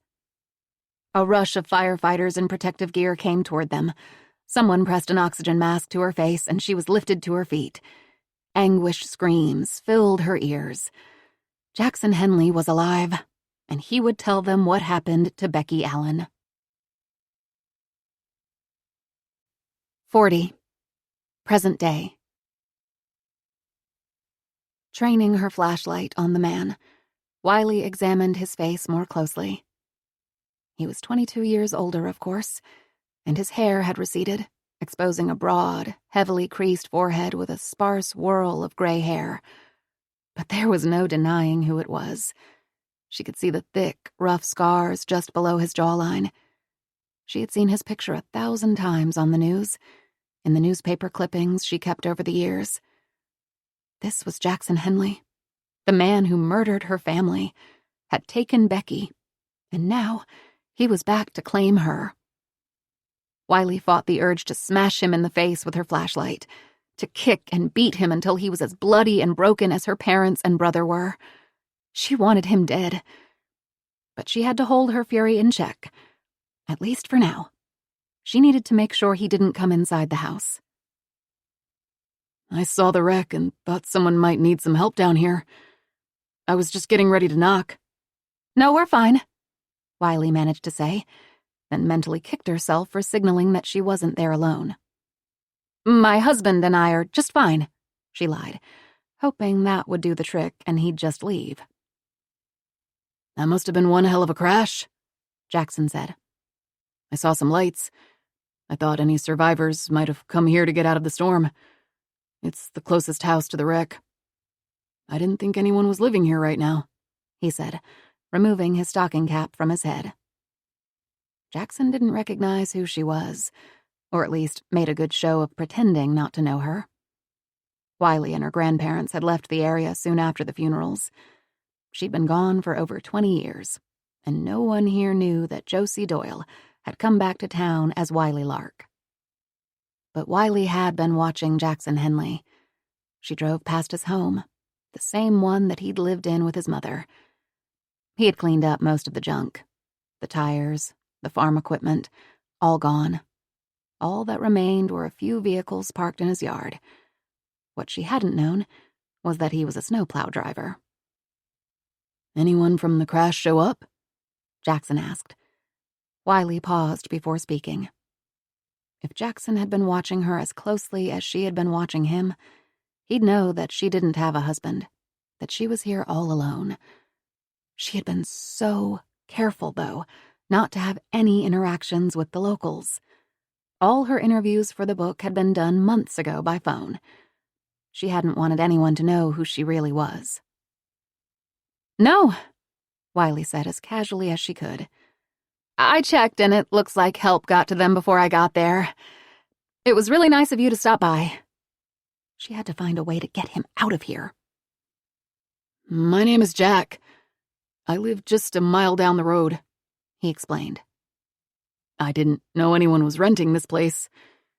Like I said, I saw the wreck and just wanted to check on things. I'm Wiley, she said, and Jackson didn't flinch. My husband and I are renting the house. Maybe he really didn't have any idea he was standing in front of the woman whose life he ruined. But Wiley was sure that he knew that Becky and her child were in the other room. Actually, I could use your help, Wiley said. We're out of wood, and I don't want to wake my husband up to help me bring it in. Maybe you could carry in a few armfuls? She asked, hopeful that her voice sounded natural. Sure thing, Jackson said. Just point me in the right direction. It's in the tool shed over there. Come on, I'll show you. Holding her breath, Wiley led Jackson through the storm to the old tool shed, a small, sturdy building between the house and the barn. She had no idea if her plan would work, but it was all she had. She opened the door to the tool shed, and over the wail of the wind, she shouted, "The wood is in there! We can both grab an armful, and that should keep us going through the night." Jackson nodded, and they both stepped into the dark outbuilding. "It's back there," Wiley said, briefly lighting up a far corner with her flashlight. She then used the light to scan the space for a slim, sturdy tool. Her eyes landed on a screwdriver, and she snatched it from the wall.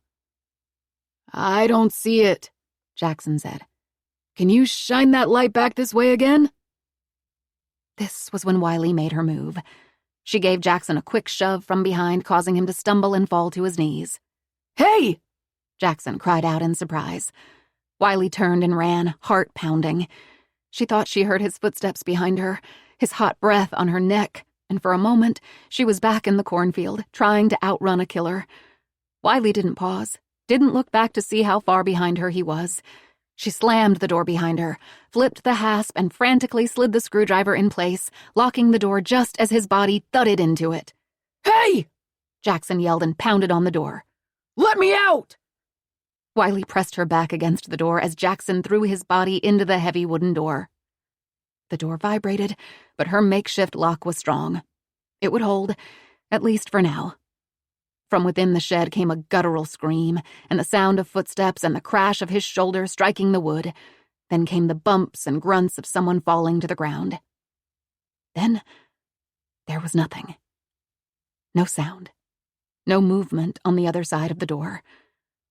She had to find her gun, had to find a way to keep Jackson locked in the shed and out of the house. She would keep Becky and her daughter safe, and she would kill Jackson Henley if she had to.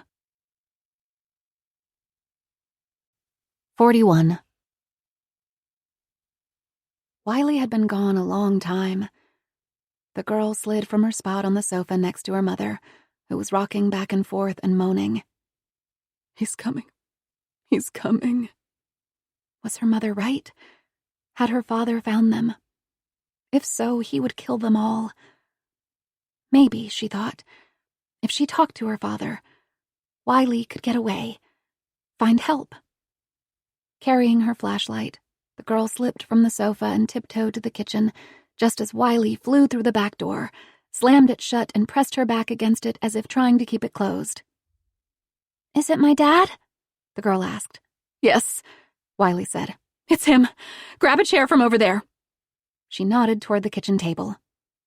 Josie dragged the chair over to Wiley and watched as she tipped the chair on 2 legs and slid the top rail beneath the doorknob. Her father was somewhere outside, the girl thought. Only a few inches of wood stood between them. "He'll get in," the girl said resignedly. "He'll get in." "No," Wiley told her, breathing heavily. "I won't let him. And if he gets through the door, he won't get past me. I won't let him hurt you anymore." Then there was silence. They stood there for a long time, listening, waiting. Nothing came. Wiley turned toward the girl. "Your mom's name is Becky, isn't it?" The girl froze. Did she trust Wiley? "You'll know," her mother had told her. "You'll know." "Please," Wiley said. "I have to know. Is her name Becky?" The little girl nodded, and Wiley covered her eyes and wept. 42. Present day. Embarrassed by her rare outburst of emotion, Wiley quickly dried her eyes and stared at the little girl in disbelief. The woman in the other room was Becky. This was Becky's daughter. The girl that everyone thought was dead was alive. And the man that killed Wiley's family and kept Becky a prisoner was locked in the tool shed. Wiley pressed her face to the window and looked toward the shed for any sign of movement from Jackson. All was quiet. Maybe he had hurt himself trying to break down the door. Or maybe he was just waiting for Wiley to let down her guard. They would just have to stay alert and wait. Wiley was good at waiting. All those years ago, she had waited for someone to come into the cornfield to save her. Waited for someone to save her parents, her brother, Becky. She waited for Jackson Henley to be put in prison for murdering her family. But none of those things came to be until now. Becky had come home. Wiley could wait Jackson Henley out. She had been doing it for 22 years. What was one more day? Taking the little girl by the hand, Wiley led her to the living room. Becky was gone from the sofa. Wiley pulled the missing persons flyer from the file folder. She heard soft crying coming from the closet and slowly opened the door. The woman, Becky, was sitting on the floor, trembling. Wiley lowered herself to the ground and climbed in next to Becky, setting the flashlight on the floor in front of them. The girl stood just outside the closet door listening. "He's out there, isn't he?" the woman asked, her voice shaking with fear. "He's come for us." Wiley tried to smooth the edges of the creased photograph and then handed it to Becky. She stared at it for a long time, as if trying to place the person in the photo. Though she wasn't looking at Wiley, the woman was listening so intently She was barely breathing. "Becky," Wiley said softly. "It's me. It's Josie." The woman lowered her head and shook it from side to side in disbelief. Tears streaked down her face, leaving a ragged path through the dried blood. Wiley reached for the woman's hand, and she flinched as if burned. Wiley kept a gentle grip on her hand and turned it over, palm up. She traced the horseshoe-shaped scar with her finger. "I have one too," Wiley said, trying to keep her voice even and calm. The knowledge that Jackson Henley was locked in the tool shed would keep, but not for long. But first, Wiley had to make Becky understand who she was. "We were 10, I think," Wiley said. "We got the idea that we should be blood sisters. We used my mother's paring knife. You were braver than I was, and made a deeper cut. That's why you have such a noticeable scar. But I have one too, see?" Wiley held out her hand, and the woman's eyes flicked toward it and then away. "Sisters forever," the woman murmured. The girl, seeing her mother's distress, climbed into the closet with them. Wiley waited for the woman to speak, to say something, anything. But there was only silence, and for a moment, Wiley thought she had gotten it all wrong. This wasn't Becky, only a scared, lost stranger looking for safety in a storm. Wiley suddenly felt foolish. After all these years, she had forgotten how to hope, and understood why. It was too painful. She pulled her hand away. Finally, the woman spoke. "I'd forgotten what you looked like. I mean, if I closed my eyes really tight, I'd get little flashes." Becky looked up at Wiley, her eyes shining with tears. And then she smiled. And there she was, the Becky Wiley remembered. "I thought you were dead," Wiley said. "We all did. Except for your mother. She never gave up looking for you." Becky wiped her eyes. "I thought she was dead. He told me she was dead. That no one was looking for me anymore. That no one cared." "We all cared. Everyone cared," Wiley tried to assure her. "Agent Santos did everything she could to try and get Jackson Henley convicted." "Jackson?" Becky asked, her forehead furrowed in confusion. Wiley nodded. "Yes, Jackson Henley. There just wasn't enough evidence to arrest him for killing my family and your disappearance. They couldn't find the gun he used or my brother's missing truck. They couldn't find you. But don't worry, he's caught now. I locked him in the tool shed. He'll never hurt you again." 43. Wiley and her mother were sitting in the closet whispering. She squeezed into the space between them and rested her head on her mother's lap. Tass, not wanting to be left out, lay down in front of the open closet door. Wiley talked while her mother and the girl listened. She told them about when she and her mother were young, talked about school and overnights, and birthday parties with cake and ice cream and balloons, and long afternoons at the pool. Things that the girl didn't even know were possible. Wiley and her mother had known each other before. Before her father. Before the room in the basement. Before her. Wiley also talked about how she had moved far away when she was 12, became a writer, got married too young, and had a baby named Seth. "I never thought I'd get married," Wiley said. "Or have children." She glanced over at the girl, then said, "I didn't think I deserved it after what had happened. But I miss my son. I miss Seth very much." Wiley crawled from the closet and came back a moment later with a picture. "This is Seth. This is my son." The girl wanted to know what she meant. wanted to know what Wiley did that was so bad that she didn't deserve a nice husband and a son with laughing dark eyes and deep dimples. But she didn't want Wiley to stop talking. She liked the sound of her voice, wanted to know more.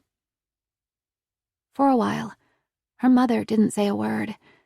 She just listened and stroked the girl's head.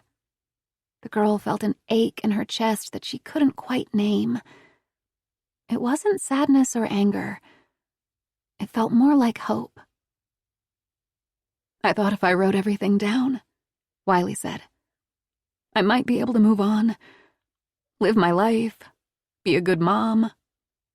Instead, I've been hiding out here, trying to write a book about what happened, but not really wanting to face it. The girl's eyes grew heavy. She was warm and safe and with her mother. Everything was okay.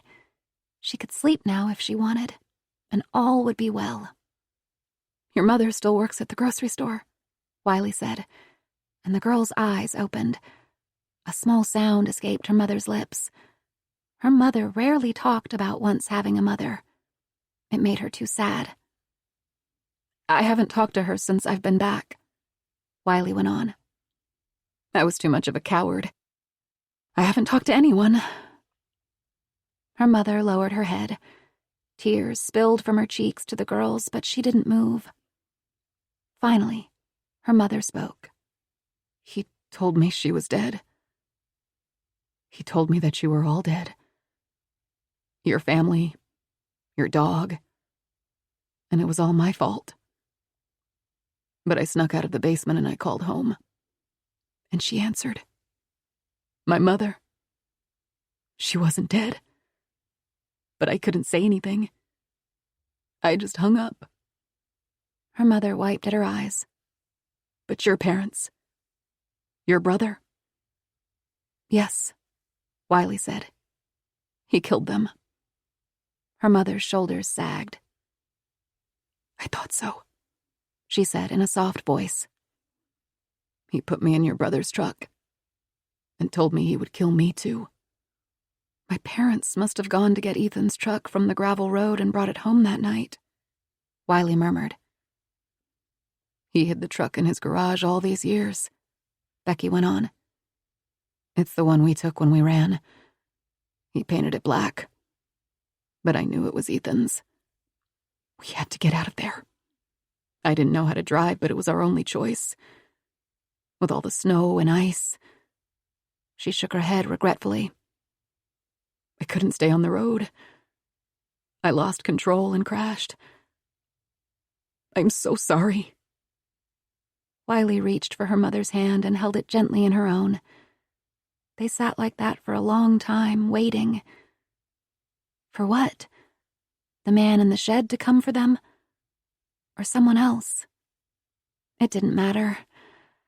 For the first time in a long time, the girl felt like things just might be okay. 44. Present day. There was a knock at the door, and Wiley and Becky went silent. The girl looked up at them anxiously. Please don't answer it, Becky begged. Please. It's him. He has so many friends. He always told us no matter how far we ran, he'd find a way to get us back. You're safe. I locked him in the shed. I think I should answer it, Wiley said, getting to her feet. I know you're scared, but we need to get the police here, and we need to get you to a hospital. We can't stay here any longer. We need to leave. There was more knocking on the door. Hey, a voice called out. Everything okay in there?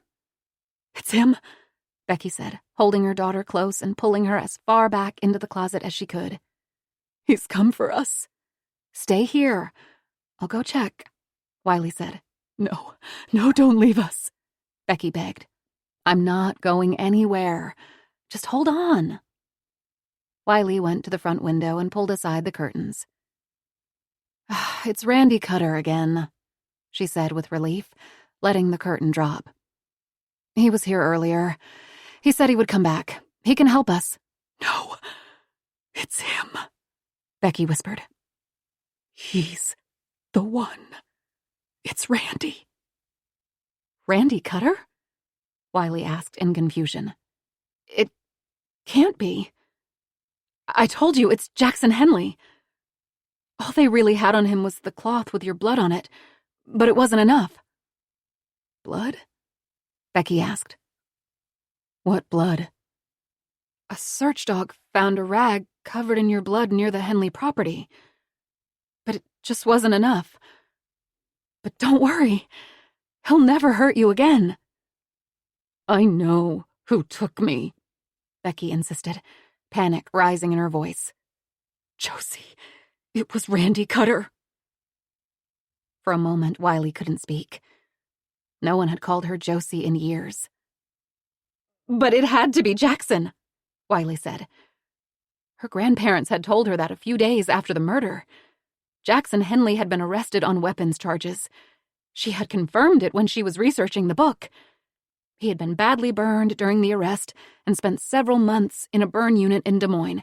And when he was well enough, he was sent to the men's prison in Anamosa for 18 months. The man who took you, he has burns over a good part of his body, right? His leg and arms and neck? Wiley asked, still not ready to give up the idea that Becky's kidnapper was Jackson. No, Becky shook her head. You need to listen to me. It's Randy Cutter. She looked at Wiley, terror in her eyes. He's outside right now. I know him. I know his voice, damn it. I've heard it nearly every day for the last 20 years. Wiley stared at Becky and then looked to the little girl for confirmation. She nodded. Jesus, Wiley breathed. Randy Cutter. It didn't make any sense. Hello? Randy called out. I came out to check on you, and I saw a man creeping around the house. Jackson Henley? Oh God, she had locked him in the tool shed. How had she been so wrong about him? How had everyone been so wrong? Maybe he'll go away, Wiley whispered. He won't leave, Becky said dully. He'll never let us go.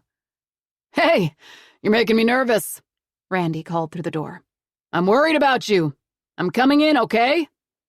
The doorknob rattled, and Becky emitted a small squeak of fear. Wiley felt in her coat pocket for her gun. It wasn't there. She scanned the floor, searched the couch cushions. Where had it gone? They would be dead without that gun. They had to arm themselves with something. Wiley thought of the knife and hatchet sitting on the shelf above them. She grabbed them and pressed the knife into Becky's hands. It's all we have right now, she said. To the little girl, she said, if I tell you to run, you go out to the barn and hide. It will be cold, but there are lots of hiding spots. I'll come find you when it's safe. The girl nodded, her face pale. Wiley handed each of them a flashlight. Keep them off unless you really need it. We don't want him to know where we are. Wiley tiptoed around and turned off each of the flashlights illuminating the room until all that was left was the glow from the fireplace. Wondering if she had just sealed their fate, Wiley poured water over the fire. It hissed and spit, and the room went black. She checked her watch. It was still an hour until dawn. It's going to be okay, Wiley whispered. To that, Becky said, I can't run. I won't be able to keep up with you. Please, just take care of my daughter. I'll take care of both of you, Wiley promised, clutching Becky's hand. What should we do? Becky asked. We have to separate. Hide in different spots. Remember the little crawl space in my old bedroom?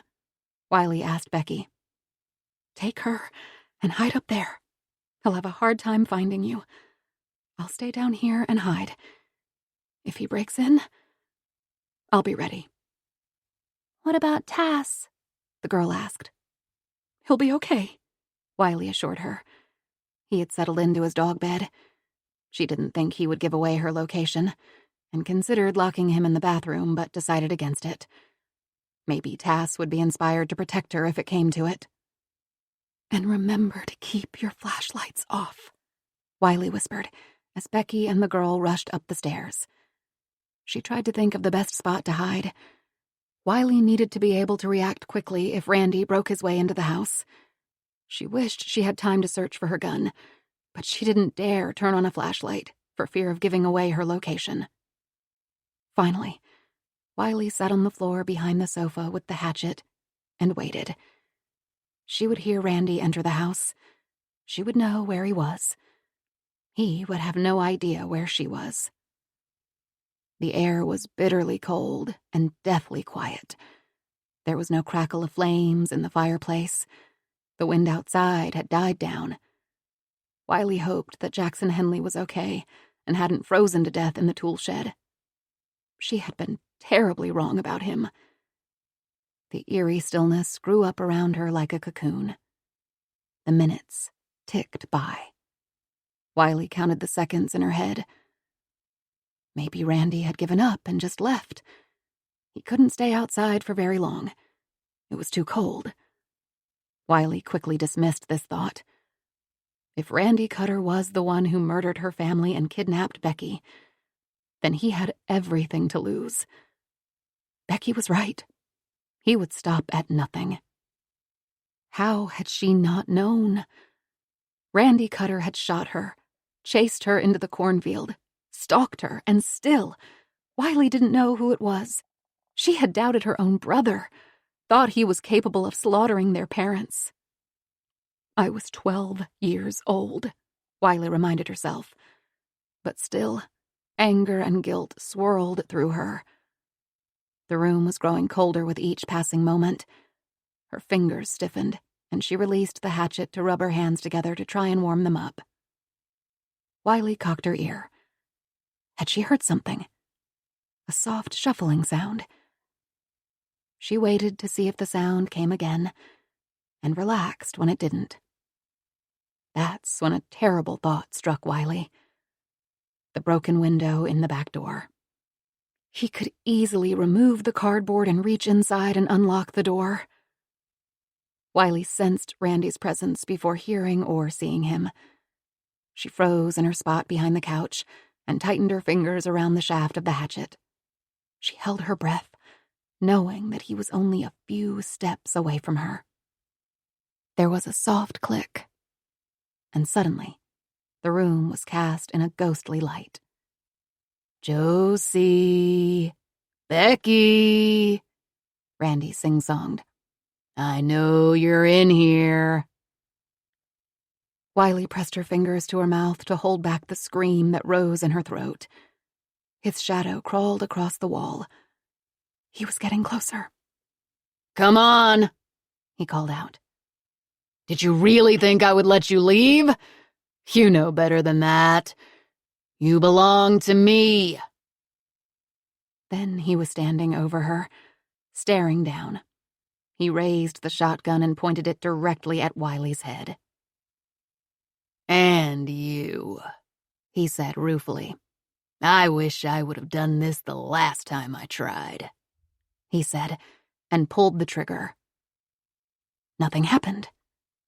He looked down at his weapon, perplexed, and Wiley leaped up, swinging the hatchet. She struck him on the shoulder, his thick parka taking the brunt of the blow.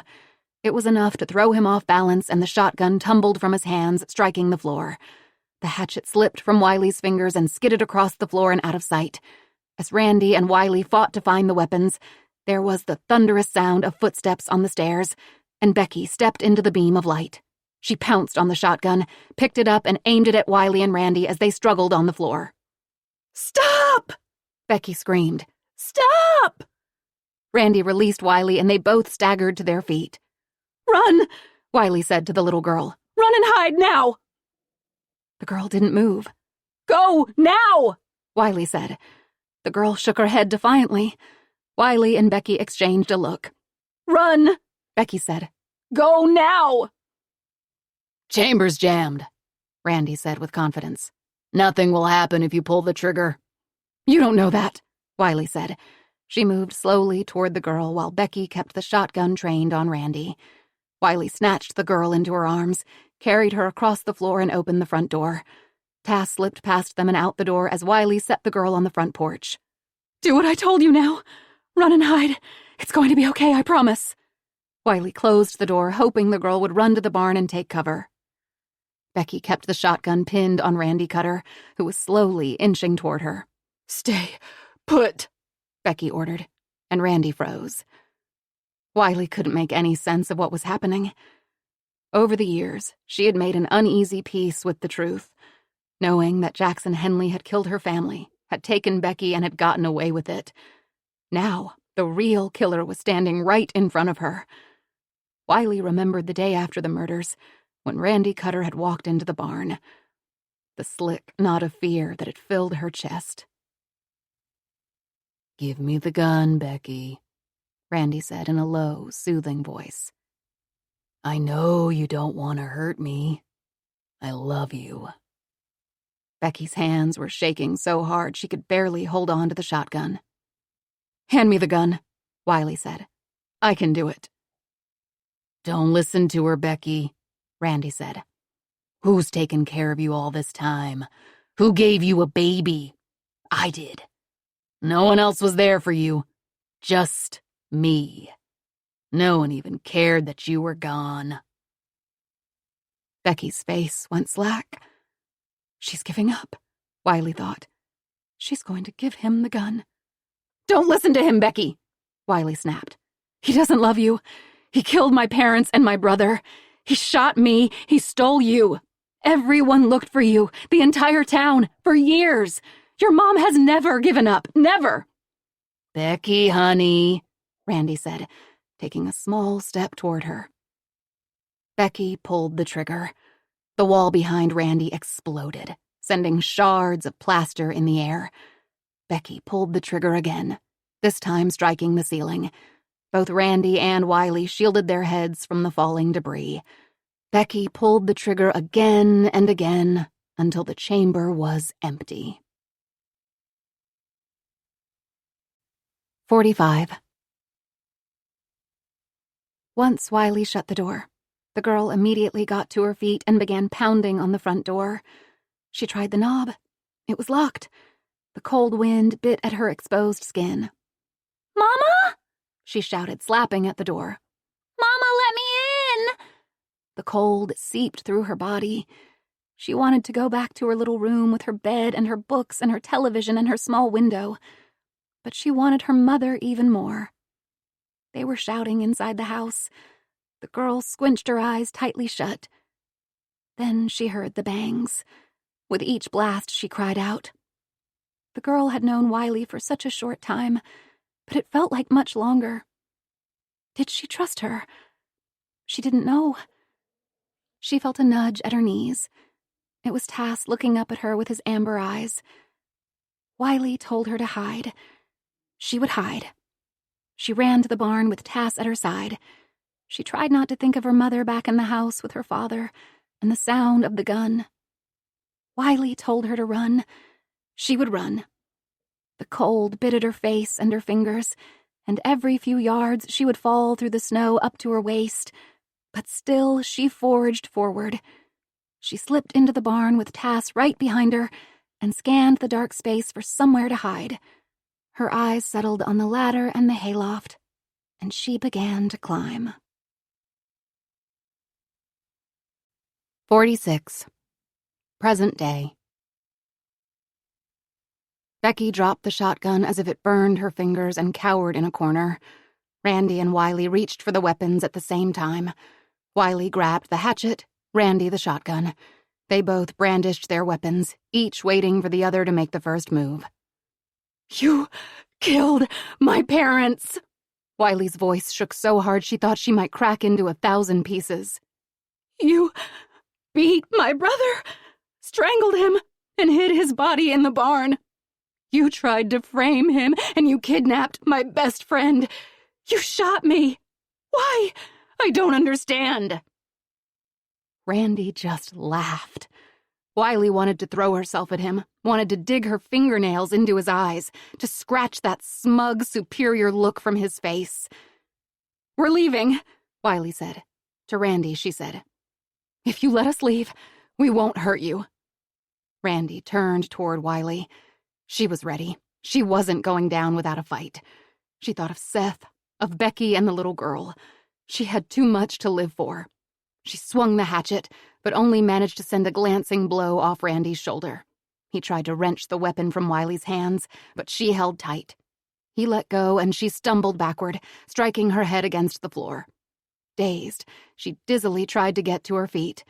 She prepared herself for another attack, but he stepped right past her toward Becky. Wiley reached for him but missed, instead knocking over the woodpile so that the kindling scattered across the floor. Randy stood in front of Becky as she cowered before him, and then he slammed her into the wall behind her. She crumpled at his feet. Wiley jumped atop Randy, but he shrugged her away and she hit the floor hard. Groaning, Wiley pulled herself into a fetal position, trying to protect her head from further attack. She could hear Randy's heavy breaths as he stood over her, deciding what to do next. He lowered himself down so that he was kneeling beside her. "Relax," he whispered. "It's all going to be over soon." With that, he grabbed a fistful of her hair, lifting her head from the ground and slamming it to the floor. Stars exploded behind her eyes, the pain white-hot and searing. Wiley felt the world fall away from her, and everything went to black. Minutes passed, or perhaps hours. Wiley forced herself back from the brink. It was like swimming through black tar, but she knew if she didn't stay conscious, she would die. Becky and the little girl would die. Pain radiated through her skull. Wiley swallowed back the vomit that crept into her throat and concentrated on keeping her breath slow and regular. She didn't need to appear dead, just unconscious. Once she got her bearings, she could fight back. Wiley hoped that the little girl had made it to the barn, found a hiding place that would buy her some time. This would be the time to make her move, Wiley thought, to get up and fight back. Wiley heard footsteps, and then she felt Randy standing over her. He bent over her, and Wiley could feel the heat of his breath on her face. She tried not to wince at the foul odor. He smelled of garlic and onions, and something else. Fear, Wiley decided. Randy was afraid. His perfectly created world had been disrupted. Becky and the girl almost made it out. Now, Wiley was the only one who could help give Becky what she wanted for her daughter. Freedom.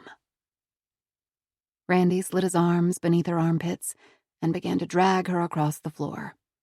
He paused to open the door, and the blast of cold air almost made Wiley gasp, but she managed to remain still. He pulled her down the front steps. Then he paused. Wiley knew what was going through his mind. He was going to let her freeze to death out here. He didn't want to waste any more time with her. He wanted the girl. And where was Becky? And Jackson Henley? Had Randy killed them? Had Wiley found her friend only to lose her again? Randy released her arms and scooped her up against his shoulder as one would a baby. She let her head loll against his neck, trying to make contact with any exposed part of his body. DNA, she kept thinking. Collect as much hair, sweat, cells that she could. Randy tossed her face first into the snow, and the shock from the pain nearly caused her to cry out. He came to her side, bent over and arranged her head so that the side he slammed against the floor was down.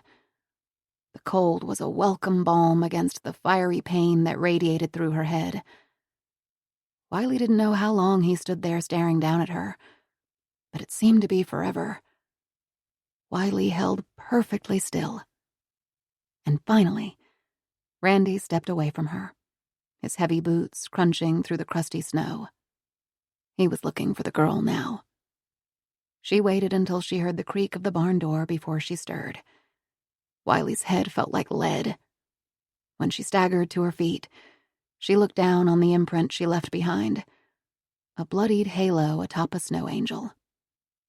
She zigzagged toward the barn, willing herself to stay on her feet. She had to find a way to overpower Randy, but the world kept tilting. When her hand finally touched the rough wood of the barn, Wiley bent over and vomited. Terrified that Randy heard her retching, Wiley pressed herself against the side of the barn, willing her stomach to settle and the spinning to stop. She had only one chance to get this right. She peeked through the narrow opening in the barn door and scanned the dark interior for any sign of the girl or Randy. The storm was dying. The wind had calmed, and night was beginning to fray at the edges. It would be light soon. Did she go inside and confront him? Or should she wait until he came back outside with the girl? No, that was too risky. If she was going to act, it would have to be now. Wiley crouched down and slipped into the barn, careful not to touch the squeaky door and alert Randy of her presence. From her vantage point, she couldn't see him, but she heard his lumbering footsteps and heavy breathing as he rummaged behind stacks of boxes searching for the girl. Wiley ducked down at the rear of the Bronco and looked around for a weapon. Hanging on a hook against the barn wall were a number of lethal-looking tools: lawn rakes, heavy-headed shovels, and bedding forks. All had long handles and could be cumbersome to wield as a weapon. Instead, she set her sights on a Warren hoe with a sharp, V-shaped blade, long enough to keep Randy out of arm's reach, but not so heavy that Wiley couldn't wield it. To reach it, Wiley would have to come out into the open and would most assuredly be spotted by Randy. She'd just have to be faster, smarter. Before she could move, Randy came into view. He looked upward toward the hayloft. Wiley's heart dropped.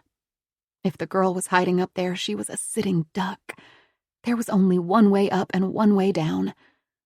Wiley watched helplessly as Randy made his ascent up the ladder that led to the loft. She prayed that the brittle wooden rungs would snap beneath his weight and send him tumbling to the ground. But they held fast.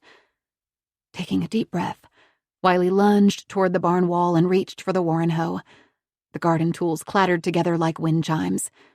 She half expected him to come back down the ladder, but he continued upward. God, she wished she had her gun.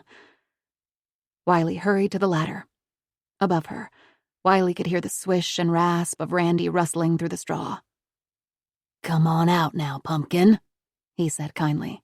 "Come to Dad. I'm here to help you. I'm going to take you and your mom home now, and you aren't going to believe what's there waiting for you. It was going to be a surprise, but I got you a puppy.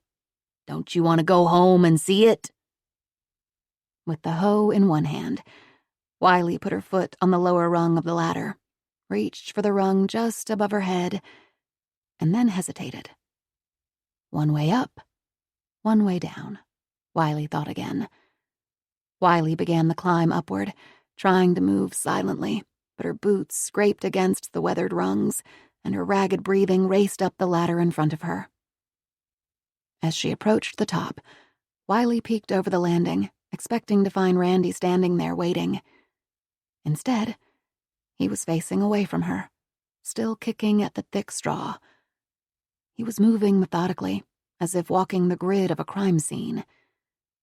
Wiley eased herself over the edge and crept slowly up behind him, raising the hoe above her shoulder as if holding a baseball bat. Just as she was going to swing, Randy's toe connected with something solid. A loud gasp followed, and the girl scrambled out from the straw. "There you are," Randy said, holding on to his fatherly tone. "What'd your mom do to your hair? You two trying to run away from me? You know better than that. It's time to go home, honey." Bits of hay clung to the girl's shorn scalp, and her eyes went back and forth between her father and Wiley, who was still behind him.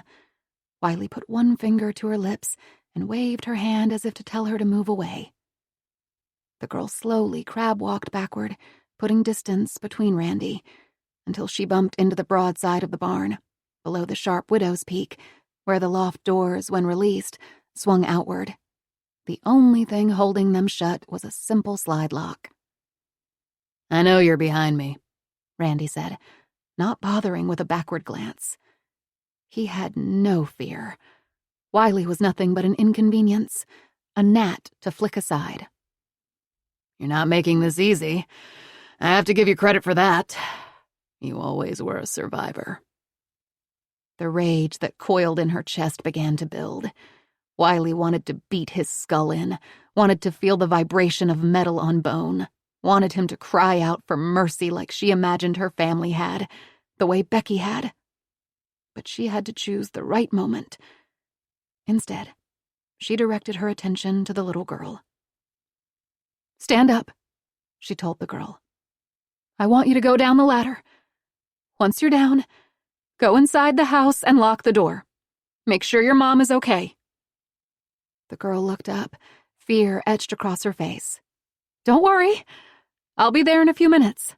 I promise." The girl slowly got to her feet. "Stay put," Randy countered, and she froze. He turned to face Wiley. Wiley knew that Randy expected her to swing high with the hoe, to aim at his head. Instead, she set her sights low. "Go now!" Wiley shouted and swung. With a hiss, the metal rod sliced through the icy air and connected with Randy's knee.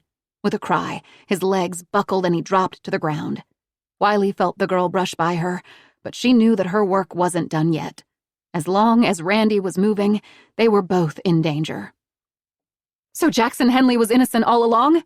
Wiley said, trying to keep his attention away from the girl. "All these years, everyone called him a monster, but it was you. Only you." Randy gave a little shrug and staggered to his feet. "It was a happy accident that you two happened to show up on his property.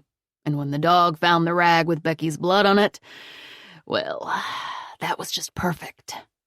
"But you had a family. You had a wife and a son. Where did you keep her? How did you keep her hidden for all these years?" Wiley shook her head. "It was a miracle that you pulled it off." Randy scoffed. "My marriage was over, thank God, and my son hated me. I had plenty of time to plan and prepare the old Richter house. I set up the hog confine there and started fixing up the house and its basement. And with everyone pointing fingers at Jackson Henley, I was in the clear." "You're sick," Wiley said with disgust. "Evil and sick. And now you plan on killing us all. Finish what you started." Randy gave a sly smile. "Just you and Henley. The police will think he killed you to finish what he started. And Jackson, well, he'll just disappear. I'm good at that.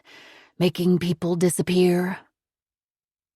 Wiley thought about what might happen to Becky and her daughter if she let Randy walk out of the barn alive. With a guttural scream, she struck Randy again.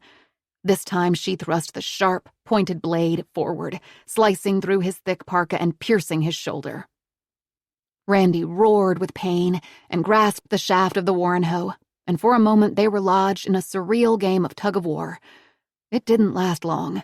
Despite the injury to his shoulder, Randy was bigger and stronger than Wiley and easily pulled it from her grasp. Relieved of her only weapon, Wiley knew she had to get out of there. The girl was gone and hopefully made it to the house. She glanced at the hayloft door. As children, Wiley and Ethan had spent countless hours swinging from the door's rope to the ground below. She mentally measured the distance to the door, and in a split second, knew that she'd never get past Randy. Her only way out was down the ladder. Wiley scrambled toward the ladder, her feet slipping on the slick straw, but managed to swing her legs over the hayloft ledge. With shaking limbs, she skirted down the first few rungs and jumped to the barn floor below.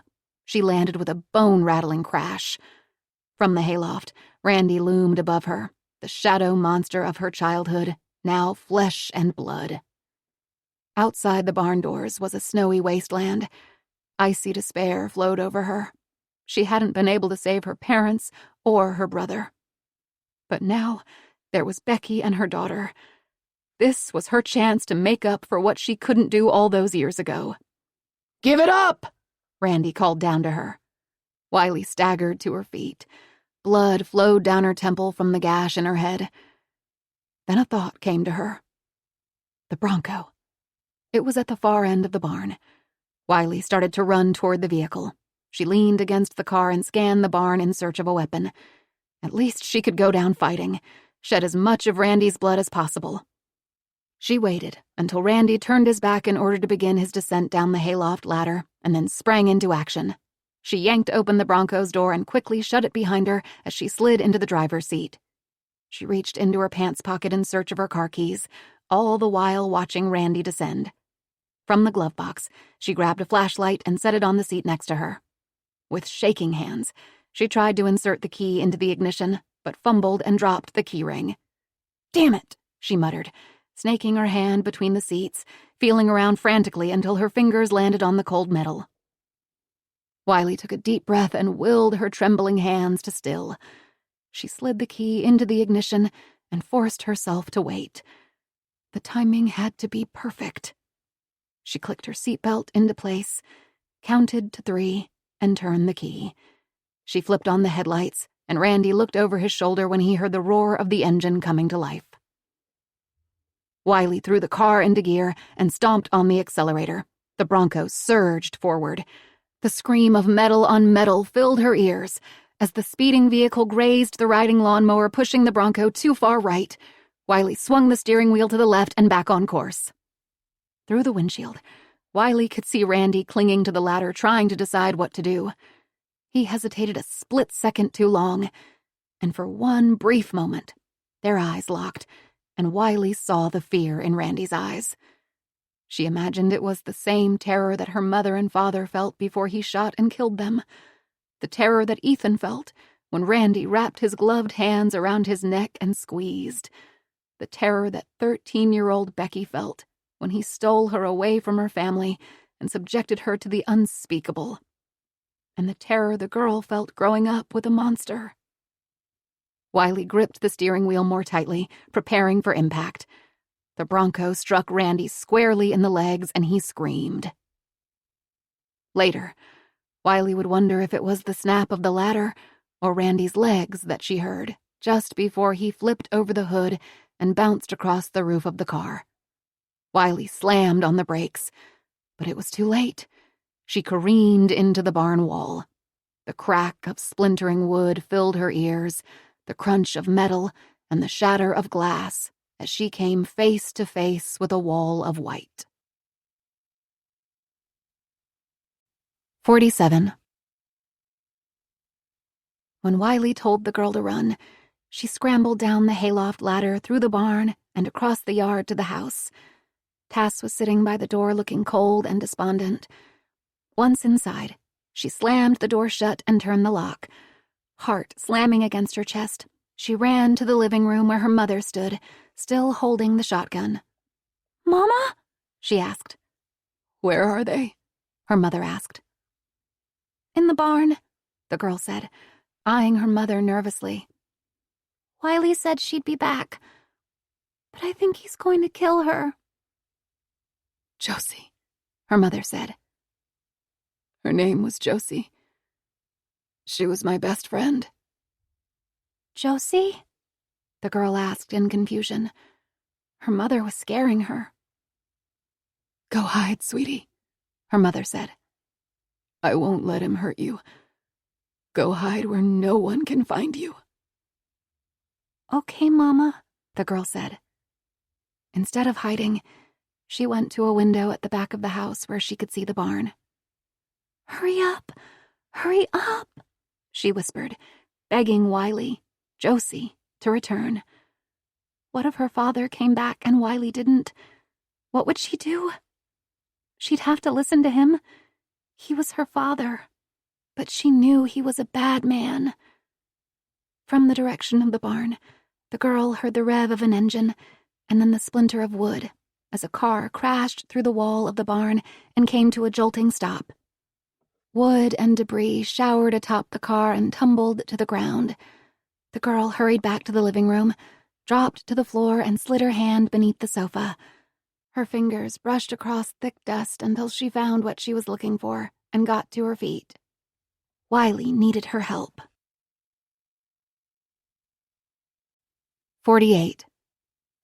Present day. Wiley mentally scanned her body for any injuries.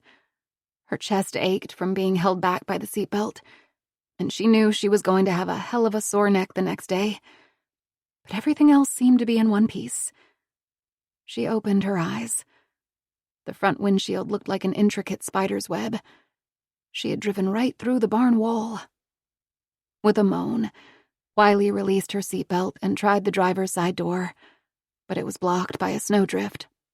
She crawled over the gear shift and tested the passenger door, and it swung open just wide enough that she was able to get out.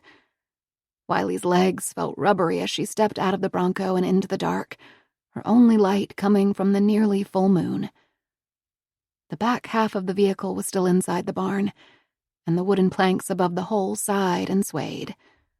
Afraid that the barn's remaining section was going to come tumbling down, Wiley picked her way around the rubble to a safe distance away. Her first instinct was to hurry back outside to make sure that the girl and Becky were okay. But before she did that, Wiley knew she had to look for Randy and make sure that he was incapacitated or dead. With heavy legs, Wiley stepped through the debris and back inside the barn. She scanned the floor for Randy. He should have been somewhere nearby, but there was no sign of him, except for a streak of blood on the ground. The hair on the back of Wiley's neck stood up. She couldn't imagine anyone surviving the impact. Wiley reached for a hammer sitting in a jumble of tools and followed the bloody path as it wound its way around old furniture and broken-down farm equipment. She held her breath as she turned each corner, expecting Randy to be there, ready to pounce. Instead, she found him on his stomach, trying to army crawl across the floor, his right leg bent, bloodied, and dragging uselessly behind him. "There's nowhere to run, Randy," Wiley said, echoing the same warning he had given her. He turned his face to the sound of her voice, and Wiley bit back a gasp of revulsion. The right side of his face was shredded, his nose bent at an unnatural angle. He opened his mouth to speak, but all that came out was a gurgle as blood bubbled from his lips. He tried to drag himself forward, his hands scrabbling at the ground in front of him, but didn't have the strength. Wiley looked at the hammer she held in her hands. It would be so easy. One swing, and it would be over. For all of them. She raised the hammer above her head, her tired muscles and sore chest protesting. The little girl and Becky would be free from their captor, and so would Wiley. She would be free from the black shadow that she had been trying to outrun, the shadow that haunted her for years. Randy's breathing was shallow, and his face was tight with pain, but he watched Wiley warily as she spread the hay over his body. "What's her name?" Wiley asked. "Becky's daughter." "What's her name?" Randy looked at her, his eyes narrow slits, and his mouth curled into a mean smile. Wiley turned to leave, but Randy called out to her and she stopped. "It was supposed to be you, all along," Randy said, his voice weak but taunting. "Just you. But your family got in the way, and Becky didn't run as fast as you did." Wiley wanted to throw up. Not only had she let go of her best friend's hand when it mattered most, Wiley was the intended victim from the beginning. She tried to shake the thought away. For decades, she wanted to confront the person responsible for the destruction of her family. "You turned off the air conditioning after you shot them. Why? To make it harder for the police to figure out time of death? Well, they figured that out. And you tried to make everyone think it was my brother," Wiley said angrily. "You shot my parents with your gun, and then when my brother confronted you, you killed him, then took his shotgun and shot my parents again to try and throw the police off. They figured that out too. You weren't as smart as you thought you were." "I guess it worked," Randy rasped. No one ever tied the crime to me. I was very careful. But I watched you, he said. Wiley froze. His words hit her chest like daggers. Even afterward, I still watched you, and you never knew. I thought about taking you too, but your grandparents moved you out of town. Too bad. It would have been fun. She turned her back to him, refusing to give him the reaction he wanted. We're leaving, and the police are going to come for you. Well, let's both hope I die before then. Randy gave a little laugh. We all know where I'm going either way. Straight to hell, Wiley said with satisfaction. As she turned to go, Randy's hand shot out from beneath the straw and grabbed her ankle. Caught off balance, Wiley crashed to the ground, the air forced from her lungs. Pain reverberated through her body. She'd let her guard down, Wiley thought, as she tried to harness her breath. She tried to crawl out of his reach, but with a grunt, he latched onto her waistband and began to drag her toward him. His strength surprised her. She should have known he wouldn't give up so easily. Wiley tried to fight back, but his grip was like a vice. She had nowhere to go. Randy flipped Wiley onto her back and pinned her arms above her head. Wiley stared up at his mangled face. Why wasn't he dead? The car should have killed him. Wiley writhed beneath his weight. No! She cried out over and over. Things weren't going to end this way. She managed to free one hand and raked her fingers down the injured side of his face. He howled in pain but was able to snag her wrist and force it to the ground. No! Wiley screamed again on a continuous loop. Shut up! Randy panted, stuffing a wad of straw into Wiley's open mouth. She tried to spit it out, but the dry, prickly hay filled her cheeks and her throat, instantly cutting off her supply of air. She kicked out in panic, but Randy's weight was too much for her.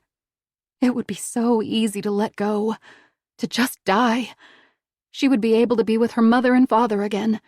She could almost feel her father's hand on her head, could practically hear her mother's voice. Smile big. Her grandparents would be there too. Time to come home, Shoo, her grandpa would say. Her grandmother, stoic as always, would just nod her approval. And Ethan, she would finally be able to apologize to Ethan for not believing in him. It's okay, little sister, he would say. I always believed in you. Randy's hands were around her throat now, squeezing. It wouldn't be long now. Little snaps of light floated above Wiley's face, almost close enough to touch. But there was Becky and her daughter. An image of 13-year-old Becky, with the wild tangle of curly black hair and the quick smile appeared as she floated in and out of consciousness. They needed her. She couldn't leave them behind. Not again. A fistful of stars, Becky whispered and reached out for her hand, and Wiley smiled. 49. The girl knew that she wasn't strong enough to fight her father, and she knew that Wiley wasn't strong enough either. But if you had a gun, it wouldn't matter. She would get the gun to Wiley, and she would make her father leave them alone, make him go away forever. The snow had stopped, and in the beam of her flashlight, the world looked magical. Part of her wanted to pause and stare at the prettiness of it all, but she knew she had to keep moving.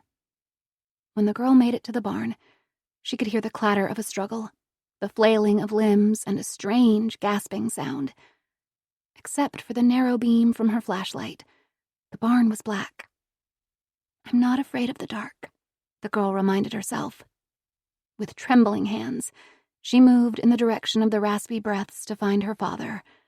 His face was covered in blood, but beneath it, the girl saw his all-too-familiar rage. He was on top of Wiley with his hands around her neck. He was killing her. He always threatened to kill them, but he said it so often she stopped believing it. But here he was, squeezing Wiley's neck so that her face was turning purple. "Let her go, Daddy," the girl said, her voice small and timid. He didn't even acknowledge she was there. "I mean it," she said, this time more loudly, with more confidence. This caused her father to look in his daughter's direction, but instead of being frightened, he laughed. Shame spread throughout her body. He never listened to her, ever. She rushed forward until she was standing behind him. "I mean it! Let her go!" the girl said, raising the gun she found beneath the sofa after it fell from Wiley's pocket. He swung back his hand, striking the girl across the face, sending the gun and the flashlight sliding across the barn floor. In doing so, he released one hand from Wiley's throat, giving her a chance to fight back. Wiley squirmed out from beneath Randy and wrapped her fingers around the first thing she could lay her hands on, the hammer. Gasping for breath, Wiley managed to get to her knees and swung her arm with all her remaining strength, striking Randy across the shoulder with the claw end of the hammer. He swore and dove toward Wiley. Again, he was on top of her, hands around Wiley's neck. "Daddy!" the little girl said from her spot on the barn floor.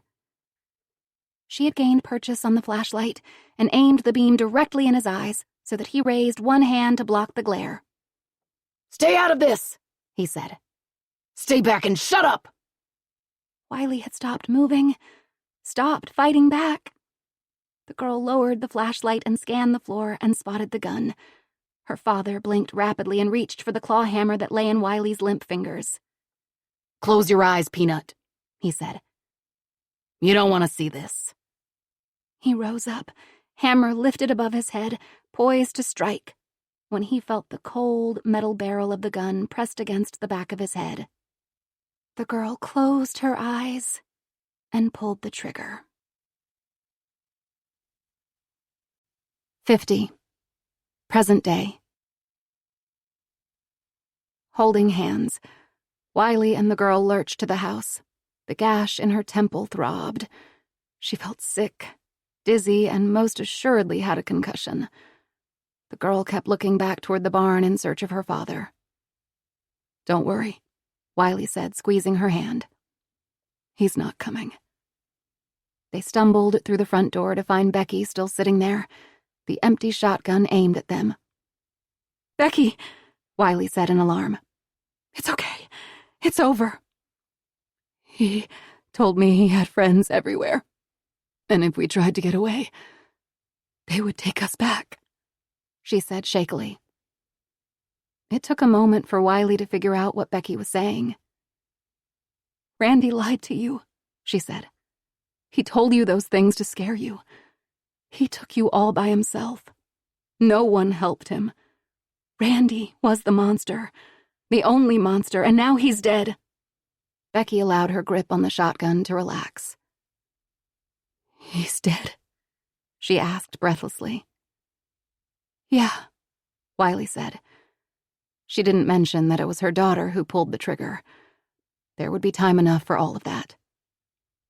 "He can't hurt either of you ever again. I promise." Slowly, Becky lowered the shotgun and began to cry. The little girl went to her. "It's okay, Mama," she whispered. "It's okay." Wiley opened the shade so they could see better. The sun was just beginning to rise. "We have to get out of here," Wiley said. "We need to get you to the hospital. We're out of wood, and God knows if the storm is going to start up again." "How?" Becky asked through her tears. "Randy's truck. I got his keys," Wiley said, pulling them from her pocket. "He's probably got chains on his tires." "Okay," Becky said in a small voice. "What about the man in the tool shed?" Jackson Henley. She had been so wrong about him. They all had been. That poor man had been accused of the most heinous crimes, and he was innocent. He may not have been sent to prison, but he had been tried and convicted by his community. Jackson was a victim, too. I unlocked the shed and let him out. I tried to explain, but don't worry about him right now. He's fine. Wiley said. "You'll be able to go home, see your mom and dad, your brother and sister." "I don't believe it," Becky said, settling gingerly onto the sofa. "It doesn't seem real." Wiley led the little girl to the kitchen. "Are you okay?" Wiley asked, getting a good look at the girl's clothing, hands, face, all splattered with her father's blood. The girl nodded, her eyes blank. Wiley feared she was going into shock. "Everything is going to be fine," Wiley said, guiding the girl over to the sink and pouring bottled water over her bloody hands. "We're all safe now. We're leaving here, and he will never be able to hurt you again." The girl's chin trembled. "I picked up the gun. I saw it fall out of your pocket. I know I wasn't supposed to touch it, but when you didn't come back, I got scared. Then I saw the car come through the barn. I thought you were dead," she said tearfully. "I didn't know what I was supposed to do, so I came to find you." "You sure did," Wiley said, gently wiping a damp cloth across the girl's face. The girl gave her a wisp of a smile, and then it fell away. "I shot my dad." The girl's voice broke. "I'm sorry." "You had to," Wiley tried to assure her. "You saved my life. You saved your mother's life. Thank you." Wiley reached out her arms. After a moment's hesitation, the girl walked into them, and Wiley pulled the girl into an embrace. They stood there for a long time, the girl's tears dampening the front of Wiley's coat. For Wiley, there were no tears. Not yet. She would save them for later. Wiley grabbed an armful of coats and hats and moved to the living room. Wiley dressed Becky and the girl in layers of clothing to keep them adequately warm for their journey. Becky seemed to be in a daze. Shock, probably. Wiley pulled wool socks over the girl's hands, a stocking cap over her ears, and wrapped a scarf around her neck so that only her eyes were showing. "Do you trust me?" Wiley asked. The girl nodded. Together, they helped Becky toward the door, Tass at their heels. "Are you ready?" Wiley asked.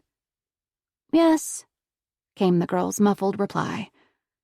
Through the opened door, the wind had stilled, and the snowy landscape glittered like diamonds. "Wiley?" the little girl said shyly.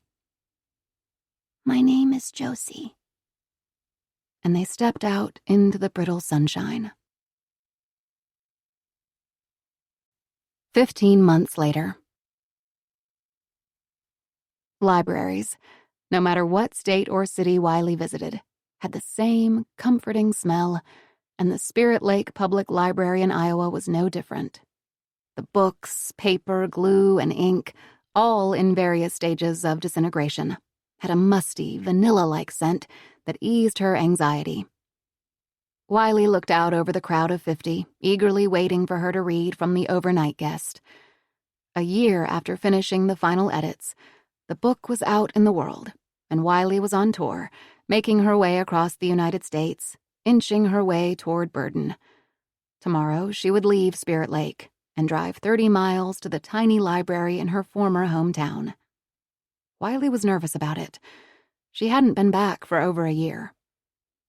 After Becky and Josie's escape in the middle of a snowstorm, and the events at the farmhouse that led to the death of Randy Cutter, they found themselves in the spotlight along with the small Iowa town. After speaking with law enforcement and making sure that Becky and Josie were safe and reunited with family, Wiley went home. Went back to Oregon, back to her son. She had a lot to make up for, and she spent every minute of the past year doing just that. Speaking in front of groups of people, large or small, never got easier.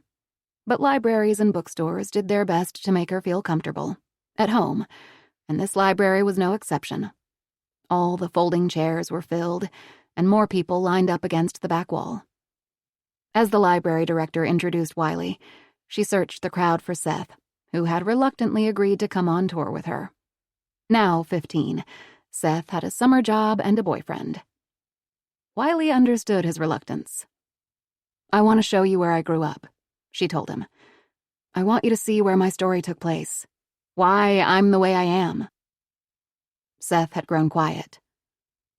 "Okay," he finally agreed. "But can we please go see the Dodgers when they play in Boston?" Wiley laughed. Seth loved baseball as much as she did. "It's a deal," she promised.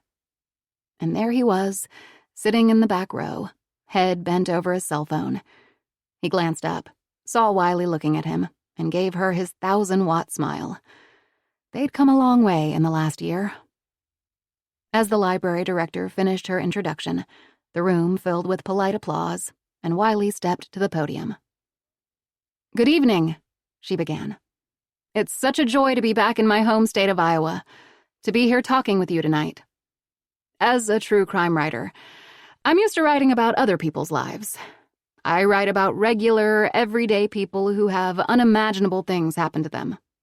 I write about the impact it has on families, on communities, on those left behind. I also write about the perpetrators, try to delve into their backgrounds, their upbringing, their psyches, in order to try and comprehend why they commit the terrible acts they do.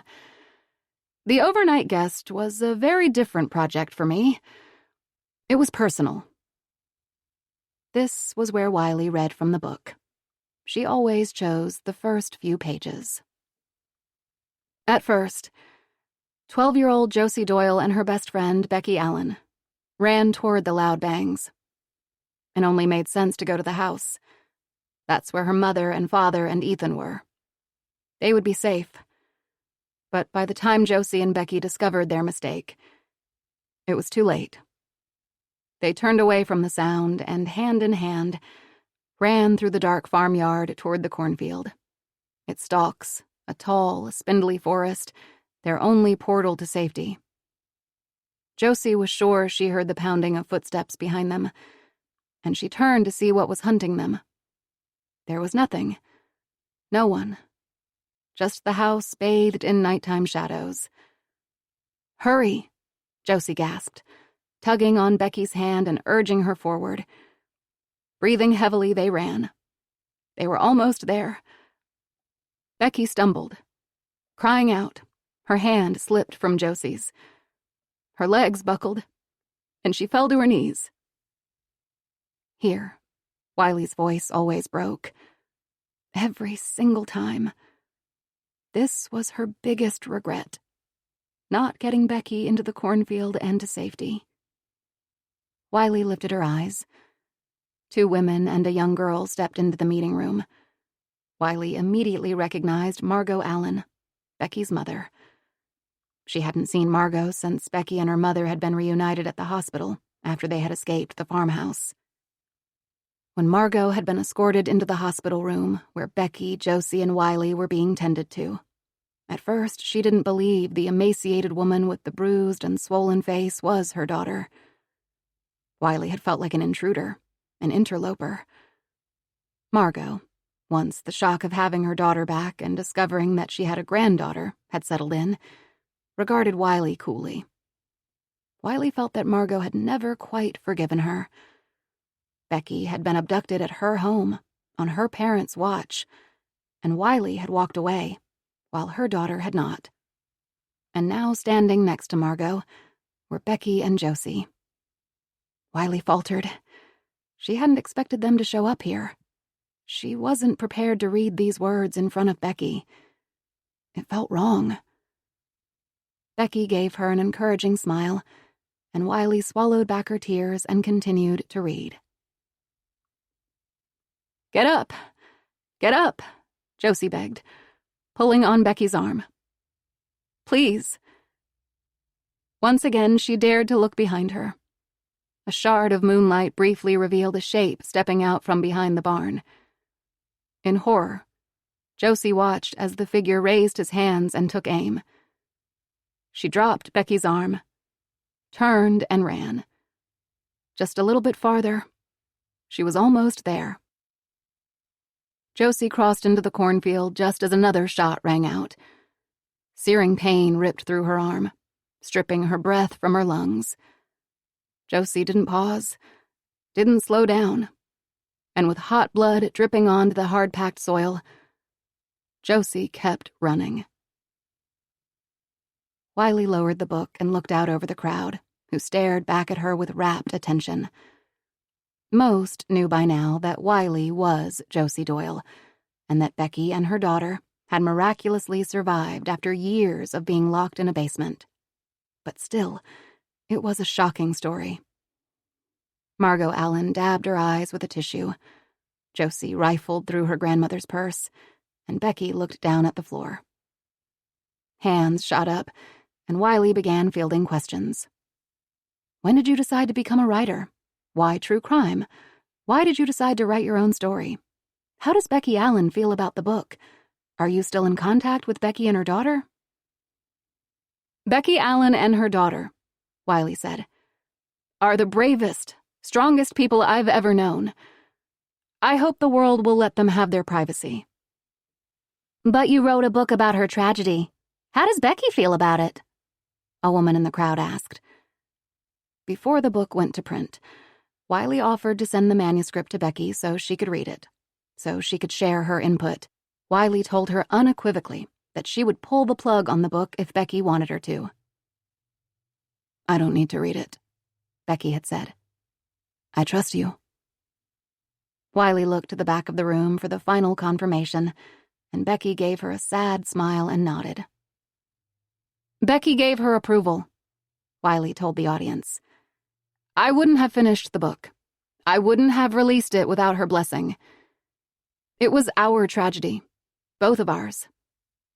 Over the years, we shared this nightmare in different places and different ways, but we shared it. Wiley bit back her tears. And we came out on the other side. I'm so grateful to have my friend back. The room filled with applause. An hour later, once the last book was signed, the last picture taken, Wiley thanked the library director, and she and Seth made their way toward the exit where Becky, Josie, and Margot were waiting just outside. I can't believe you made the drive over here, Wiley exclaimed. It wasn't far, and we wanted to surprise you, Becky said with a grin. She looked completely different than the last time Wiley had seen her. The swelling in her face and the bruises were gone, and were replaced with the features Wiley remembered most about her friend, her dimples and bright smile. But still, scars remained, some visible, some less so. Hi, Wiley, Josie said shyly. Josie, too, had changed. Her shorn hair now fell below her chin in a mass of wild, dark curls. She had grown a few inches taller, and her thin, emaciated frame had filled out some. Look at you, Wiley said, pulling Josie into a tight hug. You've grown a foot. And you, Wiley said, grabbing Becky's hand. You look amazing. Becky and Josie did look better, but there was a wariness in their eyes, a haunted look that made Wiley want to cry. Instead, she looked around for Seth. And this is my son. Come here, Seth. Hi, Seth, Becky said. It's great to finally meet you. You too, Seth nodded. Becky began peppering Seth with questions about his summer plans, and Margot drew Wiley aside. Becky and Josie told me everything you did to help them, Margot said, squeezing Wiley's hand. I know I wasn't kind to you. It's okay, Wiley said, shaking her head. I understand. I really do. And as much as Becky and Josie say I helped them, they saved me too. Margot's eyes glittered with tears. Thank you. Thank you for bringing them back to me. Wiley didn't know what else to say, and was grateful when the moment was interrupted. Anyone hungry? Becky asked. There's a little bar and grill just around the corner. Do you have time to grab a bite? She asked Wiley. Wiley looked to Seth, who nodded. I'm starved, he said. The group began walking, and Wiley and Becky lagged a bit behind and watched as Seth entertained Josie and Margot with funny stories of their time on the road. We have great kids, Becky said. She lifted her face to the evening sun, basking at the feel of it on her skin. Wiley did the same. Since the snowstorm, she had tried not to take small, ordinary moments for granted. Yes, we do, Wiley agreed, then hesitated before asking the question she had been wanting to ask Becky for a long time. Are you really planning on staying in Burden? Isn't it hard? I couldn't wait to get far away from there. Becky shook her head. My mom's there, and my dad. My brother and sister aren't far. I can't leave. I just got back. Wiley tried to understand. Don't you worry about Josie growing up in a place where everyone knows what happened? Doesn't she have nightmares? Don't you? I know Randy Cutter is dead, but you and Josie could come and stay with us in Oregon. The more Wiley said it out loud, the more it sounded like a good idea. There was nothing in Burden anymore for Becky and Josie. Nothing but bad memories. You could get a job when you're ready, and there's a great elementary school for Josie right near my house. Your family could come visit you there any time. They'd understand. How could they not understand? Becky stopped walking. It is hard being there. But I think it would be hard anywhere. We both have nightmares. More than nightmares, Becky amended. I dream that we're back there, in that basement. I can actually feel the concrete beneath my feet. Can smell him. And Josie, well, we're both talking to a counselor. It helps some. When Wiley didn't look convinced, Becky took a breath and tried again. You lost your parents and brother there, and your childhood home. I know how hard it was for you to go back there and work on the book. But if you hadn't been there, Josie would have died, and I would have too. Or maybe Randy would have found us and brought us back home. That wasn't your home, Wiley interrupted angrily. It was a prison. Yes, Becky agreed. It was a prison. But Josie was there with me. And because of you, I was lucky enough to go back to my true home. The house where I grew up. A place where I felt safe and loved every single day of my life. I'm sleeping in my old bedroom, in my old bed, and my mother is right down the hall. But, Wiley began, and that's all I've wanted since that night Randy Cutter took me. Becky continued. To go home. And now I'm home with my little girl. I know that things aren't going to be perfect, that I've got a long road ahead of me, and Josie probably has a longer one. But we're home, and that's enough for now. Becky reached for Wiley's hand. Think about it. What's the safest place you know? Wiley wanted to say she didn't have a true home. It was one of many things that Randy Cutter had stolen from her. She was still always looking over her shoulder. She had no safe place. Wiley looked down the sidewalk where Seth, Josie, and Margot were waiting for them at the corner. Seth raised his hand and waved. And then it came to her. Her son. No matter where she went, no matter the number of miles between them, he was her true north. He was her home. Wiley smiled, waved back, and then turned to Becky.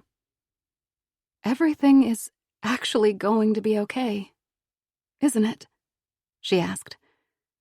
They stood there, watching for a moment as Seth, Josie, and Margot laughed and called out to them. Hurry up!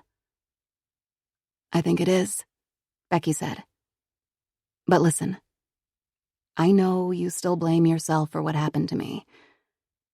I saw how you reacted when you read from that part of the book. Wiley shook her head. She didn't want to talk about this anymore. No, wait, Becky said, standing in front of Wiley so she had to look her in the eye. Sometimes letting go is a good thing. Sometimes it's the only thing left to do. Wiley bit the insides of her cheeks, trying not to cry, but still the tears came. It wasn't your fault, Becky said. It was Randy Cutter's fault, his alone. Let go of it, Becky begged. I never blamed you, not even once. So please, stop blaming yourself. Becky took Wiley's hand in her own. Sisters forever, right? Sisters forever, Wiley whispered. This is Brittany Presley. We hope you have enjoyed this unabridged production of The Overnight Guest by Heather Gudenkauf, presented by Park Row Books and Harper Audio. This program was produced by B Audio Limited. Executive producer Jennifer Lopes. Text copyright 2022 by Heather Gudenkauf. Production copyright 2022 by Harlequin Enterprises Limited. Used under license with Harlequin Books S.A. All rights reserved. Thank you for listening.「